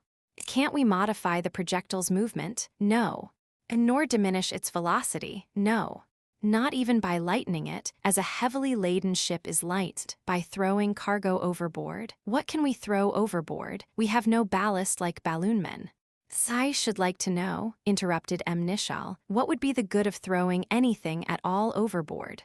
Anyone with a particle of common sense in his head can see that the lightened projectile should only move the quicker. Slower, you mean, said Arden. Quicker, I mean, replied the captain. Neither quicker nor slower, dear friends, interposed Barbicane, desirous to stop a quarrel. We are floating, you know, in an absolute void where specific gravity never counts. Well then, my friends, said Arden in a resigned tone that he evidently endeavored to render calm, since the worst is come to the worst, there is but one thing left for us to do. What's that? Said the captain, getting ready to combat some new piece of nonsense. To take our breakfast, said the Frenchman curtly. It was a resource he had often fallen back on in difficult conjunctures. Nor did it fail him now. Though it was not a project that claimed to affect either the velocity or the direction of the projectile, still, as it was eminently practicable and not only unattended by no inconvenience on the one hand, but evidently fraught with many advantages on the other, it met with decided and instantaneous success. It was rather an early hour for breakfast, 2 o'clock in the morning, yet the meal was keenly relished. Arden served it up in charming style and crowned the dessert with a few bottles of a wine especially selected for the occasion from his own private stock. It was a Tokay Imperial of the genuine essence from Prince Esterhazy's own wine cellar and the best brain stimulant and brain clearer in the world, as every connoisseur knows. It was near 4 o'clock in the morning when our travelers, now well fortified physically and morally, once more resumed their observations with renewed courage and determination, and with a system of recording really perfect in its arrangements. Around the projectile, they could still see floating most of the objects that had been dropped out of the window. This convinced them that, during their revolution around the moon, they had not passed through any atmosphere. Had anything of the kind been encountered, it would have revealed its presence by its retarding effect on the different objects that now followed close in the wake of the projectile. One or two that were missing had been probably struck and carried off by a fragment of the exploded bolide. Of the Earth, nothing as yet could be seen. She was only 1 day old, having been new the previous evening, and 2 days were still to elapse before her crescent would be sufficiently cleared of the solar rays to be capable of performing her ordinary duty of serving as a timepiece for the Selenites. For, as the reflecting reader need hardly be reminded, since she rotates with perfect regularity on her axis, she can make such rotations visible to the Selenites by bringing some particular point on her surface once every 24 hours directly over the same lunar meridian. Towards the moon, the view, though far less distinct, was still almost as dazzling as ever. The radiant Queen of Night still glittered in all her splendor in the midst of the starry host, whose pure white light seemed to borrow only additional purity and silvery whiteness from the gorgeous contrast. On her disk, the seas were already beginning to assume the ashy tint so well known to us on Earth, but the rest of her surface sparkled with all its former radiation, Tycho glowing like a sun in the midst of the general resplendescence. Barbicane attempted in vain to obtain even a tolerable approximation of the velocity at which the projectile was now moving. He had to content himself with the knowledge that it was diminishing at a uniform rate, of which indeed a little reflection on a well-known law of dynamics readily convinced him. He had not much difficulty even in explaining the matter to his friends. Once admitting, said he, the projectile to describe an orbit round the moon, that orbit must of necessity be an ellipse. Every moving body circulating regularly around another describes an ellipse. Science has proved this incontestably. The satellites describe ellipses around the planets around the sun himself describes an ellipse around the unknown star that serves as a pivot for our whole solar system. How can our Baltimore Gun Club projectile then escape the universal law? Now, what is the consequence of this law? If the orbit were a circle, the satellite would always preserve the same distance from its primary, and its velocity should therefore be constant. But the orbit being an ellipse, and the attracting body always occupying one of the foci, the satellite must evidently lie nearer to this focus in one part of its orbit than in another. The Earth, when nearest to the Sun, is in her perihelion, when most distant in her aphelion. The Moon, with regard to the Earth, is similarly in her perigee and her apogee. Analogous expressions denoting the relations of the projectile towards the Moon would be periselene and aposelene. At its aposelene, the projectile's velocity would have reached its minimum, at the periselene, its maximum. As it is to the former point that we are now moving, clearly the velocity must keep on diminishing until that point is reached. Then, if it does not die out altogether, it must spring up again and even accelerate as it reapproaches the moon.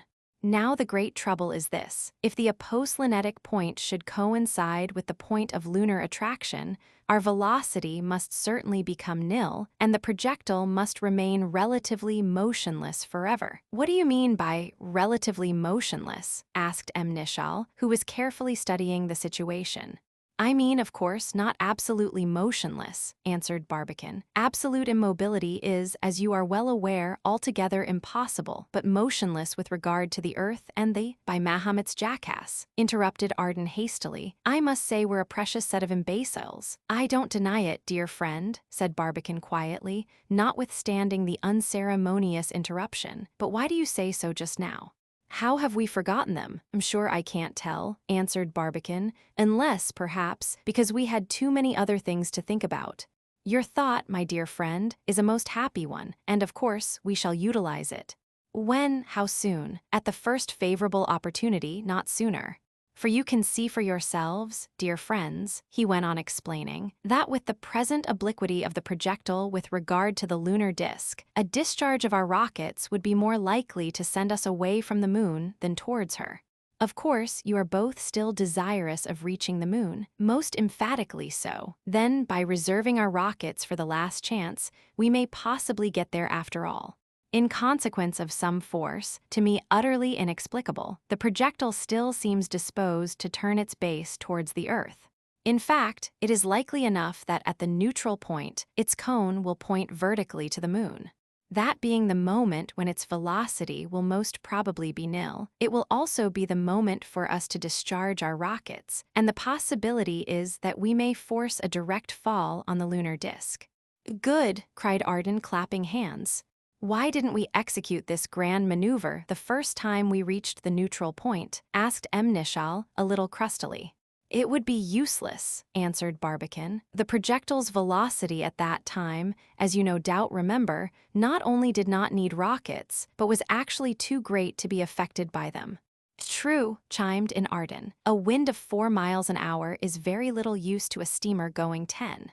"That assertion," cried Nichol. "I am rather dear friends," interposed Barbicane, his pale face beaming and his clear voice ringing with the new excitement. "Let us just now waste no time in mere words. We have one more chance, perhaps a great one. Let us not throw it away. We have been on the brink of despair." "Beyond it," cried Arden. "But I now begin to see a possibility, nay, a very decided probability, of our being able to attain the great end at last." "Bravo!" cried Arden. "Hurrah!" cried Nichol. "Yes, my brave boys," cried Barbicane as enthusiastically as his companions. "All's not over yet by a long shot." What had brought about this great revulsion in the spirits of our bold adventurers? The breakfast? Prince Esterhazy's Tokay? The latter, most probably. What had become of the resolutions they had discussed so ably and passed so decidedly a few hours before? Was the moon inhabited? No. Was the moon habitable? No. Yet in the face of all this, or rather as coolly as if such subjects had never been alluded to, here were the reckless scientists actually thinking of nothing but how to work heaven and earth in order to get there. The time spent in proceeding from the South Pole to the dead point being evidently equal to the time previously spent in proceeding from the dead point to the North Pole. To ascertain the former, he had only to calculate the latter. This was easily done. To refer to his notes, to check off the different rates of velocity at which they had readied the different parallels, and to turn these rates into time required only a very few minutes' careful calculation. The projectile, then, was to reach the point of neutral attraction at 1 o'clock in the morning of December th. At the present time, it was 5 o'clock in the morning of the th. Therefore, if nothing unforeseen should occur in the meantime, their great and final effort was to be made about 20 hours later. The rockets, so often alluded to as an idea of Arden's and already fully described, had been originally provided to break the violence of the projectile's fall on the lunar surface. But now, the dauntless travelers were about to employ them for a purpose precisely the reverse. In any case, having been put in proper order for immediate use, nothing more now remained to be done till the moment should come for firing them off. "Now then, friends," said Nichol, rubbing his eyes but hardly able to keep them open, "I'm not over fond of talking, but this time I think I may offer a slight proposition." "We shall be most happy to entertain it, my dear captain," said Barbicane. Arden gazed on the pair. "I propose we lie down and take a good nap." "Good gracious," protested Arden, "what next? We have not had a blessed wink for 40 hours, continued the captain. "A little sleep would recuperate us wonderfully." "No sleep now," exclaimed Arden. "Every man to his taste," said Nichol. "Mine at present is certainly to turn in," and suiting the action to the word, he coiled himself on the sofa, and in a few minutes his deep, regular breathing showed his slumber to be as tranquil as an infant's. Barbicane looked at him in a kindly way, but only for a very short time. His eyes grew so filmy that he could not keep them open any longer. "The captain," he said, "may not be without his little faults, but for good practical sense he is worth a shipload like you and me, Arden. By Jove, I'm going to imitate him, and, friend Michael, you might do worse." In a short time he was as unconscious as the captain. Arden gazed on the pair for a few minutes, and then began to feel quite lonely. Even his animals were fast asleep. He tried to look out, but observing without having anybody to listen to your observations is dull work. He looked again at the sleeping pair, and then he gave in. "It can't be denied," he muttered, slowly nodding his head, "that even your practical men sometimes stumble on a good idea." Then curling up his long legs and folding his arms under his head, his restless brain was soon forming fantastic shapes for itself in the mysterious land of dreams. But his slumbers were too much disturbed to last long.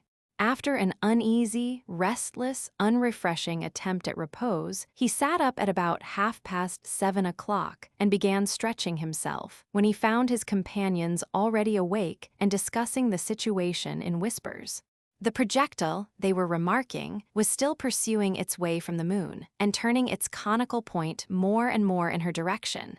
This latter phenomenon, though as puzzling as ever, Barbicane regarded with decided pleasure. The more directly the conical summit pointed to the moon at the exact moment, the more directly towards her surface would the rockets communicate their reactionary motion. Nearly 17 hours, however, were still to elapse before that moment, that all-important moment, would arrive. The time began to drag. The excitement produced by the moon's vicinity had died out. Our travelers, though as daring and as confident as ever, could not help feeling a certain sinking of heart at the approach of the moment for deciding either alternative of their doom in this world, their fall to the moon, or their eternal imprisonment in a changeless orbit. Barbicane and M. Nicholl tried to kill time by revising their calculations and putting their notes in order. Ardan, by feverishly walking back and forth from window to window and stopping for a second or two to throw a nervous glance at the cold, silent, and impassive moon. Now and then, reminiscences of our lower world would flit across their brains. Visions of the famous gun club rose up before them the oftenest, with their dear friend Marston always the central figure. What was his bustling, honest, good-natured, impetuous heart at now? Most probably he was standing bravely at his post on the Rocky Mountains, his eye glued to the great telescope, his whole soul peering through its tube. Had he seen the projectile before it vanished behind the moon's north pole? Could he have caught a glimpse of it at its reappearance? If so, could he have concluded it to be the satellite of a satellite? Could Belfast have announced to the world such a startling piece of intelligence? Was that all the earth was ever to know of their great enterprise? What were the speculations of the scientific world upon the subject? Etc. Etc. In listless questions and desultory conversation of this kind, the day slowly wore away, without the occurrence of any incident whatever to relieve its weary monotony. Midnight arrived, December the 7th was dead. As Ardan said, "Le sept December est mort, vive le Hewitt." In 1 hour more, the neutral point would be reached. At what velocity was the projectile now moving? Barbicane could not exactly tell, but he felt quite certain that no serious error had slipped into his calculations. At 1 o'clock that night, nil the velocity was to be, and nil it would be. Another phenomenon, in any case, was to mark the arrival of the exact moment. At the dead point, the two attractions, terrestrial and lunar, would again exactly counterbalance each other. For a few seconds, objects would no longer possess the slightest weight. This curious circumstance, which had so much surprised and amused the travelers at its first occurrence, was now to appear again as soon as the conditions should become identical. During these few seconds, then would come the moment for striking the decisive blow. They could soon notice the gradual approach of this important instant. Objects began to weigh sensibly lighter. The conical point of the projectile had become almost directly under the center of the lunar surface. This gladdened the hearts of the bold adventurers.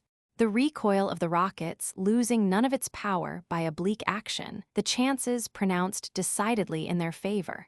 Now, only supposing the projectile's velocity to be absolutely annihilated at the dead point, the slightest force directing it towards the moon would be certain to cause it finally to fall on her surface.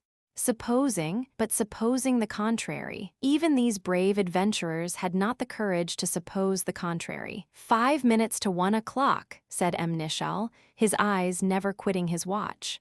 Ready? Asked Barbicane of Ardan.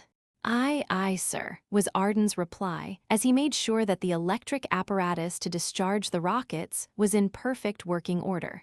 Wait till I give the word, said Barbicane, pulling out his chronometer. The moment was now evidently close at hand. The objects lying around had no weight. The travelers felt their bodies to be as buoyant as a hydrogen balloon. Barbicane let go his chronometer, but it kept its place as firmly in empty space before his eyes as if it had been nailed to the wall. 1 o'clock, cried Barbicane in a solemn tone. Ardan instantly touched the discharging key of the little electric battery. A dull, dead, distant report was immediately heard, communicated probably by the vibration of the projectile to the internal air. But Ardan saw through the window a long, thin flash, which vanished in a second. At the same moment, the three friends became instantaneously conscious of a slight shock experienced by the projectile. They looked at each other, speechless, breathless, for about as long as it would take you to count 5, the silence so intense that they could easily hear the pulsation of their hearts. Arden was the first to break it. "Are we falling or are we not?" he asked in a loud whisper. "We're not," answered Nishal, also hardly speaking above his breath. The base of the projectile is still turned away as far as ever from the moon. Barbicane, who had been looking out of the window, now turned hastily towards his companions. His face frightened them. He was deadly pale, his eyes stared, and his lips were painfully contracted. "We are falling," he shrieked huskily. "Towards the moon," exclaimed his companions. "No," was the terrible reply. "Towards the earth, sacré," cried Arden, as usually letting off his excitement in French. "Fire and fury," cried Nishal, completely startled out of his habitual sang-froid. "Thunder and lightning," swore the usually serene Barbicane, now completely stunned by the blow. I had never expected this. Arden was the first to recover from the deadening shock. His levity came to his relief. "First impressions are always right," he muttered philosophically. "The moment I set eyes on the confounded thing, it reminded me of the Bastille. It is now proving its likeness to a worse place, easy enough to get into, but no redemption out of it." There was no longer any doubt possible on the subject. The terrible fall had begun. The projectile had retained velocity enough not only to carry it beyond the dead point, but it was even able to completely overcome the feeble resistance offered by the rockets. It was all clear now. The same velocity that had carried the projectile beyond the neutral point on its way to the moon was still swaying it on its return to the Earth.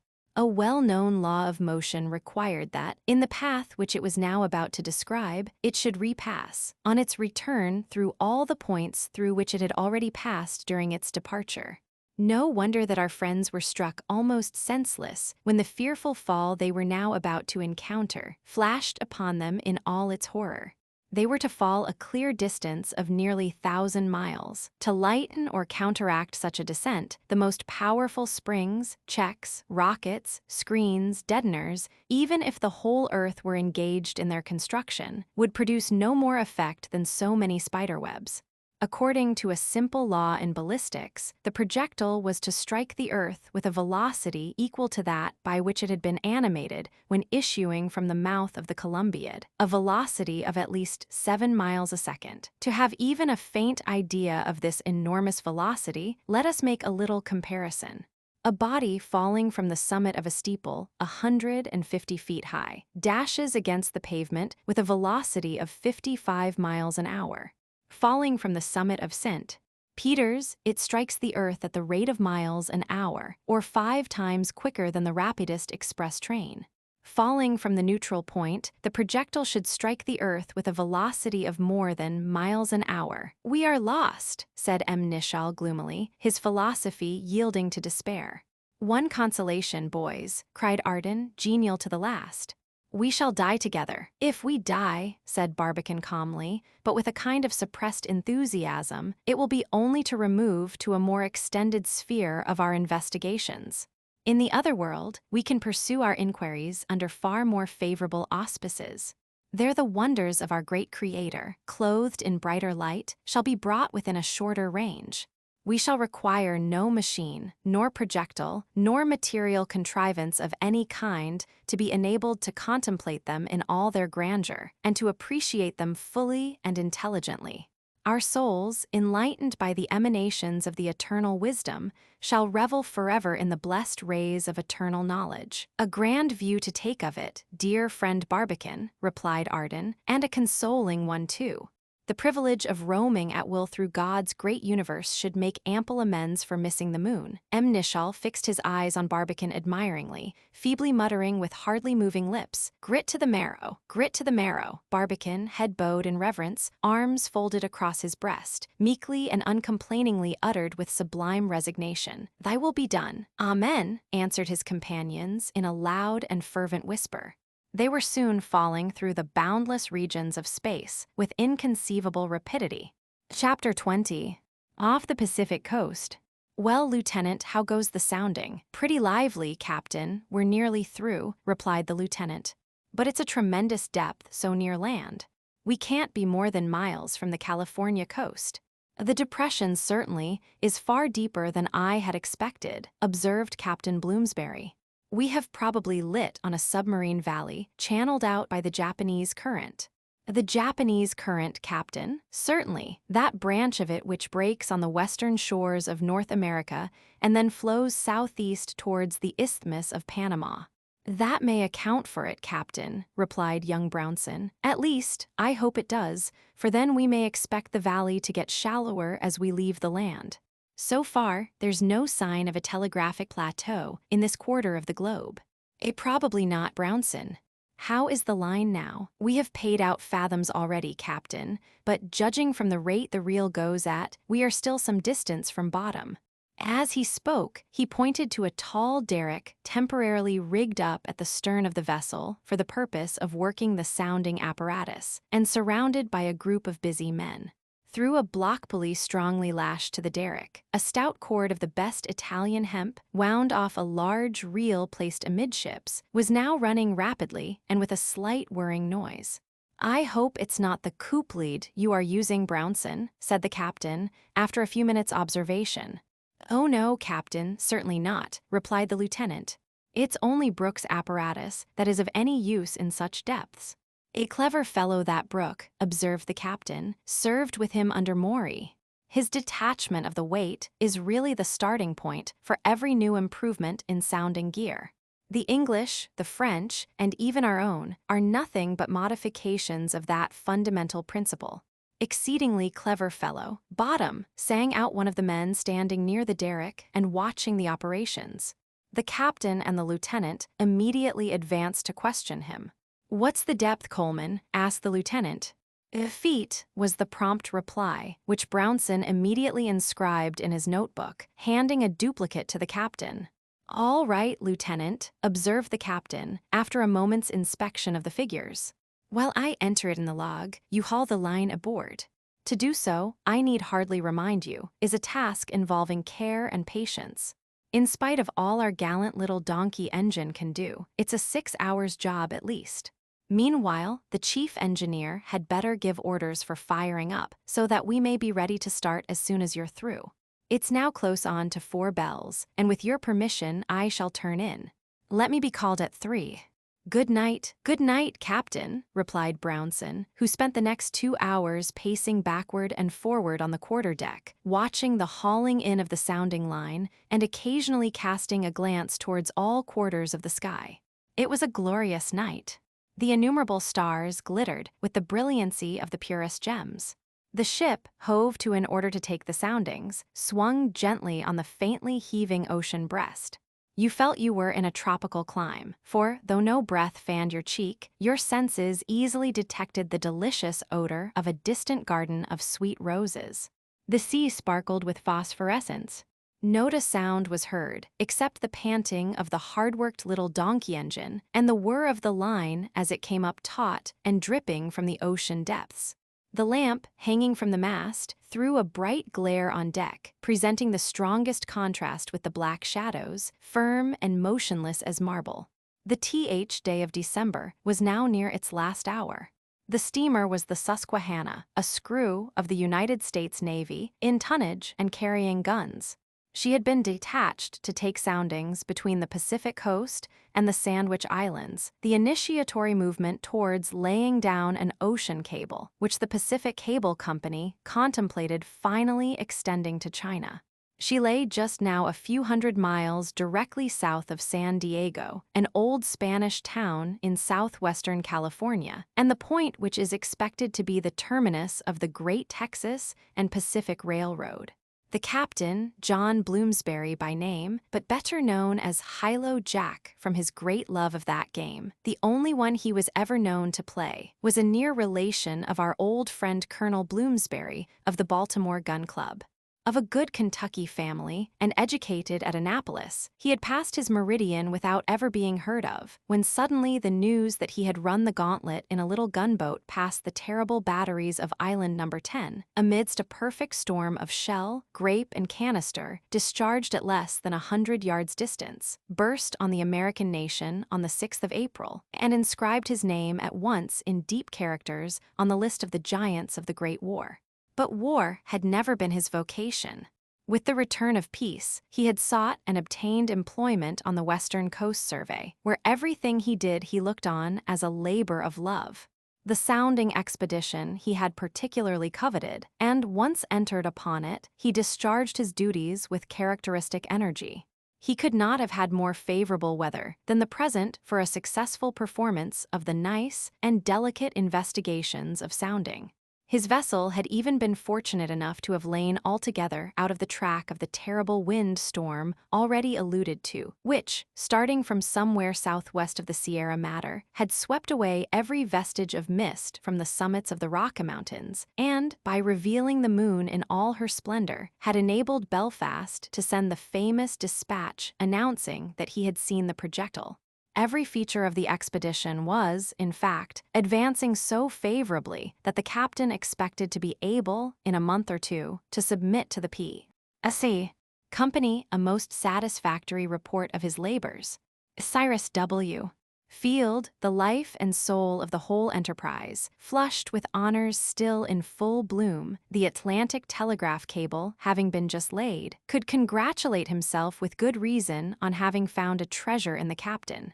Hilo Jack was the congenial spirit by whose active and intelligent aid he promised himself the pleasure of seeing before long the whole Pacific Ocean covered with a vast reticulation of electric cables. The practical part, therefore, being in such safe hands, Mr. Field could remain with a quiet conscience in Washington, New York, or London, seeing after the financial part of the grand undertaking, worthy of the 19th century, worthy of the great republic, and eminently worthy of the illustrious Cyrus W. Himself. As already mentioned, the Susquehanna lay a few hundred miles south of San Diego, or, to be more accurate, in degrees north latitude and degrees west longitude, Greenwich. It was now a little past midnight. The moon, in her last quarter, was just beginning to peep over the eastern horizon. Lieutenant Brownson, leaving the quarter deck, had gone to the forecastle, where he found a crowd of officers talking together earnestly and directing their glasses towards her disk. Even here, out on the ocean, the queen of the night was as great an object of attraction as on the North American continent generally, where, that very night and that very hour, at least 1,000,000 pairs of eyes were anxiously gazing at her. Apparently forgetful that even the very best of their glasses could no more see the projectile than angulate Sirius, the officers held them fast to their eyes for 5 minutes at a time, and then took them away only to talk with remarkable fluency on what they had not discovered. "Any sign of them yet, gentlemen?" asked Brownson gaily as he joined the group. "It's now pretty near time for them to put in an appearance. They're gone 10 days, I should think." "They're there, Lieutenant, not a doubt of it," cried a young midshipman, fresh from Annapolis and, of course, thoroughly posted in the latest revelations of astronomy. "I feel as certain of their being there as I am of our being here on the forecastle of the Susquehanna." "I must agree with you, of course, Mr. Midshipman," replied Brownson with a slight smile. "I have no grounds whatever for contradicting you." "Neither have I," observed another officer, the surgeon of the vessel. The projectile was to have reached the moon when at her full, which was at midnight on the TH. Today was the TH. This gives them 6 days of clear light, time enough in all conscience not only to land safely, but to install themselves quite comfortably in their new home. "In fact, I see them there already. In my mind's eye, Horatio," laughed one of the group. "Though the Doc wears glasses, he can see more than any 10 men on board." "Already," pursued the doctor, heedless of the interruption.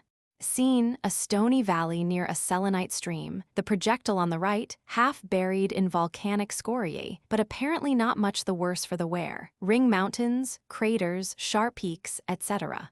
All around, old Mac discovered taking observations with his leveling staff. Barbicane perched on the summit of a sharp-pointed rock, writing up his notebook. Arden, eyeglass on nose, hat under arm, legs apart, puffing at his imperador like Mac discovered taking observations.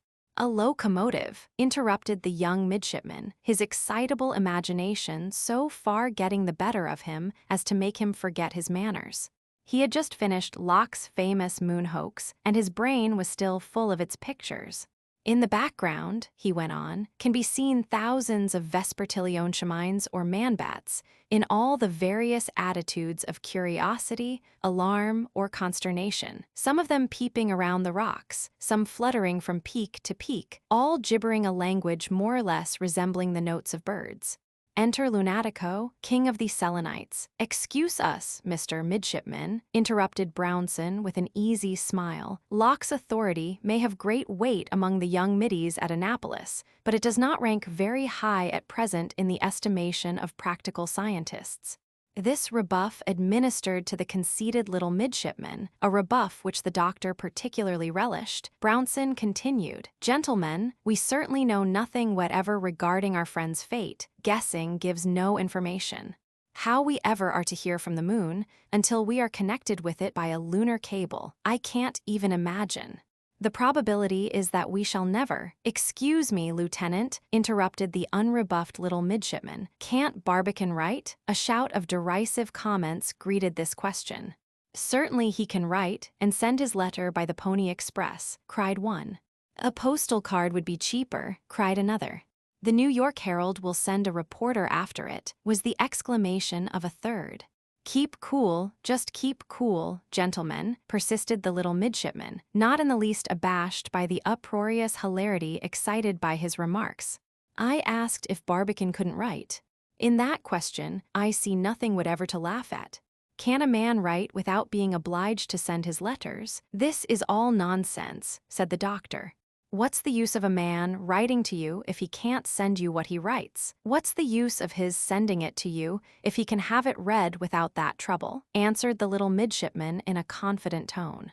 "Is there not a telescope at Long's Peak? Doesn't it bring the moon within a few miles of the Rocky Mountains and enable us to see on her surface objects as small as 9 feet in diameter? Well, what's to prevent Barbicane and his friends from constructing a gigantic alphabet? If they write words of even a few hundred yards and sentences a mile or two long, what is to prevent us from reading them? Catch the idea now, eh?"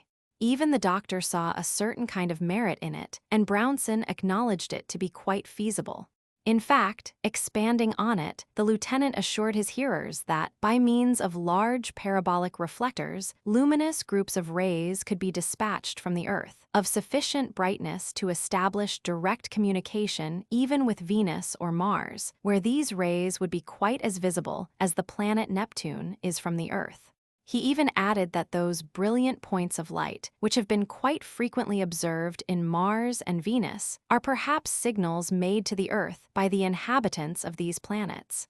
He concluded, however, by observing that, though we might by these means succeed in obtaining news from the moon, we could not possibly send any intelligence back in return, unless indeed the Selenites had at their disposal optical instruments at least as good as ours. All agreed that this was very true, and, as is generally the case when one keeps all the talk to himself, the conversation now assumed so serious a turn that for some time it was hardly worth recording. At last the chief engineer, excited by some remark that had been made, observed with much earnestness, "You may say what you please, gentlemen, but I would willingly give my last dollar to know what has become of those brave men. Have they done anything? Have they seen anything? I hope they have. But I should dearly like to know. Ever so little success would warrant a repetition of the great experiment. The Columbiad is still to the good in Florida, as it will be for many a long day. There are millions of men today as curious as I am upon the subject. Therefore, it will be only a question of mere powder and bullets if a cargo of visitors is not sent to the moon every time she passes our zenith." "Marston would be one of the first of them," observed Brownson, lighting his cigar. "Oh, he would have plenty of company," cried the midshipman. "I should be delighted to go if he'd only take me." No doubt you would, Mr. Midshipman, said Brownson. The wise men, are not all dead yet. Nor the fools either, Lieutenant, growled old Frisbee, the fourth officer, getting tired of the conversation. There is no question at all about it, observed another. Every time a projectile started, it would take off as many as it could carry. I wish it would only start often enough to improve the breed, growled old Frisbee. I have no doubt whatever, added the chief engineer, that the thing would get so fashionable at last that half the inhabitants of the earth would take a trip to the moon. I should limit that privilege strictly to some of our friends in Washington, said old Frisbee, whose temper had been soured probably by a neglect to recognize his long services, and most of them I should by all means insist on sending to the moon. Every month I would ram a whole raft of them into the Columbiad, with a charge under them strong enough to blow them all to the— But hey, what in creation's that? For a second only did they catch its flash. Whilst the officer was speaking, his companions had suddenly caught a sound in the air, which reminded them immediately of the whistling scream of a Lancaster shell. At first they thought the steam was escaping somewhere, but looking upwards, they saw that the strange noise proceeded from a ball of dazzling brightness, directly over their heads, and evidently falling towards them with tremendous velocity. Too frightened to say a word, they could only see that in its light the whole ship blazed like fireworks, and the whole sea glittered like a silver lake.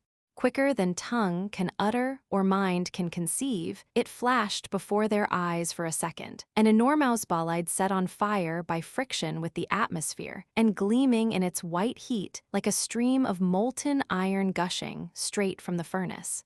For a second only did they catch its flash before their eyes. Then striking the bowsprit of the vessel, which it shivered into 1,000 pieces, it vanished in the sea in an instant with a hiss, a scream, and a roar, all equally indescribable. For some time, the utmost confusion reigned on deck.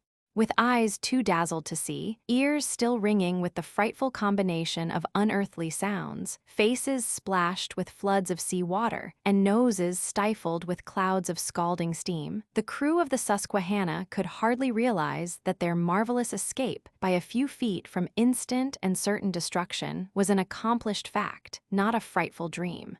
They were still engaged in trying to open their eyes and to get the hot water out of their ears when they suddenly heard the trumpet voice of Captain Bloomsbury crying, as he stood half-dressed on the head of the cabin stairs. "What's up, gentlemen? In heaven's name, what's up?" The little midshipman had been knocked flat by the concussion and stunned by the uproar.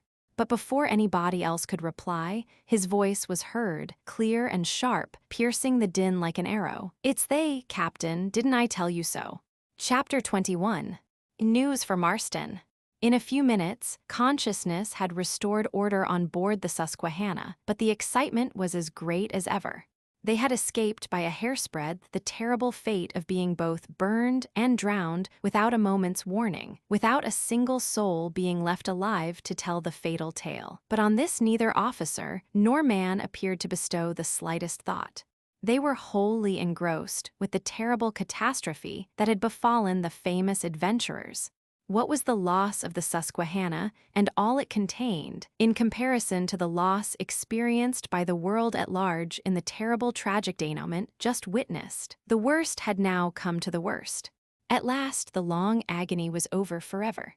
Those 3 gallant men, who had not only conceived, but had actually executed the grandest and most daring enterprise of ancient or modern times, had paid by the most fearful of deaths for their sublime devotion to science and their unselfish desire to extend the bounds of human knowledge. Before such a reflection as this, all other considerations were at once reduced to proportions of the most absolute insignificance.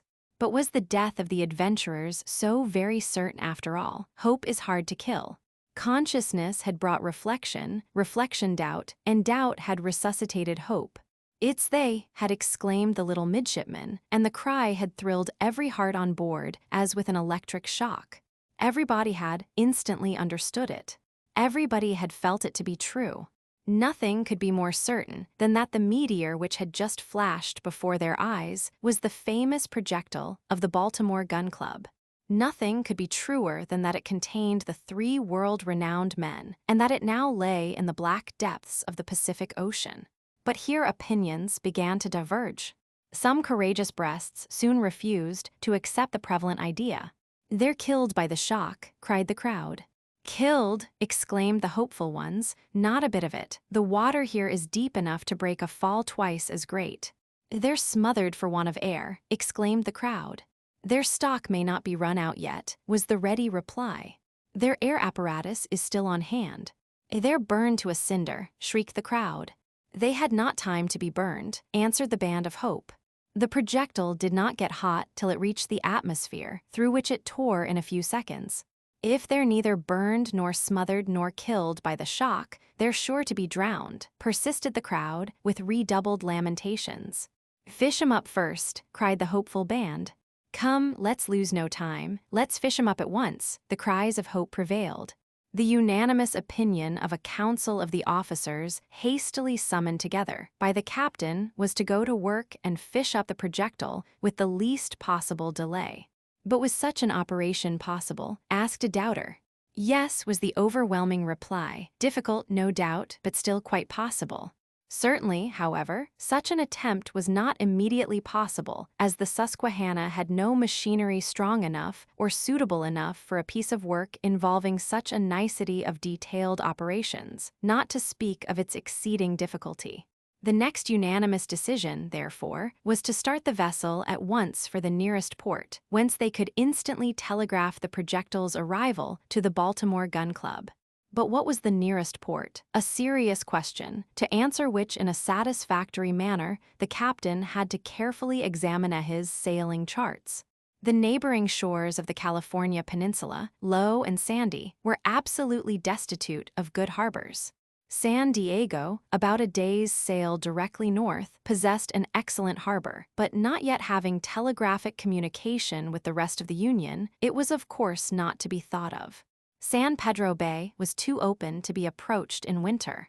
The Santa Barbara Channel was liable to the same objection, not to mention the trouble often caused by kelp and wintry fogs.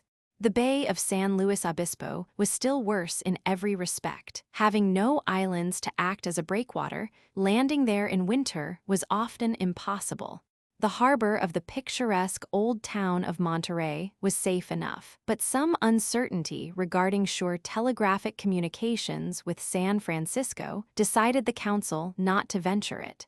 Half Moon Bay, a little to the north, would be just as risky, and in moments like the present when every minute was worth a day, no risk involving the slightest loss of time could be ventured. Evidently, therefore, the most advisable plan was to sail directly for the Bay of San Francisco, the Golden Gate, the finest harbor on the Pacific coast, and one of the safest in the world.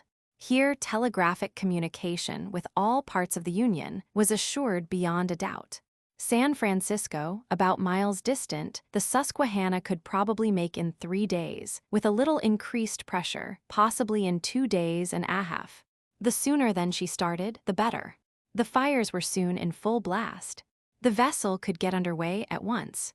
In fact, nothing delayed immediate departure but the consideration that 2 miles of sounding line were still to be hauled up from the ocean depths. Rutt the captain, after a moment's thought, unwilling that any more time should be lost, determined to cut it. Then marking its position by fastening its end to a buoy, he could haul it up at his leisure on his return.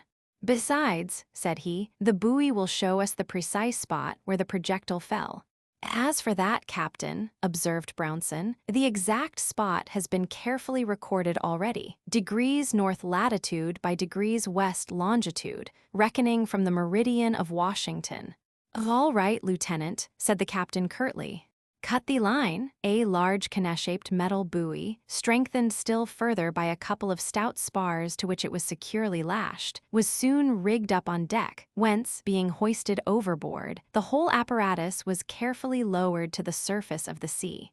By means of a ring in the small end of the buoy, the latter was then solidly attached to the part of the sounding line that still remained in the water, and all possible precautions were taken to diminish the danger of friction caused by the contrary currents, tidal waves, and the ordinary heaving swells of ocean. It was now a little after 3 o'clock in the morning. The chief engineer announced everything to be in perfect readiness for starting. The captain gave the signal, directing the pilot to steer straight for San Francisco, north-north by west. The waters under the stern began to boil and foam. The ship very soon felt and yielded to the power that animated her, and in a few minutes, she was making at least 12 knots an hour. Her sailing powers were somewhat higher than this, but it was necessary to be careful in the neighborhood of such a dangerous coast as that of California. 750 miles of smooth waters presented no very difficult task to a fast traveler like the Susquehanna, yet it was not till 2 days and a half afterwards that she sighted the Golden Gate. As usual, the coast was foggy. Neither Point Lobos nor Point Bonta could be seen. But Captain Bloomsbury, well acquainted with every portion of this coast, ran as close along the southern shore as he dared, the fog-gun at Point Bonta safely directing his course. Here, expecting to be able to gain a few hours' time by signaling to the outer telegraph station on Point Lobos, he had caused to be painted on a sail in large black letters, "The Moonmen are back," but the officers in attendance, though their foghorn could be easily heard, the distance not being quite 2 miles, were unfortunately not able to see it. Perhaps they did see it, but feared a hoax. Giving the Fort Point a good wide berth, the Susquehanna found the fog gradually clearing away, and by 3:30 the passengers, looking under it, enjoyed the glorious view of the Contra Costa Mountains east of San Francisco, which had obtained for this entrance the famous and well-deserved appellation of the Golden Gate. In another half hour, they had doubled Black Point, and were lying safely at anchor between the islands of Alcatraz and Yerba Buena. In less than 5 minutes afterwards, the captain was quickly lowered into his gig, and 8 stout pairs of arms were pulling him rapidly to shore. The usual crowd of idlers had collected that evening on the summit of Telegraph Hill to enjoy the magnificent view, which for variety, extent, beauty, and grandeur is probably unsurpassed on earth. Of course, the inevitable reporter, hot after an item, was not absent. The Susquehanna had hardly crossed the bar when they caught sight of her. A government vessel, entering the bay at full speed, is something to look at even in San Francisco. Even during the war, it would be considered rather unusual. But they soon remarked that her bowsprit was completely broken off. Very unusual. Something decidedly is the matter. See, the vessel is hardly anchored when the captain leaves her, and makes for Meg's Wharf at North Point as hard as ever his men can pull. Something must be the matter, and down the steep hill they all rush as fast as ever their legs can carry them to the landing at Meg's Wharf. The captain could hardly force his way through the dense throng, but he made no attempt whatever to gratify their ill-dissembled curiosity. "Carriage," he cried, in a voice seldom heard outside the din of battle. In a moment, 17 able-bodied cabmen were trying to tear him limb from limb. To the telegraph office, like lightning, were his stifled mutterings as he struggled in the arms of the Irish giant who had at last succeeded in securing him. "To the telegraph office," cried most of the crowd, running after him like foxhounds, but the more knowing ones immediately began questioning the boatmen in the captain's gig. These honest fellows, nothing loth to tell all that they knew and more that they invented, soon had the satisfaction of finding themselves the center point of a wonder-stricken audience, greedily swallowing up every item of the extraordinary news and still hungrily gaping for more. By this time, however, an important dispatch was flying east, bearing 4 different addresses, to the Secretary of the U.S. Navy, Washington, to Colonel Joseph Wilcox, Vice President Pro Tem. Baltimore Gun Club, M.D., to J.T. Marston, Esq., Long's Peak, Grand County, Colorado, and to Professor Wenlock, Subdirector of the Cambridge Observatory, Mass. This dispatch read as follows. In latitude 27 degrees 7 minutes north and longitude 41 degrees 37 minutes west, shortly after 1 o'clock on the morning of 12th, instant Columbiad projectile fell in Pacific. Send instructions. Bloomsbury, Captain, Susquehanna. In 5 minutes more, all San Francisco had the news. An hour later, the newspaper boys were shrieking it through the great cities of the states. Before bedtime, every man, woman, and child in the country had heard it and gone into ecstasies over it. Owing to the difference in longitude, the people of Europe could not hear it till after midnight. But next morning, the astounding issue of the great American enterprise fell on them like a thunderclap. We must, of course, decline all attempts at describing the effects of this most unexpected intelligence on the world at large. The Secretary of the Navy immediately telegraphed directions to the Susquehanna to keep a full head of steam up night and day so as to be ready to give instant execution to orders received at any moment. The observatory authorities at Cambridge held a special meeting that very evening, where, with all the serene calmness so characteristic of learned societies, they discussed the scientific points of the question in all its bearings. But before committing themselves to any decided opinion, they unanimously resolved to wait for the development of further details. At the rooms of the Gun Club in Baltimore, there was a terrible time. The kind reader no doubt remembers the nature of the dispatch sent one day previously by Professor Belfast from the Long's Peak Observatory, announcing that the projectile had been seen, but that it had become the moon's satellite, destined to revolve around her forever and ever till time should be no more. The reader is also kindly aware by this time that such dispatch was not supported by the slightest foundations in fact.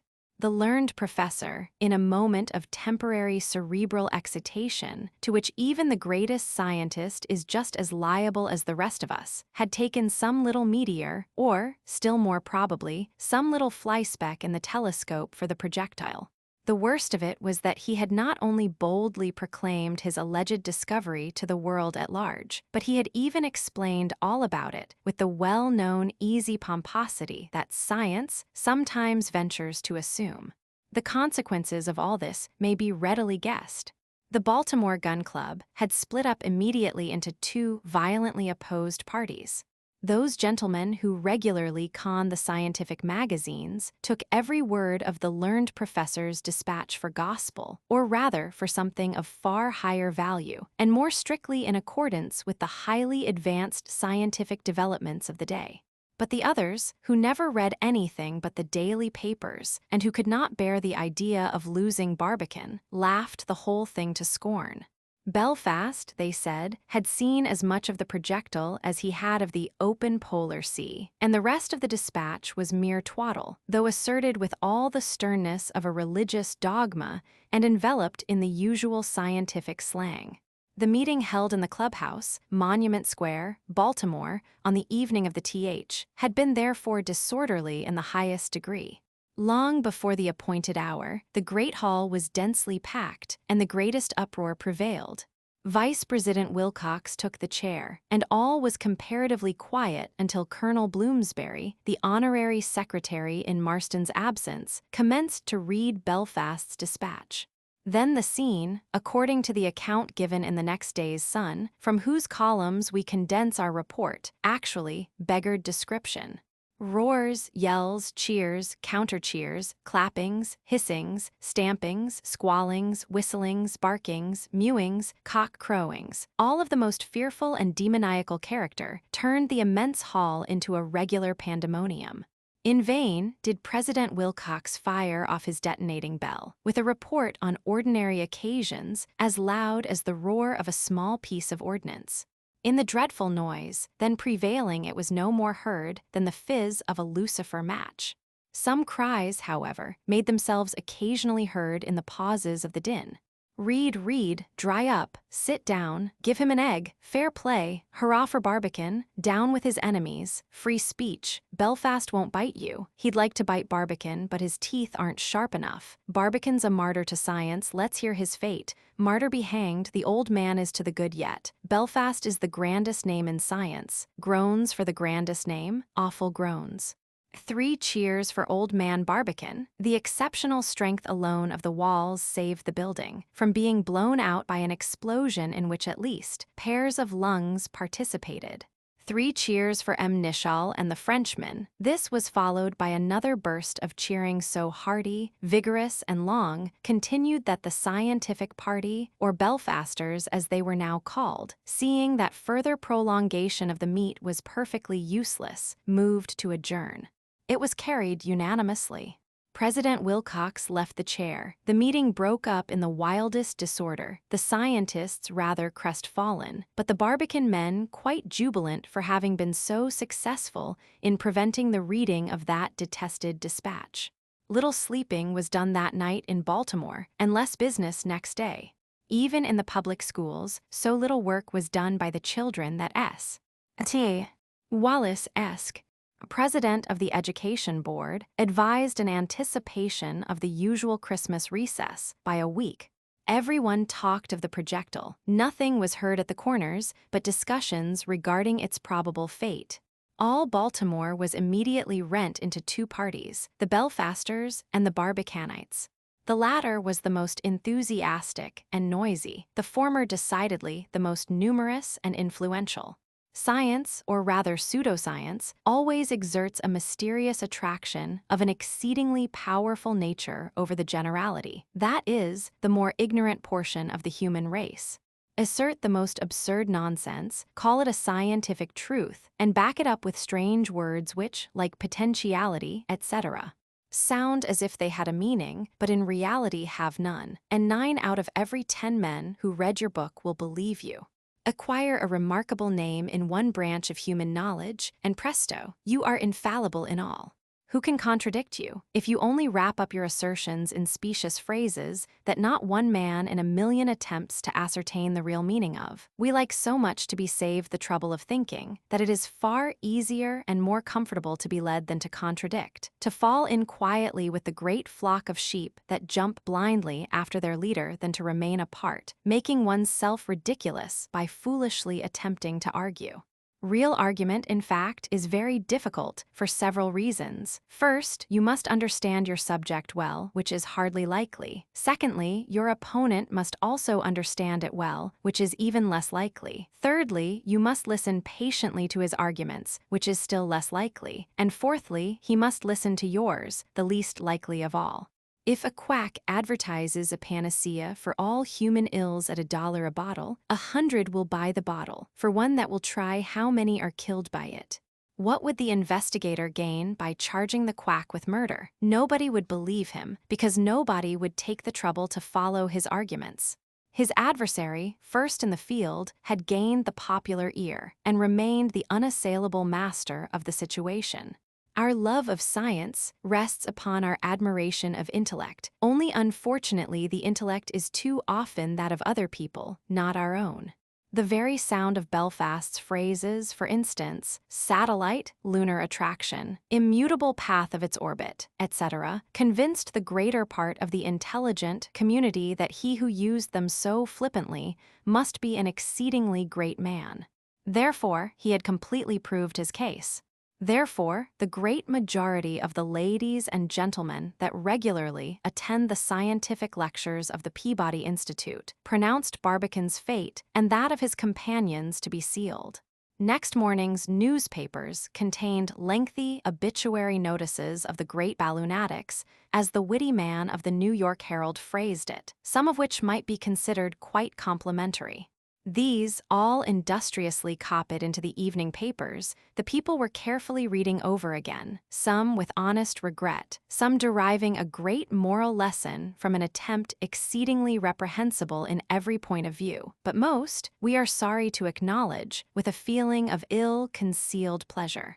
Had not they always said how it was to end? Was there anything more absurd ever conceived? Scientific men, too, hang such science. If you want a real scientific man, no windbag, no sham, take Belfast. He knows what he's talking about. No taking him in. Didn't he, by means of the monster telescope, see the projectile, as large as life, whirling round and round the moon? Anyway, what else could have happened? Wasn't it what anybody's common sense expected? Etc. The Barbicanites were very doleful, but they never though of giving in. They would die sooner. When pressed for a scientific reply to a scientific argument, they denied that there was any argument to reply to. What, had not Belfast seen the projectile? No. Was not the great telescope then good for anything? Yes, but not for everything. Did not Belfast know his business? No. Did they mean to say that he had seen nothing at all? Well, not exactly that, but those scientific gentlemen can seldom be trusted. In their rage for discovery, they make a mountain out of a molehill, or, what is worse, they start a theory and then distort facts to support it. Answers of this kind either led directly to a fight, or the Belfasters moved away thoroughly disgusted with the ignorance of their opponents, who could not see a chain of reasoning as bright as the noonday sun. Things were in this feverish state on the evening of the th, when all at once Bloomsbury's dispatch arrived in Baltimore. I need not say that it dropped like a spark in a keg of gunpowder. The first question all asked was, is it genuine or bogus, real or got up by the stockbrokers? But a few flashes backwards and forwards over the wires soon settled that point. The stunning effects of the new blow were hardly over when the Barbicanites began to perceive that the wonderful intelligence was decidedly in their favor. Was it not a distinct contradiction of the whole story told by their opponents? If Barbicane and his friends were lying at the bottom of the Pacific, they were certainly not circumgyrating around the moon.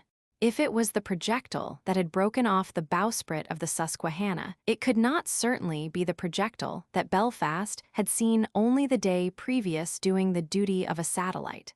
Did not the truth of one incident render the other an absolute impossibility? If Bloomsbury was right, was not Belfast an ass? Hurrah! The new revelation did not improve poor Barbicane's fate a bit. No matter for that. Did not the party gain by it? What would the Belfasters say now? Would not they hold down their heads in confusion and disgrace? The Belfasters, with a versatility highly creditable to human nature, did nothing of the kind.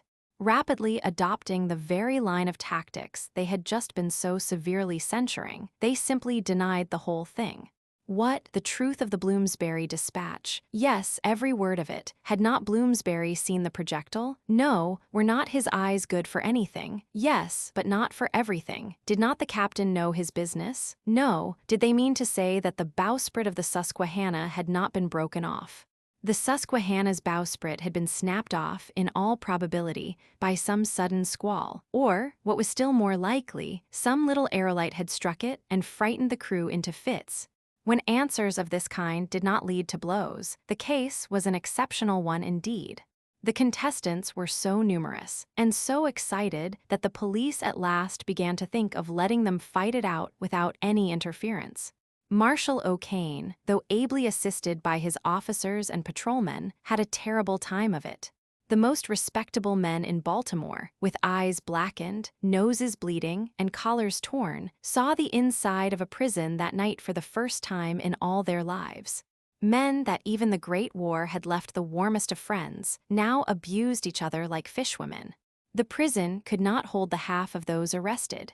They were all, however, discharged next morning, for the simple reason that the mayor and the aldermen had been themselves engaged in so many pugilistic combats during the night that they were altogether disabled from attending to their magisterial duties next day. Our readers, however, may be quite assured that, even in the wildest whirl of the tremendous excitement around them, all the members of the Baltimore Gun Club did not lose their heads. In spite of the determined opposition of the Belfasters, who would not allow the Bloomsbury dispatch to be read at the special meeting called that evening, a few succeeded in adjourning to a comiteeroom, where Joseph Wilcox, Esq.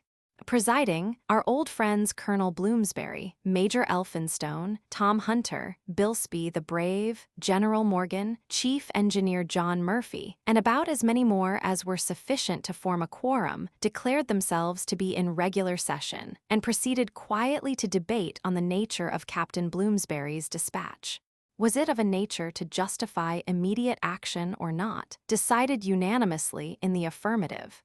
Why so? Because, whether actually true or untrue, the incident it announced was not impossible. Had it indeed announced the projectile to have fallen in California or in South America, there would have been good valid reasons to question its accuracy. But by taking into consideration the moon's distance and the time elapsed between the moment of the start and that of the presumed fall, about days, and also the Earth's revolution in the meantime, it was soon calculated that the point at which the projectile should strike our globe, if it struck it at all, would be somewhere about degrees north latitude and degrees west longitude, the very identical spot given in the captain's dispatch. A decided resolution was therefore immediately taken. Everything that man could do was to be done at once, in order to fish up their brave associates from the depths of the Pacific. That very night, in fact, whilst the streets of Baltimore were still resounding with the yells of contending Belfasters and Barbicanites, a committee of 4, Morgan, Hunter, Murphy, and Elphinstone, were speeding over the Alleghenies in a special train, placed at their disposal by the Baltimore and Ohio Railroad Company, and fast enough to land them in Chicago pretty early on the following evening. Here a fresh locomotive and a Pullman car taking charge of them, they were whirled off to Omaha, reaching that busy locality at about supper time on the evening of December th. The Pacific train, as it was called though at that time, running no further west than Julesburg, instead of waiting for the regular hour of starting, fired up that very night, and was soon pulling the famous Baltimore Club men up the slopes of the Nebraska at the rate of 40 miles an hour. They were awakened before light next morning by the guard, who told them that Julesburg, which they were just entering, was the last point so far reached by the rails. But their regret at this circumstance was most unexpectedly and joyfully interrupted by finding their hands warmly clasped, and their names cheerily cried out by their old and beloved friend, J.T.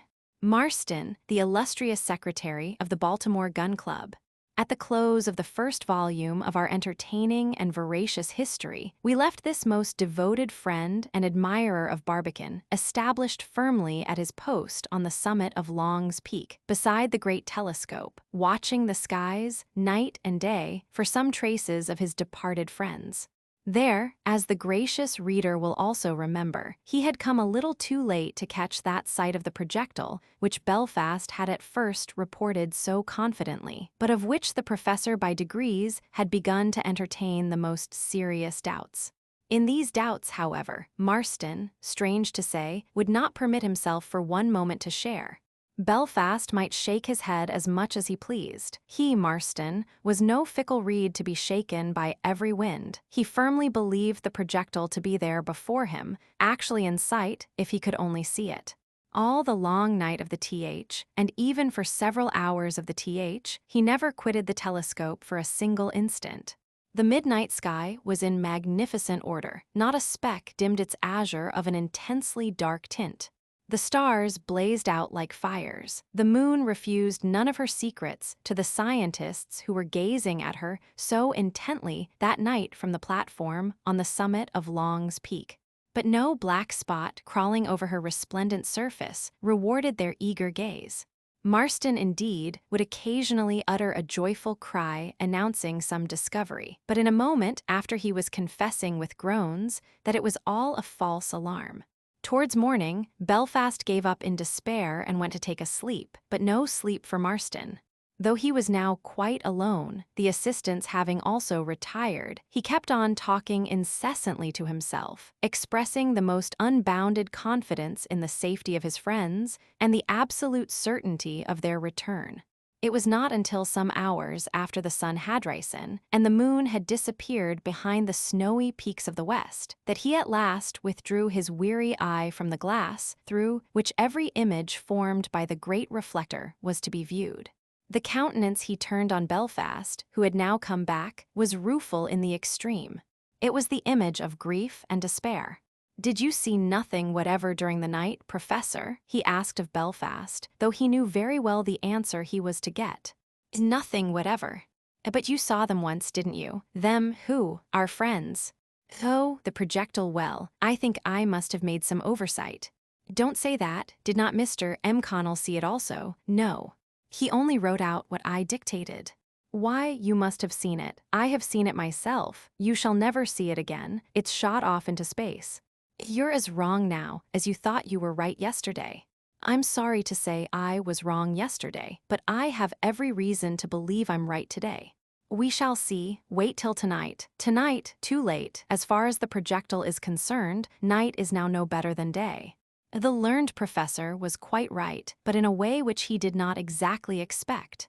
That very evening, after a weary day, apparently a month long, during which Marston sought in vain for a few hours' repose, just as all hands, well wrapped up in warm furs, were getting ready to assume their posts once more near the mouth of the gigantic telescope, Mr. M. Connell hastily presented himself with a dispatch for Belfast. The professor was listlessly breaking the envelope when he uttered a sharp cry of surprise. "Hey!" cried Marston quickly. "What's up now?" "Oh, the projectile. What of it? What? Oh, what? Speak. It's back." Marston uttered a wild yell of mingled horror, surprise, and joy, jumped a little into the air, and then fell flat and motionless on the platform. Had Belfast shot him with a 10-pound weight, right between the two eyes, he could not have knocked him flatter or stiffer. Having neither slept all night, nor eaten all day, the poor fellow's system had become so weak that such unexpected news was really more than he could bear. Besides, as one of the Cambridge men of the party, a young medical student, remarked, the thin, cold air of these high mountains was extremely enervating.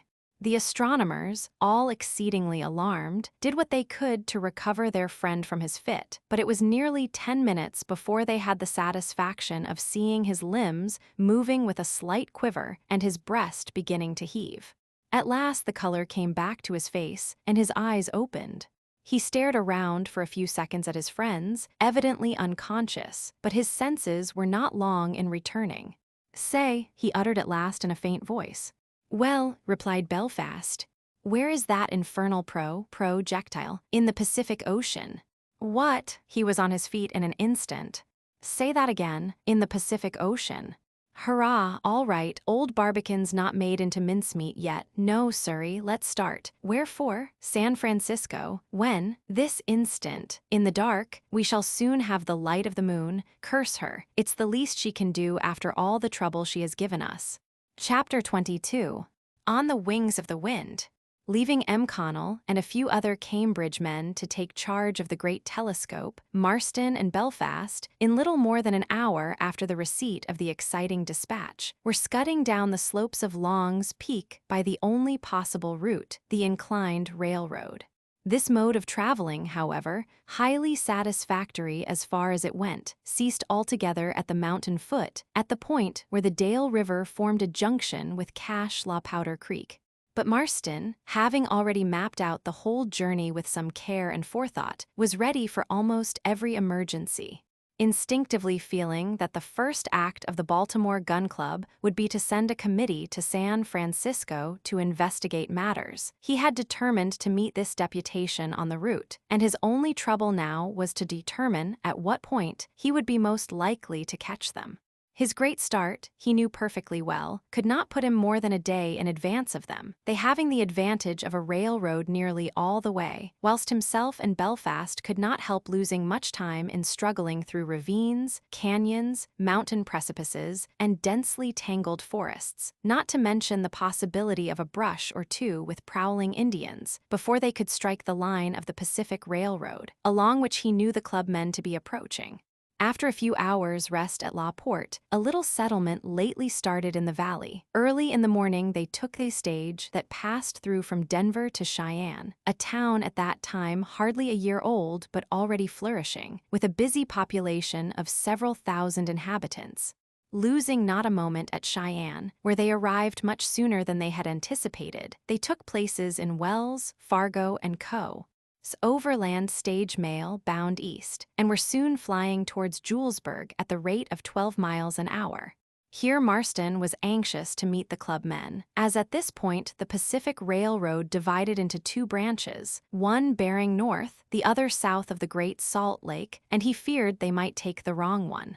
But he arrived in Julesburg fully hours before the committee, so that himself and Belfast had not only ample time to rest a little after their rapid flight from Long's Peak, but also to make every possible preparation for the terrible journey of more than 1,500 miles that still lay before them. This journey, undertaken at a most unseasonable period of the year and over one of the most terrible deserts in the world, would require a volume for itself, constantly presenting the sharpest points of contrast between the most savage features of wild, barbaric nature on the one hand and the most touching traits of the sweetest humanity on the other. The story of our clubmen's adventures, if only well told, could hardly fail to be highly interesting. But instead of a volume, we can give it only a chapter, and that a short one. From Julesburg, the last station on the eastern end of the Pacific Railroad, to Cisco, the last station on its western end, the distance is probably about 1,500 miles, about as far as Constantinople is from London or Moscow from Paris. This enormous stretch of country had to be traveled all the way by, at the best, a 6-horse stage tearing along night and day at a uniform rate, road or no road, of 10 miles an hour. But this was the least of the trouble. Bands of hostile Indians were a constant source of watchfulness and trouble, against which even a most liberal stock of rifles and revolvers were not always a reassurance. Whirlwinds of dust often overwhelmed the travelers so completely that they could hardly tell day from night, whilst blasts of icy chill, sweeping down from the snowy peaks of the Rocky Mountains, often made them imagine themselves in the midst of the horrors of an Arctic winter. The predominant scenery gave no pleasure to the eye or exhilaration to the mind. It was of the dreariest description. Days and days passed with hardly a house to be seen, or a tree, or a blade of grass. I might even add, or a mountain or a river, for the one was too often a heap of agglomerated sand and clay cut into unsightly chasms by the rain, and the other generally degenerated into a mere stagnant swamp, its shallowness and dryness increasing regularly with its length. The only houses were log ranches, called relays, hardly visible in their sandy surroundings, and separate from each other by a mean distance of 10 miles. The only trees were either stunted cedars, so far apart as to be often denominated lone trees, and besides wormwood, the only plant was the sage plant, about 2 feet high, gray, dry, crisp, and emitting a sharp pungent odor by no means pleasant.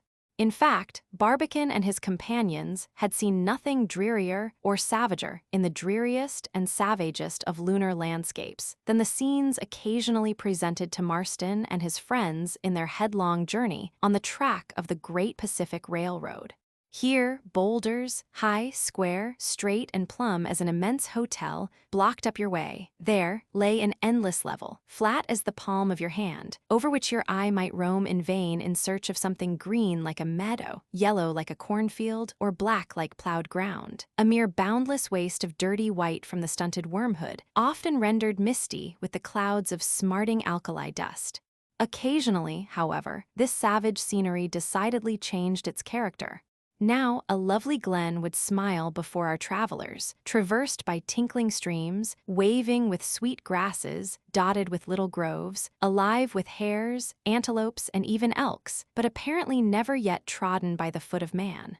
Now our clubmen felt like traveling on clouds as they careered along the great plateau west of the Black Hills, fully feet above the level of the sea, though even there the grass was as green and fresh as if it grew in some sequestered valley of Pennsylvania. Again, in this untraveled world whose margin fades forever and forever as they moved, they would find themselves in an immense, tawny, treeless plain, outlined by mountains so distant as to resemble fantastic cloud piles. Here for days they would have to skirt the coasts of a lake, vast, unruffled, unrippled, apparently of metallic consistency, from whose sapphire depths rose pyramidal islands to a height of fully 3,000 feet above the surface. In a few days all would change. No more sand wastes, salt water flats, or clouds of blinding alkali dust. The travelers' road, at the foot of black precipitous cliffs, would wind along the brink of a roaring torrent, whose devious course would lead them into the heart of the Sierras, where misty peaks solemnly sentineled the nestling vales, still smiling in genial summer verdure. Across these they were often whirled through immense forests of varied character, here dense enough to obscure the track, there swaying in the sweet sunlight and vocal with joyous birds of bright and gorgeous plumage. Then tropical vegetation would completely hide the trail, crystal lakes would obstruct it, cascades shooting down from perpendicular rocks would obliterate it, mountain passes barricaded by basaltic columns would render it uncertain. And on one occasion, it was completely covered up by a fall of snow to a depth of more than 20 feet. But nothing could oppose serious delay to our travelers. Their motto was ever onward, and what they lost in 1 hour by some mishap, they endeavored to recover on the next by redoubled speed. They felt that they would be no friends of Barbicans if they were discouraged by impossibilities. Besides, what would have been real impossibilities at another time, several concurrent circumstances now rendered comparatively easy.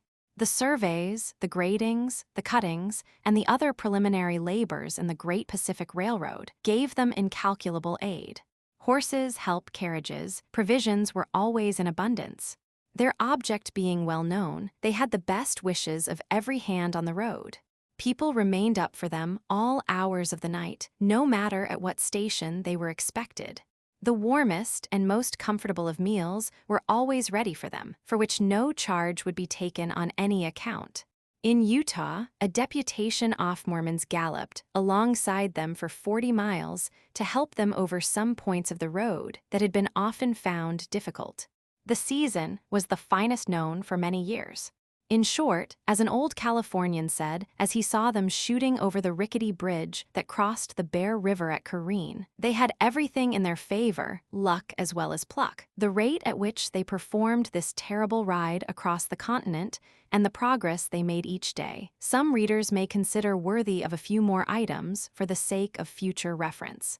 Discarding the ordinary overland mail stage as altogether too slow for their purpose, they hired at Julesburg a strong, well-built carriage, large enough to hold them all comfortably. But this they had to replace twice before they came to their journey's end. Their team always consisted of the best 6 horses that could be found, and their driver was the famous Hank Monk of California, who, happening to be in Julesburg about that time, volunteered to see them safely landed in Cisco on the summit of the Sierra Nevada. They were enabled to change horses as near as possible every hour by telegraphing ahead in the morning, during the day, and often far into the hours of night. Starting from Julesburg early in the morning of the TH, their first resting place for a few hours at night was Granite Canyon, 20 miles west of Cheyenne and just at the foot of the pass over the Black Hills. On the TH, nightfall found them entering St. Mary's at the further end of the pass, between Rattlesnake Hills and Elk Mountain. It was after 1:00 and already dark on the TH, when the travelers, hurrying with all speed through the gloomy gorge of slate formation leading to the banks of the Green River, found the ford too deep to be ventured before morning. The TH was a clear, cold day very favorable for brisk locomotion, and the bright sun had not quite disappeared behind the Wasatch Mountains when the clubmen, having crossed the Bear River, began to leave the lofty plateau of the Rocky Mountains by the great inclined plane marked by the lines of the Echo and the Weber Rivers on their way to the valley of the Great American Desert. Quitting Castle Rock early on the morning of the Cent, they soon came in sight of the Great Salt Lake, along the northern shores off which they sped all day, taking shelter after nightfall at Terrace, in a miserable log cabin surrounded by piles of drifting sand. The D was a terrible day. The sand was blinding, the alkali dust choking, the ride for 5 or 6 hours was up considerable grade. Still, they had accomplished their miles before resting for the night at Elko, even at this period, a flourishing little village on the banks of the Humboldt. After another smothering ride on the D, they rested at Winnemucca, another flourishing village, situated at the precise point in the desert where the little Humboldt joins Humboldt River, without, however, making the channel fuller or wider. The TH was decidedly the hardest day, their course lying through the worst part of the terrible Nevada desert. But a glimpse of the Sierras looming in the western horizon gave them courage and strength enough to reach Wadsworth, at their foot, a little before midnight. Our travelers had now but 1 day's journey more to make before reaching the railroad at Cisco, but this being a very steep ascent nearly all the way up, each mile cost almost twice as much time and exertion. At last, late in the evening of Christmas Day, amidst the most enthusiastic cheers of all the inhabitants of Cisco, who welcomed them with a splendid pine brand procession, Marston and his friends, thoroughly used up, feet swelled, limbs bruised, bones aching, stomachs seasick, eyes bleared, ears ringing, and brains on fire for want of rest, took their places in the state car waiting for them, and started without a moment's delay for Sacramento, about 100 miles distant. How delicious was the change to our poor travelers. Washed, refreshed, and lying at full length on luxurious sofas, their sensations, as the locomotive spun them down the ringing grooves of the steep Sierras, can be more easily imagined than described. They were all fast asleep when the train entered Sacramento, but the mayor and the other city authorities who had waited up to receive them had them carried carefully, so as not to disturb their slumbers, on board the Yosemite, a fine steamer belonging to the California Navigation Company, which landed them safely at San Francisco about noon on the th, after accomplishing the extraordinary winter journey of miles over land in little more than 9 days, only about miles being done by steam. 2:30 p.m. found our travelers bathed, dressed, shaved, dined, and ready to receive company in the grand parlor of the Occidental Hotel. Captain Bloomsbury was the first to call. Marston hobbled eagerly towards him and asked, "What have you done towards fishing them up, Captain?" "A good deal, Mr. Marston. Indeed, almost everything is ready." "Is that really the case, Captain?" asked all, very agreeably surprised. "Yes, gentlemen, I am most happy to state that I am quite in earnest." "Can we start tomorrow?" asked General Morgan. "We have not a moment to spare, you know." "We can start at noon tomorrow at latest," replied the captain, "if the foundry men do a little extra work tonight." "We must start this very day, Captain Bloomsbury," cried Marston resolutely. "Barbicane has been lying 2 weeks and 13 hours in the depths of the Pacific. If he is still alive, no thanks to Marston. He must by this time have given me up. The grappling irons must be got on board at once, Captain, and let us start this evening." Chapter 23. The club men go a-fishing. Captain Bloomsbury was perfectly right when he said that almost everything was ready for the commencement of the great work which the club men had to accomplish. Considering how much was required, this was certainly saying a great deal, but here also, as on many other occasions, fortune had singularly favored the club men. San Francisco Bay, as everybody knows, though one of the finest and safest harbors in the world, is not without some danger from hidden rocks. One of these in particular, the Anita Rock as it was called, lying right in mid-channel, had become so notorious for the wrecks of which it was the cause, that, after much time spent in the consideration of the subject, the authorities had at last determined to blow it up. This undertaking having been very satisfactorily accomplished by means of dynamite or giant powder, another improvement in the harbor had been also undertaken with great success. The wrecks of many vessels lay scattered here and there pretty numerously, some, like that of the Flying Dragon, in spots so shallow that they could be easily seen at low water, but others sunk at least 20 fathoms deep, like that of the Caroline, which had gone down in, not far from Blossom Rock, with a treasure on board of ounces of gold.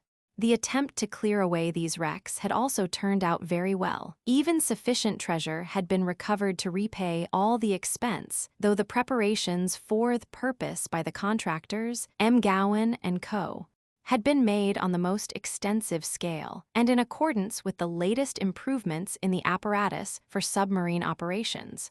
Buoys made of huge canvas sacks, coated with India rubber and guarded by a network of strong cordage, had been manufactured and provided by the New York Submarine Company. These buoys, when inflated and working in pairs, had a lifting capacity of tons a pair. Reservoirs of air, provided with powerful compression pumps, always accompanied the buoys. To attach the latter, in a collapsed condition, with strong chains to the sides of the vessels which were to be lifted, a diving apparatus was necessary.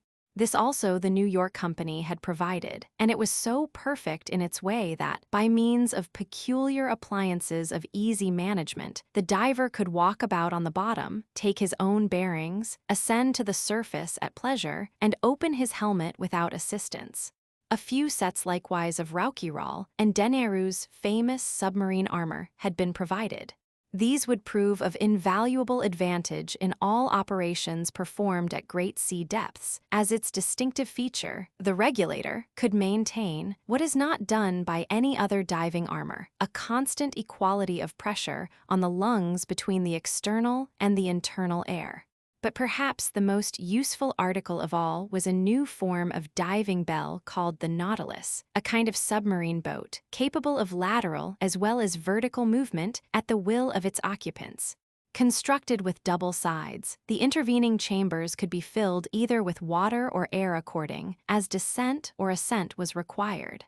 A proper supply of water enabled the machine to descend to depths impossible to be reached otherwise. This water could then be expelled by an ingenious contrivance, which, replacing it with air, enabled the diver to rise towards the surface as fast as he pleased.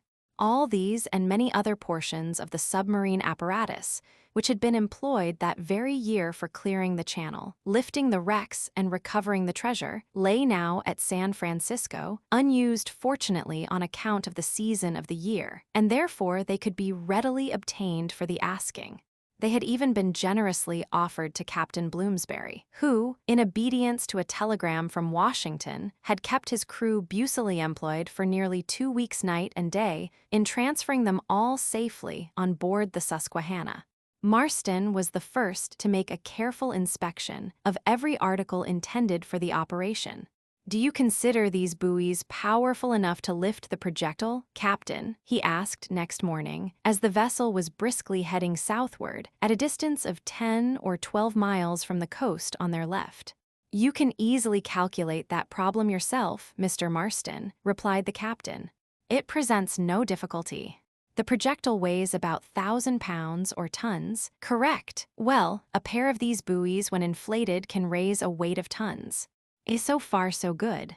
But how do you propose attaching them to the projectile?" "We simply let them descend in a state of collapse. The diver, going down with them, will have no difficulty in making a fast connection. As soon as they are inflated, the projectile will come up like a cork." "Can the divers readily reach such depths?" "That remains to be seen, Mr. Marston." "Captain," said Morgan, now joining the party, "you are a worthy member of our gun club. You have done wonders. Heaven grant it may not be all in vain. Who knows if our poor friends are still alive?" "Hush!" cried Marston quickly.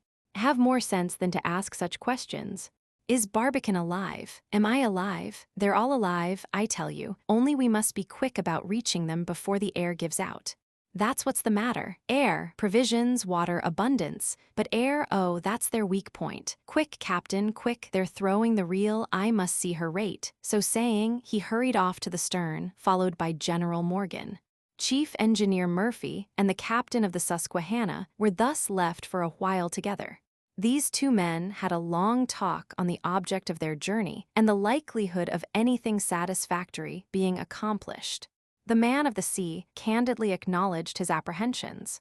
He had done everything in his power towards collecting suitable machinery for fishing up the projectile, but he had done it all, he said, more as a matter of duty than because he believed that any good could result from it. In fact, he never expected to see the bold adventurers again, either living or dead. Murphy, who well understood not only what machinery was capable of effecting, but also what it would surely fail in, at first expressed the greatest confidence in the prosperous issue of the undertaking.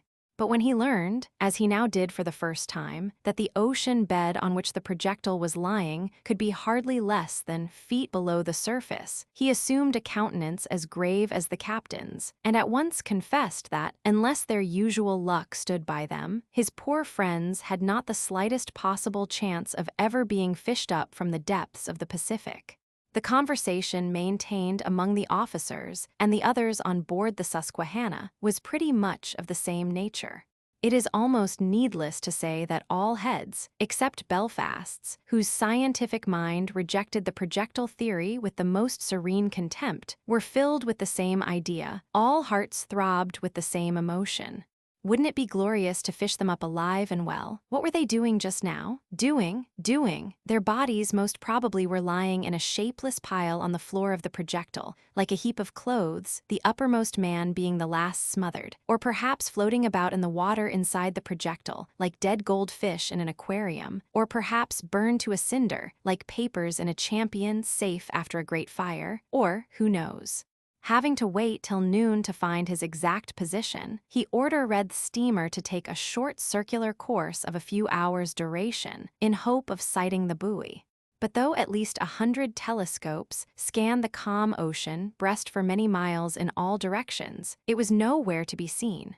Precisely at noon, aided by his officers, and in the presence of Marston, Belfast, and the Gun Club Committee, the captain took his observations. After a moment or two of the most profound interest, it was a great gratification to all to learn that the Susquehanna was on the right parallel, and only about miles west of the precise spot where the projectile had disappeared beneath the waves. The steamer started at once in the direction indicated, and a minute or two before 1 o'clock, the captain said they were there. No sign of the buoy could yet be seen in any direction. It had probably been drifted southward by the Mexican coast current, which slowly glides along these shores from December to April. "At last," cried Marston with a sigh of great relief. "Shall we commence at once?" asked the captain. "Without losing the 20,000th part of a second," answered Marston. "Life or death depends upon our dispatch." The Susquehanna again hove to, and this time all possible precautions were taken to keep her in a state of perfect immobility, an operation easily accomplished in these Pacific latitudes, where cloud and wind and water are often as motionless as if all life had died out of the world. In fact, as the boats were quietly lowered preparatory for beginning the operations, the mirror-like calmness of sea, sky, and ship so impressed the doctor, who was of a poetical turn of mind, that he could not help exclaiming to the little midshipman who was standing nearest. Coleridge realized with variations, "The breeze drops down, the sail drops down, all still as still can be. If we speak, it is only to break the silence of the sea.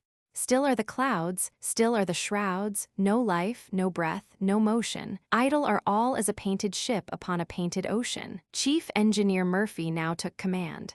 Before letting down the buoys, the first thing evidently to be done was to find out, if possible, the precise point where the projectile lay. For this purpose, the Nautilus was clearly the only part of the machinery that could be employed with advantage. Its chambers were accordingly soon filled with water, its air reservoirs were also soon completely charged, and the Nautilus itself, suspended by chains from the end of a yard, lay quietly on the ocean's surface, its manhole on the top remaining open for the reception of those who were willing to encounter the dangers that awaited it in the fearful depths of the Pacific. Everyone looking on was well aware that, after a few hundred feet below the surface, the pressure would grow more and more enormous, until at last it became quite doubtful if any line could bear the tremendous strain. It was even possible that at a certain depth the walls of the Nautilus might be crushed in like an eggshell, and the whole machine made as flat as 2 leaves of paper pasted together. Perfectly conscious of the nature of the tremendous risk they were about to run, Marston, Morgan, and Murphy quietly bade their friends a short farewell and were lowered into the manhole. The Nautilus having room enough for 4, Belfast had been expected to be of the party, but feeling a little sea-sick, the professor backed out at the last moment, to the great joy of Mr. Watkins, the famous reporter of the N.Y. Herald, who was immediately allowed to take his place. Every provision against immediate danger had been made. By means of preconcerted signals, the inmates could have themselves drawn up, let down, or carried laterally in whatever direction they pleased. By barometers and other instruments, they could readily ascertain the pressure of the air and water, also how far they had descended and at what rate they were moving. The captain, from his bridge, carefully superintended every detail of the operation. All signals he insisted on attending to himself personally, transmitting them instantly by his bell to the engineer below. The whole power of the steam engine had been brought to bear on the windlass. The chains could withstand an enormous strain. The wheels had been carefully oiled and tested beforehand. The signaling apparatus had been subjected to the rigidest examination, and every portion of the machinery had been proved to be in admirable working order. The chances of immediate and unforeseen danger, it is true, had been somewhat diminished by all these precautions. The risk, nevertheless, was fearful. The slightest accident, or even carelessness, might easily lead to the most disastrous consequence. 5 minutes after 2 o'clock, the manhole being closed, the lamps lit, and everything pronounced all right, the signal for the descent was given, and the Nautilus immediately disappeared beneath the waters. A double anxiety now possessed all on board the Susquehanna. The prisoners in the Nautilus were in danger, as well as the prisoners in the projectile. Marston and his friends, however, were anything but disquieted on their own account, and, pencil in hand and noses flattened on the glass plates, they examined carefully everything they could see in the liquid masses through which they were descending. For the first 500 feet, the descent was accomplished with little trouble. The Nautilus sank rather slowly, at a uniform rate of a foot to the second. It had not been 2 minutes under water when the light of day completely disappeared. But for this, the occupants were fully prepared, having provided themselves with powerful lamps, whose brilliant light, radiating from polished reflectors, gave them an opportunity of seeing clearly around it for a distance of 8 or 10 feet in all directions.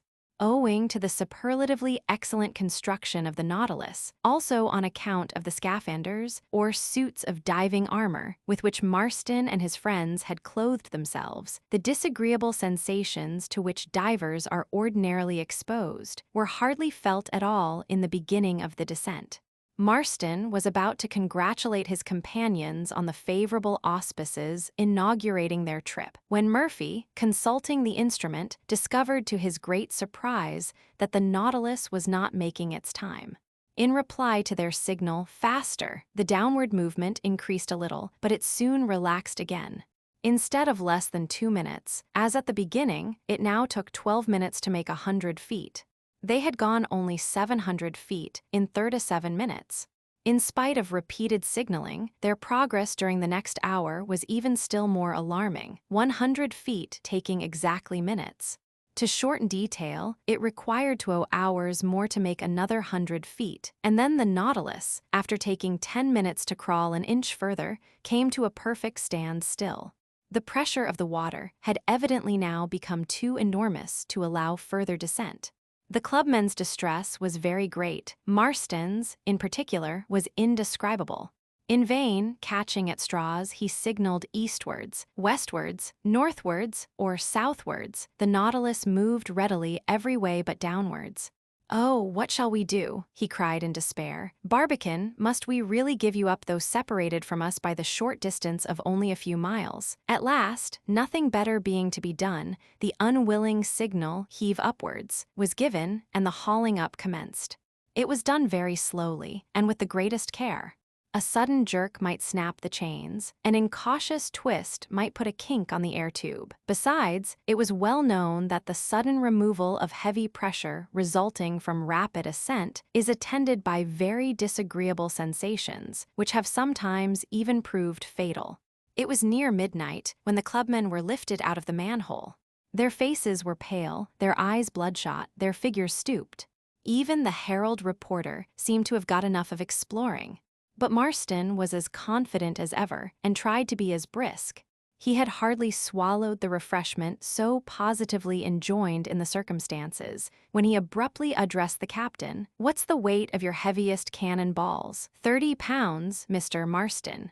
"Can't you attach 30 of them to the Nautilus and sink us again?" "Certainly, Mr. Marston, if you wish it. It shall be the first thing done tomorrow." "Tonight, Captain, at once. Barbicane has not an instant to lose." "At once then be it, Mr. Marston." "Just as you say." The new sinkers were soon attached to the Nautilus, which disappeared once more with all its former occupants inside, except the Herald reporter, who had fallen asleep over his notes, or at least seemed to be. He had probably made up his mind as to the likelihood of the Nautilus ever getting back again. The second descent was quicker than the first, but just as futile. At feet, the Nautilus positively refused to go a single inch further. Marston looked like a man in a stupor. He made no objection to the signal given by the others to return. He even helped to cut the ropes by which the cannonballs had been attached. Not a single word was spoken by the party as they slowly rose to the surface. Marston seemed to be struggling against despair. For the first time, the impossibility of the great enterprise seemed to dawn upon him. He and his friends had undertaken a great fight with the mighty ocean, which now played with them as a giant with a pygmy. To reach the bottom was evidently completely out of their power, and what was infinitely worse, there was nothing to be gained by reaching it. The projectile was not on the bottom. It could not even have got to the bottom. Marston said it all in a few words to the captain, as the clubmen stepped on deck a few hours later. Barbicane is floating midway in the depths of the Pacific, like Mahomet in his coffin. Blindly yielding, however, to the melancholy hope that is born of despair, Marston and his friends renewed the search next day, but they were all too worn out with watching and excitement to be able to continue it longer than a few hours.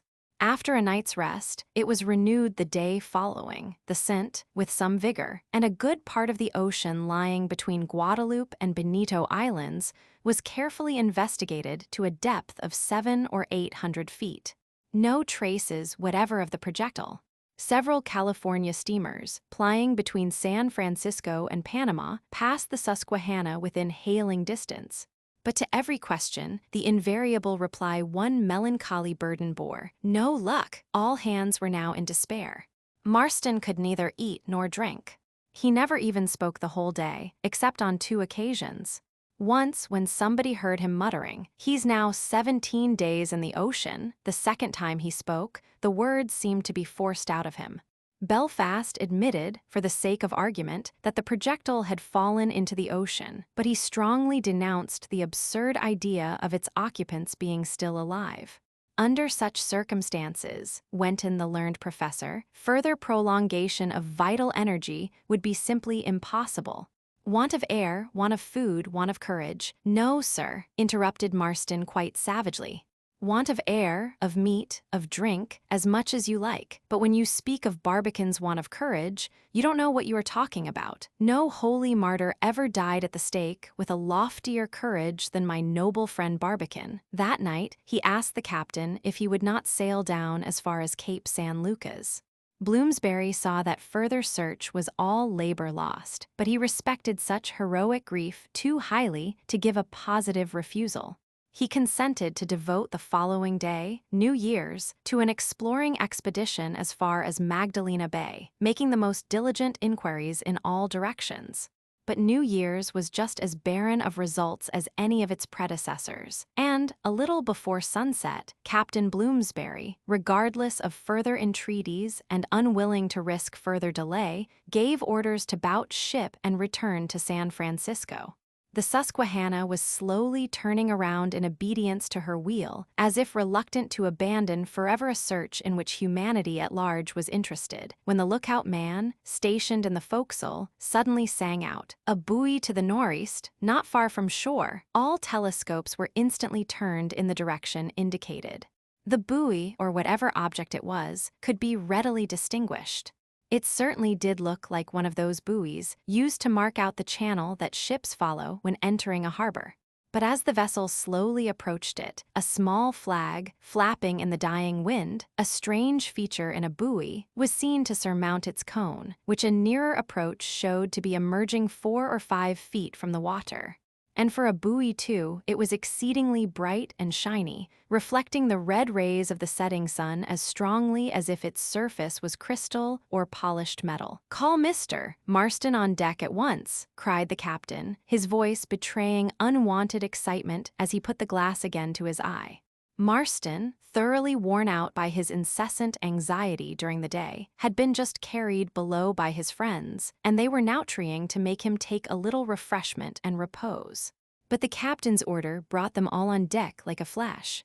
They found the whole crew gazing in one direction, and, though speaking in little more than whispers, evidently in a state of extraordinary excitement.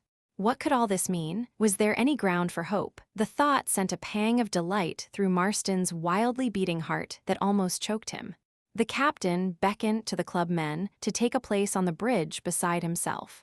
They instantly obeyed, all quietly yielding them a passage. The vessel was now only about a quarter of a mile distant from the object, and therefore near enough to allow it to be distinguished without the aid of a glass.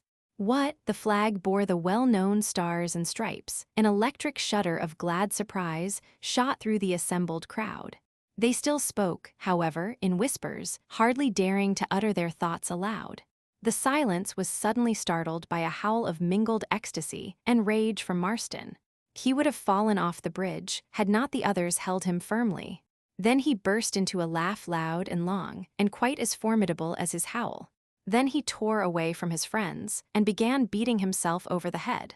"Oh," he cried in accents between a yell and a groan, "what chuckleheads we are, what numbskulls, what jackasses, what double-treble-barreled gibbering idiots." Then he fell to beating himself over the head again. "What's the matter, Marston, for heaven's sake?" cried his friends, vainly trying to hold him. "Speak for yourself," cried others, Belfast among the number. "No exception, Belfast. You're as bad as the rest of us. We're all a set of unmitigated, demoralized, dog-goned old lunatics. Ha, ha, ha. Speak plainly, Marston. Tell us what you mean." "I mean," roared the terrible secretary, "that we are no better than a lot of cabbage heads, dead beats, and frauds calling ourselves scientists. Oh, Barbican, how you must blush for us. If we were schoolboys, we should all be skinned alive for our ignorance." With all their knowledge of physics, not a single one of those scientific gentlemen had remembered the great fundamental law that governs sinking or floating bodies.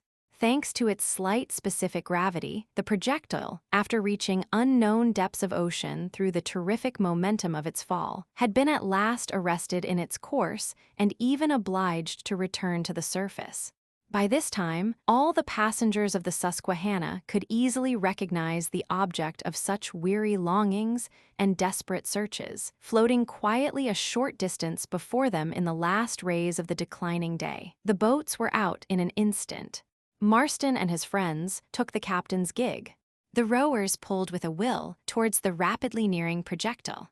What did it contain? The living or the dead? The living, certainly, as Marston whispered to those around him. Otherwise, how could they have ever run up that flag? The boats approached in perfect silence, all hearts throbbing with the intensity of newly awakened hope, all eyes eagerly watching for some sign to confirm it. No part of the windows appeared over the water, but the trap hole had been thrown open, and through it came the pole that bore the American flag.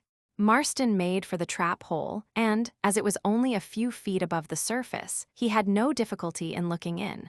At that moment, a joyful shout of triumph rose from the interior, and the whole boat's crew heard a dry, drawling voice with a nasal twang exclaiming, "Queen, how is that for high?" It was instantly answered by another voice, shriller, louder, quicker, more joyous and triumphant in tone, but slightly tinged with a foreign accent. "King, my brave Mac, how is that for high?" The deep, clear, calm voice that spoke next thrilled the listeners outside with an emotion that we shall not attempt to portray.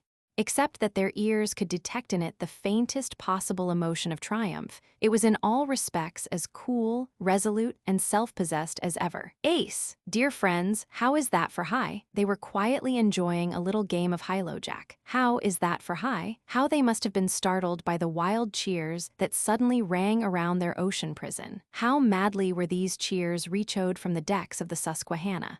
It became immediately such a favorite tongue morsel of his that ever since he has been employing it on all occasions, appropriate or otherwise. Thanks to his exertions in its behalf all over the country, the phrase is now the most popular of the day, well known and relished in every part of the Union. If we can judge from its present hold on the popular ear, it will continue to live and flourish for many a long day to come. It may even be accepted as the popular expression of triumph in those dim, distant, future years, when the memory not only of the wonderful occasion of its formation, but also of the illustrious men themselves who originated it, has been consigned forever to the dark tomb of oblivion. Chapter 24. Farewell to the Baltimore Gun Club. The intense interest of our extraordinary but most voracious history having reached its culmination at the end of the last chapter, our absorbing chronicle might with every propriety have been then and there concluded. But we can't part from our gracious and most indulgent reader before giving him a few more details which may be instructive perhaps, if not amusing. No doubt he kindly remembers the worldwide sympathy with which our three famous travelers had started on their memorable trip to the moon. If so, he may be able to form some idea of the enthusiasm universally excited by the news of their safe return. Would not the millions of spectators that had thronged Florida to witness their departure now rush to the other extremity of the Union to welcome them back? Could those innumerable Europeans, Africans, and Asiatics who had visited the United States simply to have a look at M. Nishal, Arden, and Barbican ever think of quitting the country without having seen those wonderful men again? Certainly not. The sons of Earth who had fearlessly quitted this terrestrial globe and who had succeeded in returning after accomplishing a journey inconceivably wonderful, well deserved to be received with every extremity of pride, pomp, and glorious circumstance that the world is capable of displaying. To catch a glimpse of these demigods, to hear the sound of their voices, perhaps even to touch their hands, these were the only emotions with which the great heart of the country at large was now throbbing. To gratify this natural yearning of humanity, to afford not only to every foreigner, but to every native in the land an opportunity of beholding the three heroes who had reflected such indelible glory on the American name, and to do it all in a manner eminently worthy of the great American nation, instantly became the desire of the American people. To desire a thing and to have it are synonymous terms with the great people of the American Republic. A little thinking simplified the matter considerably. As all the people could not go to the heroes should go to all the people. So decided, so done. It was nearly 2 months before Barbican and his friends could get back to Baltimore. The winter traveling over the Rocky Mountains had been very difficult on account of the heavy snows, and even when they found themselves in the level country, though they tried to travel as privately as possible, and for the present positively declined all public receptions, they were compelled to spend some time in the houses of the warm friends near whom they passed in the course of their long journey. The rough notes of their moon adventures, the only ones that they could furnish just then, circulating like wildfire and devoured with universal avidity, only imparted a keener whet to the public desire to feast their eyes on such men. These notes were telegraphed free to every newspaper in the country, but the longest and best account of the journey to the moon appeared in the columns of the New York Herald, owing to the fact that Watkins, the reporter, had had the adventurers all to himself during the whole of the 3 days' trip of the Susquehanna back to San Francisco. In a week after their return, every man, woman, and child in the United States knew by heart some of the main facts and incidents in the famous journey. But of course, it is needless to say that they knew nothing at all about the finer points and the highly interesting minor details of the astounding story. These are now all laid before the highly favored reader for the first time. I presume it is unnecessary to add that they are worthy of his most implicit confidence, having been industriously and conscientiously compiled from the daily journals of the three travelers, revised, corrected, and digested very carefully by Barbican himself. It was, of course, too early at this period for the critics to pass a decided opinion on the nature of the information furnished by our travelers. Besides, the moon is an exceedingly difficult subject. Very few newspaper men in the country are capable of offering a single opinion regarding her that is worth reading. This is probably also the reason why half-scientists talk so much dogmatic nonsense about her. Enough, however, had appeared in the notes to warrant the general opinion that Barbican's explorations had set at rest forever several pet theories lately started regarding the nature of our satellite. He and his friends had seen her with their own eyes, and under such favorable circumstances as to be altogether exceptional. Regarding her formation, her origin, her inhabitability, they could easily tell what system should be rejected and what might be admitted. Her past, her present, and her future had been alike laid bare before their eyes.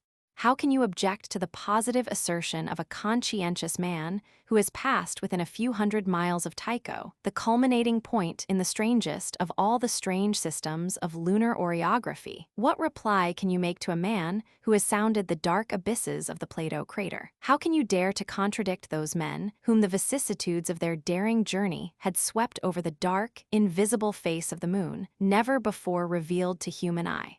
They could now say, authoritatively, like Cuvier lecturing over a fossil skeleton, once the moon was this, a habitable world and inhabitable long before our Earth. It was one worthy in every way of its recipients, worthy of the gun club, worthy of the great republic, and, best of all, every man, woman, and child in the United States could take part in it. It required at least 3 months to prepare it, but this was not to be regretted, as its leading idea could not be properly carried out during the severe colds of winter. All the great railroads of the Union had been closely united by temporary rails, a uniform gauge had been everywhere adopted, and every other necessary arrangement had been made to enable a splendid palace car, expressly manufactured for the occasion by Pullman himself, to visit every chief point in the United States without ever breaking connection. Through the principal street in each city, or streets if one was not large enough, rails had been laid so as to admit the passage of the triumphal car. In many cities, as a precaution against unfavorable weather, these streets had been arched over with glass, thus becoming grand arcades, many of which have been allowed to remain so to the present day. The houses lining these streets, hung with tapestry, decorated with flowers, waving with banners, were all to be illuminated at night time in a style at once both the most brilliant and the most tasteful. On the sidewalks, tables had been laid, often miles and miles long, at the public expense. These were to be covered with every kind of eatables, exquisitely cooked in the greatest profusion, and free to everyone for 12 hours before the arrival of the illustrious guests, and also for 12 hours after their departure. The idea mainly aimed at was that, at the grand national banquet about to take place, every inhabitant of the United States, without exception, could consider Barbicane and his companions as his own particular guests for the time being, thus giving them a welcome the heartiest and most unanimous that the world has ever yet witnessed. Evergreens were to deck the lampposts, triumphal arches to span the streets, fountains, squirting eau de cologne to perfume and cool the air, bands stationed at proper intervals to play the most inspiring music, and boys and girls from public and private schools, dressed in picturesque attire, to sing songs of joy and glory. The people, seated at the banqueting tables, were to rise and cheer and toast the heroes as they passed. The military companies, in splendid uniforms, were to salute them with presented arms. While the bells pealed from the church towers, the great guns roared from the armories, feux de joie resounded from the ships in the harbor, until the day's wildest whirl of excitement was continued far into the night by a general illumination and a surpassing display of fireworks. Right in the very heart of the city, the slowly moving triumphal car was always to halt long enough to allow the club men to join the cheering citizens at their meal, which was to be breakfast, dinner, or supper, according to that part of the day at which the halt was made. The number of champagne bottles drunk on these occasions, or of the speeches made, or of the jokes told, or of the toasts offered, or of the hands shaken, of course, I cannot now weary my kind reader by detailing, though I have the whole account lying before me in black and white, written out day by day in Barbicane's own bold hand. Yet I should like to give a few extracts from this wonderful journal. It is a perfect model of accuracy and system. Whether detailing his own doings or those of the innumerable people he met, Caesar himself never wrote anything more lucid or more pointed. But nothing sets the extraordinary nature of this great man in a better light than the firm, commanding, masterly character of the handwriting in which these records are made.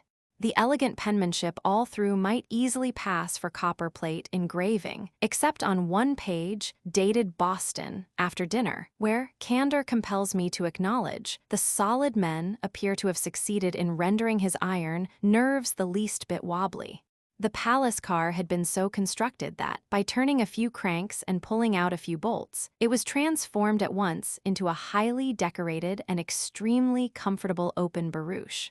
Marston took the seat usually occupied by the driver. Arden and M. Nishal sat immediately under him, face to face with Barbican, who, in order that everyone might be able to distinguish him, was to keep all the back seat for himself, the post of honor.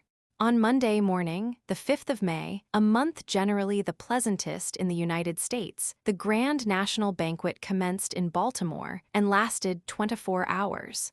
The gun club insisted on paying all the expenses of the day, and the city compromised by being allowed to celebrate in whatever way it pleased the reception of the club men on their return. They started on their trip that same day in the midst of one of the grandest ovations possible to conceive. They stopped for a little while at Wilmington, but they took dinner in Philadelphia, where the splendor of Broad Street, at present the finest boulevard in the world, being feet wide and 5 miles long, can be more easily alluded to than even partially described. The house fronts glittered with flowers, flags, pictures, tapestries, and other decorations. The chimneys and roofs swarmed with men and boys cheerfully risking their necks every moment to get one glance at the moon men. Every window was a brilliant bouquet of beautiful ladies waving their scented handkerchiefs and showering their sweetest smiles. A vast awning, spanning the street from ridge to ridge, had been so prepared and arranged that, in case of rain or too strong a glare from the summer sun, it could be opened out wholly or partially in the space of a very few minutes. There was not, however, the slightest occasion for using it, the weather being exceedingly fine, almost paradisiacal, as Marston loved to phrase it. Their arrival was welcomed with equal furore. The Moon men supped and spent the night in New York, where they were received with even greater enthusiasm than at Philadelphia. But no detailed description can be given of their majestic progress from city to city through all portions of the mighty republic. It is enough to say that they visited every important town from Portland to San Francisco, from Salt Lake City to New Orleans, from Mobile to Charleston, and from St. Louis to Baltimore. That, in every section of the great country, preparations for their reception were equally as enthusiastic, their arrival was welcomed with equal furor, and their departure accompanied with an equal amount of affectionate and touching sympathy. The New York Herald reporter, Mr. Watkins, followed them closely everywhere in a palace car of his own, and kept the public fully enlightened regarding every incident worth regarding along the route, almost as soon as it happened. He was enabled to do this by means of a portable telegraphic machine of new and most ingenious construction. Though its motive power was electricity, it could dispense with the ordinary instruments and even with wires altogether, yet it managed to transmit messages to most parts of the world with an accuracy that, considering how seldom it failed, is almost miraculous. The principle actuating it, though guessed at by many shrewd scientists, is still a profound secret and will probably remain so for some time longer, the Herald having purchased the right to its sole and exclusive use for 15 years at an enormous cost. Who shall say that the apotheosis of our three heroes was not worthy of them, or that, had they lived in the old prehistoric times, they would not have taken the loftiest places among the demigods? As the tremendous whirl of excitement began slowly to die away, the more thoughtful heads of the great republic began asking each other a few questions. Can this wonderful journey, unprecedented in the annals of wonderful journeys, ever lead to any practical result?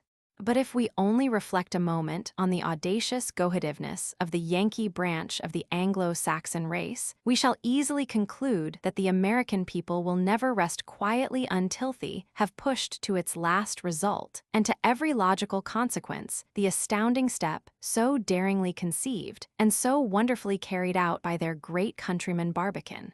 In fact, within a very few months after the return of the club men from the Continental Banquet, as it was called in the papers, the country was flooded by a number of little books, like insurance pamphlets, thrust into every letter box and pushed under every door, announcing the formation of a new company called the Grand Interstellar Communication Society. The capital was to be $1,000,000 at $1,000 a share, J.P. Barbican-esque. A P. J. A C. Was to be President, Colonel Joshua D. M. Nishal, Vice President Hun. J. T. Marston, Secretary, Chevalier Michael Arden, General Manager, John Murphy-esque. A Chief Engineer, H. Phillips Coleman-esque. Philadelphia lawyer, legal advisor, and the astrological advisor was to be Professor Henry of Washington. Belfast's blunder had injured him so much in public estimation, his former partisans having become his most merciless revilers, that it was considered advisable to omit his name altogether, even in the list of the directors. From the very beginning, the moneyed public looked on the G.S. with decided favor, and its shares were bought up pretty freely. Conducted on strictly honorable principles, keeping carefully aloof from all such damaging connection as the credit mobilier, and having its books always thrown open for public inspection, its reputation even today is excellent and continually improving in the popular estimation. Holding out no utopian inducements to catch the unwary, and making no wheedling promises to blind the guileless, it states its great objects with all their great advantages, without at the same time suppressing its enormous and perhaps insuperable difficulties. People know exactly what to think of it, and, whether it ever meets with perfect success or proves a complete failure, no one in the country will ever think of casting a slur on the bright name of its peerless president, J. P. Barbican. For a few years, this great man devoted every faculty of his mind to the furthering of the company's objects. But in the midst of his labors, the rapid approach of the centennial surprised him. After a long and careful consultation on the subject, the directors and stakeholders of the G.S. advised him to suspend all further labors in their behalf for a few years, in order that he might be freer to devote the full energies of his giant intellect towards celebrating the first 100th anniversary of his country's independence, as all true Americans would wish to see it celebrated, in a manner every way worthy of the great Republic of the West. Though possessing no official prominence, this he absolutely insists upon. He is well known to be the great fountainhead whence emanate all the life, order, dispatch, simplicity, economy, and wonderful harmony, which, so far, have so eminently characterized the magnificent project. With all operations for raising the necessary funds, further than by giving some sound, practical advice, he positively refused to connect himself. This may be the reason why subscriptions to the centennial stock are so slow in coming in, but in the proper apportionment of expenses and the strict surveillance of the mechanical, engineering, and architectural departments, his services have proved invaluable. His experience in the vast operations at Stony Hill has given him great skill in the difficult art of managing men. His voice is seldom heard at the meetings, but when it is, people seem to take a pleasure in readily submitting to its dictates. In wet weather or dry, in hot weather or cold, he may still be seen every day at Fairmount Park, Philadelphia, leisurely strolling from building to building, picking his steps quietly through the bustling crowds of busy workmen, never speaking a word, not even to Marston his faithful shadow, often penciling something in his pocketbook, stopping occasionally to look apparently nowhere, but never, you may be sure. He is evidently determined on rendering the great centennial of his country a still greater and more wonderful success than even his own world-famous and never to be forgotten journey through the boundless fields of ether and all around the moon. End.